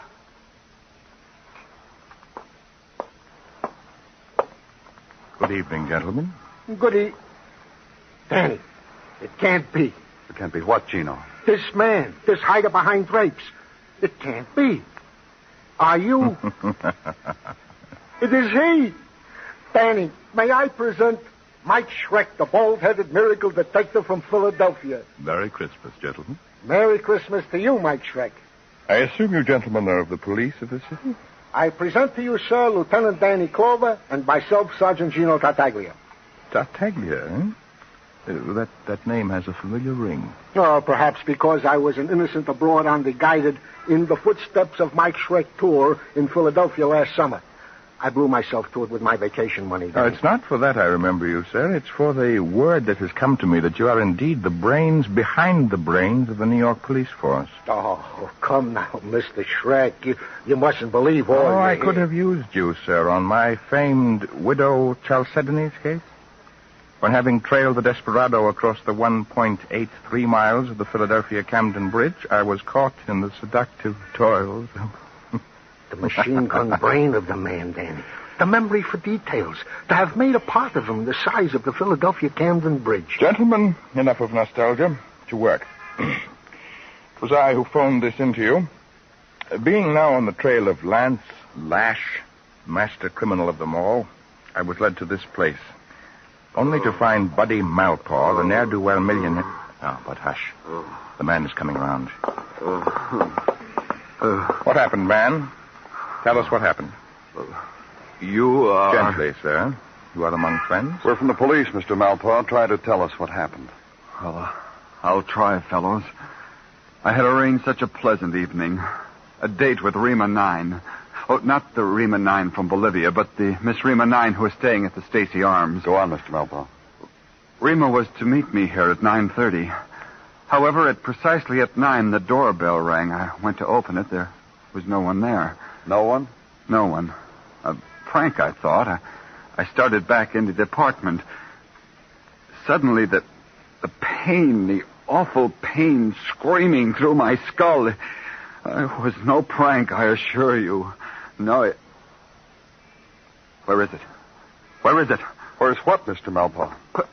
It's gone. It was here in this case. It's gone. What's gone, Mr. Malpaugh? I prized it more than... the jeweled scimitar of Genghis Khan. The jeweled scimitar of Genghis Khan. The jewel... What's going on here, Sergeant? Read your notes, man. Read your notes. And watch the sergeant as he considers the attitude of the distressed man, the desolation of him, the sergeant's compassion, understanding. The most precious thing of Malpaugh's life, the jeweled scimitar of Genghis Khan, was gone now, vanished, lost, strayed, stolen, purloined. The sergeant's gentleness and the knowledge of it caught up with Malpaugh, took hold, displaced everything until there was only emptiness, void, vacuum, space, nothing. And finally, the ne'er-do-well millionaire's rejection of it. And turn now, and Sergeant Tartaglia nods sagely. Open the door for him, and leave.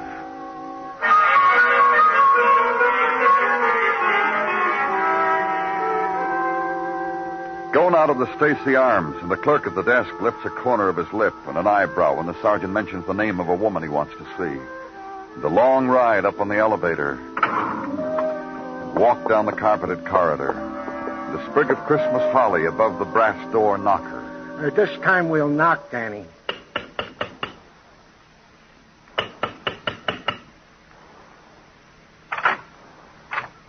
Hi, fellas. Please come in. You'll forgive the way I look. We're from the police, Miss Nine. Yeah, we got some questions to ask you. A piece of finery I picked up at Côte d'Azur. I always wear it at this hour, the wishing hour. You may call me Rima. I'm Gino. He's Danny. It's about Buddy Malpaugh, Miss Nine. Yes. He was beaten and robbed this evening.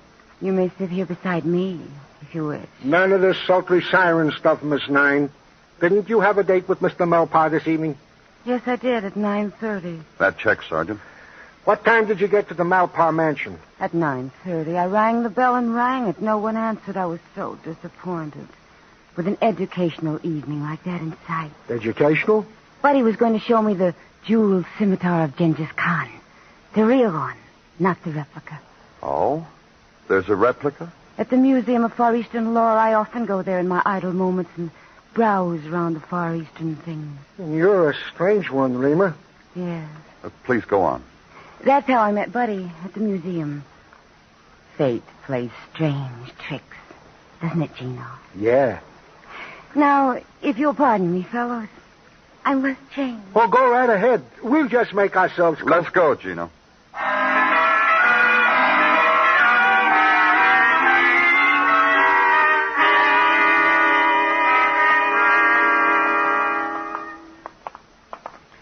We are sorry, Mr. Zoe, that we have made you open your museum to us at such a late hour. It is always a pleasure, Sergeant, to indulge the whims of the cultured, though they be policemen. Thank you, Mr. Zoe. Not at all.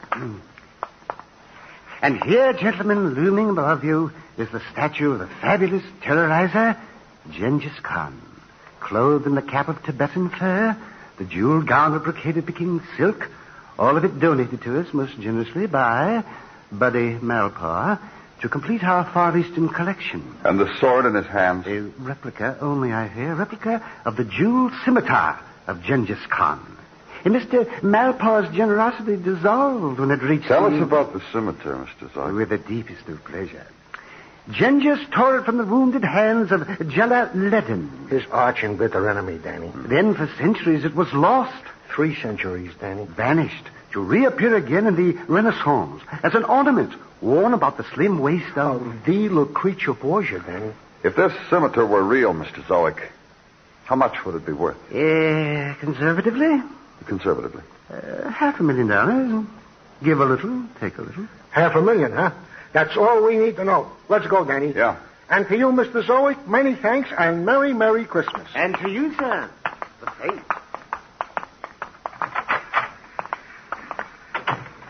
$500,000, Danny. No wonder Mr. Malpaugh, the ne'er-do-well millionaire. Gino, hit the ground. Hit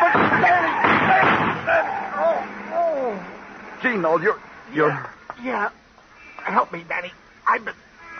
I've been shot. Oh.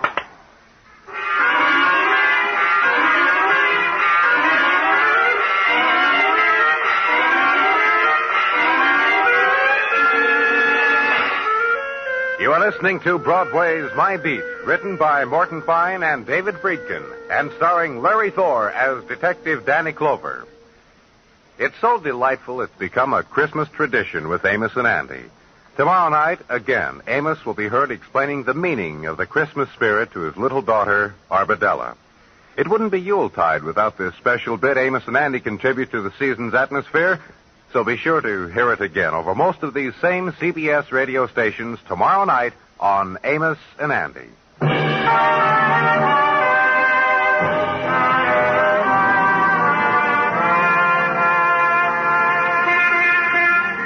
As the winds move to the place of the year's dying, the Mazdas on Broadway's Translux arrange themselves in merry thoughts. Suitable for Christmas past, Christmas present, Christmas future. Broadway walks by, glances up, smiles, hurries to buy the last-minute gift for the last-minute friend. Crosby sings the tune that's in your heart. The corner Santa Claus winks, and the golden girl stops you, asks which way to Gimbel's, invites you to come along and show her. The budget term dreams are coming true, kid. So go live a little.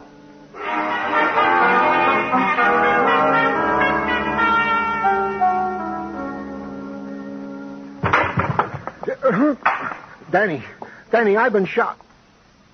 Oh, no. I must have been dreaming. Where was I? Oh, yeah. I was shot.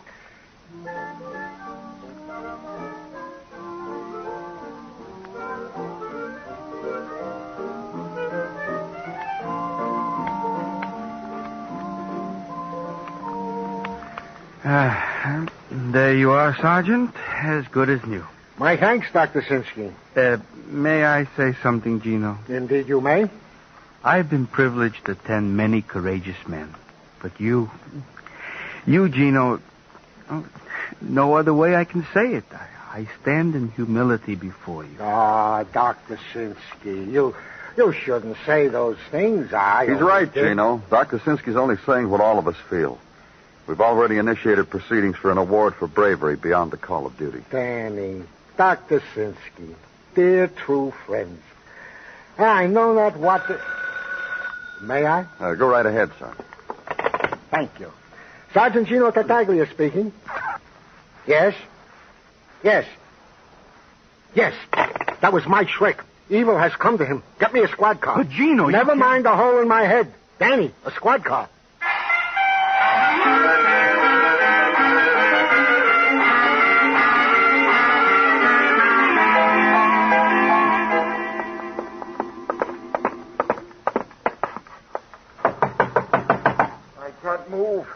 I can't move. The door's locked, Gino. One side. After you, Danny. Mr. Shrek, what happened to you? Landslash. The master criminal of them all? I give the devil his due. You haven't told us what happened, Mr. Shrek. Please, gentlemen, please, you help me up. Oh, of course. Now, be gentle with him, Danny. Yeah. Over here on the bed. Now, tell us about it. Oh, my friends, I feel I have failed you. Oh, don't talk like that. After all, how many people have come face to face with Landslash and lived to tell about it? Give the devil his due. Yes. Now, would you mind telling us what happened? I came here to my rooms. Sparsely furnished, you'll admit, but the way I like it. No furbelows to distract my attention. I needed to think. I knew I was once again hot on the trail of Lanslash. Once again from the ends of the earth. Listen to the man, Danny. We had met, Lanslash and I. The last time on the lonely Isle Mauritius when we battled hand to hand on top of old Farfangan, the volcano. Yeah, I know, but what happened tonight? As is my wont before I retired, I looked under my bed, gentlemen, and there he was, Lanslash. So you got under, too, and started a fight with him, huh? Yes, it was nip and tuck under there, but if the devil has... But why did he come here, Mr. Shrek? He thought I had the jeweled scimitar of Genghis Khan. And as you know, gentlemen, I have not. As you... Would you mind, Sergeant? Oh, of course. Yes? Yes. Yes. How do you like that, Danny? Like what? Raymond 9. The sultry siren? Yeah, she was picked up on a disorderly conduct charge. And you know what she had with her? No, I don't. A scimitar. And it was smashed to pieces. Let's go, Danny. If I were you, I'd try a poultice, Mr. Shrek.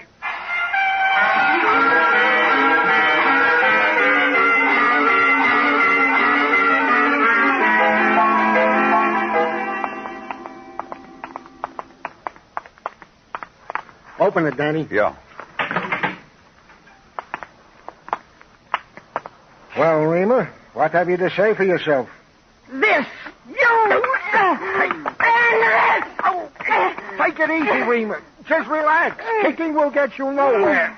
A wildcat, Danny. You! All of you! That's for you! Easy, girl. Easy. That's it. That's a good girl. That's a baby. You have strong arms, Sergeant.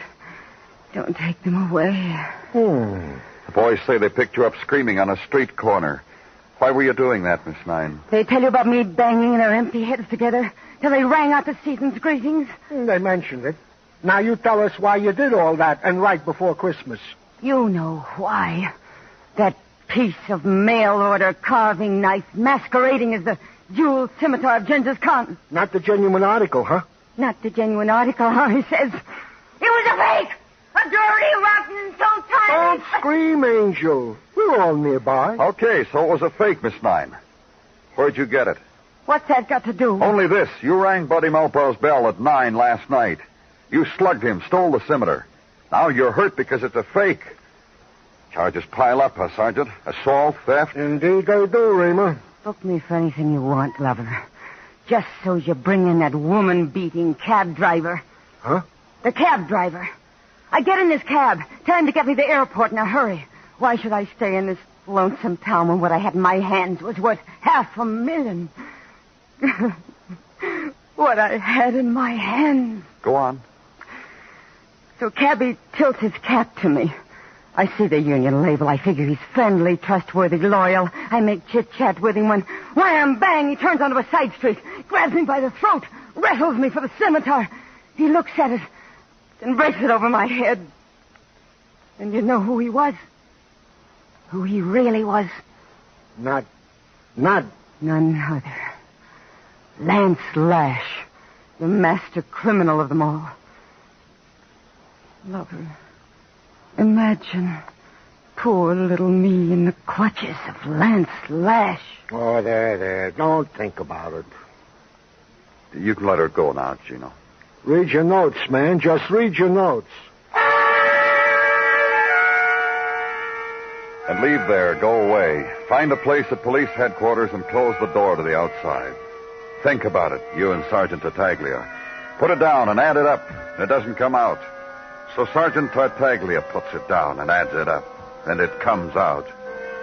Go to a place now, back to the museum, and tell it all to a man you talked to before. I can't believe it. I just cannot believe it. You better believe it, Mr. Zoic, because that's the only way it makes sense. That's right. If the scimitar stolen from Buddy Malpaugh was a phony, then the one the statue of Genghis Khan is holding is the real one. The ingeniousness of the man Malpaugh. What better way to keep his treasure safe than to put it before the eyes of the world? We want to see again, Mr. Zoic. Of course you do. This way. This is very gratifying to me, this publicity. People from all walks of life now drop in to catch a peek of the statue of Genghis Khan holding the scimitar. And just 10 minutes ago, I had to warn a cab driver to keep hands off. A cab driver? Yes. Interesting fellow, too. Interesting face. We better hurry, Danny. Yeah. Yes. Yeah. Now, look. I don't understand. Genghis Khan. He's dressed like a cab driver. He's holding a city guidebook in his hand. The scimitar is gone. It's impossible. Maybe, but it's happened. The cab driver changed clothes. Maybe we can catch him, Danny. Yeah.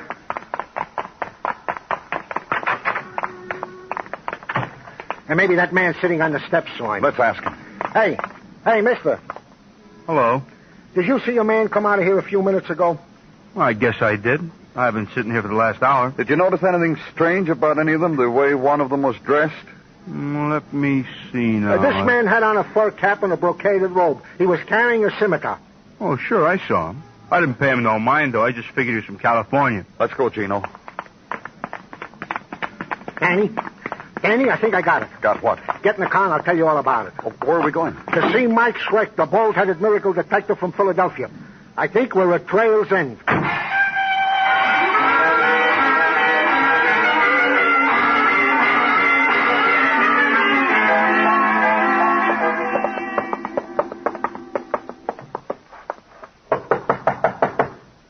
Who is it? It's Lieutenant Clover, Mr. Schreck, and Sergeant Tartaglia. I'll be with you in a minute. We're still waiting, Mr. Schreck. Come in. I was just tidying up. Going someplace, Mr. Schreck? Back to Philadelphia. I'm afraid Lance Lash has outwitted me again. Oh, has he now? Yes, but I'll get him. After the holidays. Sit down, Mr. Schreck. Tell us how you're going to get Lance Lash. Well, I'm going to the Congo after the holidays. Oh? And why are you going to do that, Mr. Schreck? Rumor has already drifted up from the veldt of the sudden appearance of the long-lost emerald eye of the goddess Osiris. If I know Lance Lash, that's where he'll be. After the holidays. Well, he will he? Let me ask you a question, Mr. Schreck. At your service. How long did you say the Philadelphia-Camden Bridge was? 1.83 miles. See? What did I tell you, Danny? Go ahead, Gino. Correct him. The length of the Philadelphia-Camden Bridge is 1.81 miles. Did you hear me, Mr. Schreck? I heard you. Mike Schreck would never make an error like that. Oh? Lance Lash, the master criminal of them all, I presume. At your service, gentlemen. Look in the closet, Danny. Right. It's here, all right. The costume of Genghis Khan. And, of course, you left the disguise of the cab driver at the museum. My compliments to you, sir. You came to the house of Buddy Malpaugh after the scimitar was stolen. You traced it to Rima 9. Disguised as a cab driver, you found her with it making her flight. You discovered it was a fake. That is correct. Of course, you know what happened then. I deduced the same thing you did, that the genuine scimitar was at the museum. Where is it now, Mr. Lash? Where is it? Why, it is here. Watch out, Gino. He'll cut you to pieces. I'll take him, Danny. Lance. Don't. Say uncle. Uncle. Yeah. Look, Danny. See? I removed this bald-headed toupee, and what do we have? A full head of hair. What a phony you are, Lance Lash.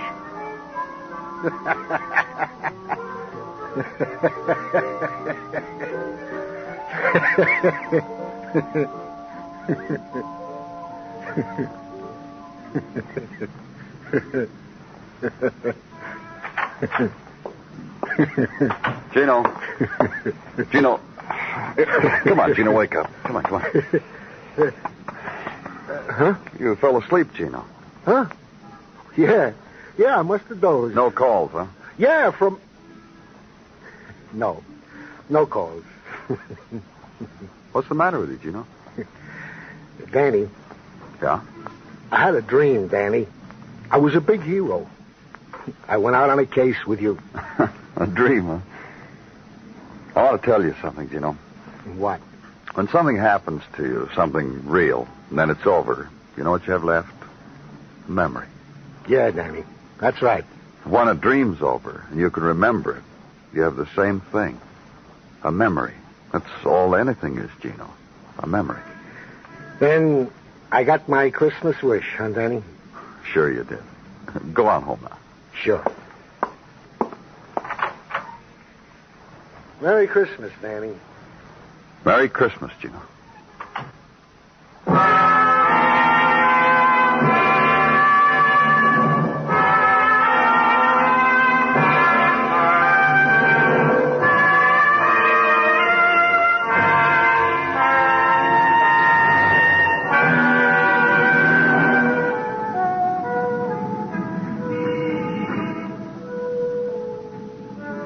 The bells ring out on Broadway, and the horns blow, and there's laughter.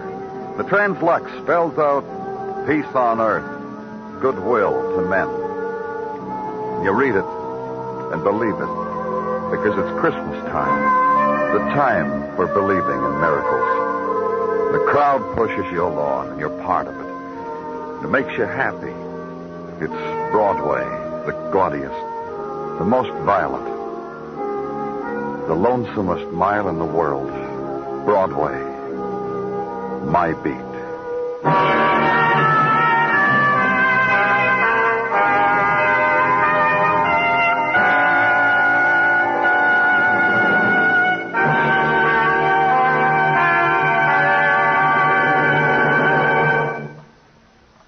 Broadway's My Beat stars Larry Thor as Detective Danny Clover, with Charles Calvert as Tartaglia and Jack Crucian as Muggavan. The program was produced and directed by Elliott Lewis, with musical score composed and conducted by Alexander Courage. In tonight's story, Lamont Johnson was heard as Mike Schreck, Georgia Ellis as Raymond 9, Howard McNair as Mr. Zoic, and George Neese as Buddy Malpaugh.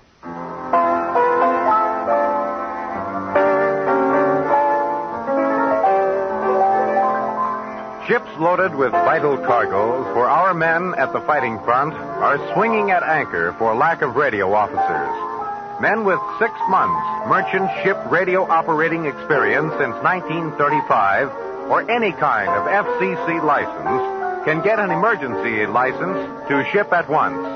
Write, phone, wire, or go now to American Radio Association, 5 Beekman Street, New York City.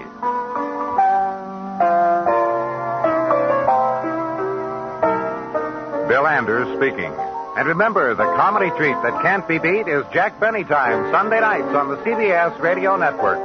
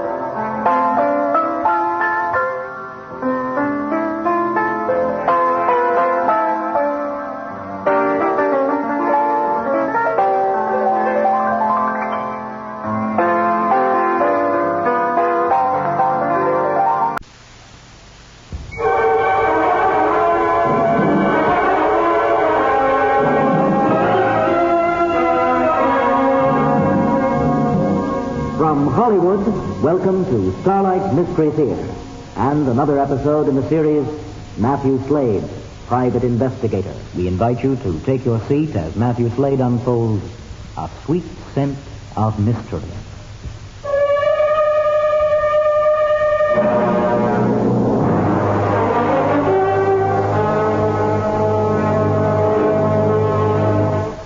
In my job, the hours are odd. So are the circumstances and the people I meet. You could even call some of them dangerous. My calling card reads, Matthew Slade, Private Investigator.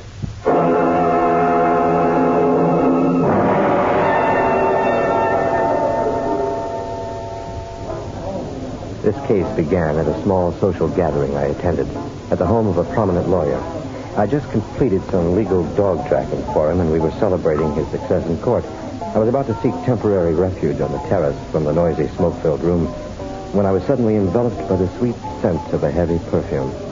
I turned, was confronted by an attractive woman. She was a good deal older than she appeared. Her slender figure was enhanced by a simple black dress. She possessed delicate features, large blue eyes, her face framed in a halo of soft blonde hair. She looked at me in frank amusement at my quick appraisal. I hope you're not planning to desert our cozy little group, Mr. Slade. I've been trying to get over to meet you all evening, and now you're running out. Is that fair? Just stepping out for some fresh air. It is rather stuffy in here. Mind if I join you? I'd be delighted. After you? Thank you. Cigarette. Thank you. You have a distinct advantage over me. Oh? Well, you know who I am, but forgive me. My name is Grace Burroughs. My pleasure, Mrs. Burroughs. Are you married? Well, I was born and raised a bachelor. I thought so. I'm beginning to think only the weaklings fall prey to that unhappy misfortune called matrimony. The weak ones do it only because they think they need someone to lean on. I married one.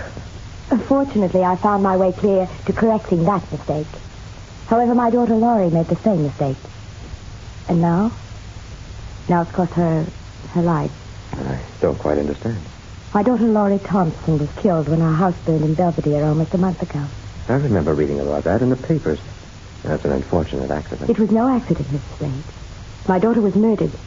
Well, I can understand your grief, Mrs. Burroughs, but I know what you're thinking, but you're wrong. I have proof. Would you care to tell me about it? Yes. The police said that the screen hadn't been properly closed and that a spark set the carpet ablaze. But that's not it at all. Go on. Since childhood, Laurie's been deathly afraid of fire. The fireplace would not have been in use at all unless someone had been with her. And there was no evidence of anyone else being there? None at all. Well, what about her husband? Bob? He didn't turn up until the next morning. It seems he spent the greater part of the evening at a bar called the Drift Inn. He was drunk as usual. At least he had sense enough not to drive. He slept it off in the car in the parking lot. The bartender verified his story. Well, did you tell the police about this fear your daughter had? Yes. Oh, they made a feeble attempt at an investigation. And that's why when I saw you here tonight, I decided to ask you for your help. Well, I don't know that I'd be able to find much more than the police, Mrs. Burroughs, especially at this late date. Have you thought of the possibility of suicide? Definitely not. Laurie was strong-willed. No matter how difficult the situation may have been, she would never have taken the easy way out. Was there a difficult situation? Oh, yes, I'm afraid there was. I see. Tell me about it. My son-in-law was nothing before he married Laurie. First, Bob resisted the idea of living off Laurie's income. But when his efforts to find a job failed, he slowly succumbed to the inevitable and turned to drinking for his solace. When Laurie reached the age of 30, less than a year ago that was, she received a sizable inheritance in addition to a monthly allowance from the trust. Bob wanted to use it to start his own business. Oh, some foolish idea of selling foreign sport cars. I was against it. As I had anticipated, within 6 months the business folded. He wanted more money to try again, but Laurie wouldn't give it to him. He even threatened to leave her because of it. That was 2 months ago. He's been drunk ever since. Where is he living now? Oh, in some rented apartment at the Shoreline Motel, I think it's called, on Highway 101. I understand he spends most of his time at the Drift Inn bar. Could anyone else have paid Laurie a visit that evening? My daughter was not in the habit of keeping company with other men. I understand some women still consider other women as friends. I'm very sorry. It's just that... Well, never mind. Laurie had many friends. None of them were as close to her as her sister Patricia. Pat was with me that evening. Well, there doesn't appear much for me to go on. Will you try and find the truth for me? All right. I'll start tomorrow. Now, I'd better take you inside before you catch cold. Then I'll find our host and say goodnight. I think I'll stay out here just a while longer. All right. Good night and thank you. I'll be in touch, Mrs. Burroughs. On the way home, I went over in my mind a few facts Mrs. Burroughs had given me. Few indeed. I suspected there was a lot more to this than she wished me to believe. Since she seemed so convinced her daughter was murdered, I was sure she had a prime suspect in mind. But she wasn't about to tell, not yet anyway.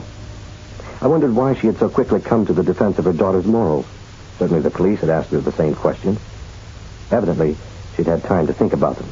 And maybe, just maybe, she had a few answers she didn't like. I was determined to find out what they were. And the most likely source would be Bob Thompson. The next morning, I had Jonesy wade through the society columns of back issues at the newspaper morgue. I went over the fire report at police headquarters. It stated no more than I had expected. A neighbor reported the fire. By the time the department got there was little they could do. A routine investigation was made. A few tangible remains were found identifying the woman's body. A silver locket, brass buckles from a pair of slippers, and a diamond wedding ring. I phoned Jonesy at the office, found that her investigation had been almost as fruitless as mine. Lori Thompson was at the top of the social register. She was active in numerous charity organizations, and because of her beauty, a favorite subject of the society photographers. The stories were all along those lines. No gossip, no scandals. She was typically top drawer. I drove out to the Shoreline Motel.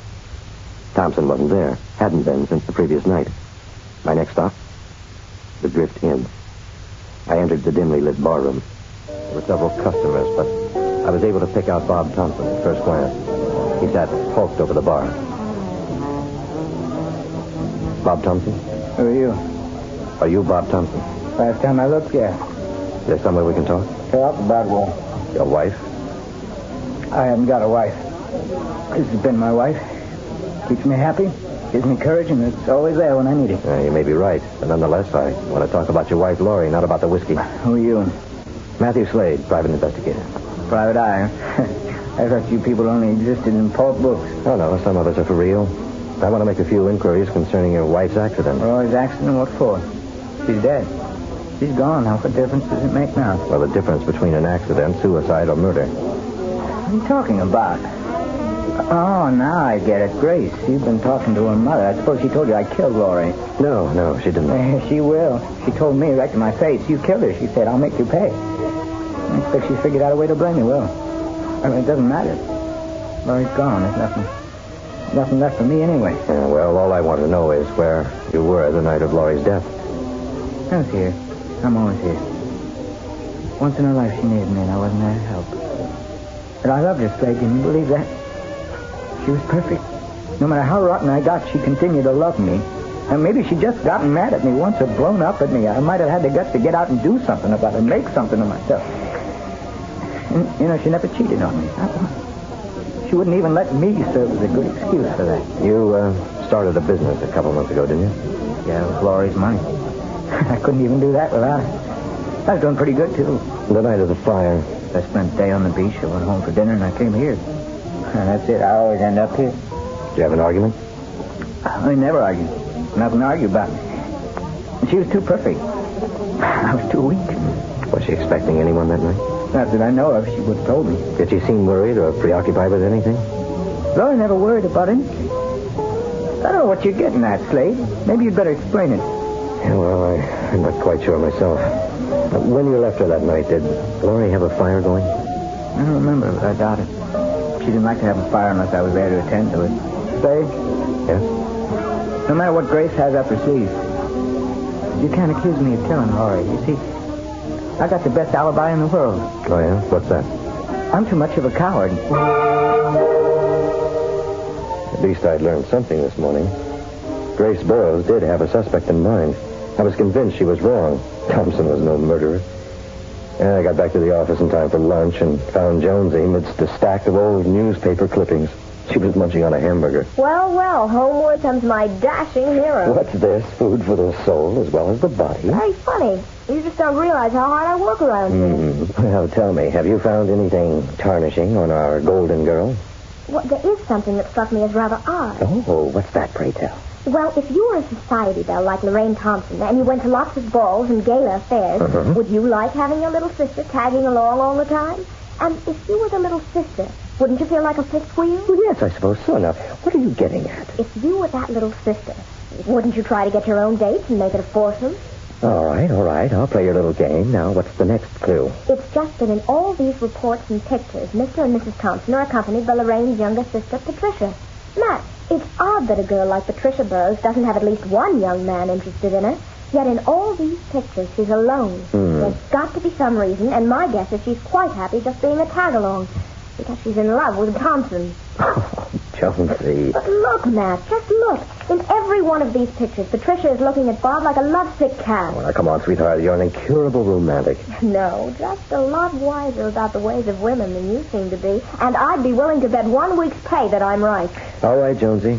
I promise to keep that in mind when I talk to her. Where are you going? Well, to see Patricia Burroughs.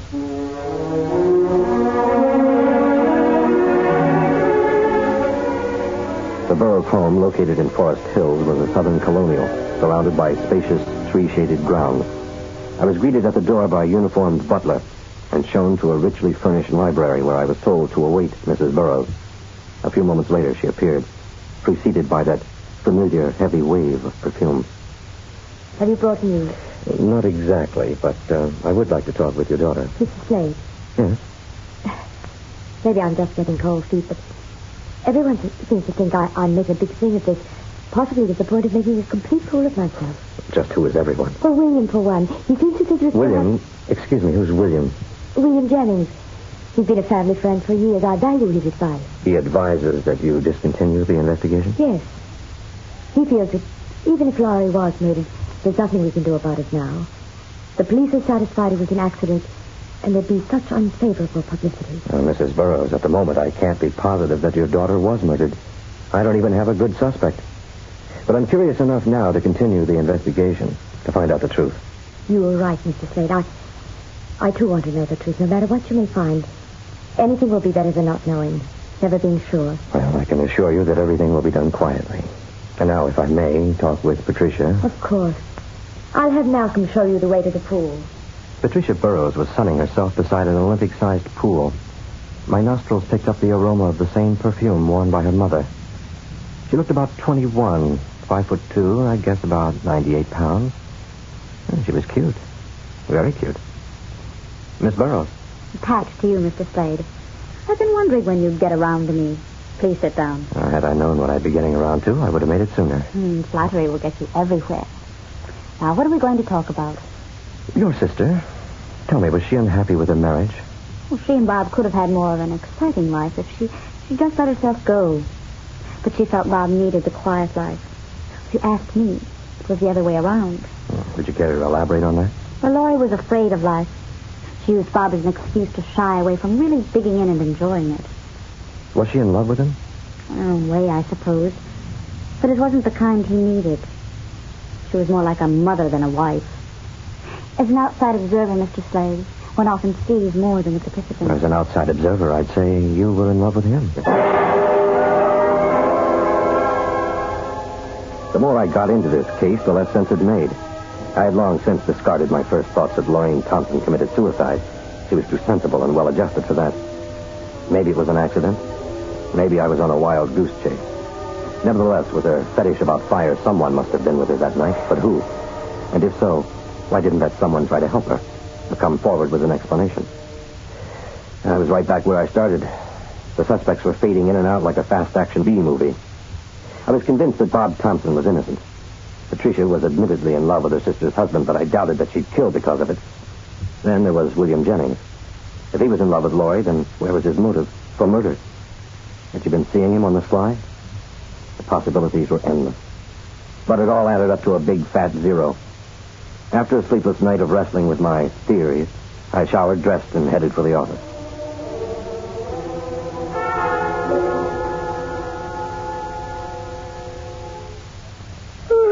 Good morning, boss. Well, good morning, sleeping beauty. I'm putting in for overtime. Oh. I spent all afternoon and half the night checking on William Jennings. Well, you just didn't have to go to all that trouble, sweetheart. I thought you might like to have it first thing. Here's what I found. It's all typed out. Well, thanks.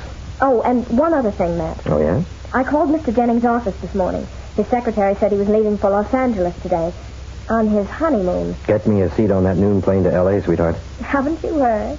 3 o'clock. Well, it can't be helped. I've got some questions that won't wait for answers, and you can drive me to the airport. I'll even buy you lunch before I leave. A real, honest-to-goodness lunch? How's about something like, a filet? You just bought yourself a chauffeur, mister.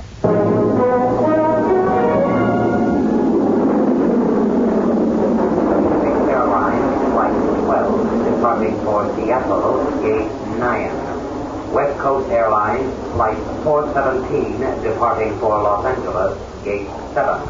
Final call, all aboard, please.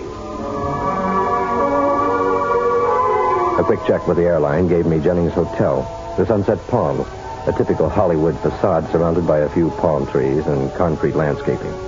I entered the glass-enclosed lobby, went to the desk, slipped a blank sheet of paper into an envelope, addressed it to Jennings, and watched the clerk place it in box 303. I made my way around the crowded poolside to the elevator, and minutes later, located Jennings' room on the 3rd floor. Who is it? Matthew Slade. I'd like to talk to you. I don't know anyone by that name. You must have the wrong room. Or maybe you know more about the name Lorraine Thompson. Now, look here.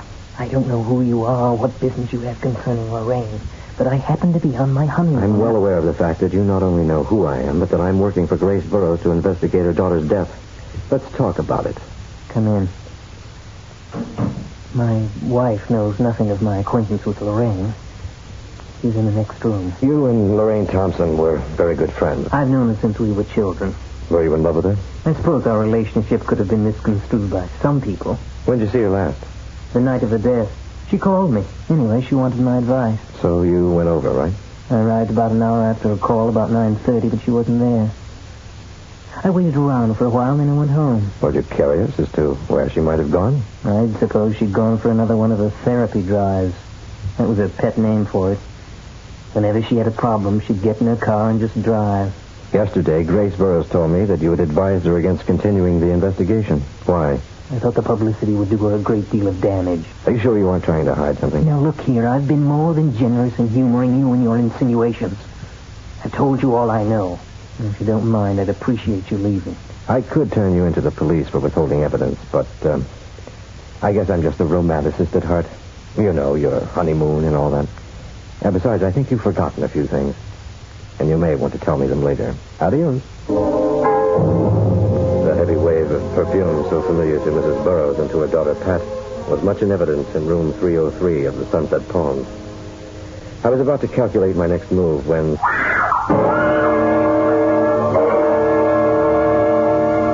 Within seconds, I ran down the corridor and forced my way into the room. Jennings had his back to me, clutching the woman by the throat. Her arms were around his neck in a grotesque embrace, hands grasping wildly, vainly searching for some vital target. I spun him around, and I hit him with a well-placed right hook. He went down and out. Lorraine Thompson stood holding onto a nearby chair for support. Her dark, silky hair hung tousled about her shoulders, her eyes desperately fighting to comprehend the past few moments. I called the police. Oh, Mr. Slade, he tried to kill me. It was horrible. It's over now. I sit down over here. Now, you feel up to telling me about it? Well, Bill and I have been seeing each other for some time. I finally realized that I didn't love my husband. I pitied him. Tried to mother him. I could see it was only making him weaker, more dependent, but I couldn't just leave him.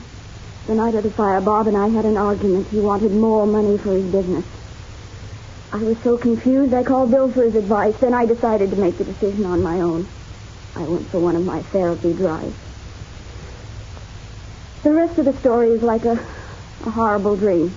Go on. I wasn't paying attention to the road. I'd ridden it 1,000 times. Suddenly there was a woman crossing the road. I was going too fast. I couldn't stop. I tried to swerve. The woman just stood there. The car was out of control, and I hit her. When I finally managed to stop the car, I went back. She seemed to be alive, so I put her in the back seat of the car and drove home where Bill was waiting for me. He helped me get the woman into the house, and I was about to call the doctor when Bill said she was dead. I panicked. He said it was our chance to get away together and for me to get out of a murder charge. Bill put my ring on the woman's finger and a few other things for identification, then started the fire. He drove me to the airport, and I flew down here. I realized what a terrible thing I had done, but Bill bolstered my courage. Then he wanted to draw my savings out of the bank and fly to Mexico. Yesterday, I decided to give the money to Bob. I thought it might be of some consolation to him. He'd be better off without me anyway. When I told Bill what I planned to do, he became furious. Then you showed up. Bill got frightened, wanted to leave for Mexico today. I told him I couldn't go on. It would be best if we gave ourselves up. He suddenly became enraged. He said I could stay, but he wanted the money. He tried to kill me. What will happen to us, Mr. Slade? Well, you'll have to go back and face charges for the accident. And if what you told me is true, Bill Jennings will be charged with conspiracy. Possible murder. Oh, no. Well, chances are the woman wasn't dead. In which case, technically he or both of you killed her. I never would have guessed it, Matt. I had all my money riding on dear little sister. Well, you can't be right all the time. Besides, You know, you were the one who put me onto the scent with your hunch about Patricia. It was she who gave me the first clue. Oh, that reminds me. I picked up a little consolation prize for you. Here. Oh. Open it. Go ahead. Perfume. Thank you. Wear it around the office. I kind of got used to it on this case. Oh, Matt.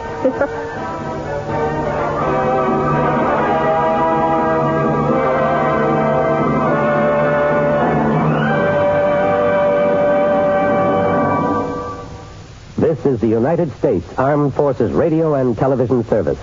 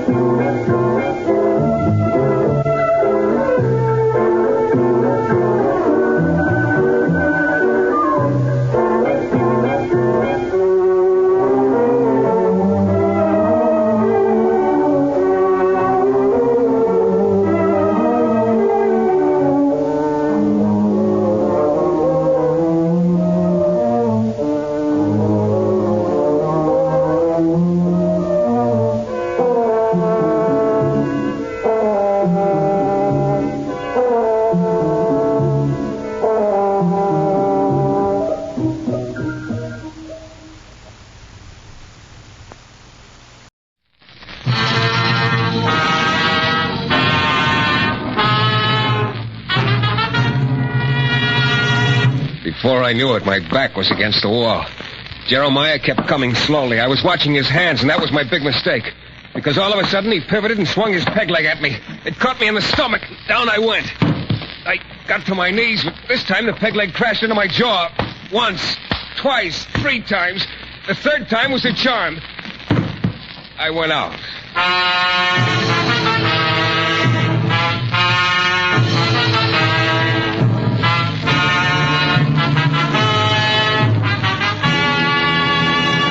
The New Adventures of Michael Shayne, Private Detective, starring Jeff Shannon. Michael Shayne, reckless, red-headed Irishman, is back again in his old haunts in New Orleans. This is your director, Bill Russo, inviting you to listen to another transcribed episode, which we call The Case of Tahlanis' Tears.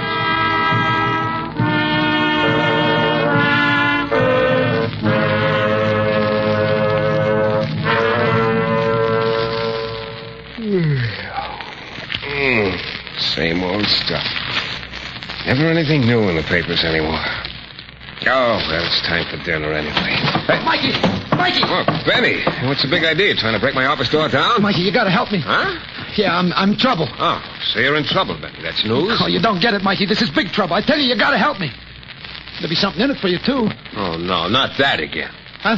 Now, look, Benny, you've been a waterfront drifter for longer than I can remember. But, Mikey... So half the time you're getting yourself into disgrace by picking the wrong pocket or listening to the wrong conversation, then you yell for help. No, this is nothing like that. Honest it is. The other half of the time you spend making phony pitches to people, namely me. I tell you, this is on the level, Mikey. Oh, go on. Will you beat it? Mikey, listen to me. The tiger shark's after me. If you don't help me... The tiger shark? Benny, you better lay off that kind of stuff. Okay. I'll spill it to you, Mikey. It's Tahlanis' tears. That's what it is. Tahlanis' tears? Benny, you take a lot of convincing, but I'll try once more. 1, I don't care who your girlfriend is or why she's crying. 2... No, Tahlanis' not my girlfriend. 2, if you don't get out, I'll throw you out. I tell you, you gotta help me, Mikey. So I did try to con you once or twice, but I'm leveling now, honestly. Get your hands off of me. Come on, get them off. Okay, Mike. Now go on, get out. But, Mike... Get out! Okay. Anyway, just coming to see you here has helped me. Huh? Yeah, maybe the tiger shark will lay off for a little while now. Well, don't start that again. I'll come back when the heat's off, Mike. Maybe in an hour or 2, then we can do business. Benny, I'm through talking. I'm going to come around this desk and... Okay, Mike. Okay. But you'll see, Mike. Be careful what you throw away, huh?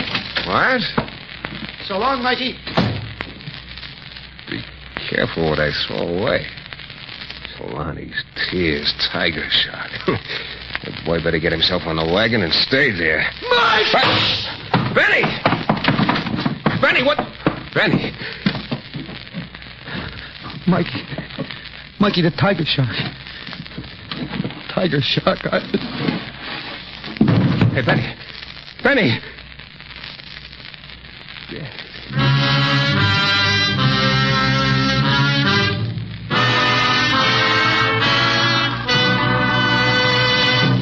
In a moment, we'll return to the new adventures of Michael Shayne and the case of Tahlanis' tears.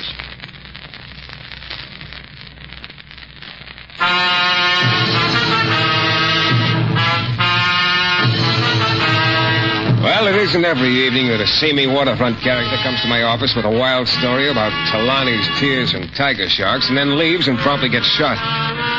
When I sent for the police and told them Benny's story, they couldn't make any more sense out of it than I did.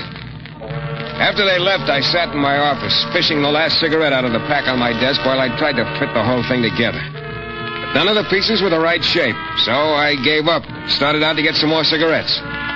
Then half a block down the street, a little gent with a face like a chipmunk fell into step. Good evening, Mr. Shayne. Who are you? It's a dark night, Mr. Shayne. I'm afraid of the dark, so I thought I'd walk with you a little. You mind? Yeah, look, Chuckles. Not Chuckles, Mr. Shayne. Alex. My name is Alex. Okay, Chuckles, now beat it. Mr. Shayne, you have something which I wish. Please give it to me. What are you talking about?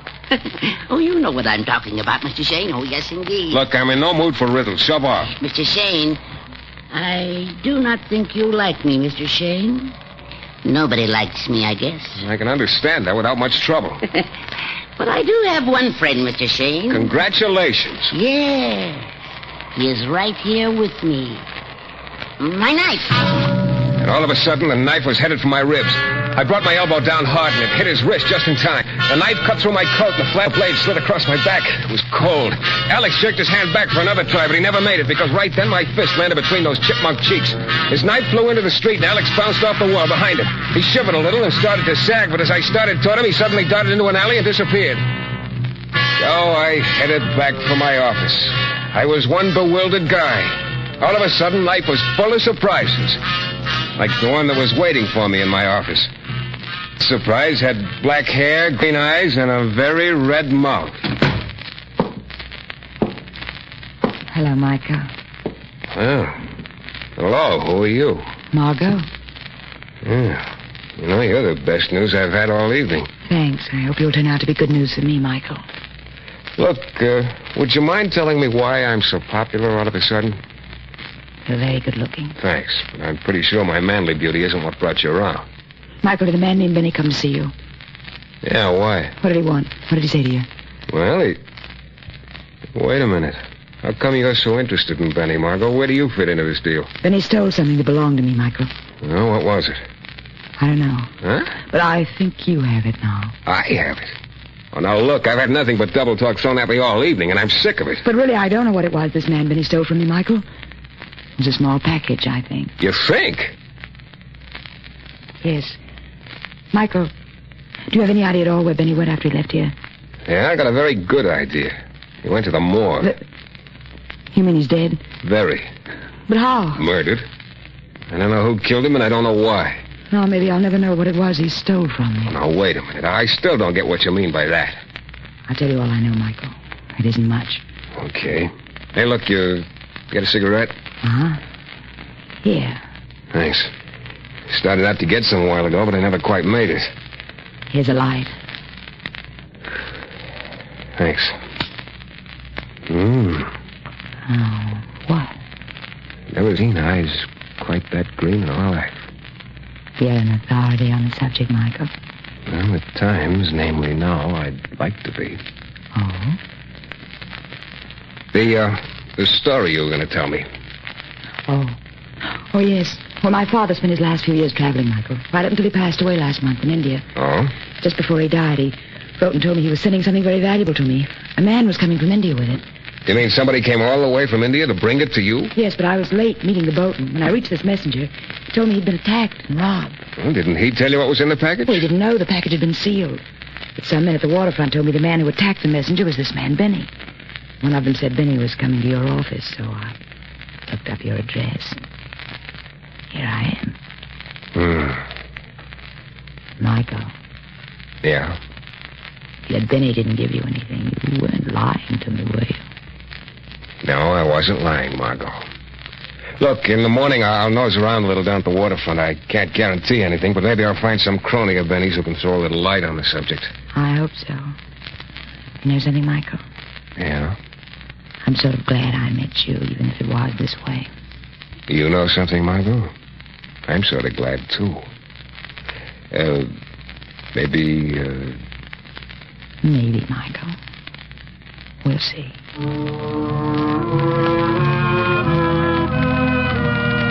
I sat at my desk for maybe 5 minutes after Margot left, trying again to remember if Benny had said anything that might make sense. All I could come up with was Tahlanis' tears and tiger shark, neither of which did. So I gave up for the night and walked out of my office. Just as I closed the door behind me, I stopped. Coming slowly down the hall toward me was one of the biggest guys I'd ever seen.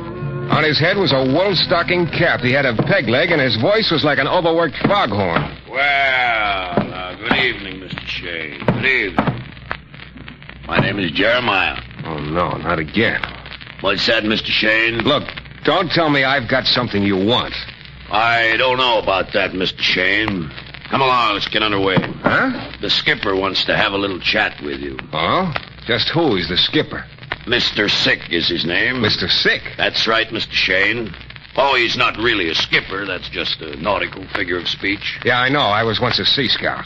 Just what does this guy Sick have on his mind? Mr. Shayne, all I'm to do is navigate you to Mr. Sick. It's up to him to tell you what he has on his mind. Oh? Well, look, Jeremiah, supposing I decide I don't want to have a chat with Mr. Sick. What then? Well, Mr. Shayne, with this belay and pin I've got in my hand, I think I could stove in your skull like an eggshell. Then I could trice you up like a furled mainsail and lug you there under my arm. Yeah. Yeah, you probably could and would. Okay, Moby Dick. Let's go.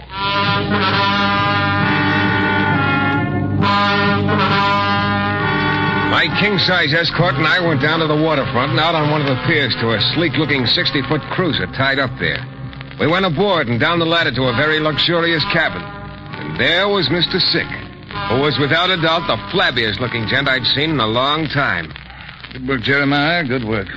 Good evening, Mr. Shayne. Hello, Mr. Sick. Would anybody mind telling me what this is all about? Not at all, sir. Not at all. It's very simple. You have something which I desire. You know something? This is only the third time tonight I've heard that little refrain. It's getting sort of monotonous. The difference is, Mr. Shayne, that I intend to be much more persuasive than anyone else. Oh, now, look, before you toss any polite threats this way, maybe you better tell me just what it is I've got that you want. Obviously, the tears of Tahlani. The what? Mr. Shayne, I seldom repeat myself. I will make an exception in your case. It is the tears of Tahlani which I desire and will have. Maybe Benny was making more sense than I thought. Sir? Skip it. Look, just what are the tears of Tahlani? Your pretended ignorance amuses me, Mr. Shayne. So I'll indulge it. Tears of Tahlani, as you know, are 6 matched and priceless rubies. Huh? Tahlani was an ancient Indian goddess. The rubies were kept in a shrine and guarded by a native priest. That is, until they were stolen. I see. Now, just where do you come in, Mr. Sick? Let us simply say that I'm a collector, my dear sir. Uh-huh. A determined collector. When there is the air of forbidden fruit involved, my determination knows no bounds. What do you mean, forbidden fruit? Well, legend has it there is a curse on the rubies. The priest who was killed while guarding them told his attackers they would not profit by their sacrilegious theft. It is told he even smiled as he was being killed. Sounds like a pleasant pastime, robbing shrines. The initial theft of Tahlani's tears does not interest me, Mr. Shayne. What does interest me is that I have good cause to believe you now have them. You're just bubbling over with answers, Mr. Sick. Maybe you can give me one about a tiger shark. An erroneous legend, my dear fellow. Tiger shark is supposed to be a mysterious killer and jewel thief from the Middle East. No truth to the story. Oh? Enough of this question and answer game. Rubies, please. Well, look, this may come as a shock, but I don't have them. Mr. Shayne, to refer to my previous dissertation on the art of persuasion. I still don't have them, Mr. Sick. Do not intend to waste time, sir. The rubies at once. Look, I can't give them to you if I don't have them. Must I ask my friend Jeremiah here? For the last time, I tell you I don't. Very well. Jeremiah, you may proceed at will. The big guy started for me. I edged away.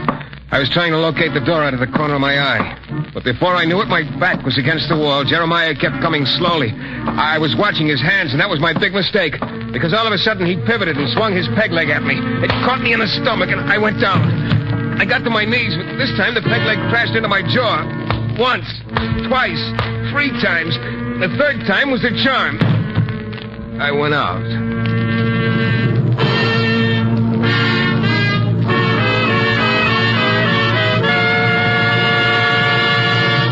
In a moment, we'll return to the new adventures of Michael Shayne and the case of Tahlanis' tears.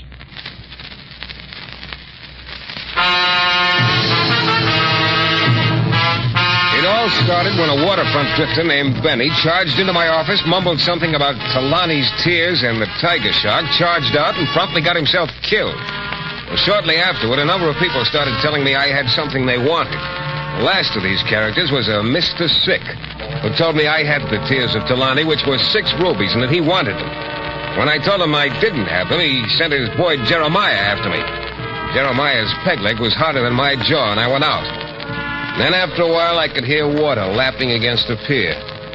There I was, lying on hard planks, all except my head, which was held by 2 soft, cool hands. Poor Michael. What? Margot. Uh-huh. What are you doing here? I'm afraid I wasn't sure you were telling me the truth earlier, Michael. So when you left your office with the big sailor and came down here, I followed you. Do you want to get up? No, I don't ever want to get up. I just want to lie here. You're sweet.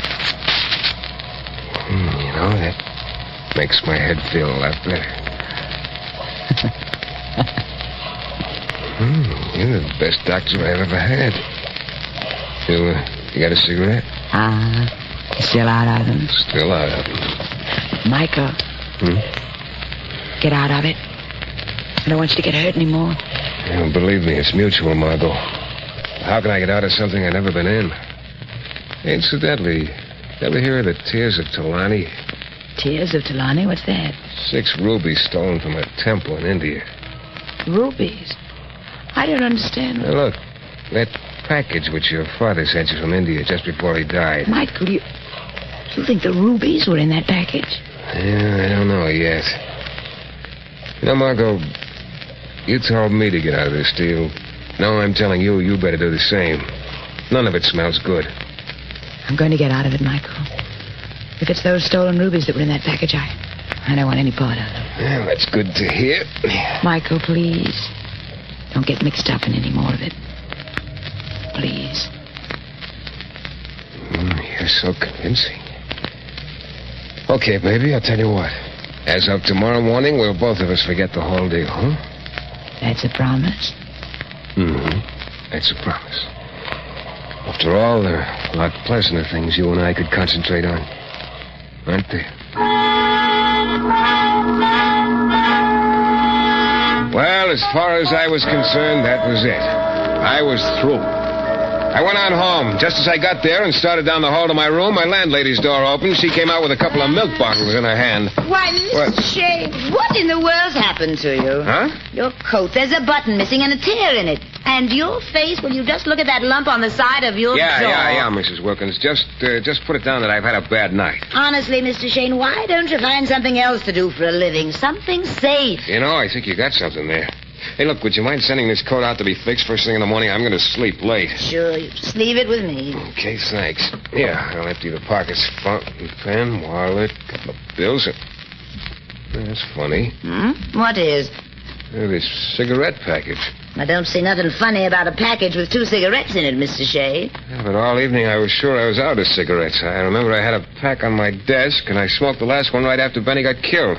Benny killed? Mr. Shayne, what are you talking about? I'm sure I only had that one pack when I got to the office today. Anyway, these aren't my brand. Wait a minute. Mr. Shayne, what is... Oh, never mind, Mrs. Wilkins. I'll see you later. It had hit me all of a sudden. Benny had grabbed my arm while he was in my office. He'd slipped the cigarette package in my pocket then. And he told me to be careful what I threw away. Yeah, it all made sense now. In my room, I tore the cigarette package apart, and there it was, tucked behind the foil. A little piece of tissue paper. The diagram of a deserted warehouse down on one of the piers, and an X in one corner of the warehouse. I had a very strong hunch about what I'd find at the X.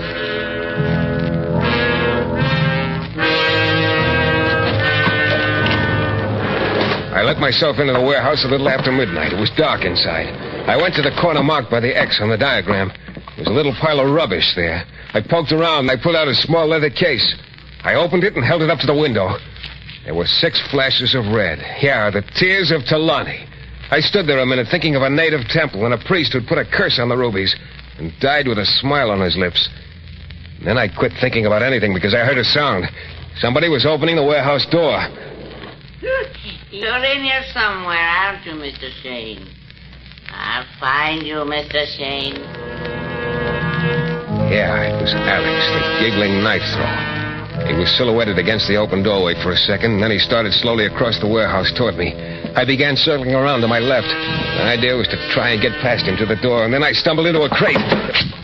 A knife plunked into the wood an inch from my ear. Well, at least my boy had lost his sting. I straightened up, and it almost cost me my life. And then I realized Alex probably had a year's supply of cutlery with him. So I started circling again, and this time I didn't make any noise. Finally, I got to the open door and eased outside. But as soon as I hit the pier, something very familiar came flying through the air at me. It was Jeremiah's peg leg. Oh! Well, now, Mr. Shayne, you shouldn't be trying to leave in such a hurry. There. Oh.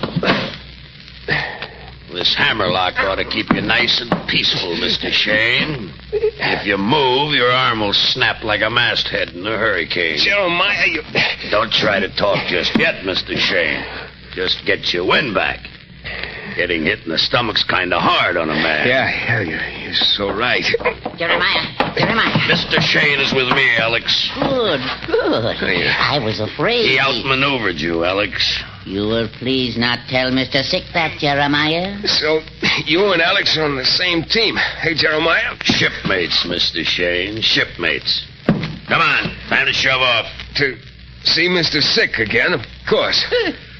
Of course. And with that small package that's sticking out of your pocket, Mr. Shayne, I can tell you'll be a very welcome visitor. Come along. So I came along. I didn't exactly have much choice. But much to my surprise, we didn't go to Mr. Sick's boat, but to an apartment a few blocks away from the waterfront. Mr. Sick was waiting for us there with a broad, yellow-toothed grin splitting his purple lips. And now, Mr. Shayne, kindly hand me that leather case. Okay. At last. You will be happy to know you've saved Jeremiah's life, Mr. Shayne. What do you mean? It was Jeremiah's blunder which lost us the map to your friend Benny. I don't get it. We've been on the trail of these rubies for some time. Jeremiah finally persuaded the original thief to give him the map showing him where the rubies were hidden. Then he was careless enough to lose it to Benny before we'd even gotten a look at it. I see. I do not tolerate blunders. If Jeremiah had cost us the rubies, he'd have paid with his life. Well, you tell him I'm very happy for him, Mr. Sick. Oh, but I do not intend to see him again, Mr. Shayne. Or Alex, for that matter. Oh, you're quite the cagey kid, aren't you? A quaint way of putting it, but fairly accurate. So this jewel thief and killer called the Tiger Shark is just a legend, huh? Oh, I could see you were not convinced earlier this evening when I told you there was no such person. Yeah. Well, you don't mind me asking one more question? Not at all. What happens to me? Mr. Shayne, within the minute you will discover that any encounter with a tiger shark is inevitably fatal.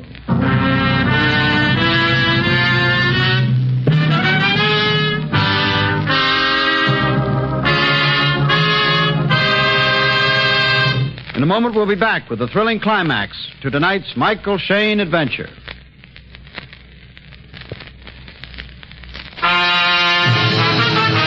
Well, there I was in Six's apartment. I'd handed over the rubies, and according to him, I was about to hand over something else. Namely, my life. Mr. Shayne, time is a fleeting thing. And right now, it is a luxury which you can no longer afford. Therefore... Drop the gun, Mr. Sick. Margot! Drop it!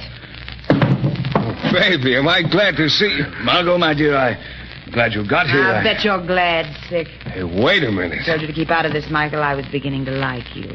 Yeah. Margot, we have the rubies now. Oh, no, Sick. I heard enough to realize you were going to double-cross me and keep them for yourself. Why, you've got it all wrong, my dear. I wouldn't think of double-crossing you. I was just amusing myself at Mr. Shayne's expense. Then amuse yourself with this. Oh, no, Margot, no. Margot! Don't move, Michael. So all along you were running the show, Margot. That's right, Michael. Sure, I should have figured it. And I guess I forgot there are female sharks, too. Yes, and the pity is you never see a shark's teeth until it's too late. Now I have them at last. I spent a year following this little leather case around the world, Michael. Now they're mine. The rubies, Tahlanis' tears. Here, there they are. They're... What? What's the matter? Oh, no. What? Well, they're paste. Paste! Paste! They're worthless! She stood there with that beautiful red mouth hanging open. Her eyes riveted on the imitation rubies. The guard was down. I dove for the gun and wrenched it away. She didn't even struggle. She just sort of sagged slowly to the floor. I called the police, and they were happy to take over from there. Well, that's about it. It's been over for some time now, but I can't seem to forget it. Because it's made me think about a lot of things. About a native priest, how he protected his temple's treasures by substituting imitations. How he smiled as he told a killer you can't profit by stealing from a temple. About the real tears of Tahlanis, still safe in that temple. And about Margot and her outfit lying, stealing, and killing to get their hands on 6 globs of red paste. Yeah, I've been thinking about all of that. Because, you know, it's occurred to me that there just might be a lesson in it somewhere. This is your director, Bill Russo, again. Our story is based on characters created by Brett Halliday and written by Bob Wright.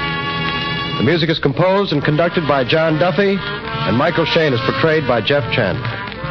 The New Adventures of Michael Shayne is a Don W. Sharp production, transcribed in Hollywood and distributed exclusively by the Broadcasters Guild.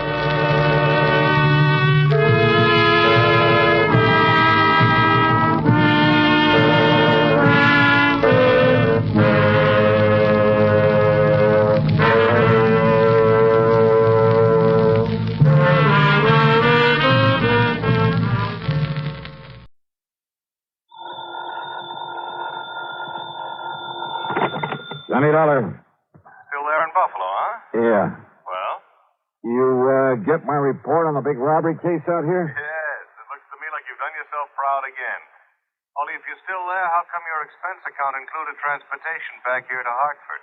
I'm afraid I got a little ahead of myself, Pat. Or maybe just padded a bit before you actually spent the money, is that it? Yeah, something like that. Well, I think we can overlook it this time. After all, you recovered something over $400,000 that was stolen from that store. Well, let's say I found out where it went. Well, that's the same... What? You mean to say you didn't get that money back? Not yet. Oh, but Johnny... Now, look. Oh, no, don't come unglued, Pratt. I know where the money is. At least I'm pretty sure I do. Johnny, so it's aboard old man McNair's yacht on the lee of a point off the Canadian shore of Lake Erie. Now, listen. But with the big storm that's raging up over Lake Erie, well, it's impossible to go out and get him. Who's them? An employee, an ex-employee of the Emporium, the guy who took the money, and his pal who helped him get away with it. Well, now, you wait until that storm is over, and by that time they'll be 100 miles away. I'll be hidden away in some little cove there on the Canadian shore. Be what? What was that? Oh, nothing, Pat. Now, listen, I'll keep on it. You'd better. I'll bring him back here and the money or die in the attempts. You fail to get that money back, and I'll gladly attend your funeral. Yeah, okay, Pat. I'll stay with it. Believe me, Johnny, you'd better.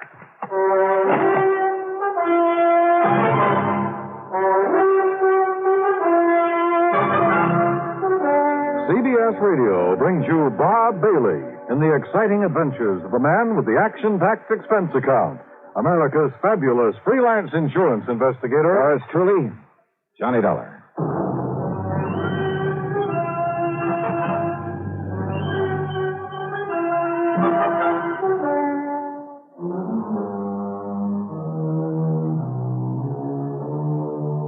Expense account submitted by Special Investigator Johnny Dollar.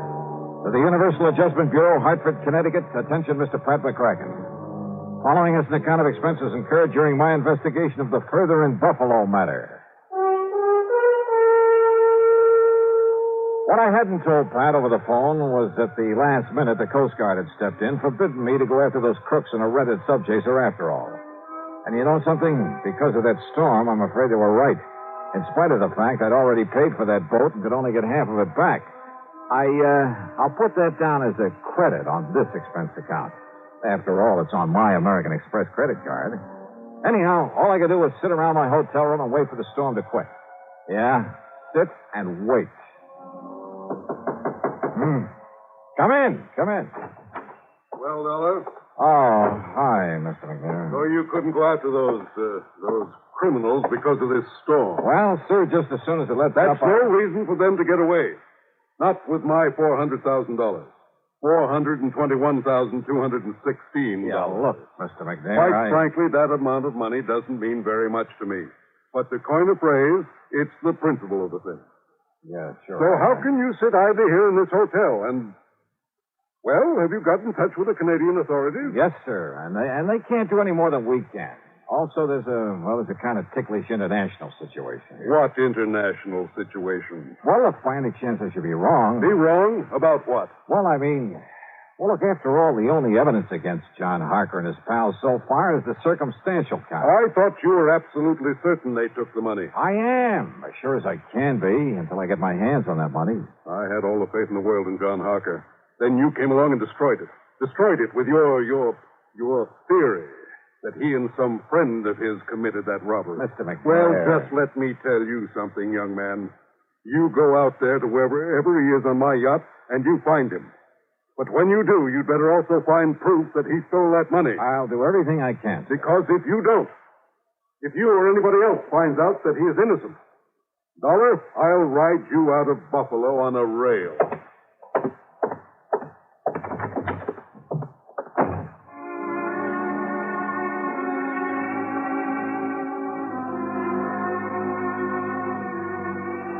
Yeah, at this point I was feeling real good, real happy. Everybody was being so nice to me. I was just about to blow expense account item 7 on room service for a bottle of scotch and a couple of quarts of soda when the phone rang.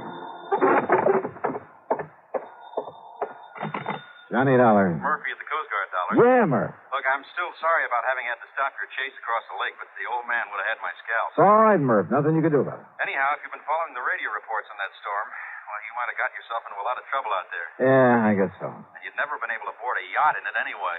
So, you have any ideas?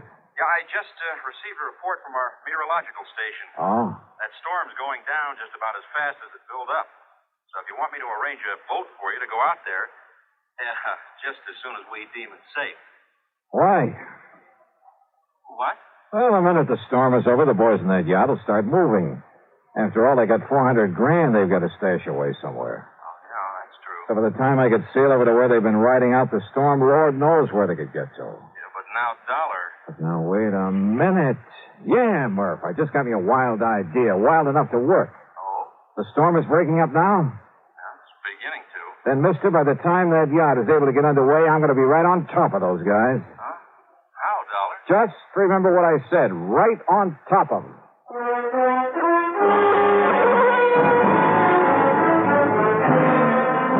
Expense account item 7, $3 and a quarter for a taxi out to the municipal airport. Along the way, I noticed the rain was letting up, the wind was dying down. At one side of the airport, I found exactly what I was looking for. Within a couple of minutes, was in a little office talking with Tinker Barnum, owner of the Barnum Flying Service. Sure, $1. Complete equipment for it. Winch, line, slings, everything. Good. You see, we not only give a lot of demonstrations, instruction, that sort of thing, but now and then a Coast Guard calls on us to help with an actual rescue at sea. What'd you say your price is? $300. That includes me at the controls. Okay, then it's a deal. Okay, we'll take off just as soon as the wind goes down a few more knots. Oh, sorry, Tink. We got to take off right away. But if the wind starts blowing up again... It won't, and I got that straight from the Coast Guard. You're sure of that? I'm sure, so let's go.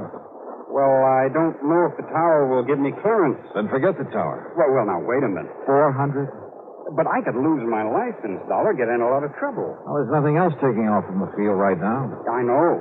But that flight that just came in had a pretty rough time of it. Tell the tower it's an emergency, a rescue operation if you have to, but please, let's get going. Now, listen. It could be very dangerous. All right, that's a chance we'll have to take. 500? 550? Keep talking. Well, after all, it's $400,000 this thing. What? $600. Take it or leave it. Okay, $1. Let's go out and warm up the old windmill. Attaboy.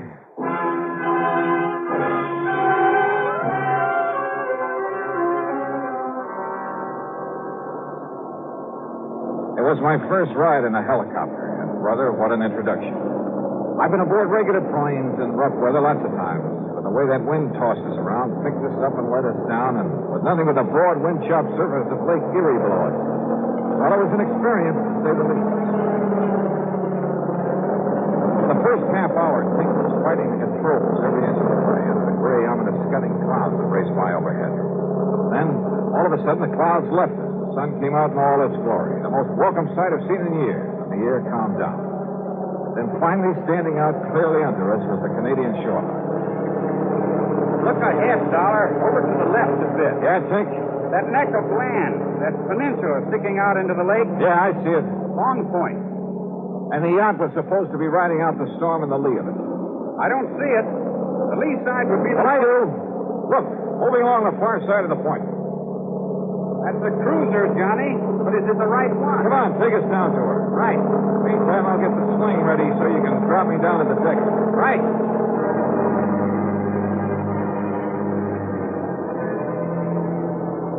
I still don't know how Tink figured he could pilot that helicopter and at the same time lower me to the deck of the yacht. That he could handle a winch.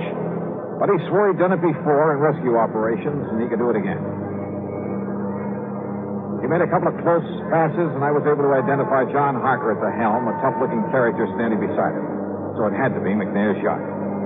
Then I suddenly realized there were not only two of them, but they both knew who I was, knew all about my interest in the robbery. I could be at a slight disadvantage.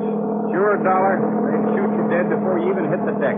Tink, I can't remember when a lie has ever paid off or even worked. I've got to try one this time. Well, listen, we could simply keep a line on them and find out where they go. Yeah? And what happens when this X-Beater runs out of gas? Yeah. Oh, well, I can radio the Canadian Coast Guard. No. By the time they get through the necessary red tape to hold those boys and get here from wherever their nearest station is. Yeah, I see what you mean. Okay, then, Johnny, open the door. Use this megaphone. Thanks. Here. I'll hang around over them. Right. Arthur!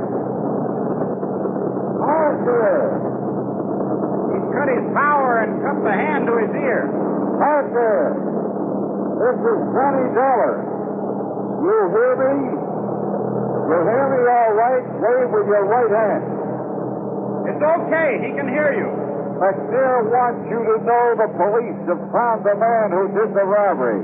They gunned him down. He waves okay. Yeah. Arthur! They haven't found the money yet. McNair says you'll have the price on the plane, and the price on the way to Rotterdam.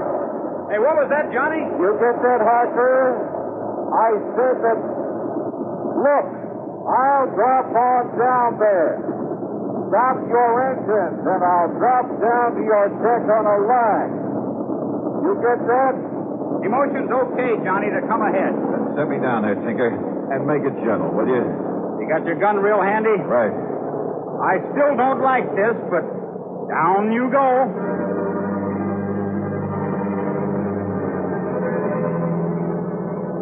swinging around under that copter, hoping I'd hit the deck of the boat below was no fun.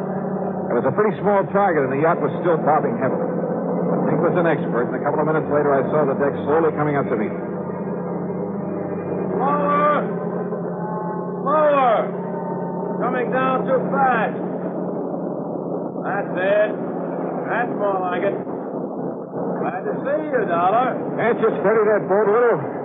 Better give me a hand when I get down there. Sure. Don't worry. We'll take care of you. Come on. Get ready to pull the release cord, Johnny. Steady now. Steady. There you go. What a way to make a living. Nice work, Dollar. Let me give you a hand. Thank you. Yes, while Billy here takes your gun away from you. Oh, no, you don't. I got it, baby. Now, just one funny move, Dollar, and I'll pull this trigger. You see what I mean? Oh, yeah. I see. Yeah, just one funny move. Okay, Harker, now what?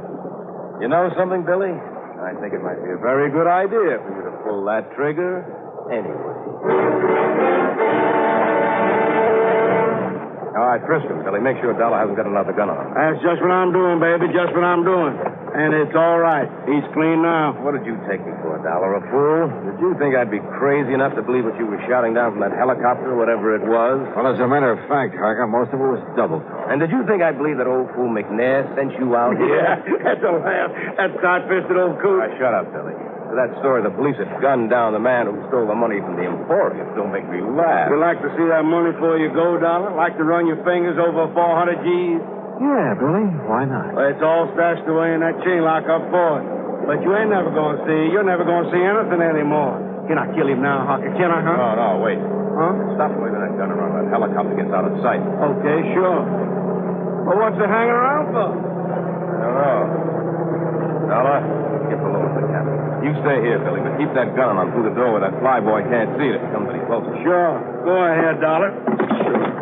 Why not? Now, you just sit right there on that bunk and don't make a move, you understand?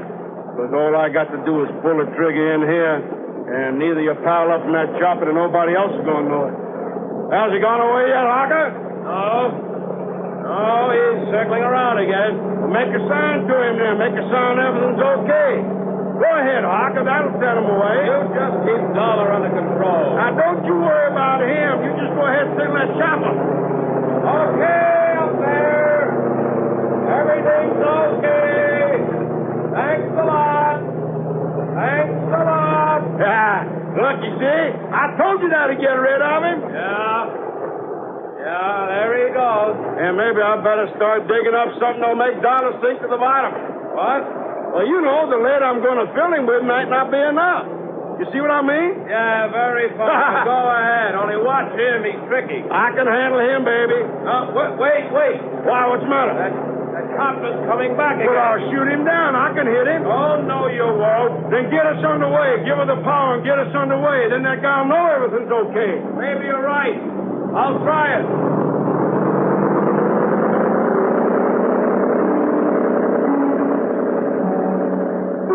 During all the talk, I sat there on the bunk looking into the muzzle of Billy's .38, knowing these were desperate men with a lot at stake. That if I made one false move, he wouldn't hesitate to pull the trigger. Even if he took the gun off me for a couple of seconds, there was nothing in reach I could use for a weapon, could even pick up and throw at him. Good work, Billy. Chopper's going away again. I told you so. Can I shoot him now? Can I kill him? I better wait a couple minutes more to make sure. Well, I'll find some chain or something to tie around him and make him sink. In the locker, under that bunk you got him sitting on. Okay. All right now, Dollar. Get off of that bunk and walk up to the front of the cabin. Go ahead. Don't forget I've got this gun on. Yeah. The copter was going back to shore. Time was running out. Then I saw them. A duplicate set of controls there at the front of the cabin. Steering wheel, throttle, everything. Go ahead, Dollar. Keep your hands up over your head. Up high. Rising off the bunk, my hands over my head, I half stumbled as though from the motion from the boat. I lurched against the wheel and grabbed it and swung it hard a port. Hey! The boat swung around crazily. Hey! What do you think you did? Hey, let go of that wheel! Lousy shot, Billy! What's the matter? Billy! Billy, what's happened down there? Plenty, Harker. And if you want some of the same. Wrong, Dollar. Dead wrong. Because I have a gun, too. Not another stick. I see what you mean. Too bad you didn't take Billy's when you... Billy? Billy? Okay, Harker. I'm okay. But if you think I'll go wait any longer to kill this guy, you're crazy. Okay, Billy. Go ahead and kill him. You don't, I will. No, look. That cop. What? What's coming right at us? It'll smash into us. Stop and shoot him. You bet I will. No, you fool. The pilot, the cop, to the fly boy. Shoot him. Right.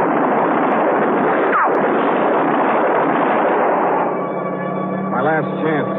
They turned to fire at Tinker up in the copter. I lunged against Billy, shoved him over the side. By the time Harker turned to fire at me, I was on top of him, swinging with everything I had. Oh, I'll kill you. Oh, brother. What a rest.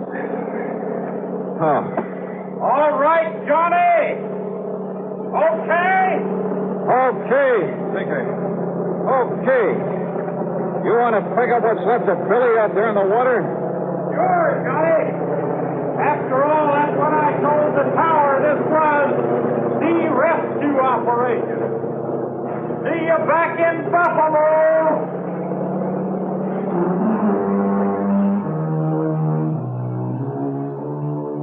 Yeah, like Billy had said, the stolen money, all of it, was stashed away in the Ford chain locker. So after tying up Harker with all the line I could find, I started the engine of that beautiful yacht, but then suddenly realized, well, put it this way. If Tinker and his copter hadn't stayed with me, so help me, I'd never have found my way back to Buffalo. So, expense account total, including an even $1,000 for Tinker Barnum, and please don't argue about it, plus the trip back to Hartford, plus the previous charges you haven't yet paid me for, $1,800 even. And believe me, it's a bargain. Yours truly, Johnny Dollar.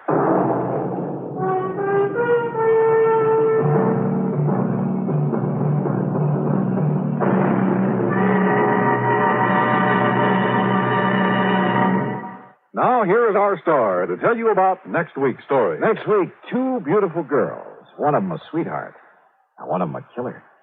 Join us, won't you? Yours truly, Johnny Dollar.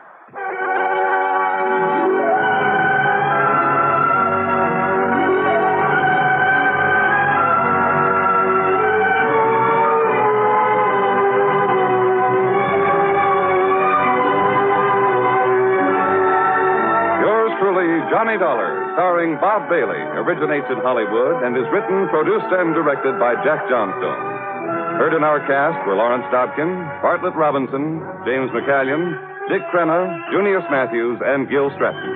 This is Jim Matthews speaking.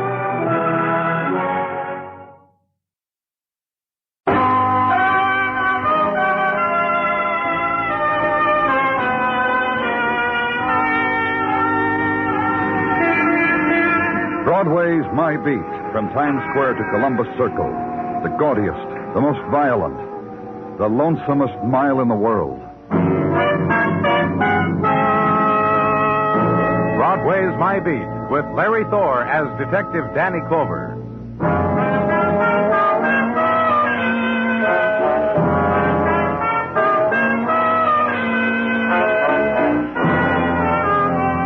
The wind of October begins its departure from Broadway, scatters the brown leaves of regret before it, piles them high at this corner and that, and the mob turns up its coat collar, drifts the autumn street and looks for a friend, looks, sees only the 2-hour dream promised by the theater marquee, sees warmth on the other side of the plate glass windows, and sees this, the girl with the soft fur held close to her throat, covering her face right up to her eyes. And where she was is chillness. That was October. Image and farewell. Get moving, kid.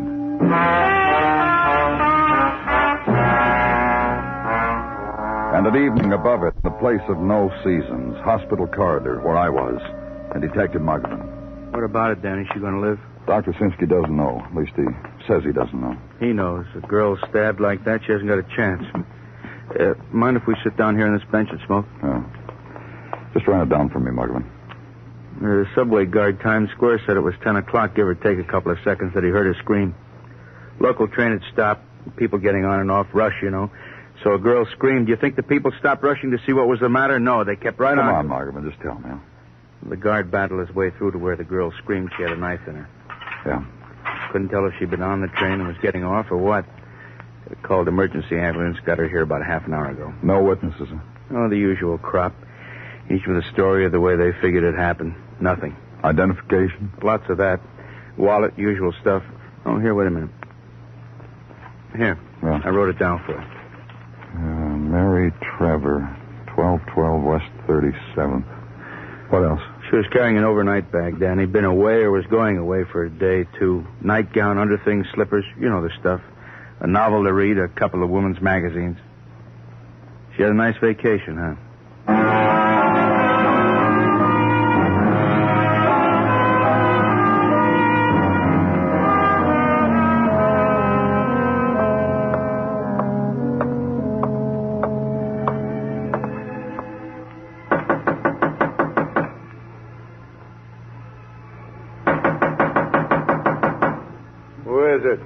Police. What do you want? Information. Talk. About Mary Trevor. Morning.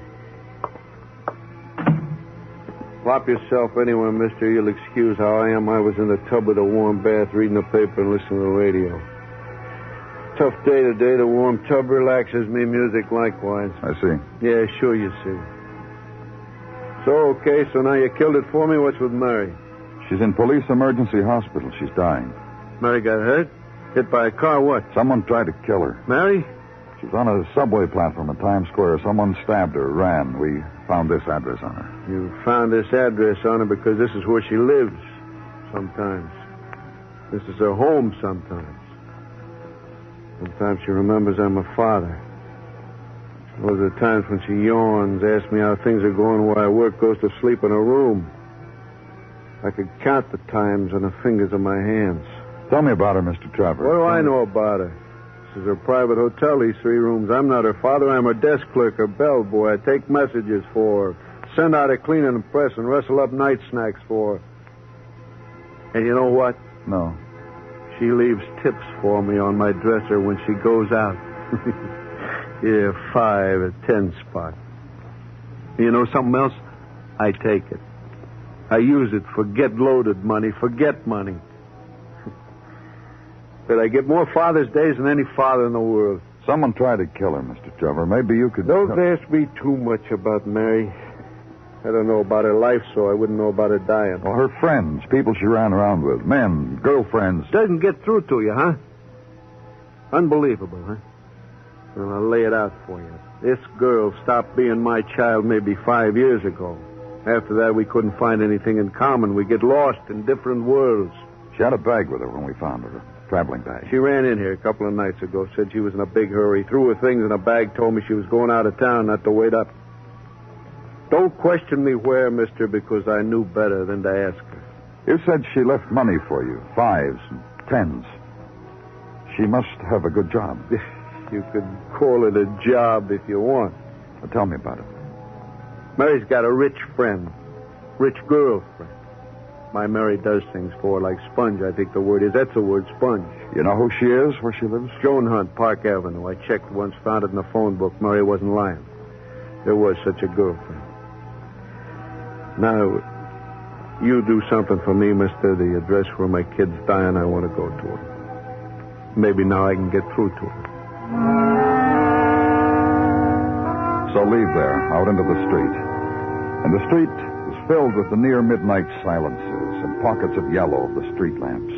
Night Street, a zone of almost black and a few swift ebbing figures, and the sudden dart of car, and the faraway lights where other people's laughter is. So go to the apartment now, to the few intimate things among the furnishings that come with the rent. And this is home, and sleep. The morning comes suddenly. It screams at you. Open your eyes and it blinds you. Morning happens every day. And some morning years from now, you'll be used to it. Up now, the shave, the shower, the coffee, the street, work to do. Call headquarters and give Detective Muggerman my route for the day. First stop, Park Avenue. This morning's Park Avenue maid wears gray silk and white collar, and her curtsy is not much at all, but her smile is. Takes your name to her mistress, Joan Hunt, comes back, takes you, leaves. And Joan Hunt is in tailored slacks and tailored blouse, and her makeup is color geometry applied to the precise planes and arcs and ovals of her face. She sits erect and attentive, and the chrome of her wheelchair gleams circularly. Good morning. Good morning. Have you had coffee? Yes, thank you. It's about Mary Trevor. Yes? She's dying. That's a shame. It happened on a subway. She was stabbed. And? Miss Hunt. Yes? The police are interested in finding out who did it. You must know I realize that. I saw Miss Trevor's father last night. He told me there was sort of relationship between you two. Precisely what? He said his daughter sponged off you. She did. I'm sorry, Miss Hunt, but... Like this, Mr. Clover. I was injured some years ago. It was a ski jump. Since then, there have been friends, boys, girls. They come to read to me, one after another, and we discuss. That's my life now, you know. I sit here and I discuss with whoever is current. Let me put it this way, I support whoever is current. It's all very smilingly brave and gay, but I pay for it. And the latest one, Mary Trevor. This afternoon when the news gets out, my doorbell will ring and there'll be someone else. No college chum, friend I haven't seen in years. Someone who's been here to a party last week. Someone. I see. Perhaps I can help you, Mr. Clover. I've something of a story which may or may not attend what has happened. I'd like to hear it. Monday, Mary left with my fiancé. Oh, not the obvious, Mr. Clover. I'm much too rich for anything like my fiancé's running off with someone else. You'll want his name, won't you? Robert Gray. Go on. They left for Lake Champlain Monday. They and another couple, a Mr. and Mrs. Nelson, to fix up my lodge, our honeymoon cottage. Shall I tell you about that? Yes. It has 20 rooms, 4 of which have been closed off to give the atmosphere of roughing it. It's near a small town with a stupid name, Rouse's Point, near the border. I will permit a honeymoon there, and I shall come back to this house and never leave it. Have you seen your fiancé? Neither him nor the Nelsons since Monday. Merely phone calls late yesterday that they were in town. Now, what else do you want? The Nelsons' address and Robert Gray's address. I'll get them for you. And then, if you don't mind, will you please leave?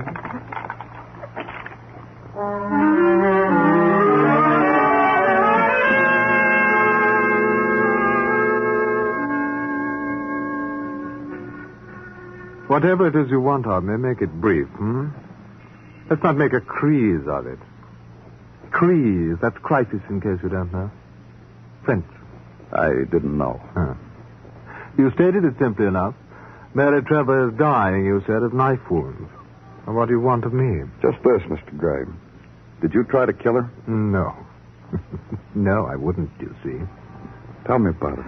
I wouldn't, you see, because once I loved Mary Trevor. And now you don't, and suddenly she's knifed on a subway platform. Tell me when you stopped loving her, Mr. Gray. I could tell you the precise moment. Do that. Well, less than a month ago, I sat in a bistro in Paris. On the table before me was an aperitif, amber in color, and my visitor's visa to America. I sat and sipped, and I culled through half-forgotten memories.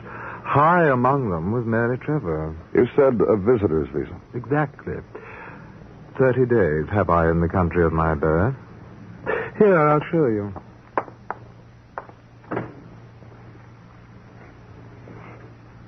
My papers, the visa, my birth certificate, my passport. French passport, as you see, because I'm a French citizen. Well, look at them. It happened to me what they say in the travel folders. I saw Paris, I tasted of Paris, I went on my knees to her, begged for citizenship. Got it. What brought you back, Mr. Graham? A longing. In Paris, I lived on small articles to the Tribune about American tourist behavior and customs abroad. Now, here I shall live on small articles to the Paris Tribune, behavior and customs of the Americans at home. Until you marry Joan Hunt, that is. You asked for the moment when I fell out of love with Mary Trevor. I called her when I arrived. We had cocktails and old remembrances. And then she took me to Joan to display me. I saw Joan. At that precise moment, I loved Joan and no longer Mary. Miss Hunt is very rich.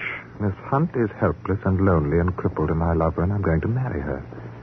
Touche, Mr. Clover? You went to Miss Hunt's lodge with Mary. To prepare Joan's and my place of honeymoon. Clean it up. With Mary and with Dickie and Lucy Nelson. Very proper. Very comme il faut. Dickie and Lucy are giddy idiots, but they're respectable folk. As was Mary. As was I. When did you see her last?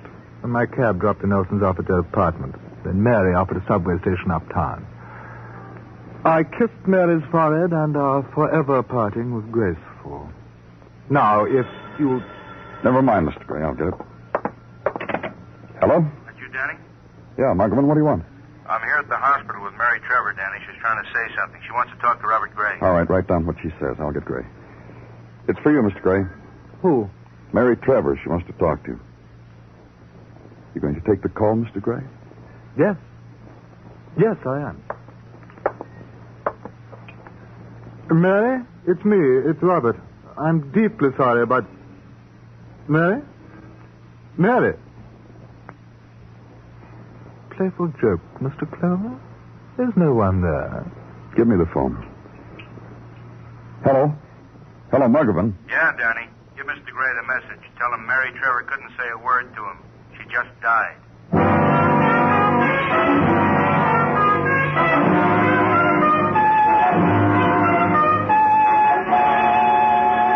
You are listening to Broadway's My Beat, written by Morton Fine and David Friedkin, and starring Larry Thor as Detective Danny Clover.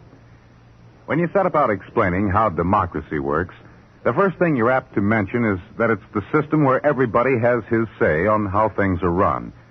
It's pretty embarrassing, then, to be reminded that in the 1948 election, only half the eligible voters in this democracy went to the polls to say their say.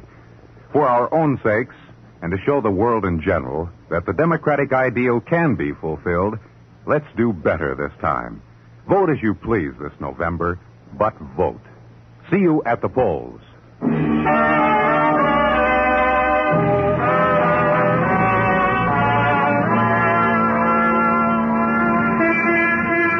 October's dying is of gold and of an autumn leaf that floats a river spilling in the winter's seas. And for Broadway, too, it is the gentle time, the slow curve of light that bends from brilliant summer glint, bows, dissolves into chill grays. Indian summer mists into autumn smoke. The time of the early afternoon stroll and the swift appraisal of winter's mannequins, the drawing of lots in the football pools, and the newest emotion, movies in 3 dimensions. The good time, the gentle time. So walk the late October street, kid, before it's pulled out from under you.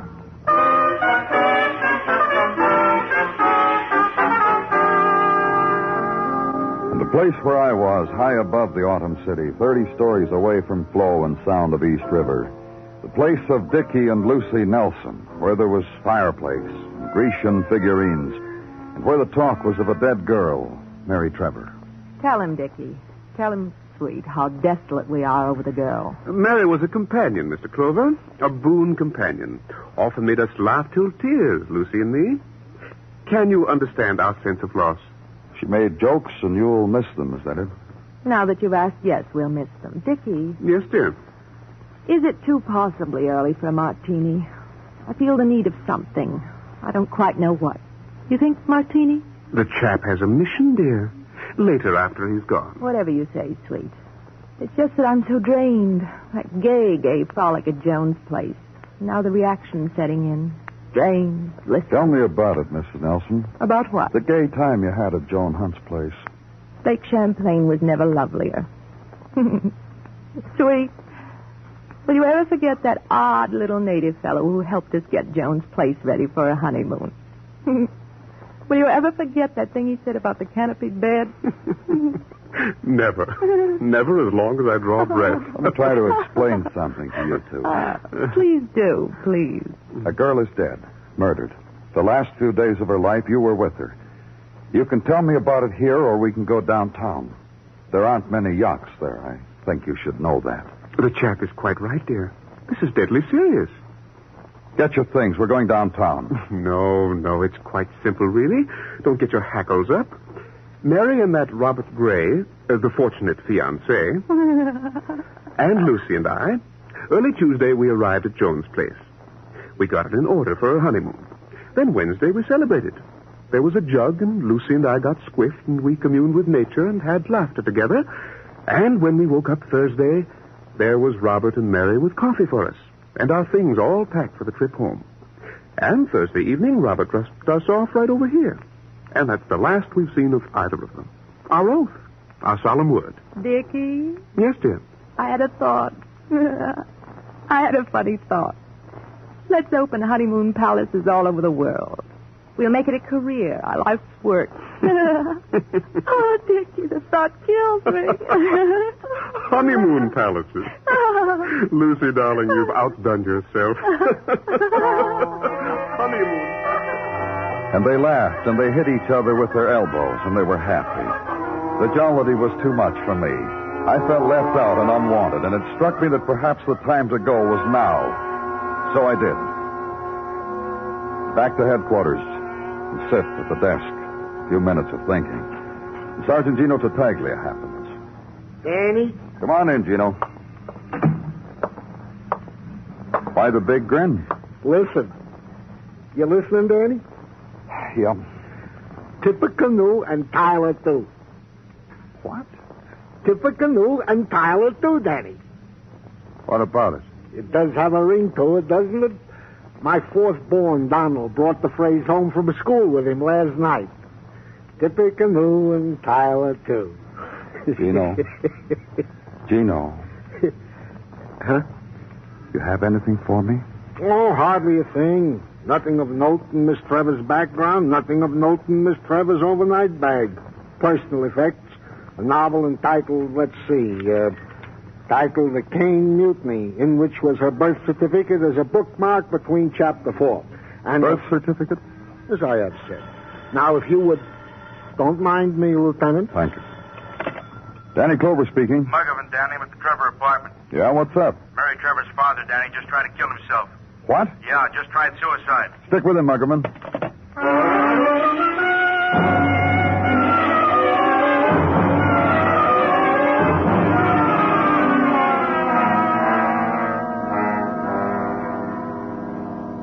I must have been out of my mind. I don't know. I went crazy. Suddenly it was the only thing I could do, kill myself. Why? Why did you try to commit suicide, Mr. Trevor? Well, don't just sit there and shake your head. You plugged up the apartment and turned on the gas, so there must have been a reason. Leave me alone. Remorse? You sorry about something? Nodding your head won't do it, Mr. Trevor. Talk to us. Tell us what you're sorry about. Leave me alone. Look, Mr. Trevor, your daughter was murdered. You don't like the kind of life she leads, so you kill her. Then you become very unhappy. You've done a very terrible thing, you tell yourself, so you make up for it. Flip on the gas. It doesn't hurt. You're dead real easy, and the whole thing's over with. That's the best you'll give us, huh? The bit with shaking the head? Who called the police, Muggerman? Some woman saw Trevor break that window over there, give a yell, and fall down, called it in. What are we going to do with him? Book him, I guess. Let's go, Trevor. Did you hear what the lieutenant said? I was crazy. Scared, too, huh? When you started getting a little woozy from the gas, real panicky, all of a sudden you don't want to kill yourself. Like you killed your daughter. What? Like you killed your daughter. No, I didn't do that. She's dead. I didn't want to live anymore because she's dead, but I didn't kill her. You see... What? Something happened to me. My baby dying, and she was going to get married, me being her father and loving her. That's all there was to anything I did, loving her. What could I do anymore about living? What could I do? Who was your daughter going to marry? There. Huh? In the table drawer where the phone is. This letter? Yeah. Let's see it. Yeah. Oh. We're here in Canada, Daddy, Bob and I. He's going to marry me. I'll make him do it. I've found a way. Signed Mary. Take a look, Muggerman. The envelope, too. Uh-huh. Bob. Robert Gray? Has to be. The envelope's postmarked Wednesday, LaCall, Canada. Yeah. Have Dr. Sinsky look at Mr. Trevor, Muggerman. I got a couple of stops to make. So ride the late afternoon streets. Uptown on 5th to 42nd. Public Library. Ask for an atlas and get it. And locate a town in Canada called LaCall. Then know what you need to know. Leave there, cross town to a place you've been to before, to the apartment of Robert Gray. And no one answers your knock.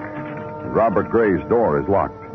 So downstairs be told by a man at the switchboard that Mr. Gray had left word he might be reached at this number. Check the number against a name and an address you have, and it matches. So uptown again to Park Avenue at dog walk time. And the doxies and the spaniels lead their butlers on leashes. And today's maid wears today's gray silk and white collar and a smile left over from yesterday. Go through the ritual and finally be ushered across the parquet floor to another room. Come in, Mr. Clover. Thanks. Robert and I were having tea. Will you join us? No, thanks. Did you want to see me? Both of you. Joan, dear. Yes? Whatever Mr. Clover wants to say to us, I'm sure I can answer it. Don't act the gallant, Robert. Sit there. Speak when you're spoken to. Now, what is it, Mr. Clover? Maybe Mr. Gray is right. Maybe just he and I. If it concerns Robert, it concerns me. Isn't that right, Robert? Robert? Yes. Robert says that's right, Mr. Clover. All right, Clover, Sure. Let me pose the name of a town, Mr. Gray. LaCall. LaCall is a town in Canada. It's about 10 miles over the border. Well, I know where it is. When I used to spend the summers at my lodge at Rouse's Point, we'd go right across the border into LaCall for Canadian whiskey. But there's nothing there. Except... There's a post office there. And as the sun slowly sinks below the post office at LaCall, you will bid us a fond farewell. Take off, Clover. Listen to my man. Man. What? I'm proud. Are we a handsome couple, Mr. Clover? Robert in his great red leather chair, me and mine. Of course we are. A little while ago, I saw a letter from LaCall. It was mailed Wednesday by Mary Trevor. Was Mary in Canada? Was she, Robert? I'm talking to you, Robert. She was there. So were you, Mr. Gray. Why didn't you tell me, Robert? We went up the Canadian whiskey. But you should have told me. The Nelsons didn't mention anything about going to Canada. I don't think they went. Did they get loaded, Robert? Listen, John. Did they get loaded, Robert? And did you lose them, Robert? And you and Mary went to Canada. Why? Will you just listen? All right. It's just across the border. That's right, Robert. Go on, Robert. When the Nelsons were drunk, they got dull. Mary and I... She loved you very much, didn't she? Well, what of it? Isn't that nice? Women fall in love with Robert. And blackmail him, too. Joan, listen to me. I've been listening. You've said nothing at all. Except that you got rid of your chaperones and went to a foreign land with a girl who was in love with you. Now I've just gotten word that she was blackmailing you. What a time you must have had, Robert. I'm telling you, nothing happened, Joan. It doesn't matter. You're an alien on a visitor's permit. You went out of the country. The law says you'd be deported for that. You couldn't let that happen. The blackmail, right, Mr. Clover? That's right. What did she want from you, Robert? Money? No, it couldn't be that. Then what else? You? That's what she wanted, Robert. She wanted to marry you, didn't she? You know what she did? She made me go. She had it all planned. She had her birth certificate along so she could get out of the country and in again. Made you go, Robert? Oh, Robert. She said, let's get away from the Nelsons. All I'd have to do is show my birth certificate, and no one would know that I was an alien. Let's get back to the blackmail, shall we? Mary could have had you deported. And deported, Robert couldn't have me. And let's face it, my darling, my money. So you had to kill her to keep her quiet. Is that right, Robert?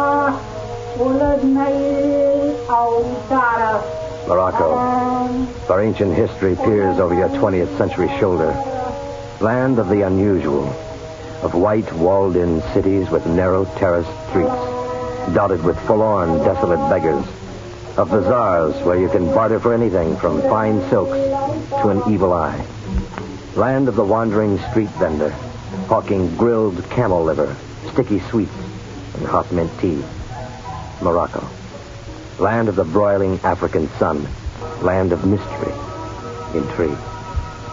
Up until its independence in 1956, Morocco was split into 3 zones: French, Spanish, and the international zone of Tangiers. That's where I was sent to meet them. At my office in San Francisco, I'd received an envelope postmarked Kashmir. Inside were 5 $1,000 bills, an airline ticket, and a note that read, "Your services required immediately. Enclosed part payment. Kindly meet us on the 23rd instant. Hotel Carthage, 14 Place Malakoff, Tangier." It was signed, Mr. Peters and Associates. It was now the 25th. I'd arrived in Tangier 2 days ago and checked into the hotel as directed. There was no Mr. Peters registered, nor was one expected. I waited 3 more days. Still no Mr. Peters. It was the 28th. I was in the Carthage bar sampling a brandy, lime, and soda. A bellhop handed me a telegram. It, too, had been sent from Kashmir. It read, "Unfortunate delay. Stop. Arriving tomorrow, the 29th. Stop. Mr. Peters and Associates." I downed the last of the brandy and soda, winked at a cute-looking French girl sitting alone at the bar, and then retired to my room. I'd been in bed about 2 hours. Suddenly, the lights went on. I turned my head, looking up into the muzzle of a Webley automatic. "Aye, sir, I'm Mr. Peters." Mr. Peters. Short, overly large. He wore an outdated double-breasted white suit, the kind they make up in Hong Kong for $10. He wore a fez. From behind thick black horn-rimmed glasses popped huge brown eyes. Over by the door stood a tall, lean, good-looking man of about 55. He was decked out in a British officer's uniform, the kind they wore in India at the turn of the century. He carried his swagger stick. A black patch covered his left eye, a monocle his right. He held a pith helmet under his arm. He looked like something out of Gunga Din. "So, you're Peters. Welcome to Tangier.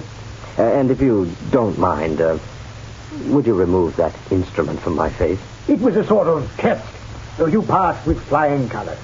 I'd been unhappy to find I'd hired the services of a man who cringed at the sight of a revolver confronting him. You, sir, did not blink an eye. I like that. Now, say it again. You passed with flying colors. Would you agree to that, Jack?" "Flying colors, Peters, old boy." "Come forward, Captain." "I am Captain Jack O'Shaughnessy of Australia. I, sir, standing alone, my cutlass raised, faced 50 of the demons as they came charging through the pass. I, sir, unafraid of..." Yes, Captain. Mr. Slade will hear about that some other time. We've but 20 minutes to make our connection. Connection? We leave immediately for Zagora. If you'll be kind enough to dress and gather your belongings, sir. Oh, would you kindly get that gun out of my face? I wouldn't hesitate to wound you should you not rise immediately, sir. You're a member of my company and disobeyed such an order, I'd have had you horsewhipped. I tell you, Peters, in the old days... Yes, Captain. You go on down to the front desk and take care of Mr. Slade's account. No doubt about it. These young people need them. Is he all right? Jack? Oh, yes. He likes to go back into the past. Now, sir, our train departs in 16 minutes. Shall we proceed?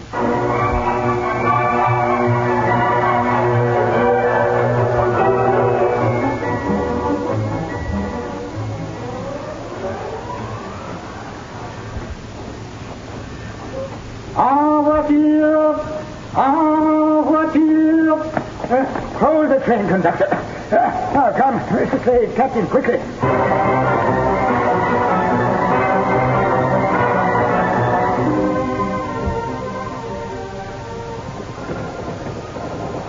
Would it be asking too much of you gentlemen to inform me as to where we're going? Shall we begin by beginning at the beginning? And the man... If you'll excuse me, gentlemen, I have to... You'll find it to your left, Captain.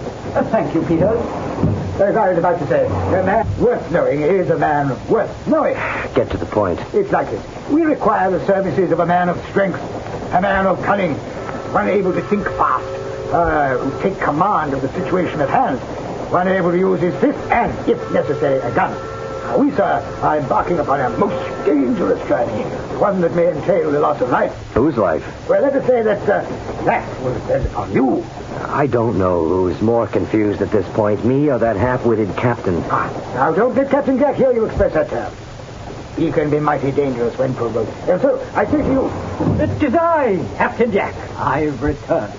I left Australia as a young shaver to join the Bengal Lancers. I served most of my time in the interior of India, fighting tribesmen sworn to wipe out British rule. In 1940, I enlisted with an Australian force in the Middle East in the fight against Rommel. At the close of the war, I became a man of the world, a regular soldier of fortune, you might say. I served under many flags. I'm presently a dealer in artifacts. That's how I met Peter. Yes, that was in Damascus. Crossroads of the world. I was born and raised in that city of cities. There I met the captain. Oh, quite by accident. We were both at an auction, bidding on a bronze falcon, bidding against one another, each pushing the price higher and higher. The good captain whispered in my ear the splendid suggestion that we pool forces and purchase the falcon together. Well, yes, we did. We then formed a partnership, later selling the falcon at a handsome profit. About a month ago, we were in Istanbul. The captain read of a series of valuable artifacts that had been buried in various places throughout the world by Mussolini. One item of particular interest to us was a gold medallion, a full 8 inches in diameter. On good authority, reported to be worth in excess of, in your currency, $1 million. Should we find it, you will be in for a third. Then it's the medallion we're after. Correct. It bears the name Medallion Rameli Hazar, which translated means Medallion of Death. It carries with it a curse. Sudden and unexplainable death has befallen all who have owned it. Anyway, the medallion has passed through the hands of some 11 owners. For 30 years or so, it just disappeared altogether. It turned up in India in 1908, in Egypt in 1913, and it was purchased by Shah Agra Mahal of Persia in 1990. How'd it get out here? But during the war, it was stored for safekeeping by Mussolini. You know the exact spot? Approximate spot, yes. We extracted that information from a former Mussolini aide. Yes, we ran into the man in Istanbul a few weeks ago. During the war, he was captured in the desert by an Australian patrol and brought in for custody. Captain Jack was the interrogating officer. He learned that the man had been sent by Mussolini to Zagora to bury a treasure. By strange coincidence, the captain spotted him in Istanbul hotel lobby working as a porter. He'd been hiding out in Istanbul, trying to save sufficient money to get to Zagora to retrieve the medallion. They managed to get him to draw a map of the area where he buried the medallion. He was to give it to us in return for our silence about his past, and 1/3 interest in whatever we reclaimed from the sale of the medallion. Our cagey Italian gave us the slip before we'd seen his map. We found him hiding out in Srinagar. And we confronted him with his treachery. Right then and there, we made him draw us another map and hand it over. How come he's not with you? Chap mysteriously disappeared. Where is it we're going? To a small oasis some 40 miles south of Zagora. In all, it should take us 5 days. I see we're arriving at Sidi Bou Arfa. Shall we alight and partake of breakfast?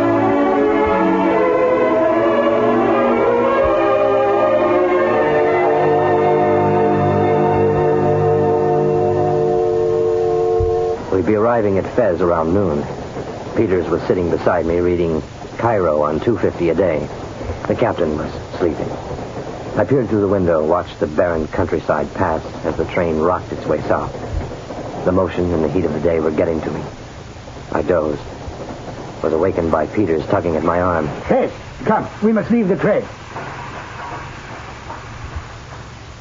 Fez, ancient city of beauty. We stopped barely an hour, long enough to pick up equipment, hire a car, and driver. Our route led us southwest. The heat was becoming unbearable. Peter's huge frame was perspiring profusely. The captain was up front humming Waltzing Matilda. The heat didn't seem to disturb him in the slightest. The guide for the past hour had been driving at breakneck speed along a single-lane road. A blowout. Pump the brakes, don't jam them on. Oh, we'll all be killed, Peters. Oh, shut up, Jack, shut up. Fortunate. Fortunate indeed. Rather exciting, wouldn't you say, Peters? Now let's give him a hand to remove that wheel. Tindara, chill, danger. By gad, sir, we're in for trouble. The horse, it's Tindara and his van. Send with the machine gun. Travelers, I am Tindara, sheik of this desert region. You have wares to trade. Why do you hide behind those guns? Tindara, friend, come forward. No harm should be done you. I say we let go with a jolly round of fire. Keep that gun trained on them. I'm an American. These are my friends. We're traveling to Zangora. We do not carry anything to trade. American. American very rich. You have money, jewelry. No, neither. No money. Strange how you rent car, buy food. We have a few francs, nothing that amounts to anything. I don't believe. You tell Tindara a lie. I search. Just mount from that horse, and I'll put a bullet through you. You give big orders to Tindara. You shoot me, my men will kill you and your friends. We have you outnumbered. You give us money, we give you your lives. Look, let's avoid trouble. You take your men and ride off. You are in no position to give order, American. I give order. I think we just kill you. Captain, give them a warning burst. We will be back, American, to take your head.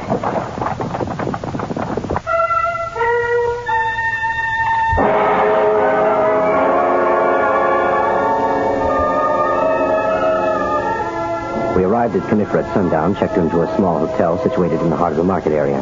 Peters set about hiring a Senegalese porter, mules, and 6 Bedouin tribesmen as an escort. We were in Peters' room, charting our course. Lieutenant Valliere, Administrative Service, Foreign Legion. Come in, Lieutenant. A fellow officer. I salute you, sir. And I you, sir. And I you, sir. Yes, Captain, that's enough of that. Now, what can we do for you, sir? It has come to my attention you intend making the trip to Sagora. It's extremely dangerous crossing for foreigners unescorted. You'd be well advised to wait for the regular caravan. Oh, the caravan doesn't leave for another 5 weeks. We can't wait that long. I see. Then, gentlemen, if you insist upon making this trip, I cannot be responsible for your safety. We'll be all right, sir. I have heard that from many who have set out alone. For some, the trip was successful. And for the others? Waylaid, killed. I trust this will not be your fate. Arm yourselves well, and good luck. You will surely need it.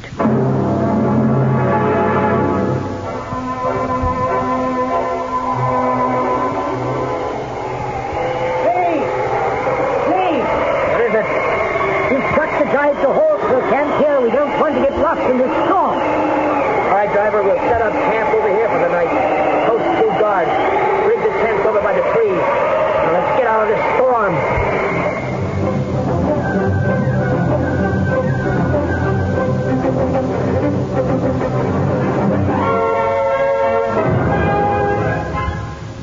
At dinner here, an ancient walled-in city situated at the southwest base of the Atlas, we engaged a camel driver and 4 of his straggly dromedaries. We arrived at Zagora on the 6th day, bypassing the town to camp at the deserted Legion post 10 miles to the south. The fort looked like something out of Beau Geste. A faded and ripped tricolor flew from the lookout tower. I half expected to be greeted by an assistant director from Paramount. Abdul, have the Senegalese unpack the equipment. We'll seek suitable quarters and follow with our personal belongings. And close those gates and post a couple of your men on watch. Yeah, this looks like the officers' barracks. This'll be all right. At dawn, sir. Let's lose no time to seek out our little dingus, the medallion Romeli Hazard.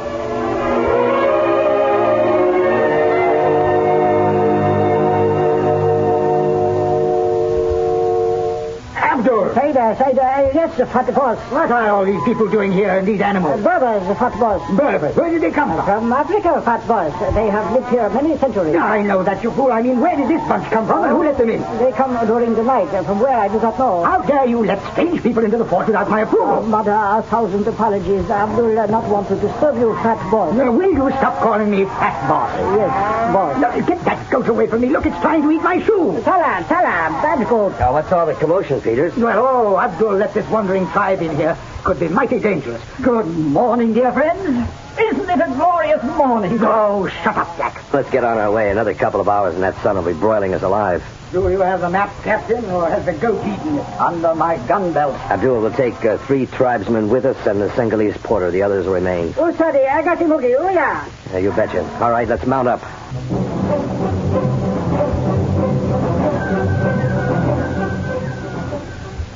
We crossed the Moroccan frontier into Algeria. We were now 20 miles or so south of the fort and well into the Sahara. The mid-morning sun was firing off its burning rays. Sudden stabs of pain made me double up. I felt feverish. The hot red rays of the sun blinded my vision. The sand began to ripple and then roar like a huge surf. And that was the last thing I seemed to remember. I was slowly brought to consciousness by the sound of someone digging. I was in a small oasis. Abdul and the 3 tribesmen were stretched out beside their camels, sleeping. Peters and Jack were by the waterhole studying the map. The Senegalese was waist deep in a hole, shoveling out sand. I rose and stumbled toward them. Slade, good to see you up and about. Doesn't look as though you're having much luck.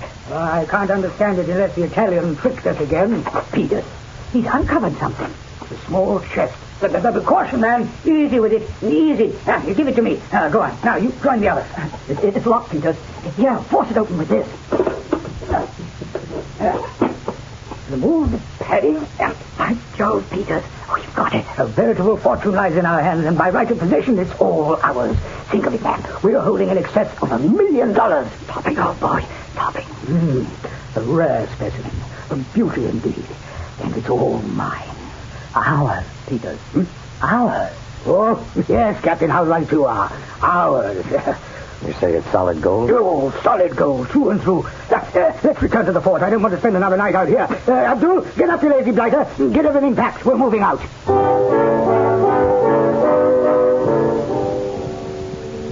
The medallion looked impressive and real, but something bothered me about it, something I couldn't pinpoint.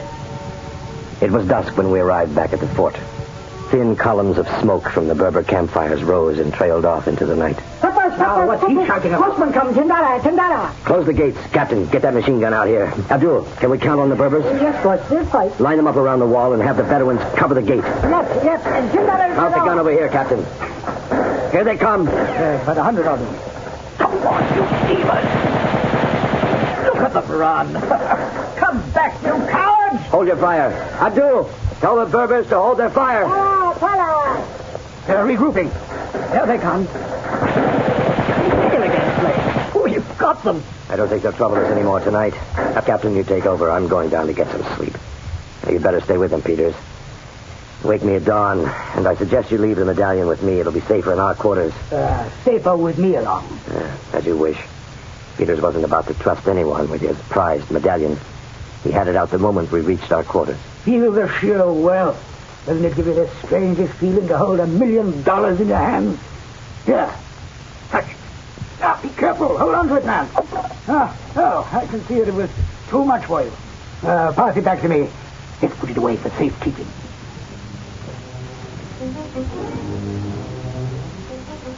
The effects of sunstroke were still with me. The moment I hit the sack, I was out. I slept a full 24 hours.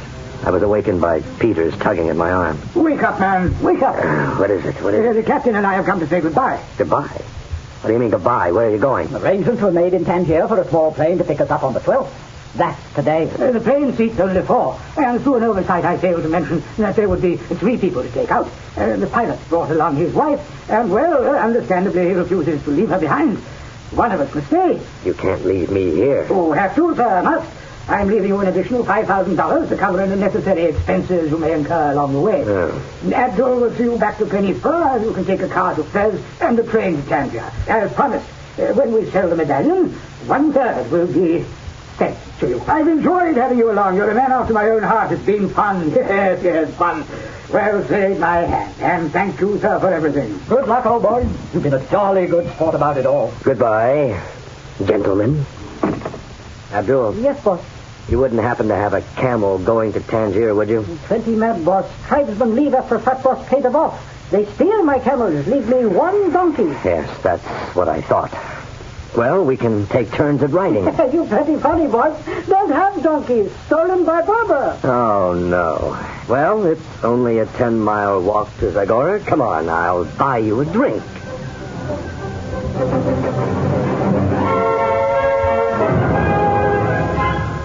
Dateline, San Francisco.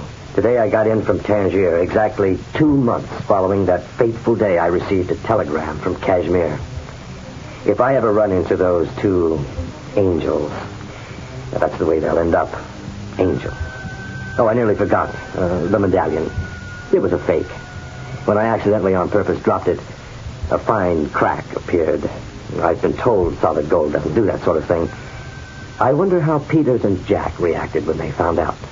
If you happen by my office and see a sign that reads, "Don't call me, I'll call you," I know you'll understand.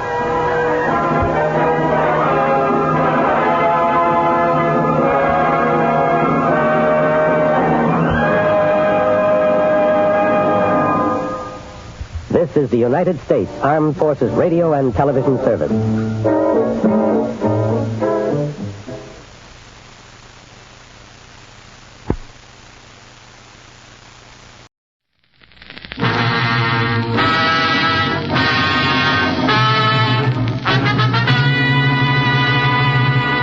There he was, squinting down the gun barrel at my throat. I was wishing I'd taken Lefebvre's advice and kept out of the whole deal. Then I saw his fingers start to tighten on the trigger, but all I could do was stand there, helpless, knowing that in one more second, death would be flying my way.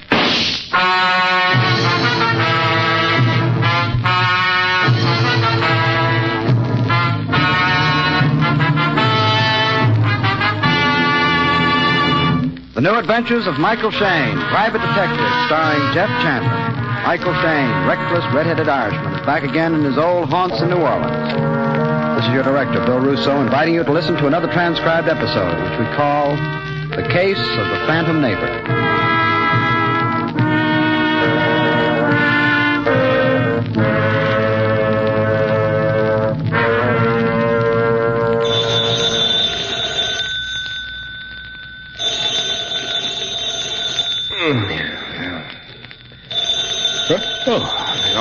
Okay. 1:15. Great time to be caught. Hello. This Michael Shayne? Yeah, who's this? Anne Griffin, Mr. Shayne. Anne Griffin? Yes, that's right. Who the... No, we've never met before. You don't know me, and I don't know you. I'm in apartment 23 at the Bryant Arms, and I'm sitting here all alone. Oh, well, look. They tell me I'm pretty, Mr. Shayne. They say I have a nice personality. Huh? I wear clothes well. I can play the piano a little. What? I dance, swim, ride, play golf. All in all, I guess I'm a rather desirable person, Mr. Shayne. Look, so you're a real peachy kid. Do you have to wake me up in the middle of the night to tell me about I've it? an awful lot to live for, haven't I, Mr. Shayne? I have a boyfriend named Tom and a car and everything a girl could want. Isn't that fine? Isn't that just fine? Aren't you glad for me? Look, maybe you know what this is all about, but believe me, I don't. Unless it's someone's quaint idea of a joke. Joke? Yes, I suppose it is a joke. A big one. Shall we both laugh together, Mr. Shayne? Oh, now look, let's both be calm. All I want to know is one simple thing, one little tiny thing. Why did you telephone me? I picked your name out of the book. Wasn't that nice of me, Mr. Shayne? Because now you're lucky. Just think, you'll be the first one to know. Know what? I've just killed a man, Mr. Shayne.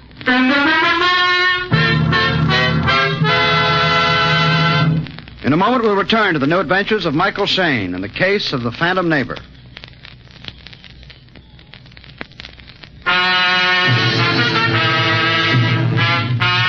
Well, I thought I'd heard just about everything, but when a bitter young lady named Anne Griffin telephoned me at 1 a.m. to tell me she just killed a man, I felt like I'd just been slapped in the face with a wet towel. I pulled on my clothes and beat it over to the Bryant Arms. The door to apartment 23 was unlocked. I went in. Anne Griffin was sitting in a chair, staring at the wall. On the floor at the other end of the room, a man lay face down, dead. Hello, Mr. Shayne. Hello, Anne. Thank you for coming. Who is he? Lyle Metcalf. What happened? I'm not sure. What do you mean? I don't know. I don't know. It doesn't matter. He's dead. Dead. No, get hold of yourself, Anne. Guess I killed him. I didn't want to do anything like that. Anne, cut it out. Yes. Now, look, I don't know what you expect me to do, but there's nothing I can do except call the police. Mr. Shayne, you probably won't believe this. I couldn't blame you, but deep inside I can't believe I killed Lyle Metcalf. I can't believe it. Now, look, Anne, I want you to tell me everything that happened. Don't leave anything out. I'll try to start from the beginning. This is Lyle Metcalf's apartment.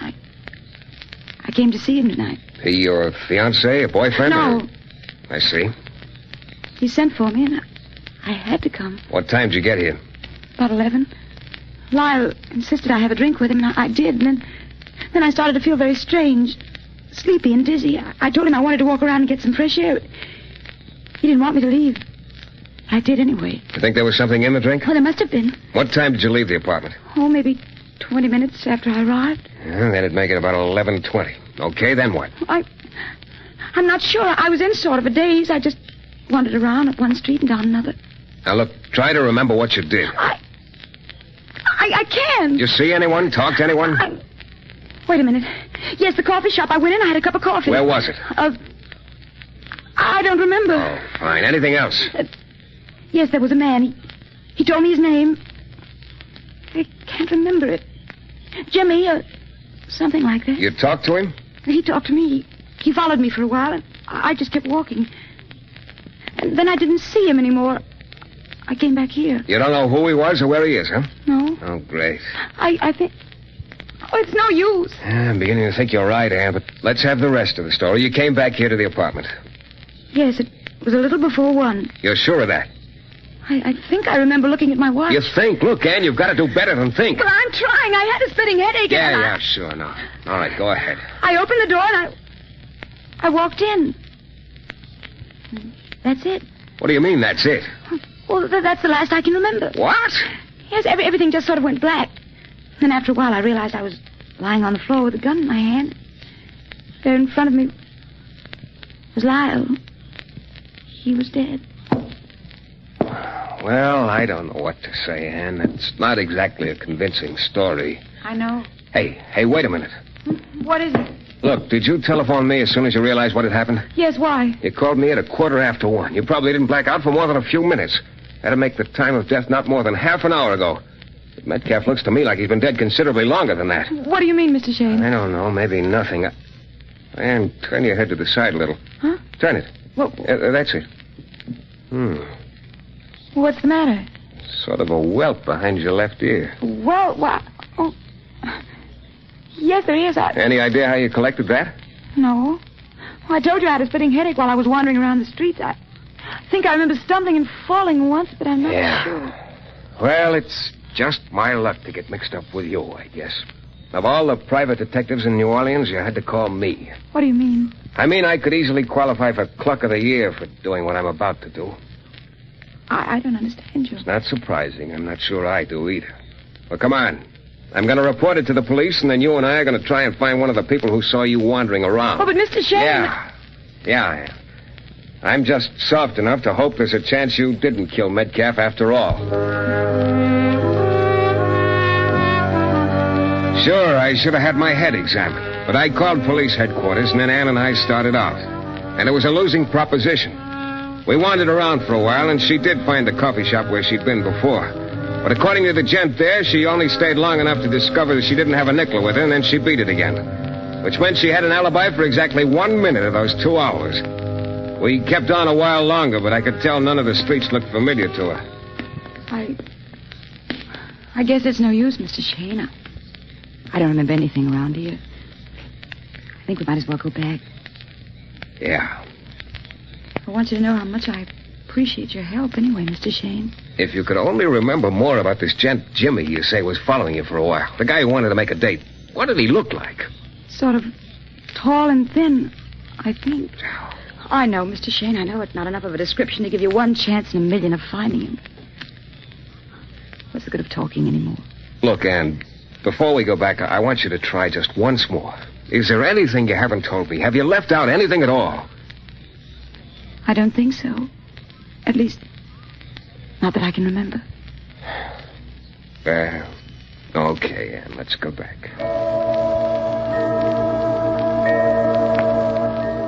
We went back to the Bryant Arms, and neither of us was very talkative on the way. I opened the door to apartment 23, and we went in. Metcalf's body was still on the floor, but the chair right beside him was now occupied. Hello, Shayne. Oh, hello, Lefevre. This Ann Griffin with you? Yes. This is Inspector Lefevre of Homicide, Ann. Yes. That private eye badge getting a little heavy for you? What do you mean? I mean, maybe we could give you a lift and take it off your hands. Now, look, Lefevre, I reported the murder, didn't I? Yeah. And then you and Miss Griffin here decided to have an evening on the town, maybe. Please. Look, Lefevre, I was just I'll trying save it, Shayne. I want to question Miss Griffin first, but I'll get back to you again. You can count on it.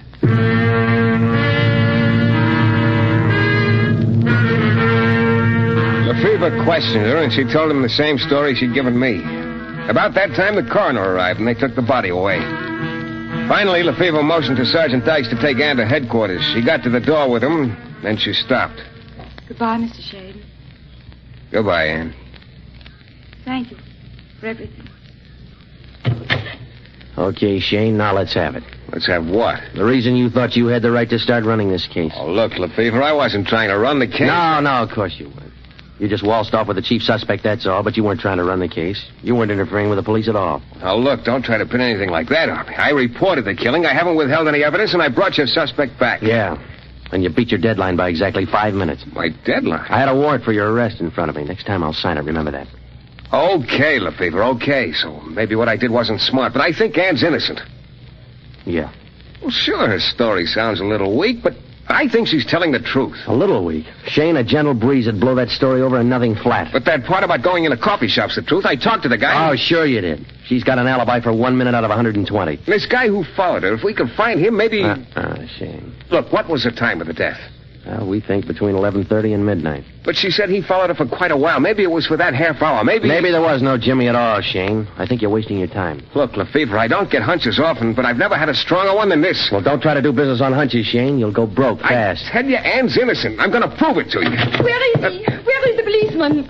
Well, I guess you mean me, sister. Who are you? I am Suzanne. Lyle Metcalf, the one who was murdered. He was my man. Yeah? I saw them take his body away. They told me what had happened. Well, I take it easy. It was she who did it, that woman. Anne? How do you know? I knew she was coming to see him tonight. I waited outside. I watched her. She was coming to see my Lyle. I saw her arrive. Then she came outside and down the street, but 5 minutes later, she came back. You're sure about that? Of course I am sure. She went back into the apartment. She did not come out until the policeman brought her out a few minutes ago. She killed him. She killed my Lyle. All right, Shayne. Look, Like I say, you've been wasting your time. But maybe there's still a chance. No soap, Shayne. It was a nice try, but you just lost yourself a client.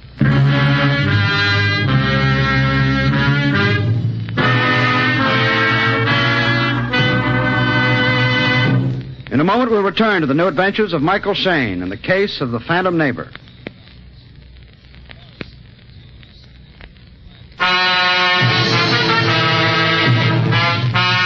It all started when a girl named Anne Griffin called me over to Lyle Metcalf's apartment a little after 1 a.m. There was Metcalf dead and Anne pretty hazy as to whether she'd killed him or not. I tried to sell Inspector Lefevre on the possibility that Anne was innocent. About then, the dead man's girlfriend, Suzanne, came barging in and said Anne had only been gone from Metcalf's apartment 5 minutes instead of 2 hours, all of which cut the ground right out from under my feet. Well, I left and started back to my office, but I hadn't gotten very far before a very rugged-looking guy collared me. Just a minute, Shayne. Who are you? And get your hands off of me.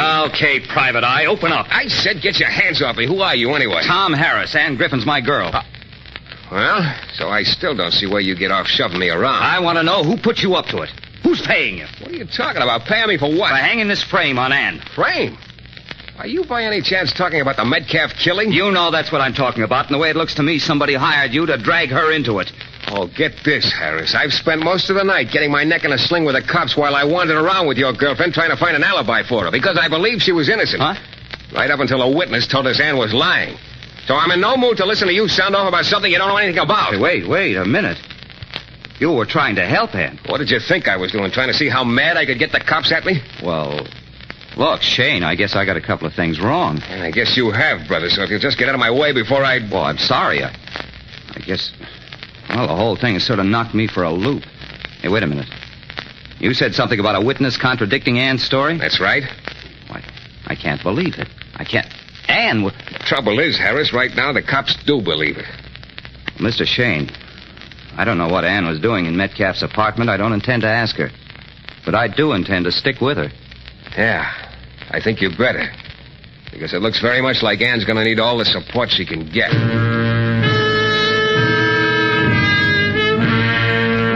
I left him standing there looking slightly sick. And I went home to bed.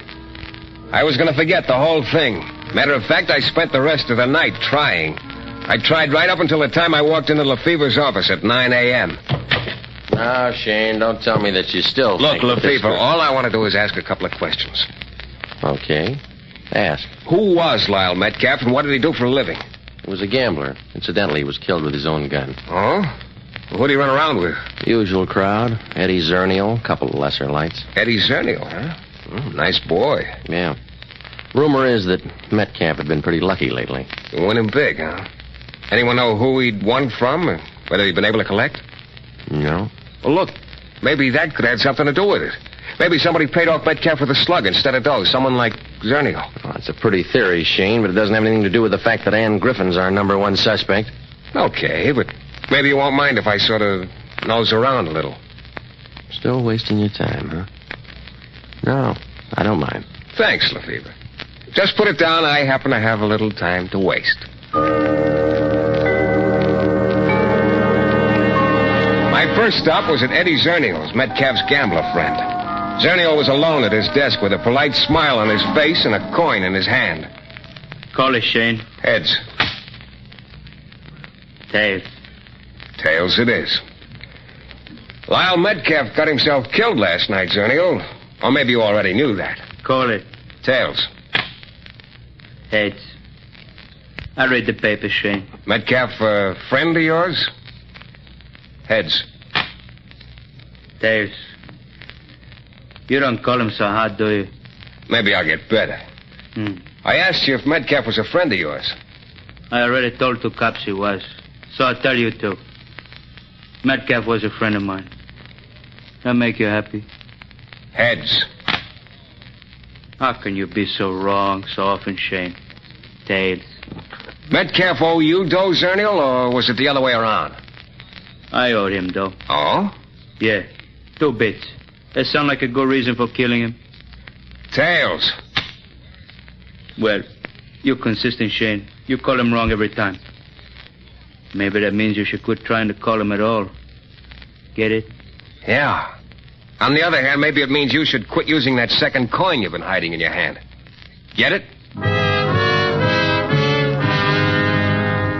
Well, aside from a lesson in coin flipping, I'd gotten nothing from Zernial. I went over to Metcalf's apartment and wandered around for a while. Just about to give up and leave when it hit me. I'd been in his bedroom, and all of a sudden I realized I'd been staring out the window. What was outside was a narrow air shaft, and 4 feet away was another window. The apartment on the other side of the building that backed up to the air shaft. I stared across the shaft, but there was no sign of life in the other apartment. I beat it down to the manager, but it got me nothing. The apartment had been vacant for 3 weeks. Well, about then, my head was feeling very bruised from the stone wall treatment. I started down the hall of the apartment house, turned the corner toward the front door, and ran right into Lyle Metcalf's girlfriend, Suzanne. Well, what are you doing around here, Suzanne? Why, I live here. Here, in this apartment house? What is wrong with that? Nothing. What apartment do you live in? 26. Now, I must go. Get out 26. of my way. That's around the corner from Metcalf's apartment. Why? Incidentally, there's something I wanted to ask you about the story you told Inspector Lefevre last night. I have nothing more to say. You told him you've been watching Metcalf's apartment all evening. Where were you watching it from? Oh, let me Where go. were you? My apartment. Now, let go of me. Oh, no. You can't see Metcalf's apartment from yours. No, I mean it was from the street. Oh, no soap, Suzanne. The cop on the beach said there was nobody outside. I mean that I... Yeah, you were lying, Suzanne. No, I tell you, I saw her. You're lying. You weren't in any place where you could watch Metcalf's apartment. I say, let go of me. You have no right. I've even got it figured out why you were lying. You knew Ann was coming to see your boyfriend. You got jealous. You figured you'd try to hang it on her if you could, right? I have nothing more to say to you. Lefevre. Shayne, you're a big bully. Look, did you hear what Suzanne just admitted, Lefevre? She was lying when she said Ann was only away from Metcalf's apartment 5 minutes. Yeah. You probably caught her off guard with all that fast talk of yours and the bluff about the cop on the beat. Well, then that ought to prove It proves Suzanne was lying, Shayne, that's all. But Shayne, look, Ann still doesn't have any more of an alibi for those 2 hours than she did before. Now, if you can turn one up, good. I'll give it a listen. But don't bother coming around unless you can.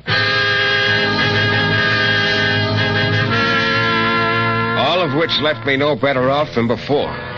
Obviously, the only alibi Ann could possibly hope for was the tall, thin gent, Jimmy, who'd followed her around for a while trying to get a date with her while she was out walking. But I'd realized a long time ago that the odds against finding this Jimmy were just about 1,000,000 to 1. So by the time I got back to my office and pushed open the door, I couldn't have been feeling any lower. I started for my desk, but the chair was already occupied. Oh, you're Shayne, aren't you? Yeah, who are you? Name's Jimmy. You believe in making yourself at home, or... Hey, wait a minute. Let's have that again? I said my name's Jimmy. Oh, no, it just couldn't be. Sure. I'm the guy who followed Ann Griffin around the streets last night. Well, I'll be... So I break my neck trying to find you, finally give up, and you walk right into my office. I read in the papers what the girl said about a tall, thin guy named Jimmy following her around. She's right. It was me. So I thought I'd better show up, help her out. Hey, look.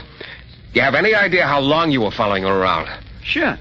From a little after 11 till past 12. Are you sure about that? Sure. I'd stop her and talk to her a while, and she'd start walking again. I finally gave up. I figure when it's that tough to get a date, it ain't worth it. From a little after 11 until past 12. Yeah, that does it. Does what? It covers Ann for the time of the killing.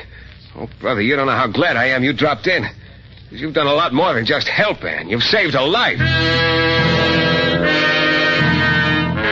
Jimmy and I headed for police headquarters. He told his story to Lefevre, and 20 minutes later, Ann was out of jail. Her boyfriend, Tom Harris, called for her, and it looked like my job was just about over. Come on, dear. I'll take you home. Never mind, Tom. I'll just get a taxi back to my apartment. Look, it's late. Please, Tom, I'd just rather be alone for a while. Oh. Well, sure, Ann. Okay. Mr. Shayne, after everything you've done for me, saying just thank you is so inadequate. Thank you. Sure. You probably think I'm a prize heel, Shayne, for acting the way I did after Ann was arrested. I can understand how you felt, Harris. You know, I'm really not such a bad guy when you get to know me. Oh, glad to hear it. And if there's anything I can ever do, well, you know. Yeah. Well, I'd kind of like to get back to my apartment. I'm just a little tired. Goodbye, Mike, and goodbye. So long, Ann.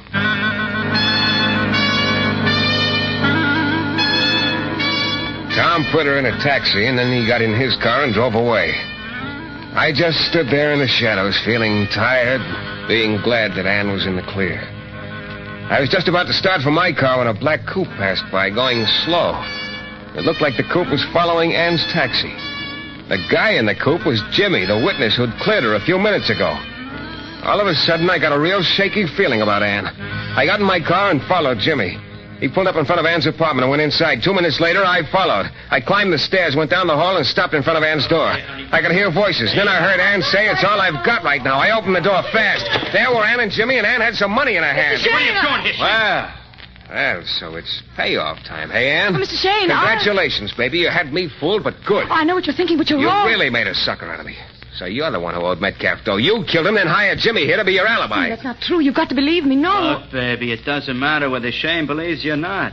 He's checking out as of now. Huh? Yeah. I got a real nice setup here, Shayne. You and nobody else is going to spoil it for me. This gun is going to make sure you don't. Right now.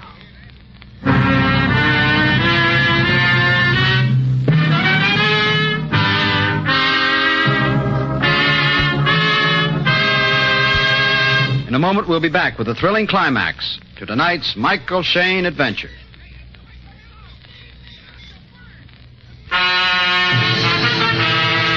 Well, there I was, in Ann Griffin's apartment, with Jimmy, the bought and paid-for witness, squinting down the barrel of a gun at me. I was wishing I'd taken Lefevre's original advice and kept out of the whole deal. I saw Jimmy's fingers start to tighten on the trigger, but all I could do was stand there, and then... Hey, what happened? Somebody shot Jimmy. Mr. Shayne, the door behind you. Huh? Tom! Yeah. Tom. Wait a minute. I don't get it. I was trying to tell you, Mr. Shayne. It's Tom. Tom is the killer. What? I just found out a couple of minutes ago. Oh, now look. She's right, Shayne. My dear little Ann is right. So you're the one who owed Metcalf the dough, Harris. I didn't know that then, Mr. Shayne. When Metcalf called me, he told me Tom was in trouble with him and I could help by coming to Metcalf's apartment, but... Then when he put something in my drink, I knew I had to get out of there in a hurry. Wait a minute. I don't quite get where this guy Jimmy fitted into the deal. He followed me while I was walking around. That was the truth. But what I didn't know was he followed me back to Metcalf's apartment. He started to leave, but then he saw someone crawling across the air shaft out of Metcalf's apartment. Namely me. Well, I guess when Jimmy read the newspaper the next morning, he could piece together what had happened. He was afraid to try to blackmail Tom. So instead he got you released from jail so he could blackmail you, huh? I didn't know what to say when he came to me just a few minutes ago. I thought if I could stall him... Yes, my dear, and speaking of stalling, there's been a little too much already. Well, Harris, it was a pretty workable idea, wasn't it? You watched Metcalf's apartment from across the air shaft. When Ann left, you crawled across and killed Metcalf. Then when Ann came back, you knocked her out and put the gun in her hand. Look, I said there'd be no more stalling. You know, Harris, you told me a little while ago you weren't such a bad guy when I got to know you. Don't come any closer, Shayne. You were right. You're a real keen kid. Framing your sweetheart for a murder you'd committed. Get back, Shayne. Get back. He was still standing in the doorway with the door half open. It was now or never. I dove in low, hit the door, and it crashed into his gun arm. The slug whistled past my left ear. I brought my fist up and connected with the gun. It flew out of his hand and across the room. He turned and ran down the hall. I pounded after him. He went down the stairs 3 at a time and increased his lead. Then just as he got to the bottom and headed for the front door, a foot shot out of the shadows and hooked his ankle. He spread-eagled in the air, came down hard, and lay still. Lefevre. Yeah, he was really in a hurry, wasn't he? Yeah, he had good cause to be. Well, it just goes to show you, Shayne, never hurry. Harris probably got a broken nose right now because of that. Yeah, that'll be the least of his worries from now on. He's your killer, Lefevre. Well, now, that's real interesting. Anything in the way of proof? Yeah, but why don't you find out for yourself? What do you mean? Well, after all, I'm just a guy who's been trying to run the case, interfering with police, and wasting my time, remember? Oh, now, look, So just Shayne. go right ahead. Shayne, Me, you- I've got some more time to waste. This time it's going to be in bed. Shayne! Good night, Dreamboat. This is your director, Bill Russo, again. Our story is based on characters created by Brett Halliday and written by Bob Wright. The music is composed and conducted by John Duffy, and Michael Shayne is portrayed by Jeff Chandler. The New Adventures of Michael Shayne is a Don W. Sharp production, transcribed in Hollywood and distributed exclusively by the Broadcasters Guild.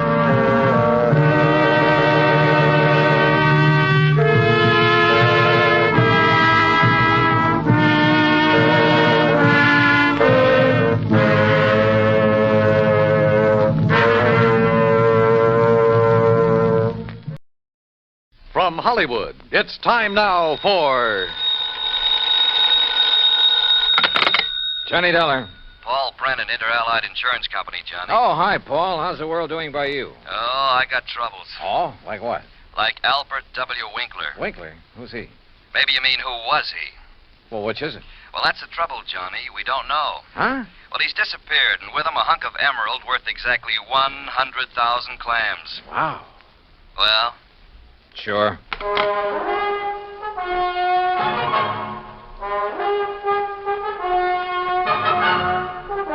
Bob Bailey in the exciting adventures of the man with the action-packed expense account. America's fabulous freelance insurance investigator. Yours truly, Johnny Dollar.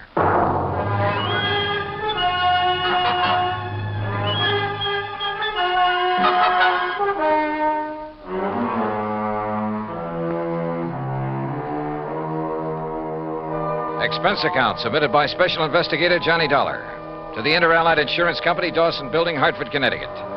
Following is an account of expenses incurred during my investigation of the Blooming Blossom matter. Expense account item 1, $1 even. Taxi from my apartment to the offices of Inter-Allied, where Paul Brennan wasted no time in getting to the point. Albert Winkler was a partner in a small jewelry firm down in New York. Real exclusive type place. Fluid and Winkler? Yeah, that's the outfit. Well, a few days ago, they got hold of an emerald. It's called the Green Eye of Calcutta. And, Johnny, the darn thing's big enough to choke a horse. Okay, Paul, okay. I don't think you need to go any further. No, wait. They plan to put it on an exhibition at the big international jewelry show in Chicago next month, and Winkler took it home to work on it. Oof. Insured for 100,000, you said. Yeah, and Winkler's insured for 10. Okay, so who killed him and stole the rock? Listen, will you? Go ahead. Well, Sunday morning, his partner Blewett tried to phone him at his apartment. No answer. So Blewett sauntered down to the office thinking he might be there. But no sign of him? Right. Nor of the Green Eye of Calcutta. Only a note Winkler had left the night before saying he was taking the stone home to work on it. Well, that makes it look as though maybe Winkler... Listen. About that time, the phone rang there in the office. It was the police department, also looking for Winkler. Oh. Yeah, they'd been called by Winkler's landlord after a chambermaid had found his apartment completely ransacked and the old boy missing. Uh-oh. Who's working on it? For the NYPD, I mean. Sergeant Randy Singer, 18th Precinct, homicide. Old friend of yours, I believe. Yeah, good man. Has he come up with anything? Nothing. Well, Johnny? Sure, Paul. Now? Now. Item 2, another $1 for a taxi back to my apartment where I slicked the stubble off my face, showered, dressed, and was about to head for New York when the phone rang.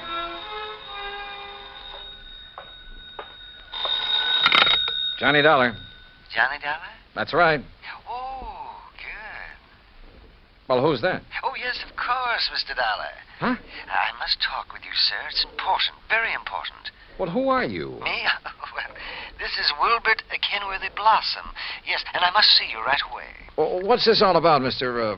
Blossom, did you say? Oh, why, that's right. How did you know that? Oh, is this some kind of a gag? Certainly is not.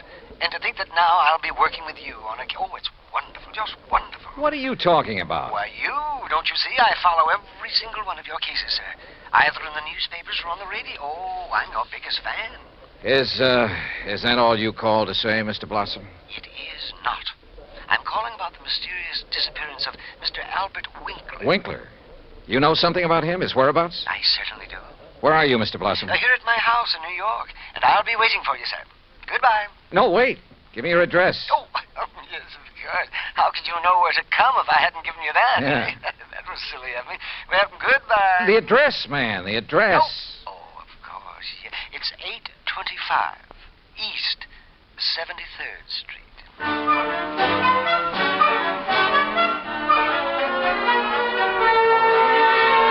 Item 3, $9.20, transportation and incidentals to New York City and 825 East 73rd Street. It turned out to be one of New York's famous old brownstone houses, well preserved and reeking of an era long past, when the city's wealthy and elite had built row on row of these monuments to a now forgotten financial aristocracy. Oh, come in, Mr. Dollar. Come in. I'm Wilbert Kenworthy Blossom, and I cannot tell you how thrilled I am to be working with you on this. I don't know how to describe it, but I'll try. The inside of Blossom's home was unbelievable. Ornate pre-Victorian furnishings, heavy velvet draperies, huge lamps and chandeliers, gilt-framed mirrors, even an ancient horsehair sofa. It was also filled with dusty piles of newspapers and magazines, hundreds of old books. Travel books, Mr. Dollar, and mysteries. Oh, I just love mysteries. One corner of the high-ceilinged living room was piled with old trunks and handbags, an old carpet bag even. Boxes of tools and utensils were stacked about, an ancient Victrola, beat-up sewing machine. You just never know when you might want to sew something, do you? Old guns and pistols, some of them museum pieces. A stringless tennis racket, a pair of rusty handcuffs locked to the base of a floor lamp without a shade, a broken bicycle pump. That's just in case I ever find a bicycle to go with it, you understand. Yes. Against one wall stood an old metal cabinet loaded with rusty surgical instruments and a worn-out catcher's mitt. Yet directly opposite was a corner shelf full of priceless porcelain figurines and rare pieces of china. Some of the old clocks and jewelry on the mantelpiece were collector's items. Fine original oil paintings lay among piles of old shoes. All in all, it looked as though the contents of half a dozen pawn shops had been dumped into it. At auction sales, Mr. Dollar. Oh, yes, sir. I just cannot resist an auction sale or a bargain. But what are you going to do with all this stuff? Oh, just keep it. I like it. I like a lot of things. Yeah, so I see. Including 12 gross, suspensive, superlative steel-tipped shoelaces, patented 1841. They were a bargain, Mr. Dollar. Just like all this fine artwork is, too. Yeah, I'm sure. Some of my friends pamper me a bit, though. You know, send me things they pick up at sale. Yeah, now look, Mr. Blossom, you told me you know something about Albert W. Winkler. Oh, yes. Yes, indeed. Well? And think of that magnificent emerald. Gone. Disappeared. Yeah, but now you said... And that poor Intralite Insurance Company. Oh, my. That's how I knew you would be called on this case. But $100,000... and $10,000 on Mr. Winkler. Well, at least they're off the hook on him until he's proved dead. Aha. And that's where I come in. With proof. Proof? What proof? Have you seen Winkler? Mr. Dollar, I have. Well, where is he? You understand, of course, that I know Mr. Winkler very well because I've seen him at his office so many times. Yeah, okay, go on. Oh, go on. Yes, indeed. Such beautiful, beautiful jewelry he had there. And, of course, he was always trying to buy some of the things I But had. you say you've seen him where? Well, Saturday I'd planned with a couple of old friends to attend a railroad auction. That was the Canyon City and Metropolitan Railroad. Winkler was there at the auction sale? Yes. Did you speak to him? Oh, no. Well, why not? You said you knew him. Oh, I didn't go to the auction. I wasn't feeling very well that day. I had a little cough. It was kind of like that. Then how do you know he was there? My friends went, and at least they talked about going. Mr. Blossom. And I'm sure they did, too, because they sent me something from... And what do you suppose it was? I don't know. I don't care. Now, look here. You got me It to... was the very thing that has solved this whole case for you. What? And think of it. This dull, drab, dreary life of mine has suddenly become...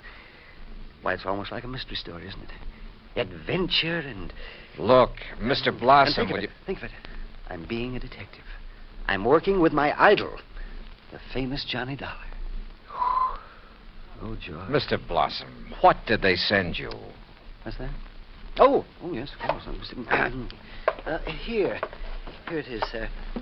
It's right here between the erector set and the golf clubs. This old trunk? That's right. Oh, great Scott, you think you do. But at first, of course, I thought of calling the police. But knowing all about you... Mr. Blossom, let me see that. Excuse me. There are a lot of crumpled newspapers on top. Yeah, I see. As old as the trunk. Good Lord. It isn't pretty, is it?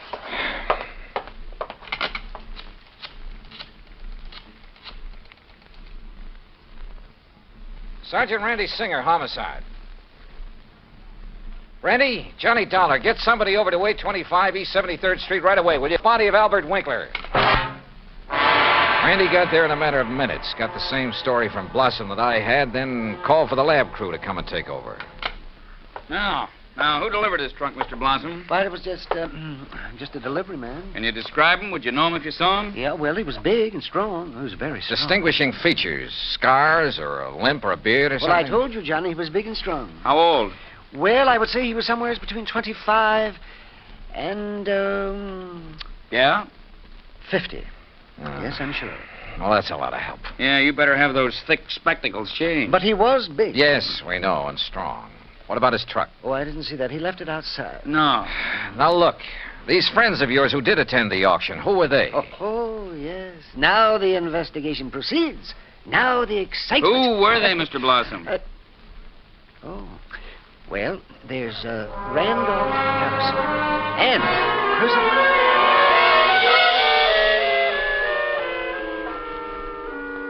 Randy Singer took down the names of Blossom's 3 auction-minded friends. The lab crew arrived. Randy took off to dig up Blossom's friends, and I took a cab. That's item 480 cents to the apartment of Elwood Blewett, Winkler's partner in the jewelry business. Blewett lived alone in a modest but tastefully furnished 5 or 6 rooms on East 52nd Street. Of course, Mr. Dollar. I'll be glad to help you all I can. Albert's death has been a terrible blow. Yes. Well, tell me this, please. Yes? Did Mr. Winkler make a habit of taking valuable pieces of jewelry to his residence? Yes, Albert often took pieces home with him to work on them, clean, polish, and so on. Wasn't that a rather dangerous practice? Frankly, I always thought so, but he felt there was far more chance of being robbed if he were alone at the office than at his flat, where he wouldn't be expected to have anything of great value. Well, who has seen the Green Eye of Calcutta besides you and Mr. Winkler? I'm not sure. Of course, almost anyone would have been able to recognize it. Because of the publicity and pictures when you brought it over here? Yes. Come to think of it, Blossom indicated he'd been much impressed with it. Wilbur Blossom? Yeah. You know him? He's been in the office many times. He and Albert were always bickering over pieces that either bickering? of us had. Well, it was really something of a joke. Albert always wanted some of Blossom's heirloom pieces, and Blossom wanted some of the finer things we had. Did he ever buy? Never. He always wanted us to put them up at auction or at a bargain price. Hardly our way of doing things, needless to say. When did you last see Blossom? Why, last Friday. I was busy with an important client, and from the back room where Albert worked, I remember hearing Blossom insist that Albert show him the emerald. What did he? I don't know. The silly argument got so noisy that I closed the door on them. Oh, now wait. Certainly you aren't thinking that perhaps Wilbur Blossom... I'm not quite certain what I'm thinking, Mr. Blewett. Item 5, 10 cents, phone call to Randy Singer. No, not a thing, Johnny. One of the 3 names on Blossom's list is in Europe. The other 2 did go to the railroad auction, but purchased nothing. Randy, do a couple of things for me, will you? Like what? Phone whoever is stationed at Winkler's place that I want to look it over. Sure, everything is just as it was, including the poker that was used to kill him. Also, I want a copy of the picture of the trunk your lab boys took and the list of Blossom's friends. I'll have them waiting for you. And post a man at Blossom's place. Keep an eye on him.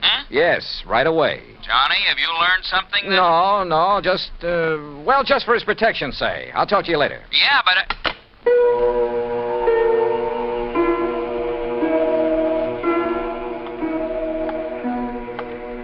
Blossom. Yeah, Blossom.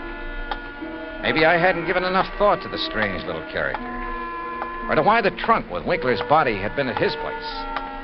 But if he were involved, why call me in? Cover up? Possibility. But Wilbert Blossom kill a man? Yeah, maybe he could. Maybe he did. I'd better see him as soon as I get through with the inspection of Winkler's apartment. Mr. Dollar? Oh, hi, officer. Did Sergeant Singer call and tell you that... He's on the phone here in the Winkler apartment now. Wants to talk to you. Says it's very urgent, sir. Okay, thanks. Johnny Dollar. Johnny, how did you know? Huh? The man I sent to cover Blossom's house for you got there too late. What? Whoever got in and attacked the poor old coot got away. Attacked? Blossom? Yeah, really did a job on him. Johnny? Okay, Randy. Thanks.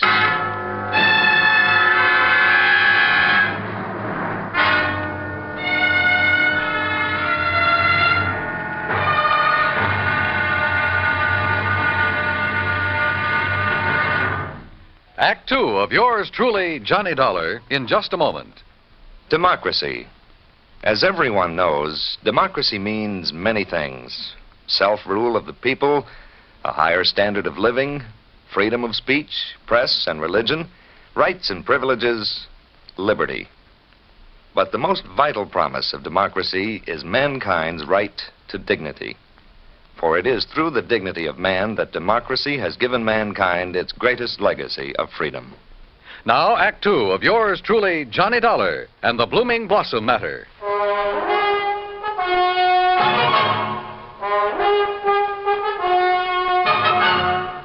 Expense account item 6, $2.25 for a fast taxi ride to 18th Precinct Police Headquarters. All right. As soon as I got your call, Johnny, I sent a uniformed man over to Blossom's house. From the way you talked, I thought maybe you suspected him. Yeah, Randy, I'm afraid I did. Boy, how wrong can you be?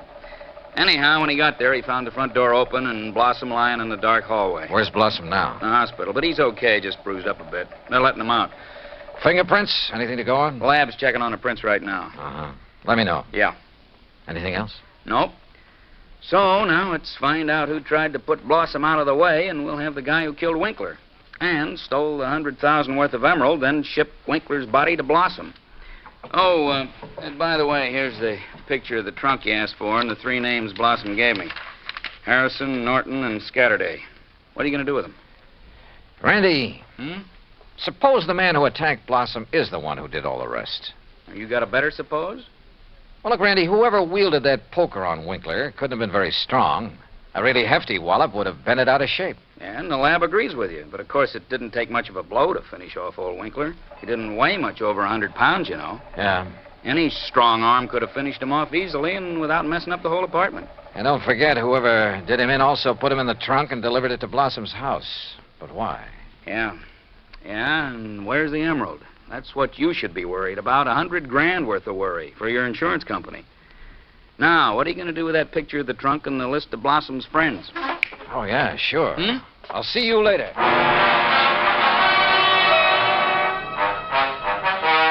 Item 7, $5.50 for a taxi to the warehouse of the Canyon City and Metropolitan Railroad over in Jersey.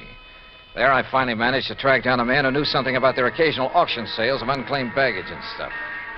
Insurance investigator, eh? That's right, Mr. McKinney. One of those boys with a fancy expense account, eh? Well, that's a matter of opinion. Look, you had an auction sale here last Saturday, didn't you? That's right. Handled it myself. Want to know something about something we sold off? Exactly. Then I'm your man. Always remember all about every single item I sell and who bought it and all about them. That's fine. Because I want to know if any of the names on this list bought from you on Saturday. Yeah? Randolph Harrison. Man by the name of Harrison buy anything? Nope. How about Percival Wentworth Scatterday? Nope. Ellsworth Norton? Nope. You sure, Mr. McKinney? I'm sure. How about Blossom? That a man's name? Yes, Wilbert Blossom. Well? No, sir. Nope, never heard of him. And like I told you, I never forget the stuff I sell or the fellows I sell it to. Wait. This picture of a trunk. Huh? Have you ever seen this trunk? Well, yes. Did you sell this trunk on Saturday? Yes, I did. To whom? Come on, man, it's important. Well, I was real early in the sale. Yeah, before most of the people got here. Bought this trunk and had it sent to his apartment in New York. And his name? Well, it was a funny kind of name. Blinky or Winky or... Oh, no. Winkler. That was it. Albert Winkler. Item 8, $2, 2 drinks for myself at the nearest bar. But they didn't help to kill my feeling of utter frustration. Item 9, $5.50 taxi back to 18th Precinct headquarters in New York for want of a better place to go. Oh, it's about time you got here, Johnny. Oh? We matched up the prints we found after Blossom was attacked. You know who made them? Yeah, here's his card. Carlo Bernasconi. Any reckon? Couple of dozen arrests, only one conviction. Anything to do with jewelry? Better. Accessory to a hijack operation a couple of years ago. He drove the truck. Hey. Sure. Got a mugshot of him? We got him. Downstairs.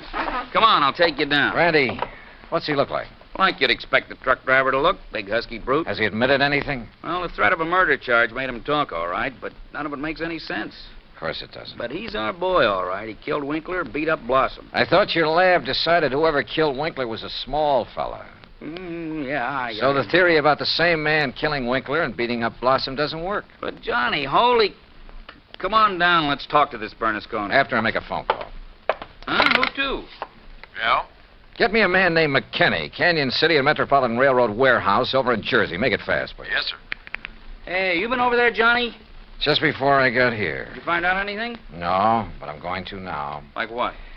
Randy, for the first time, this whole thing is beginning to make sense. Here's your party. Mr. McKinney? That's me. This is Johnny Dollar, remember? Sure do. Good. And say, Now- I've been reading in the paper since you left here about that body found in the trunk over there in New York. Yeah, well, look. Is that the same trunk you was over here asking about? Yes. Now, you told me that trunk was bought by a man who gave his name as Winkler. That's right. Do you remember what he looked like? Sure do. Why, I can give it to you as accurate as if it was in the police files. Well, Height, 5'9", maybe 9.5. go on. Weight, between 155 and 58. You see, when I was young, I worked with a carny show guessing weight and height, and if I didn't guess it right... Yeah, okay. Now, how about the color of the eyes? Well, I noticed them because of the way he squinted through them thick, old-fashioned steel glasses. Thanks, Mac. I'm sending you a 10-spot on the next mail. Well, now... Well, Johnny? Come on, Randy. Let's go down and see this Bernasconi. You find something out new? Yeah, and I don't like it. I don't like it.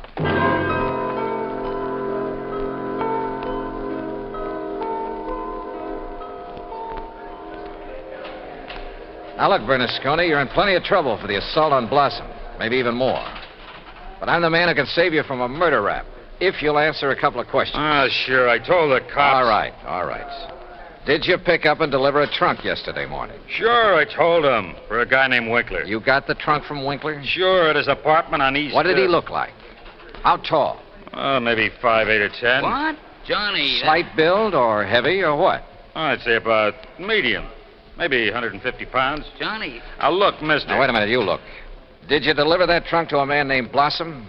Sure, at 825 East 73rd Street. What did he look like? Him I never seen. I knew it. He hollered from a window that the door was open and I should put the trunk in the living room. What a junk house. But you must have seen him later when you came back and assaulted him. It was night then. When he come to the door, I just slugged him and let him lay there. Then I went inside where the lights was on to look for... Well, I looked for the big rock I'd read about in the paper. But then I heard a prowl car coming, so I beat it. Trunk wasn't there anyway. Okay, Bernasconi. See you later, Randy. Now, just a minute. Hey, and what about me? You said it...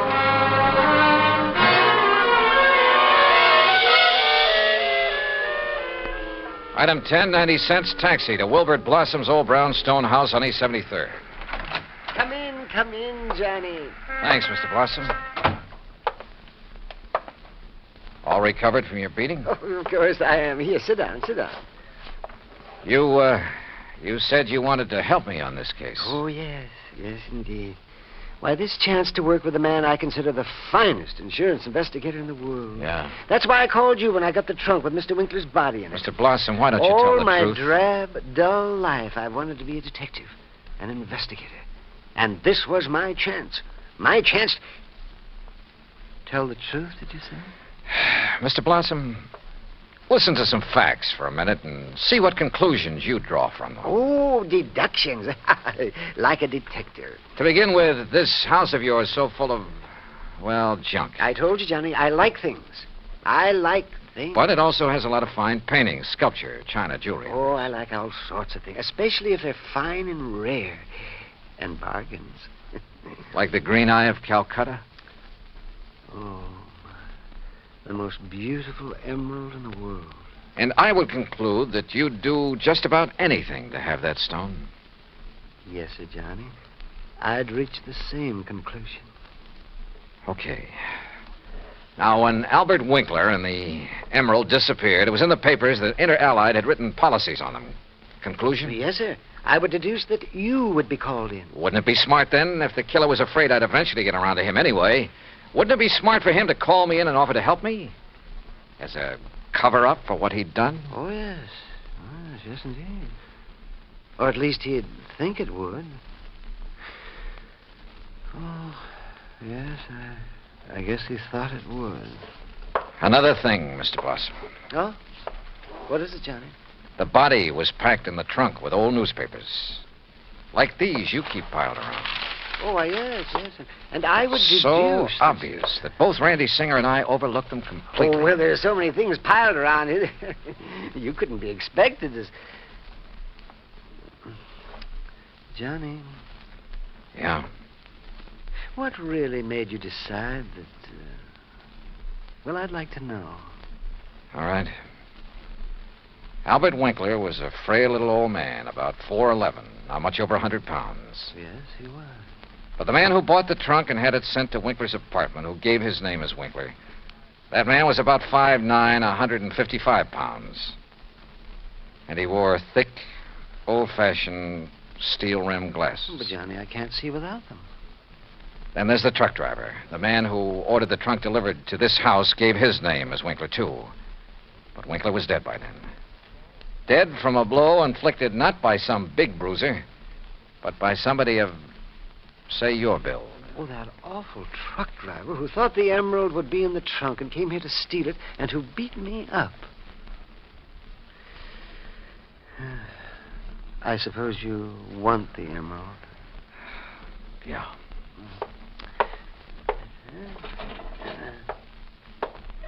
Here, Johnny, I kept it in this old coffee pot that I picked up at an auction sale. Real bargain, too. Oh, isn't it a beautiful stone? Oh, if only Mr. Winkler would have sold it to me. At a bargain, that is. Then none of this would have happened. Well, I guess we better go now, hadn't we? It's such a silly thing. Me trying to act like a detective. I guess I didn't even make a very good killer.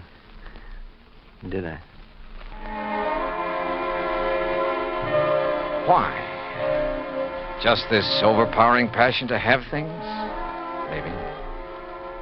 Or maybe it was just a reaction.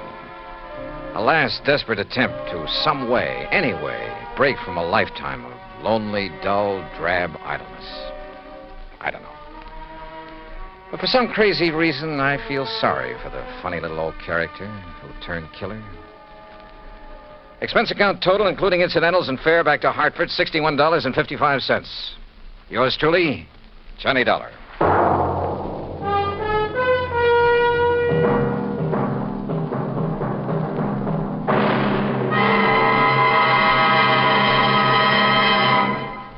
Now, here is our star to tell you about next week's story. Next week, a case so simple, so easy, so obvious, that it proves almost impossible to solve.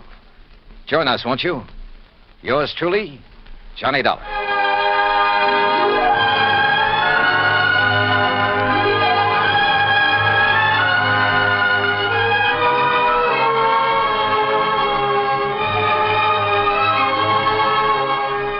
Yours truly, Johnny Dollar, starring Bob Bailey, originates in Hollywood. It is produced and directed by Jack Johnstone, who also wrote tonight's story. Heard in our cast were Howard McNear, Herb Ellis, Herb Bygren, Junius Matthews, Herb Butterfield, Frank Gersel, and Johnny Jacobs. Musical supervision is by Jerry Goldsmith.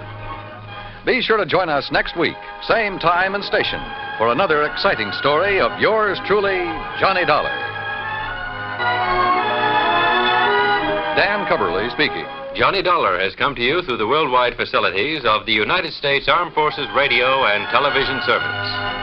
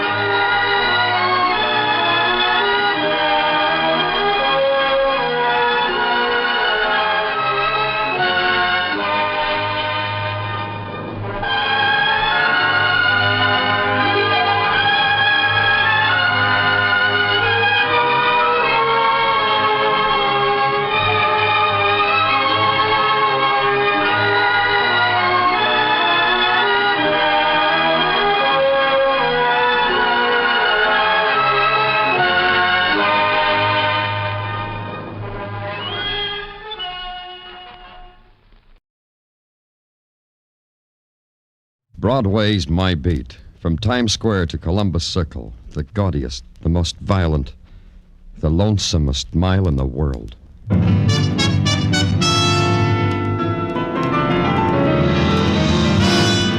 Broadway's My Beat, with Larry Thor as Detective Danny Clover.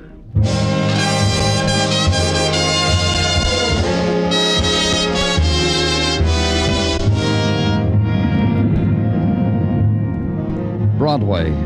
It's a tinseled wilderness of steel and of stone, and the foliage of darkness is thick and unyielding. You make circles and pretend you're not lost. You make circles and walk and try to break through. Then you get the message. It can't be done. Because it's a cage, a big cage. The animal cries you heard were your own. It's Broadway, my beat.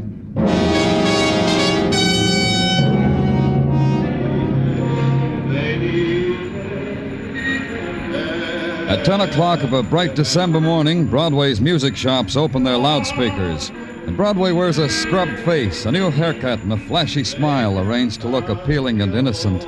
Because Broadway is on its way to con Santa Claus.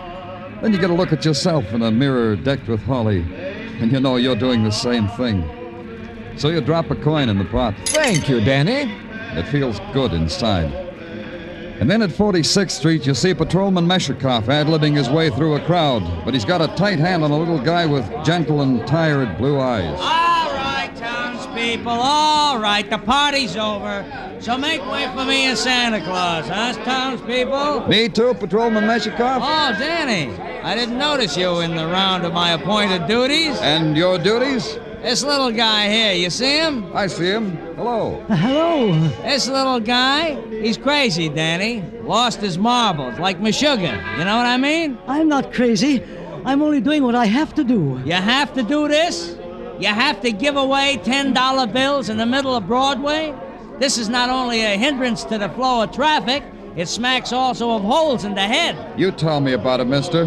I'll tell you, Danny, even if it breaks my heart. This sweet little character is a potential client for Bellevue. He tells me he's got $50,000 to give away. Let him tell me, huh, Meshikoff?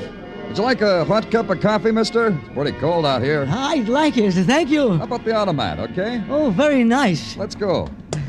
He's a very nice man, that Patrolman Meshikoff. He has a kind heart. I tried to give him $10, but he wouldn't take it. Will you take it for him? All right. We'll put it in the policeman's fund. After you, mister. Thank you. Here, I got a couple of nickels. You want coffee or chocolate? Chocolate would be nice. You think I'm crazy, too? You look like a man who worked hard for all that money. Why are you giving it away? Here's your chocolate. Oh, thank you. I give it away because it's my duty to share it with those who need it. Those people in the street, maybe they're just greedy. Oh, here's a place. We can stand at this counter. Sugar? Thank you. Some people buy yachts with money. I buy little boats in people's hearts. Maybe they'll still be sailing when I'm no longer here to wave them on their way. You'll be here a long time, Mr. Henry Baker. No, I won't be here for long because I'm going to be murdered. What? My brother George. He'll murder me because he wants my $50,000. And I want to give it away before he kills me. What's your name? Well, Danny Clover. Look, I don't quite... You're a policeman, aren't you? Yes. Then you'll protect me until I give all that money away. You'll do that, won't you, Mr. Clover? Yeah, I'll do that. Oh, you're very kind. Kindness is in your face, Mr. Clover. Well, look, Mr. Baker, you've done enough for today. Why don't you go home and rest? If there's any trouble, call me right away. Just give your name and they'll put you through to me. I may call you at any time? Any time. All right. Now I'll go home. Thank you for the chocolate, Mr. Clover. It was very kind.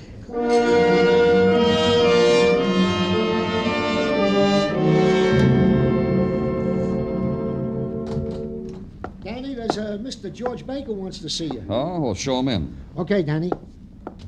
Right in here, Mr. Baker. Thank you. Lieutenant Clover? Yes. What can I do for you?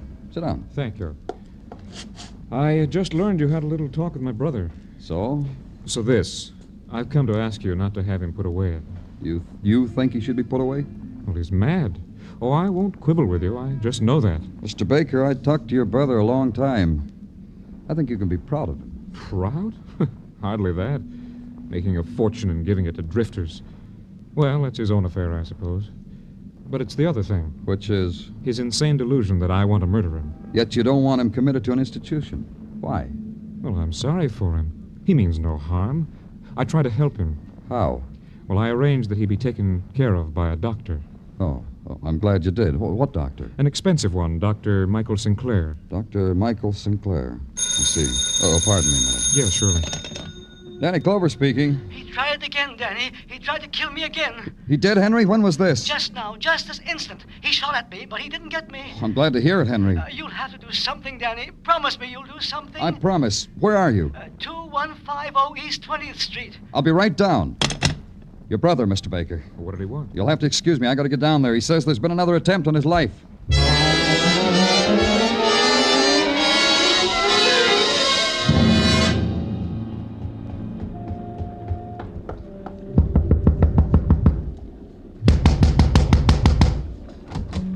A gentle knock does it, Mac. Shall we try again? If you got time to play, you got nothing important to do here. Point yourself north, kid. Yeah. Now we stop rubbing noses, huh? Now we discuss our problem. You think so? I say we play some more. Copper. Huh? Blush to my shoes when I say it. I'm from the police. Oh, so I can't bang on you, huh? I gotta throw my hands back against the wall and drop my jaw and say, golly. I gotta do that because you're from the police. Do it. It'll make me feel important. Where are you from? From here. Landlord. I had cards printed once that said Ben Croft, landlord. They got sticky on a hot day and melted, but I ain't changed. You want a crummy room? I want to see Henry Baker. Huh? I got a theory. You want to hear? I'll tell you. A cop puts in 8 hours a day with the city ordinances and a gun and phony muscle. That gives him 16 hours left to be a grabber. That's why you want to see Baker, grabber. You, an off-duty cop. Look, I'm working. I'm between card-punching time. So when I say a question, you say an answer. What's your interest in Henry Baker? I like him. Answer. Like why? Because sometimes I talk to him, then I can stand to look in the mirror. Answer. Try this. Why didn't you want to let me in? Because people come here, try to get the little guy's dough from him. Because he's got a crazy idea someone's going to walk in and kill him. Because... Maybe he isn't kidding. Let's go. In here. He did it again. He's trying to kill me. Who? Who was it? George, my brother. I saw him. He shot at me from the alley. Uh-huh. The shot came through the window, but there's no one out here now. He was waiting for me there outside in the alley. Then he took a shot at me. I see. You're sure it was your brother? I know my brother, don't I? Sure you do. Hey, what's this sticking out from under the bed? You mean my suitcase? No. Yeah, your suitcase. Open it, Mr. Clover. Sure. Holy... Almost $50,000, Mr. Clover. Have a $10 bill. Go ahead. Take some. You're my friend, and I want you to have some. I didn't tell Henry Baker that what I'd seen sticking out from under his bed was a gun that had just been fired. I didn't tell him that the window glass had fallen into the alley outside. And I didn't tell him that all that meant he had fired the shot himself from inside his room and through the window. He didn't even know his brother couldn't possibly have been there. I couldn't let him know I saw through his child's game of attempted murder. But I could take the gun away with me, and I could call on his doctor, because a doctor is where you go when someone important to you is sick. Yes, what is it? I'd like to see Dr. Sinclair. Is he in? I'm Dr. Sinclair. Won't you come in? Dr. Michael Sinclair was the least medical-looking girl I ever saw. She wore a dress of some metallic cloth that shimmered in the afternoon light. And in her eyes was a kind of grave, mocking smile. And her mouth... The way you look at me, I wouldn't diagnose as neurotic. Not in the least. I'm sorry, it's only that... That what? I don't know. You're the doctor. It's that I'm a woman doctor, and women doctors are rare, wasn't that it? Rare? Yeah, that's it. And women have the vote, and give their seats to nice old gentlemen in subways, get their PhDs in psychology at Hunter College in the Bronx. You feel better now? I'm a policeman, Doctor. Danny Clover. I want to talk to you about a patient of yours, Henry Baker. What about him? He tells me his brother is trying to kill him. Yes, that's what he told me. When did he first come to you? About 2 weeks ago, his brother sent him to me. What's your interest in Mr. Baker? Has he committed a crime? No. It's only that he's a friend. I want to help, if I can. Yes, he does have a lot of money, doesn't he, Mr. Clover? And he gives it away. It's good you're a woman. Don't be angry. I find greed universal. I have it myself. I just diagnosed you incorrectly, that's all. Or did I? You keep records of everything Baker tells you? Of everything everyone tells me. I record it on tape. New world, new methods. I find it more revealing and more accurate than taking notes. May I hear Baker's recording? Mr. Clover, what he says to me is in the nature of a confessional. I see no need to trespass on Mr. Baker's privacy. That's a law, isn't it? Is it? I'd like to hear the recording, please. I guess there's no harm done. I'll get it since you're a friend. Yes, here it is. You'll find, Mr. Clover, that Henry's case is the usual one of sibling rivalry. More intense, perhaps. More outward-going. More bizarre. How do you play this thing? Like this. Why should he keep imagining his brothers trying to kill him? That's my problem, Mr. Clover, and I... Shh, that's me. Everything, just as it comes to you. It began when I sold my truck farm and took all the money and savings and started to give it away. I said to him, George, why do you want to kill me? You want my money. That's why you want to kill me. It's all like that, Mr. Clover. A recurring aberration. You think it's only that, eh? There couldn't be any truth in it. I strongly doubt it. How often do you treat him? Every day. As a matter of fact, he should have been here an hour ago. What? I called his rooming house. He wasn't there. I called his brother. Not there. Do you have any idea where he might be? Yeah, Doctor, I do. You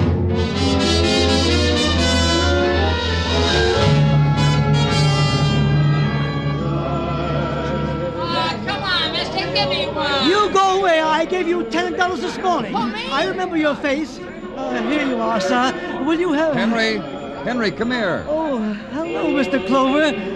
Oh, you're angry at me for giving away money again, aren't you? No, I'm not angry, Henry. Shall we have another cup of chocolate? Oh, that would be nice. All right, Henry. Oh, but I can't. I just remembered. I have an appointment with Dr. Sinclair. Would you like to come along? All right, Henry. Oh, she's very pretty. Oh, Mr. Clover. Huh? What's the matter? Mr. Clover. Mr. Oh.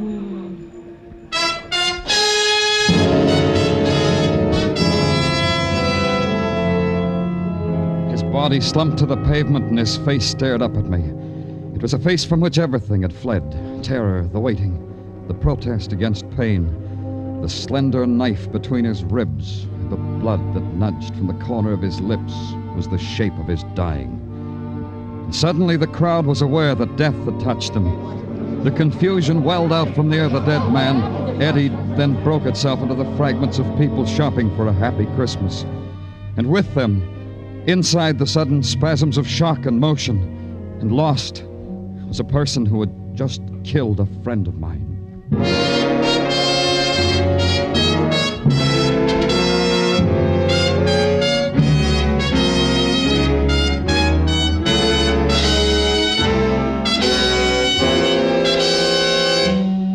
You are listening to Broadway's My Beat, starring Larry Thor as Detective Danny Clover. Did you know it was Buster Keaton playing Sing It Again's phantom voice these last few weeks? Well, now there's a new phantom riding the airwaves on Sing It Again. For identifying him tonight, some CBS listener can win $50,000 in cash prizes, radio's largest jackpot. Phone calls go out from coast to coast.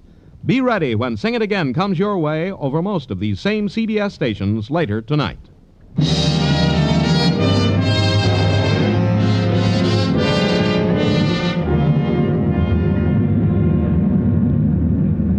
You've got to listen close on Broadway.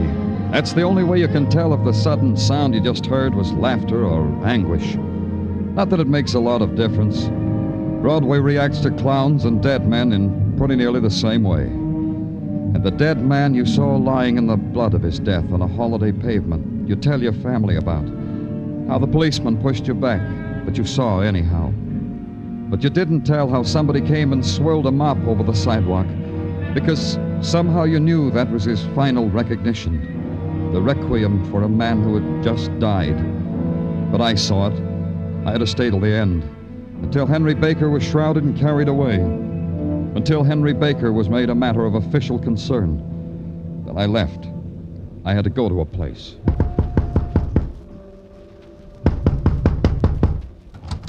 Yeah? Oh, it's you, the police fella. Yeah, Croft. Me. Then come on in out of the snow and cold and the dismal elements. See, I'm doing the right thing by you. Stick around. I got a bowing and scraping act that'll tug your heartstring to pieces. Henry Baker is dead. Did you hear what I said, Croft? I heard only say it once more. Baker, dead. See, it don't pay. It don't pay at all.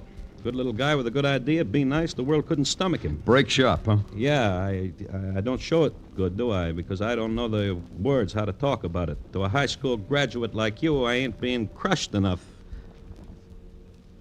How did he die? The world slipped a knife in his back. A real one. I don't want to repeat myself this time, Croft. Who would want to kill him? I don't know you for a lifetime, Croft. So I'd say you might. Yeah, you'd have to say that. That's so you can smile when you draw your pay. You're being a keen police fella. Yeah, this keen. How come you got a hat and muffler on? The temperature's fine in here. I've been out. Smell my breath, you'll see. Around Broadway and 46th? Nowhere near there. Stick around, Croft. I'm going down to Baker's room. A matter of $50,000 in a suitcase. Keen police fella. Where's the light switch? Oh. Better. Under the bed. No suitcase. Maybe he found another hiding place. Oh,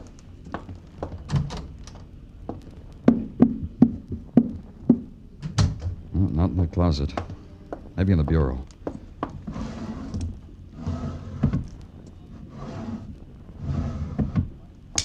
Hey, who turned out the light? Oh.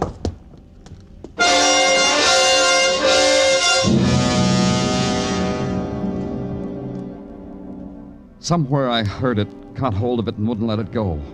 Christmas bells banging an offbeat rhythm to a dream I never had before. I was in the middle of a room which was in the middle of a room which was in the middle of a room, and far away, far, far away was a little man with a blood-red $10 bill tucked in his coat lapel. Then he did a clever thing. He did a backflip. When he stood up, it wasn't him at all. Her name was... It didn't make any difference.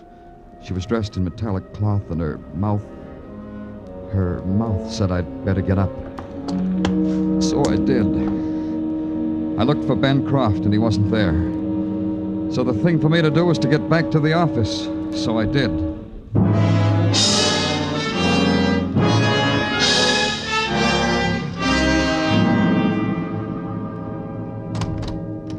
There's a Dr. Michael Sinclair to see you, Danny.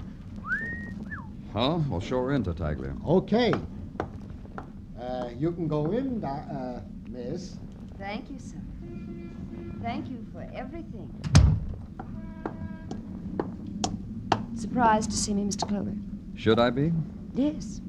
I'm a very busy doctor, and I know you're a busy, busy man, so I'll come right to the point. I want Henry Baker's money, all that was left of it. Oh? You're his widow? Henry never told me. Neither did you. Nothing quite so cheap as that, Mr. Clover. Henry promised me his money. Every visit to my office he promised me. He said that when he died, he wanted me to have whatever money was left because I was good and kind and helped sick people. Henry said all that? On a tape recording? No. No, that was our own secret. When a man says things like that to a girl doctor, Mr. Clover, she wouldn't record it as if it were a symptom of a wandering mind. Now, would she? I wouldn't know. And I wouldn't want to keep you from your appointed rounds, Doctor. So many people must be crying out for you.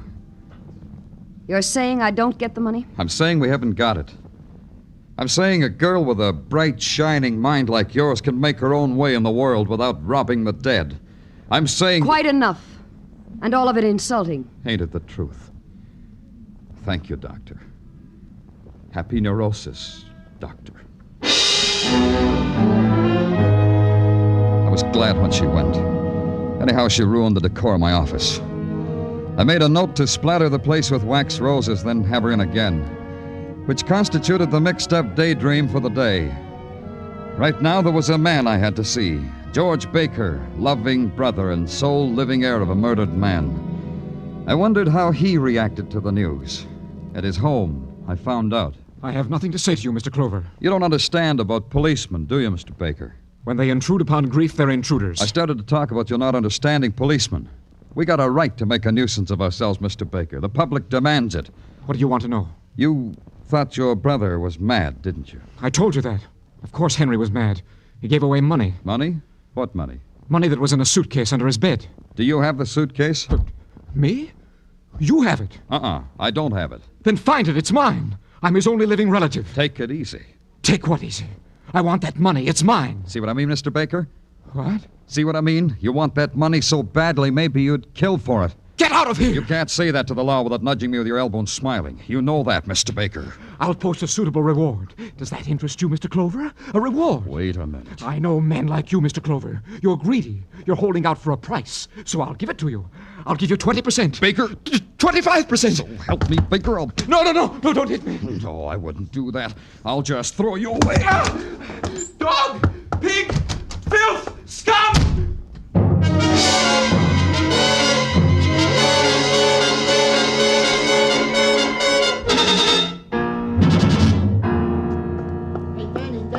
You're back. Patrol and Meshikoff picked up Croft. They're in your office. Hey, Danny, what's the matter? Oh, Danny, I picked up Croft here at the Eagle Tavern. He was spending money like a drunken sailor. Yeah, get out of here, Meshikoff. Okay, Danny.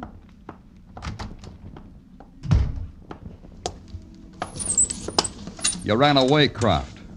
Tell me, bitter men like you always run away? Sometimes.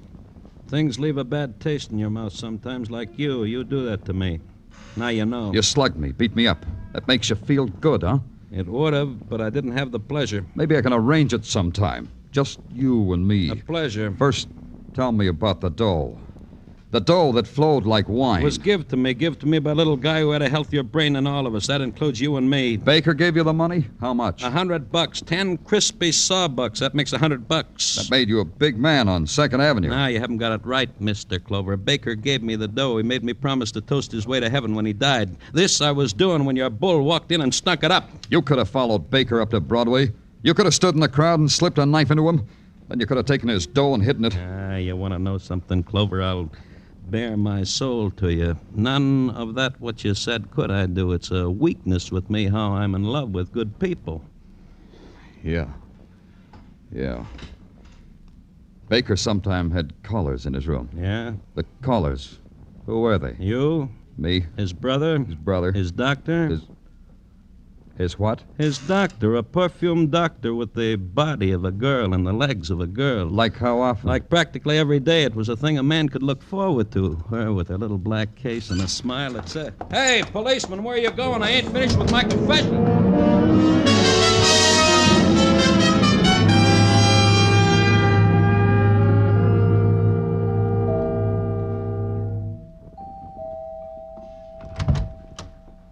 Oh, Mr. Clover. What an exciting surprise. For both of us, Doctor. Professional visit or social? Perhaps we could combine them, you and I. But not out here. Inside, Doctor. You won't mind if the place is a mess. Not at all. You know, Doctor, I've a problem. I miss my old friend. That's my laboratory. I allow no one in here. But, Doctor, how can I get well if you keep secrets from me? Yeah, what are all these little cardboard boxes? The recordings of my patients. Here's Henry Baker's. Mind if I listen to it on the recorder here? Maybe Henry said something on this tape I didn't hear before. You heard all that was important. Not everything, Doctor. Like how it was you who visited him and not vice versa like you told me. Practicing psychologists do that now? They visit the patient? I lied, didn't I? Uh-huh. Oh, closet full of test tubes and bottles. Very medical for an unmedical doctor. Are you always nosy like this? Call it an occupational disease. What do you think happened to Henry's money? As a psychologist, your guess might be better than a cop's. Don't go in there. Pretty bedroom. Planning a trip, Doctor? No. That's good, because this suitcase, it's kind of shabby for a career girl like you. Leave it alone, Mr. Clover. And the initials, HB. What do they stand for, Doctor? Michael Sinclair and code? I have bad habits, Doctor. I open other people's mail and suitcases marked with the initials of Henry Baker. All these $10 bills. They could have made Henry so many friends. He gave it to me. He gave it to me because I cured his fixation. They cure it with murder now? Let's go, Doctor. Grab a hat or something and let's go. That must be a patient, Mr. Clover. May I answer it? Yeah. I'll wait in your laboratory. Tell your patient you're busy. And, Doctor, Yes? remember, nothing fancy. Just tell him to go away. I'm sorry, but Don't be sorry about anything. Just you can't come in here. Can't I? Can't I now? See? I'm in all right. Now give me my brother's money. I don't have it. Give it to me. Give it to me or I'll beat you up just as I did that policeman. He wanted that money for himself like you do. Give it to me. It's in there. In that room, my laboratory. Good, very good. I sold my truck farm and took all the money and savings What's that? and started to give it away. I said to him, George, why do you want to kill me? It's Henry. You want He's my alive. money. But I killed him. I killed him. I'll kill him again. I'll kill him over and over again. I'll kill him. Baker! I'll kill you, Henry. I'll kill you, Henry. Makes me feel good to give it away to people. I'll kill you, Way Baker. I'll kill you.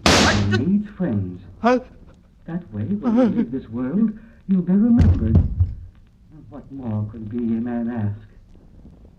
You should see their faces when I give it to them. Don't look like that, Danny. Happy. They look You had so to kill him. Happy. There was nothing else you could do. Money that's important. Yeah. It's just... Okay, Doctor. Get your hat.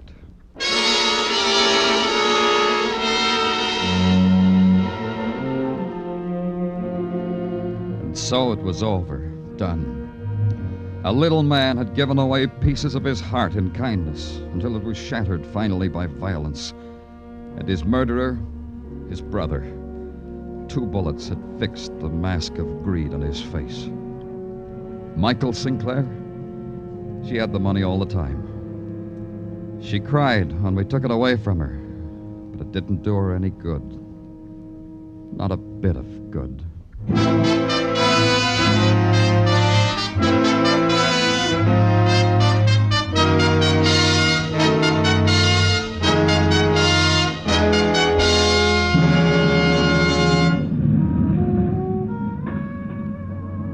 Broadway's sleeping now, and the furious avenue of the night is still. It stretches out in front of you, without beginning, without end. Only the sleepwalkers are there, the handful whose lust for a dream or reality is never through. The seekers, the sodden, the huggers close of nothing. It's Broadway, the gaudiest, the most violent, the lonesomest mile in the world. Broadway, my beat.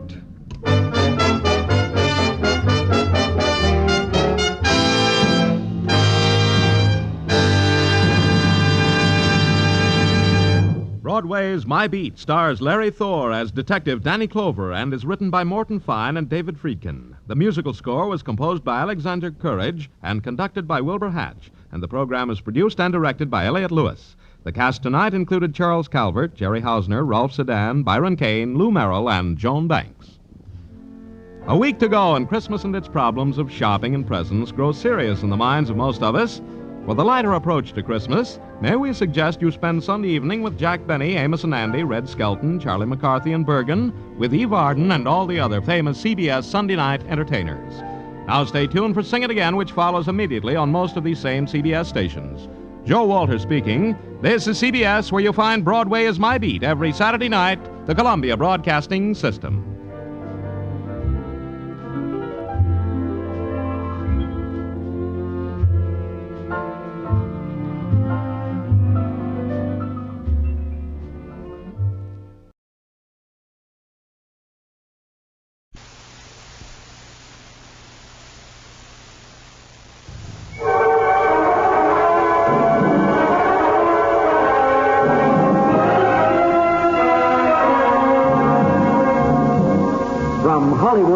Welcome to Starlight Mystery Theater. Matthew Slade, private investigator. we invite you to take your seat as Slade unfolds A Case of Murder.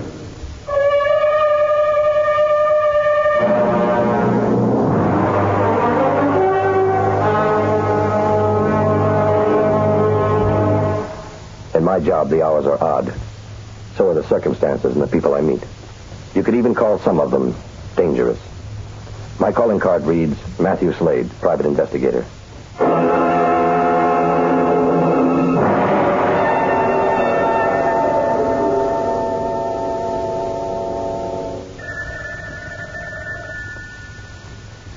Hello? Have you notified the police? I see.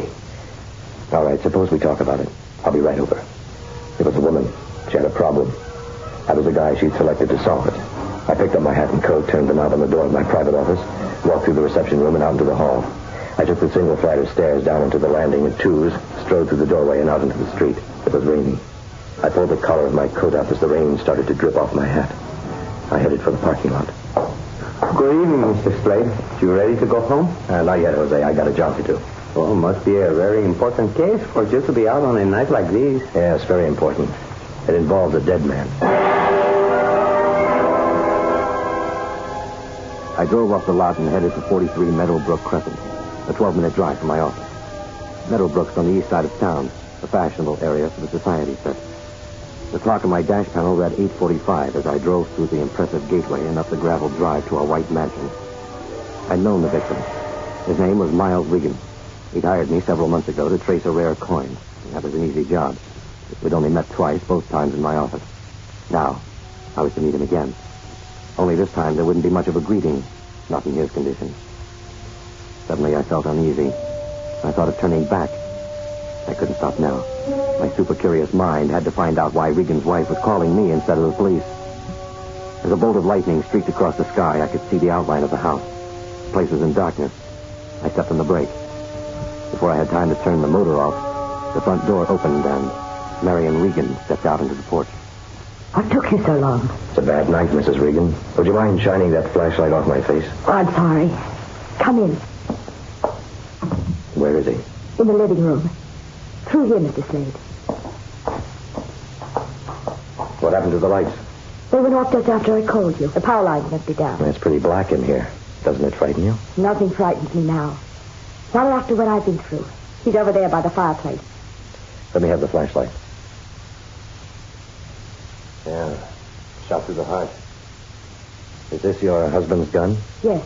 It was an accident, Mr. Slade. Well, suppose you tell me all about it. Yes, only let's get out of this room. We can talk in the library.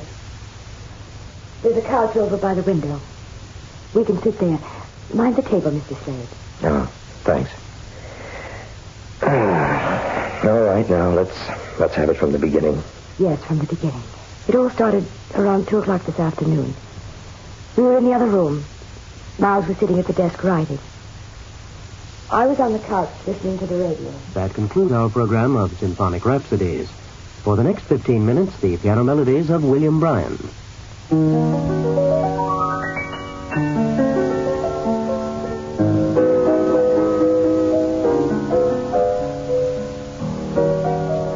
Well, my dear, that's that. You're still determined to go through with it? How do you know it'll work? It will work. I'll mail this letter on our way to Mountain Springs and then... Miles, why must you run away from this? Marion, do you realize my predicament? When the board learns I've transferred shares over to David Corby without their approval, I'll be through anyway. But why do that? Must we go through it all again? There is no other way. I've embezzled company funds. Corby is blackmailing me. This way I'll get out of it with a clear name. It's simple. Corby replaces the funds in return for my stock. This letter of resignation will reach the office Monday. We'll stay at the Springs till things quiet down. Corby will call a board meeting and the rest will be up to him. Won't they become suspicious? Embarrassing questions, if I were around, could lead to an investigation. What did you do with the money? Now, Marion, you promised there would be no questions. In a couple of months, this whole business should pass. $250,000 doesn't disappear into thin air. Miles, I want to know. I can't tell you, and that ends it. I won't budge from this room until you tell me. When you come to your senses, take the train and come on up to the lodge. I'm going upstairs to pack. Miles, I'm going to the police. I can't go through with it. It's senseless for you to run away. Do you know what they do to embezzlers? We could get an attorney. There's Martin Downing. He'll get you out of this. It's better than running the rest of your life. That's a chance I'll have to take. Now, if you want to leave with me... Miles, I can't. Your final word? Listen to me. There's nothing further to say. Miles. Miles.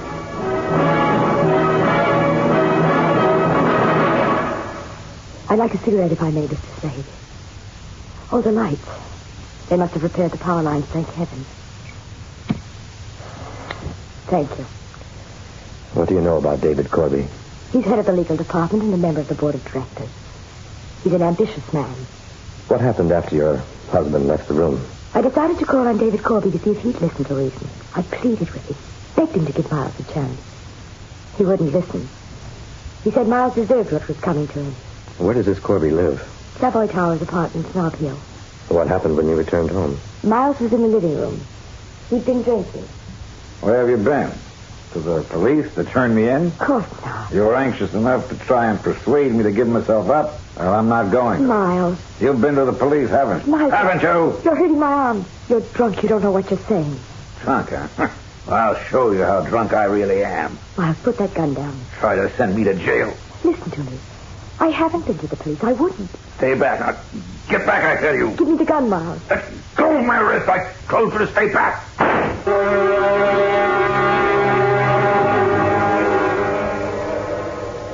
I tried to get the gun from him. It fired. Show me your position in relation to your husband's when the gun went off. Well, I was standing in front of him. We were beside the desk. He was shaking me. Then he reached into his coat and withdrew the gun. I grabbed his right wrist, and we struggled. He held the gun in his right hand? Yes, I grabbed it and tried to turn his wrist so he'd drop it. The gun was pointing towards his heart when it went off. Now, Mrs. Regan, take hold of my right wrist and try to twist it as you did your husband's. Well, it was like this. Mm-hmm. A little harder, Mrs. Regan. You're resisting, Mr. Slade. I can't. All right. Are your fingerprints on the gun? No. I mean, I don't think so. Oh, I just don't know. What happened to the letter your husband wrote? I have it in my pocket. After the accident, I took it from his desk. Let me see the letter. Why? I've told you what's in it. I'd like to read it for myself, Mrs. Regan. Now, look, Mr. Slade. A letter, Mrs. Regan. Very well. It's been opened. Of course. I opened it. Does your husband write with his left hand? Yes, he's left-handed. Mr. Slade, must you keep asking these foolish questions? Part of my service. Now, you say your husband was drunk when you came in. You had an argument. He took out a gun. You made a grab for it and it went off. Yes. Okay. On your part, it was an accident. Well, if you're telling the truth, you're in the clear. So how do I fit into all this? I want you to remove my husband's body. You what? I want it to look as though he's disappeared. Oh, now, wait a minute. I'm a licensed private investigator, not a body snatcher. You can't be serious. I'll pay you $10,000. You've got to be kidding. I'm not kidding, Mr. Slade. That's my offer. I need your help. I'm willing to pay well for it. I know I'm in the business to do other people's laundry, but this is a little too dirty. If it's a question of more money, I'm willing to raise... Let's get one thing straight. I work with the law, not against it. If I were caught doing such a thing, I'd lose my license and end up in jail. It's strictly illegal. I don't run that kind of an operation. Now, you maintain it was an accident. Okay, it was an accident. I wasn't a witness. I can't say either way. But only the two of us would know. Mrs. Slade, I've got to go through with this. I suggest you call the police. You can save yourself a lot of trouble. I can't do that. Not now.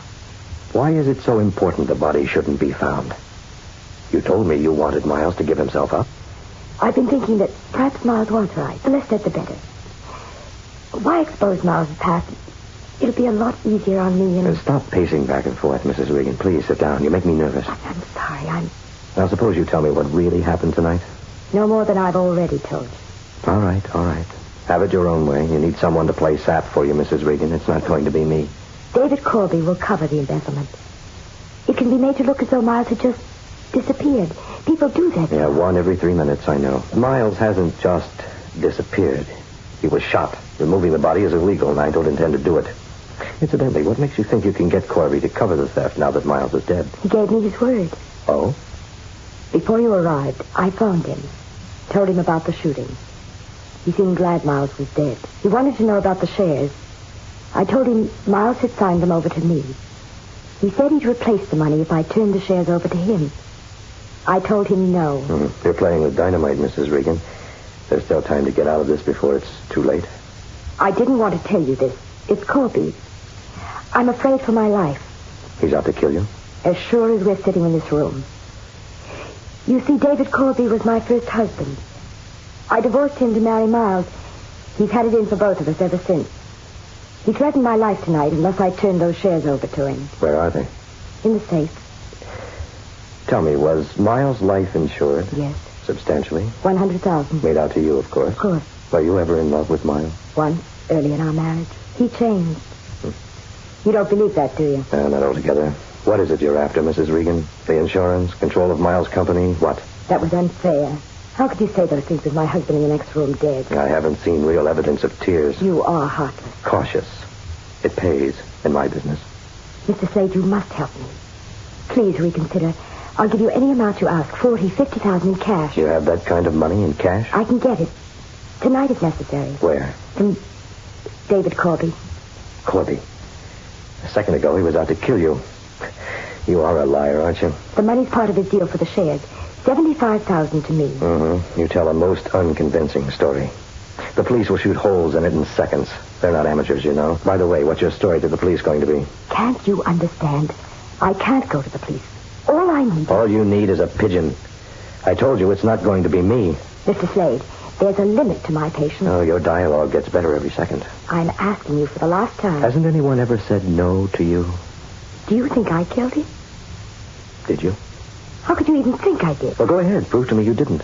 I didn't ask you here to have you interrogate me or insult me. I'm offering you a proposition. One honest person to another. Very good, Mrs. Regan. Quite a song and dance, but it doesn't fool me. You can't talk to me like that. Well, I can and will. You'll have to forgive my insubordination. I rate very high on that. Let's not argue. I just want you to help me. We're not going to go through that again, are we? Mr. Slade. The answer is no. Flat and final. Good night, Mrs. Regan.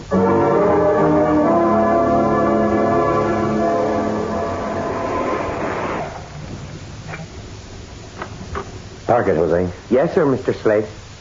You're going to be working long? A couple of hours, some paperwork to clear up. Hey, what happened with that case you were just on? An accident, Jose. At least that's what the lady called it. An accident. I was back in the office trying to wade through my tax return, but I couldn't keep my mind on the job. I kept thinking of Miles Regan lying cold as ice on that living room floor. His wife begging me to dump the body. Her story wouldn't stand up at an old ladies' tea party, let alone a police grilling. Questions racked my brain. I knew I should be calling the police and making a report. Curiosity got the better of me. David Corby lived at the Savoy Towers. 18 minutes later, I was pressing his door buzzer.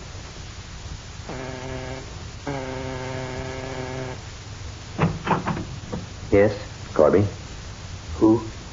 David Corby, the gentleman with the blackmail racket. You said what? You hard of hearing? Who are you? A shamus, private, the name Slade. Am I supposed to get excited? What do you want? I'd like to talk to you about a dead man. You ritzing me or something? If I am, I'm not aware of it. You've got the wrong party. Now, if you don't mind, investigate somewhere else. Marion Regan says you were blackmailing her husband. She offered me $50,000 to dump the body. Your $50,000. Well, are we going to stand out here in the hall all night and tell the neighbors about it? You'd better come in. Now, suppose we start from the top. You might ask Mrs. Regan to come out from behind those drapes. She'll get awfully tired standing there all night. You're very observant, Mr. Slade. Didn't take you long to get here. Get to the point before I call the police. Police? A blackmailer calling the police. For your information, I have a high standing in this town. A respected businessman. So was Al Capone, according to him. Probably the reason they locked him up. Who's been writing your material, Slade? It's cute. Oh, that. Well, I've been reading some of those Chandler books, you know, the biting, sarcastic private eye and all that. Just trying it on for size. Now let's cut out the babble. Who really killed Miles Regan? Well, look, Slade, the gun went off. It was an accident. Then notify the police and no problem. You're the one creating a problem. That's because I can be pulled in as an accessory after the fact. And I don't intend letting you two saddle me with that. What is it you want out of this? More money? Stock in the company? Miles Regan was a client of mine. There's such a thing as ethics in this business. You may not have heard of it. When a client is bumped off and you have an idea why, you're supposed to do something about it. It's as I told you earlier, an accident. Then why dump the body? To save the shame and embarrassment. To protect Miles's name. Oh, bravo, Mrs. Regan. Oh, I especially like that little throb you got in your voice when you got to his name. That was very good. But it won't fool the police. When they start working on you, you'll crack in short order, and so will Corby. Where's the motive? They'll pick one to suit them. They're very good at that. Why don't you put in with us, Slade? You could make yourself some money. Illegal money. So we're bending the law a little. It's done every day. You don't really need me to get rid of a dead body, and you know it. For $500, you could hire a two-bit hood. You need a pigeon. Someone to take the rap. Someone who'd look good at the police, whom they could put through the ringer. You thought you could buy me. While I was disposing of the body, Mrs. Regan would be calling the police, and they'd catch me in the act. It's too bad you counted on me as being dishonest. It just might have worked. I like the way you figure things out. Oh, there's much more. Please go on. I don't think it was Mrs. Regan who killed her husband. Interesting. Who did then? You. What makes you think he was murdered? Mrs. Regan tipped me to that. When I worked for Miles, I got to know him pretty well. His hobby was collecting coins. Well, we got around to talking about guns. That's my interest. Miles abhorred guns. Unlikely, then, did he keep one. That's point number one. Mrs. Regan's story was that she tried to wrest the gun from Miles' grasp, and it went off. He weighed all of 200 pounds. Supposedly, he was drunk. Now, when Mrs. Regan enacted what happened, she barely had the strength to lift my arm, let alone twist it.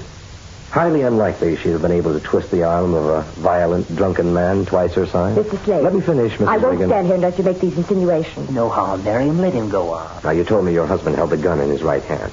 And later you told me he was left-handed. Then you told me about the hurried trip to see Corby. I think Miles changed his mind. He was going to the police. That meant you both had to work fast. Now, as I see it, Corby came back to the house with you. Well, Regan, have you got those share certificates signed? No, and I'm not going to sign them. Not over to you. I've changed my mind. What do you mean you've changed your mind? We had a deal. Not anymore. I'm going to own up to what I've done. Well, that's not being very smart, Miles. You know I'll never let you get away with it. I expect you'll try. But that doesn't bother me. I'll offer to make restitution. It will be up to the board to accept or reject it. You can't double deal me like this. Now, you'll sign those certificates over to me if you know what's good for you. You're wasting your breath. Threatening me won't get you anywhere. This is something I've got to do. Well, now, look. If you want a little better deal, I'll go along with you. It's too late for that. I have to face up to the mess I've got myself into. I'll take what comes. Pretty speech, Miles. All it will buy you is a term in jail. It'll buy me peace of mind, worth the price. Oh, don't make me laugh. What are you trying to protect? An honesty you never had? I know when I'm being kidded. Now, let's stop playing games. It's no game, but the end of yours. Now, look, Miles. You're going ahead with this deal whether you like it or not. You're a hard man to convince, David. There won't be any deal. Well, perhaps this will change your mind. You're not capable of shooting anyone, and you know it. You haven't the guts. I want those shares. I'm going to get them. Go ahead. Shoot me. That won't get you the shares. You certainly can't scare me into giving them to you. Get away from that phone, Miles. You're through blackmailing me, David. We'll let the police... Miles, put down that phone. Put it down. Well, Corby, was that close to the truth? Very clever, Mr. Slade. Too bad we have to dispose of you. I was getting to like you. My, you certainly do have a lot of guns. Incidentally, why did you leave that other one beside the body? I figured we'd get your fingerprints on it. Well, that's not very smart. The police can check out the serial number. They'll trace it to you. That revolver was stolen. I purchased it from, shall we say, an undesirable type. How do you intend getting rid of me? Simple. We take you back to the Regan house. I shoot you with the same gun I shot Miles. It will look like you shot him, then killed yourself. You'll have to do better than that. Where's the motive? The police will come up with one. They're good at that. Remember? Well, shall we go? Reluctantly.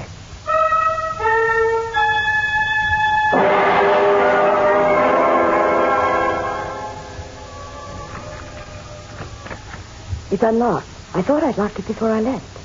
Inside. Get the lights, Marion. Okay, Slade.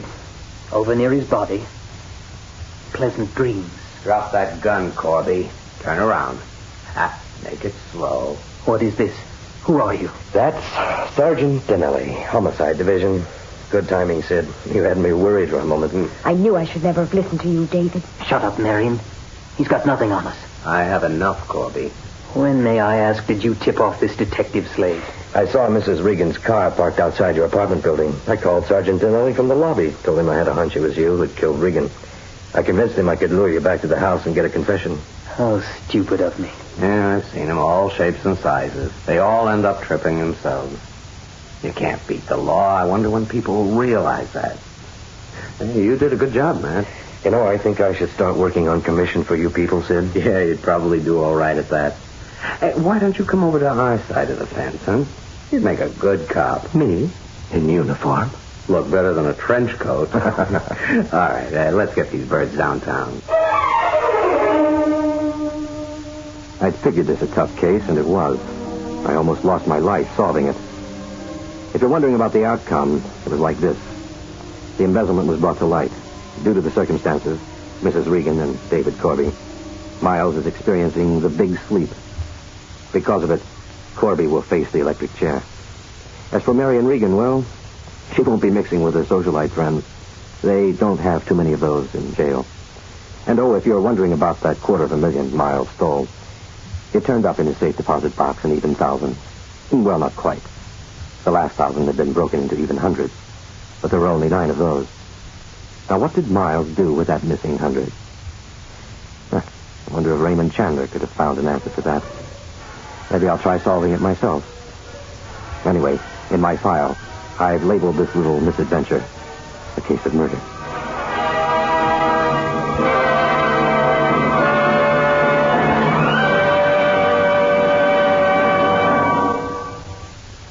This is the United States Armed Forces Radio and Television Service.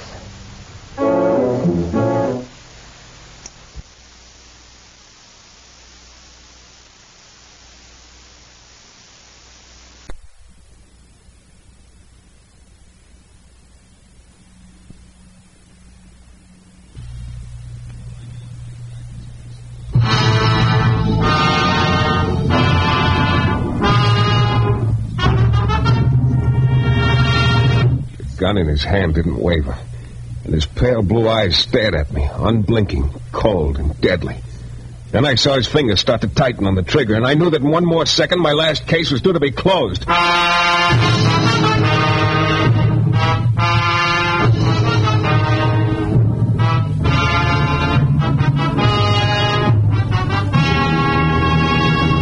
New Adventures of Michael Shayne, Private Detective, starring Jeff Chandler. Michael Shayne, reckless, red-headed Irishman, is back again in his old haunts in New Orleans. This is your director, Bill Russo, inviting you to listen to another transcribed episode, which we call The Case of the Constant Companion.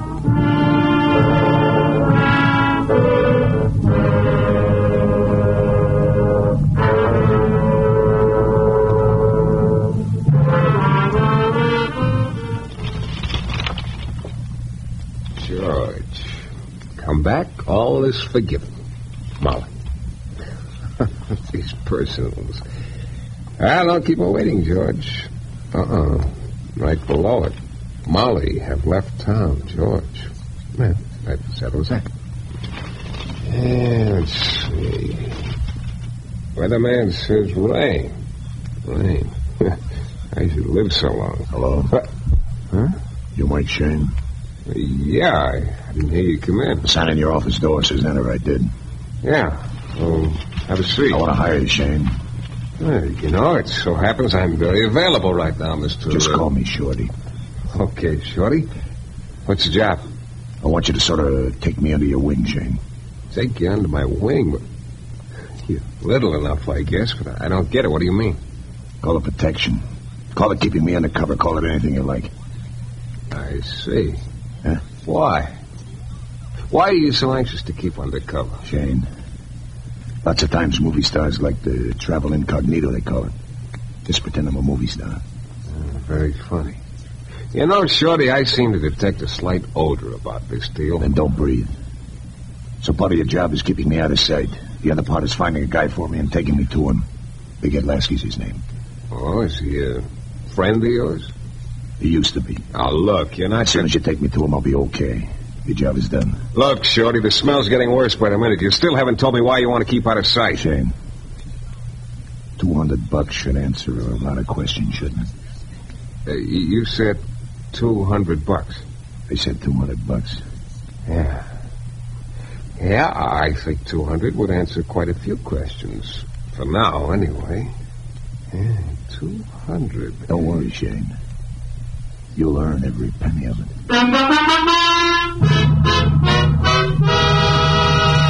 In a moment, we'll be back to the new adventures of Michael Shayne and the case of the constant companion.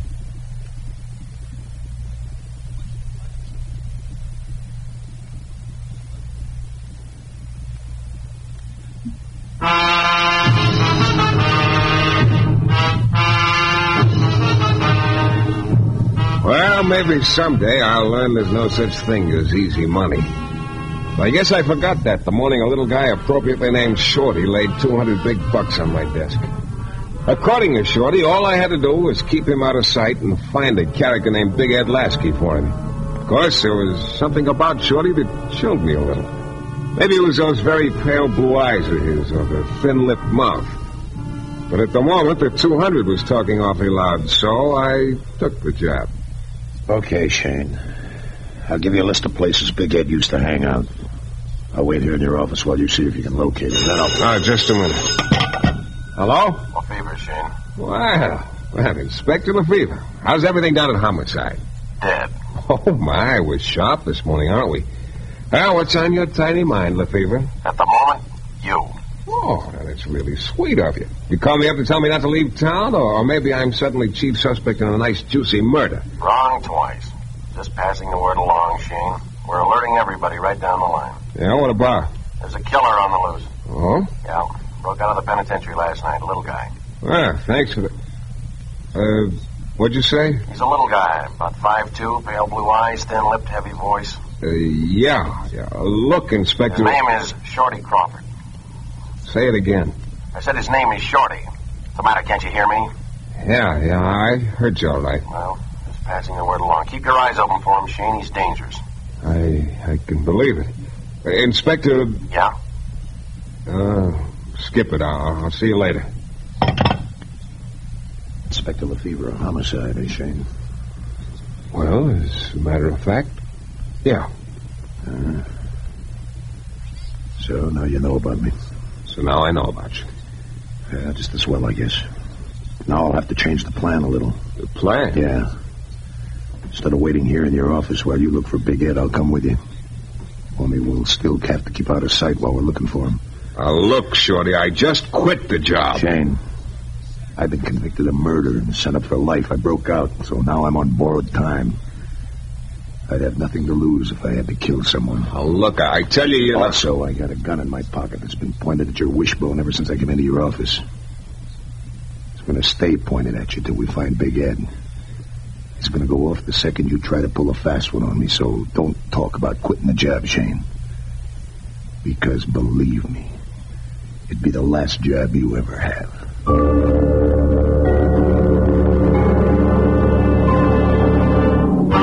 Well, that left me nothing to say. After dark, we headed for a bar Shorty told me used to be a hangout of Big Ed's. Shorty had his hat pulled low over his eyes and left it that way as we went inside. The two of us walked up to the bar, and Shorty stood with his face turned away. What'll it be, Mac? Little information. Information? You want information? I got a desk down at the depot. We sell drinks here. What'll it be? You seen Big Ed lately? Who? Big Ed Lasky. You been around here lately? Like I said, what'll it be, bud? Now, about Big Ed... Look, you've been out of circulation a while, Mac. He ain't been around for more than a year. Now, you want a drink or don't you? Never mind. Thanks. That's all right. Well, what next, Shorty? He's lying, Shayne. Huh? The bartender was lying. How do you know? Look over there. That booth near the wall. You see that doll sitting alone? Yeah, I see her. Not bad. It's Big Ed's girl. Oh. Look, she don't see us. We'll walk over the other side of the bar. Come on. What are you going to do? I'm going to slide into the booth next to hers. You sit down with her and see what you can find out about Big Ed. Oh, but I remember, Shayne. I'll be right in the next booth, so don't try anything. Okay. We'll split up here. Okay, go on over. Hello, you mind if I join? Yeah, matter of fact, I do mind. Yeah, I'll join you anyway. Who are you, smart boy? Name is Shayne. Mike Shayne. So what do you want? And the answer's no. Oh, don't get me wrong. Doris, I'm spoken for, Rover boy, so move on, huh? Oh, now look, sweetheart, I'm not trying to muscle in on Big Ed. What about Big Ed? It rings a bell, huh? Is he around anywhere? No. I see. You know, this booth was nice and comfortable before you got here. Let's make it comfortable again. Okay, sugar, okay. I'll see you around. I doubt it. I got up and started for the front door, but then Shorty caught my eye and motioned me to the side door. I guess he didn't want to walk in front of Doris's booth. Once we were outside, I turned to Shorty, but he just motioned me to start walking. We were near Jackson Square, so we walked over. The park was deserted. I sat down on one of the benches, and Shorty sat on another that backed up to mine. There we were, head to head. It was very cozy.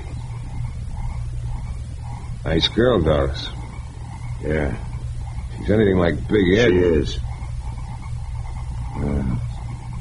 Big Ed's around somewhere, that's a cinch. It's also a cinch. New Orleans is a big city. Where do we go next? I'm thinking. You say Big Ed used to be a friend of yours? I worked for him once. Long time ago, huh? Before I went to the pen. Why are you so hot up here? What happens when we find him? Your job's over then. No, I mean what... Your job's over then. Yeah. Well, it's a cinch we're not going to find him tonight. How about escorting me back to my room so I can get a little shut-eye, huh? Maybe in the morning we can... Huh? There's not going to be any shut-eye. Are you kidding? No. And sleep after you find Big Ed for me, not before. You know, you can't get away with this for very long, Shorty. What do you mean? Look, you're an escaped killer. There's a dragnet out for you. So? So they'll get you sooner or later. After I found Big Ed, Shayne, I won't care so much. Oh? Well, then think this one over. You're watching me like a hawk, aren't you, Shorty? Like a hawk? Yeah, well, I'm going to be watching you like a hawk, too. I'm going to be waiting. Just waiting. Waiting for what?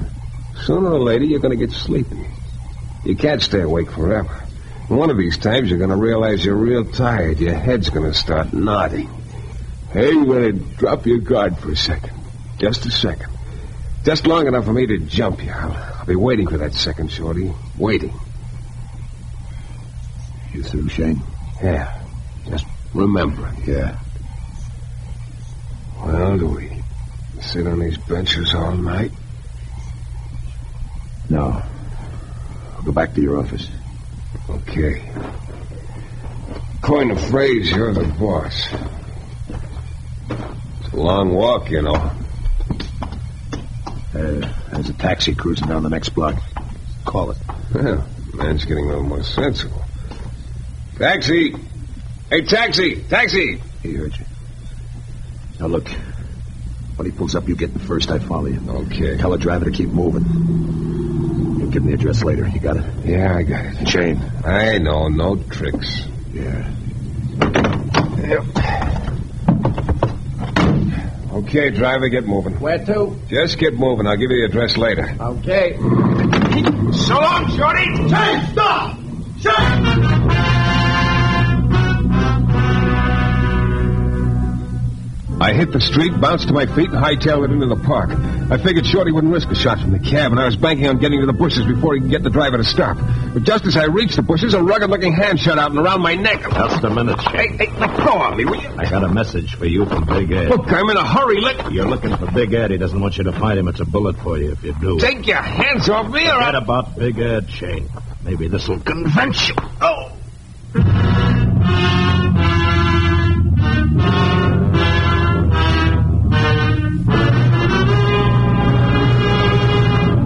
In a moment, we'll be back to the new adventures of Michael Shayne and the case of the constant companion.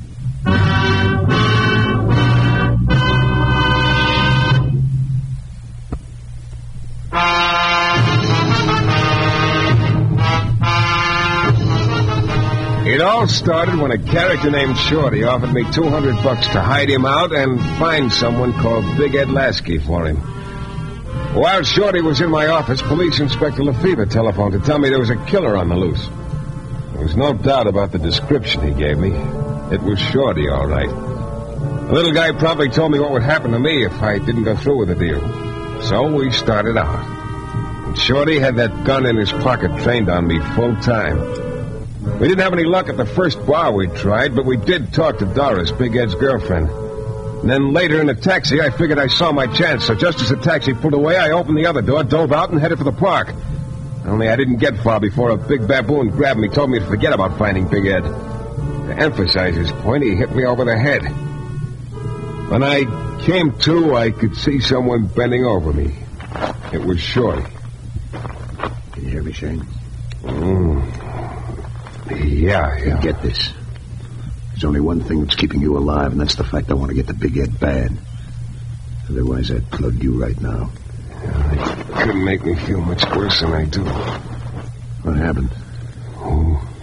Guy grabbed me, told me to forget Big Ed, and he slugged me. Probably one of Big Ed's boys. Okay, Shayne, this time nothing happens to you.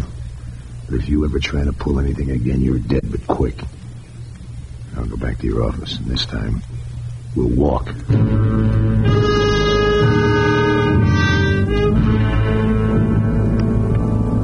Well, we finally got back to my office, and I was really beat.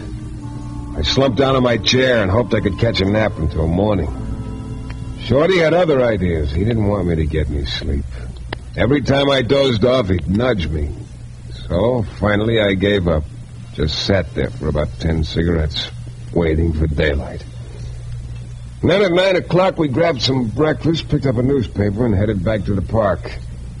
We used the same seating arrangement as before. I was on one park bench, and Shorty was on another that backed up to mine. That morning sun hitting me was all I needed. Could barely keep my eyes open. Shorty seemed to be having the same kind of trouble. Read the headlines to me, Shayne. Shayne? Huh? I said read the headlines to me. Okay. Escaped killer still at large. Giant manhunt on for Shorty Crawford. Police dragnet. That's enough. Yeah. All seems sort of far away. Far away from here. Well, it's sun. Feels good, huh? Yeah. You know, you're not such a bad guy, Shayne. Mm-hmm. As a matter of fact, What'd you say? Skip it. Yeah. All of a sudden, I was wide awake. It was like somebody had just turned off a waterfall. The silence was deafening. I tried to see Shorty out of the corner of my eye. I didn't want to move my head, but I couldn't see his face. Couldn't tell whether he was asleep or not. I leaned forward slowly, very slowly, and then I started turning my head around. Finally, I could see his face. His head was slumped over on his chest, and he was dozing. I tensed up to dive at him, and then... Oh. Well, Shayne, you were all set to grab me, weren't you? Yeah, I was all set. Good thing that car horn brought me out of it. Yeah. Shayne! Hey, Shayne! Hey, there's a guy getting out of that car. He's heading this way. I see him. Shayne! Okay, Shayne. Be a good boy. Real good. Yeah. Hey, Shayne, you rooted to that park bench or something? I've been yelling. I know, Lefevre. I also hung. I know that, too. Sour mood this morning, huh? Yeah. Who's your friend? Huh? I said, who's your friend on the bench behind you there? Well, I don't know him, Inspector. Oh, that's my mistake. I thought I saw you talking to him when I got out of the car. Well, no. Well, what are you doing sitting in the park anyway? Business that bad for you? And it's not good right now. How about you? Oh, it's about the same. We're still after Shorty Crawford. No sign of him, huh? No, none yet. I got a hunch we're getting closer all the time. Well, it's good. Yeah. We'll nab him before long. What's the story on him, people? All I know is he was convicted of murder. Well, Shorty used to work for a guy named Big Ed Lasky. Oh? So an enemy of Big Ed's, Tom Dixon, wound up dead one day. Case was that Shorty killed Dixon. few of the boys thought that Big Ed had hired Shorty to kill the guy, but nothing could be proved. And Big Ed had an alibi for himself as far as the actual killing was concerned, so Shorty was convicted. Oh. Well, like I told you before, Shayne, keep your eyes open. Yeah. You do likewise, huh, Lefevre? I always try to, Shayne. See you later. You were getting on the thin ice there for a minute, Shayne. Don't get conversational like that again. So that's your story, huh, Shorty? Big Ed hired you to kill a guy he didn't like, Tom Dixon. But maybe Big Ed didn't pay you for the job. Is that why you're trying to find him now? To collect? You can add it up that way if you want to, Shayne. You might as well. I doubt if I could sell you my side of the story. You couldn't sell me anything, Shorty. That's what I thought. So I'm not wasting my time. Come on. Back to your office.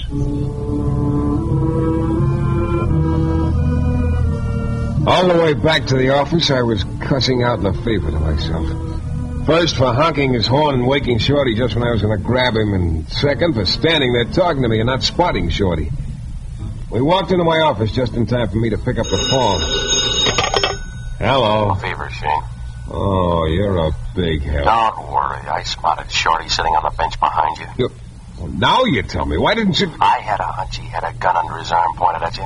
I didn't want you to collect the slug. Look, is he still there in your office with you? Yeah. Stall him. We'll be there in 60 seconds. Who was it, Shayne? Why, it was my landlady. What? My landlady. She forgot to say... You're lying. Look, I tell you... Let's get out of here. Oh, look, Shorty, I'm tired. Look, you think I'm as fresh as a daisy? I've been awake for 24 hours longer than you have, and I'm still on my feet. Now get on yours. We're getting out of here. Why? I like it here. We're leaving. Now, Hey, wait a minute. Huh? No, Shorty. Shut up. Siren. You can't, so that's it. So you've been real smart, Shayne. So you pulled a fast one. Now, look, Shorty, you... Okay, Shayne. So maybe they'll get me. But you'll go first.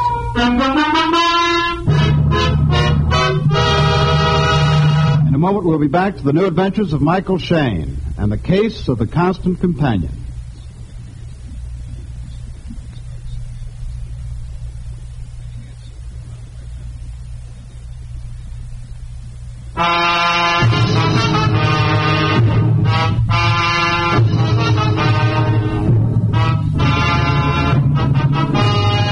Gun in Shorty's hand didn't waver. His pale blue eyes stared at me, unblinking, cold and deadly. Then I saw his fingers start to tighten on the trigger. I knew that in one more second, my last case was due to be closed. Okay, Shayne. It's payoff time for you. Shorty, I tell you, I didn't tip off anyone. Save it. You're on your way out, Shayne. Is it right? Who's that? How would I know? Okay. I'm going over against the wall. Tell her whatever it is to come in. And if it's the cops, I'll start shooting. Go ahead. Yeah. Come in. Hello, Shayne? Big Ed's girlfriend, Doris. That's right. I got a message for you, Shayne. Look, Big Ed already sent me a message last night with a blackjack. You hadn't heard about Shorty breaking out of the pen then, Shayne. Didn't know why you were looking for him.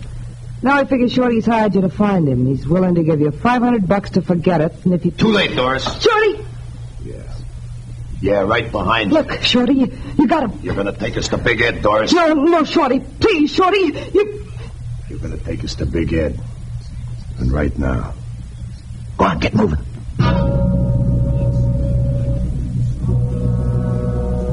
The three of us went down the back stairs and out the side door. Doris's face was the color of paste. I kept wondering what had happened to that siren we'd heard up in my office. But then, just as we were getting into Doris's car, I spotted a cop across the street giving a guy a ticket. So that was what the siren was about. Doris slid in behind the wheel. I got in front with her, and Shorty was in the back seat. I could hardly keep my eyes open. One look at Shorty told me he was almost ready to fold, too.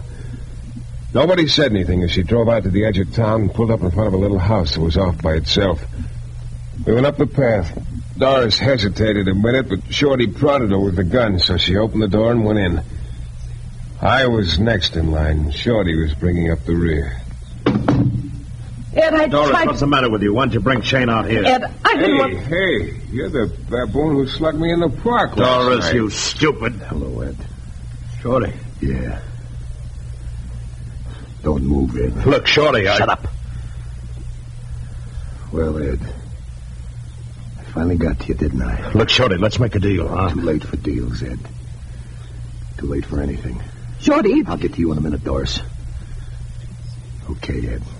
I'm going to kill you, you know that. No, Shorty, no. But first... Say it, Ed. Go ahead. Say it. Say what? What I broke out of the pen to hear you say. What I've been dragging this private eye all over to find you for, so you could say it. Say it. About Tom Dixon. The guy that convicted me of killing. Spill it. You didn't kill him, Shorty. I did. What? Shorty, you... Yeah, go ahead, Ed. Spill some more. Talk. I killed Dixon. Doris faked an alibi for me. We framed you. Shorty, I didn't want to have nothing. Shorty, you're innocent. Yeah. Nobody believes that, Shayne. I tried to tell them before, but they had too good a case against me. Yeah, but... You don't understand. You can't understand why I'd bust out of the pen. Risk my neck just to hear Big Ed squeal. Huh? Well, sure, I understand it, but look, Shorty, if you're innocent, we can... I told you. Nobody believed my story. It's different now. I just heard Ed confess. I tell you, it's too late. Only thing left to do is kill these two rats. One by one. No, No, Shorty, no. Just kill them, and it'll be all over. Then I can rest. Kill them first, then rest. I was so groggy from lack of sleep, it took me a couple of seconds to figure out what had happened. Then it hit me. Shorty was on the verge of folding. Yeah, the strain of the last few days had finally caught up with him. He was practically out on his feet. The gun in his hand started sagging, but my reflexes were sagging too, and Big Ed beat me to the punch. He dove at Shorty and grabbed the gun. Okay. Get back, Shayne. Now, Shorty, we play it the other way. I threw it away. My chance to kill you. I threw it away. You'll never get another, Shorty. And you'll be next, Shayne. You know too much about me now. Oh, look. Shut up! Okay, Shorty, here it is. The slug caught Shorty in the shoulder and spun him around. I dove at Ed, and before he could bring the gun around to me, my fist connected. Ed crumpled over. I looked around for Doris. She was nowhere in sight. I went to the door and pulled it open. Hello, Shayne. Oh, Inspector Lefevre. You're a little late, aren't you? Maybe. Hey, a girl just ran out of here. Yeah. She's in the squad car. Oh. Messy in here, isn't it? Yeah. And Shorty will be okay, though. It's just a shoulder wound. Well, we'll get him back to jail. No. Wrong guy, Lefevre. There's your boy, Big Ed Lasky. Come again? It's all a frame. Shorty's innocent. Now, that's real interesting, Shayne. You got any proof? Mm-hmm. I heard Big Ed confess. I'll fill you on the details later. Right now, this couch looks awful. Yeah, well, Shayne, there's still a couple of things. Yeah, they can keep, Inspector. Look, I've been without sleep for 2 whole days. Shayne, I've Go away, little man. Shayne, Later. Just one more thing, Lefevre. What is it? Shayne!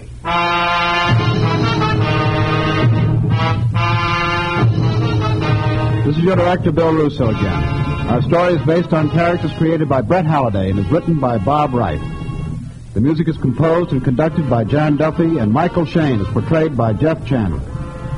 The New Adventures of Michael Shayne is a Don W. Sharp production, transcribed in Hollywood and distributed exclusively by the Broadcasters Guild.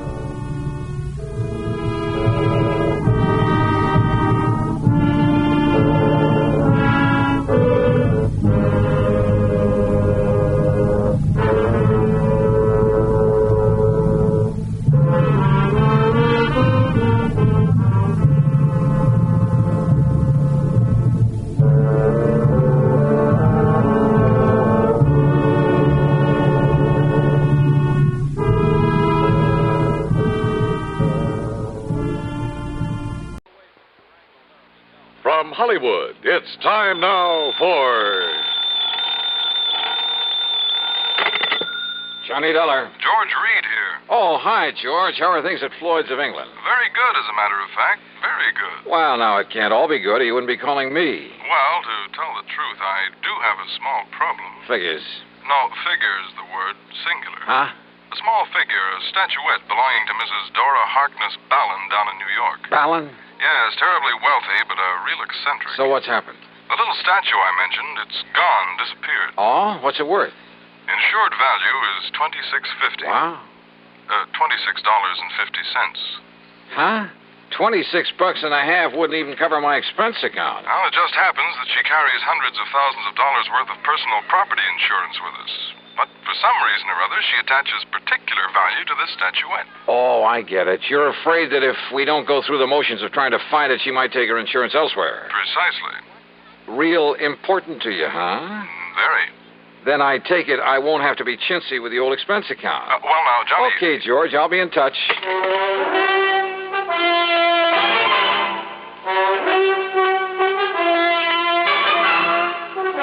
Bob Bailey in the intriguing adventures of the man with the action-packed expense account.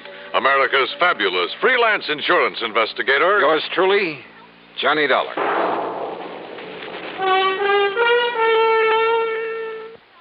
Now, Act One of yours truly, Johnny Dollar.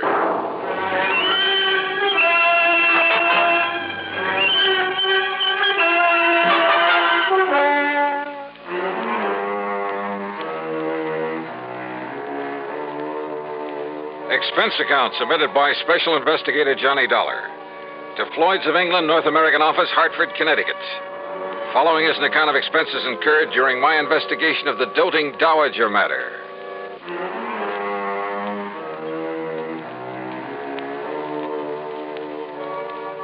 Expense account item 1, $7.90, taxi, train fare, and incidentals, Hartford to New York. Item 2, $1 even for a cab from Grand Central Station to the address of Mrs. Dora Harkness Ballin over on East 73rd Street. It turned out to be one of New York's famous old brownstone houses, well preserved and reeking of an era long gone by. A uniformed butler ushered me into a large, high-ceilinged drawing room, and I could hardly believe my eyes. Ornate pre-Victorian furnishings, heavy red velvet draperies, huge lamps and crystal chandeliers, oil paintings all over the place, and gilded mirrors. Pretty fabulous. If you will be kind enough to wait here, Mr. Dollar, I shall tell Mrs. Ballin that you have arrived. Thank you. I know that she'll want to see you. Oh, excuse me, Master Harold. It's all right, Higgins. Has the mail come? Would you like me to check, sir? Yes, good idea. You know how Aunt Dora likes to see it the minute it gets here. Yes, sir. Yes, the mail. The dear old common everyday page. You're here to see Mrs. Ballin? That's right. I'm Johnny Dollar. I'm Hal Winters, her nephew. Hi. Say, tell me something. Yes? About this little statue that's missing. You mean that little chunk of pot metal that's disappeared? Oh, is that what it is? Oh, yes, just a piece of junk.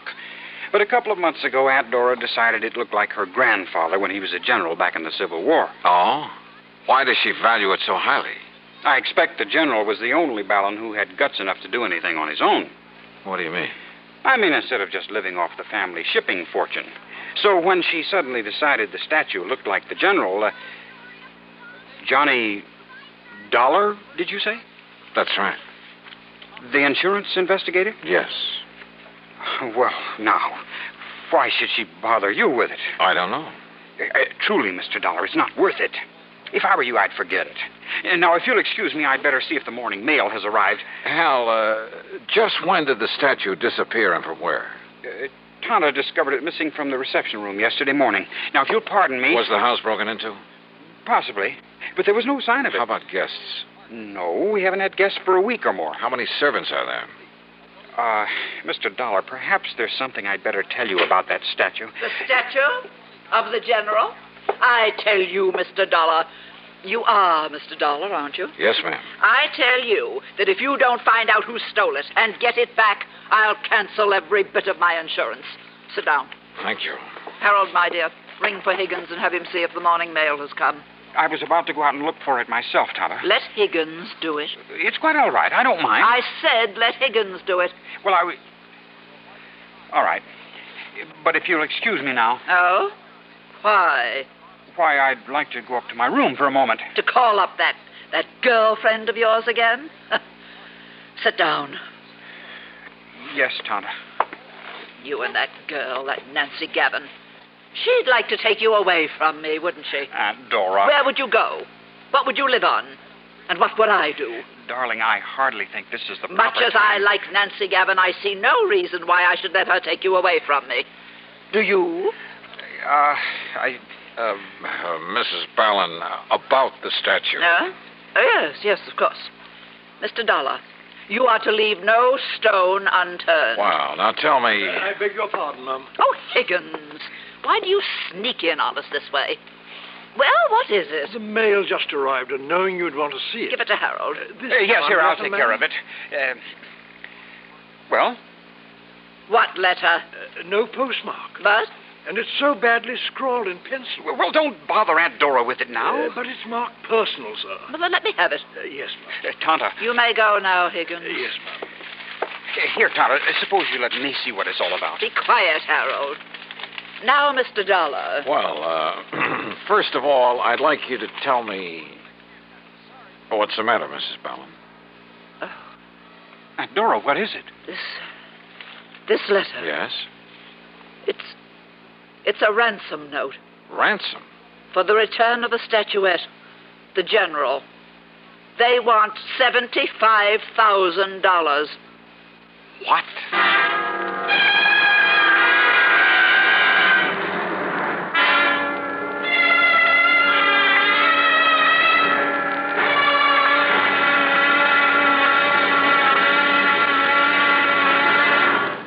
Act 2 of yours truly, Johnny Dollar, in a moment.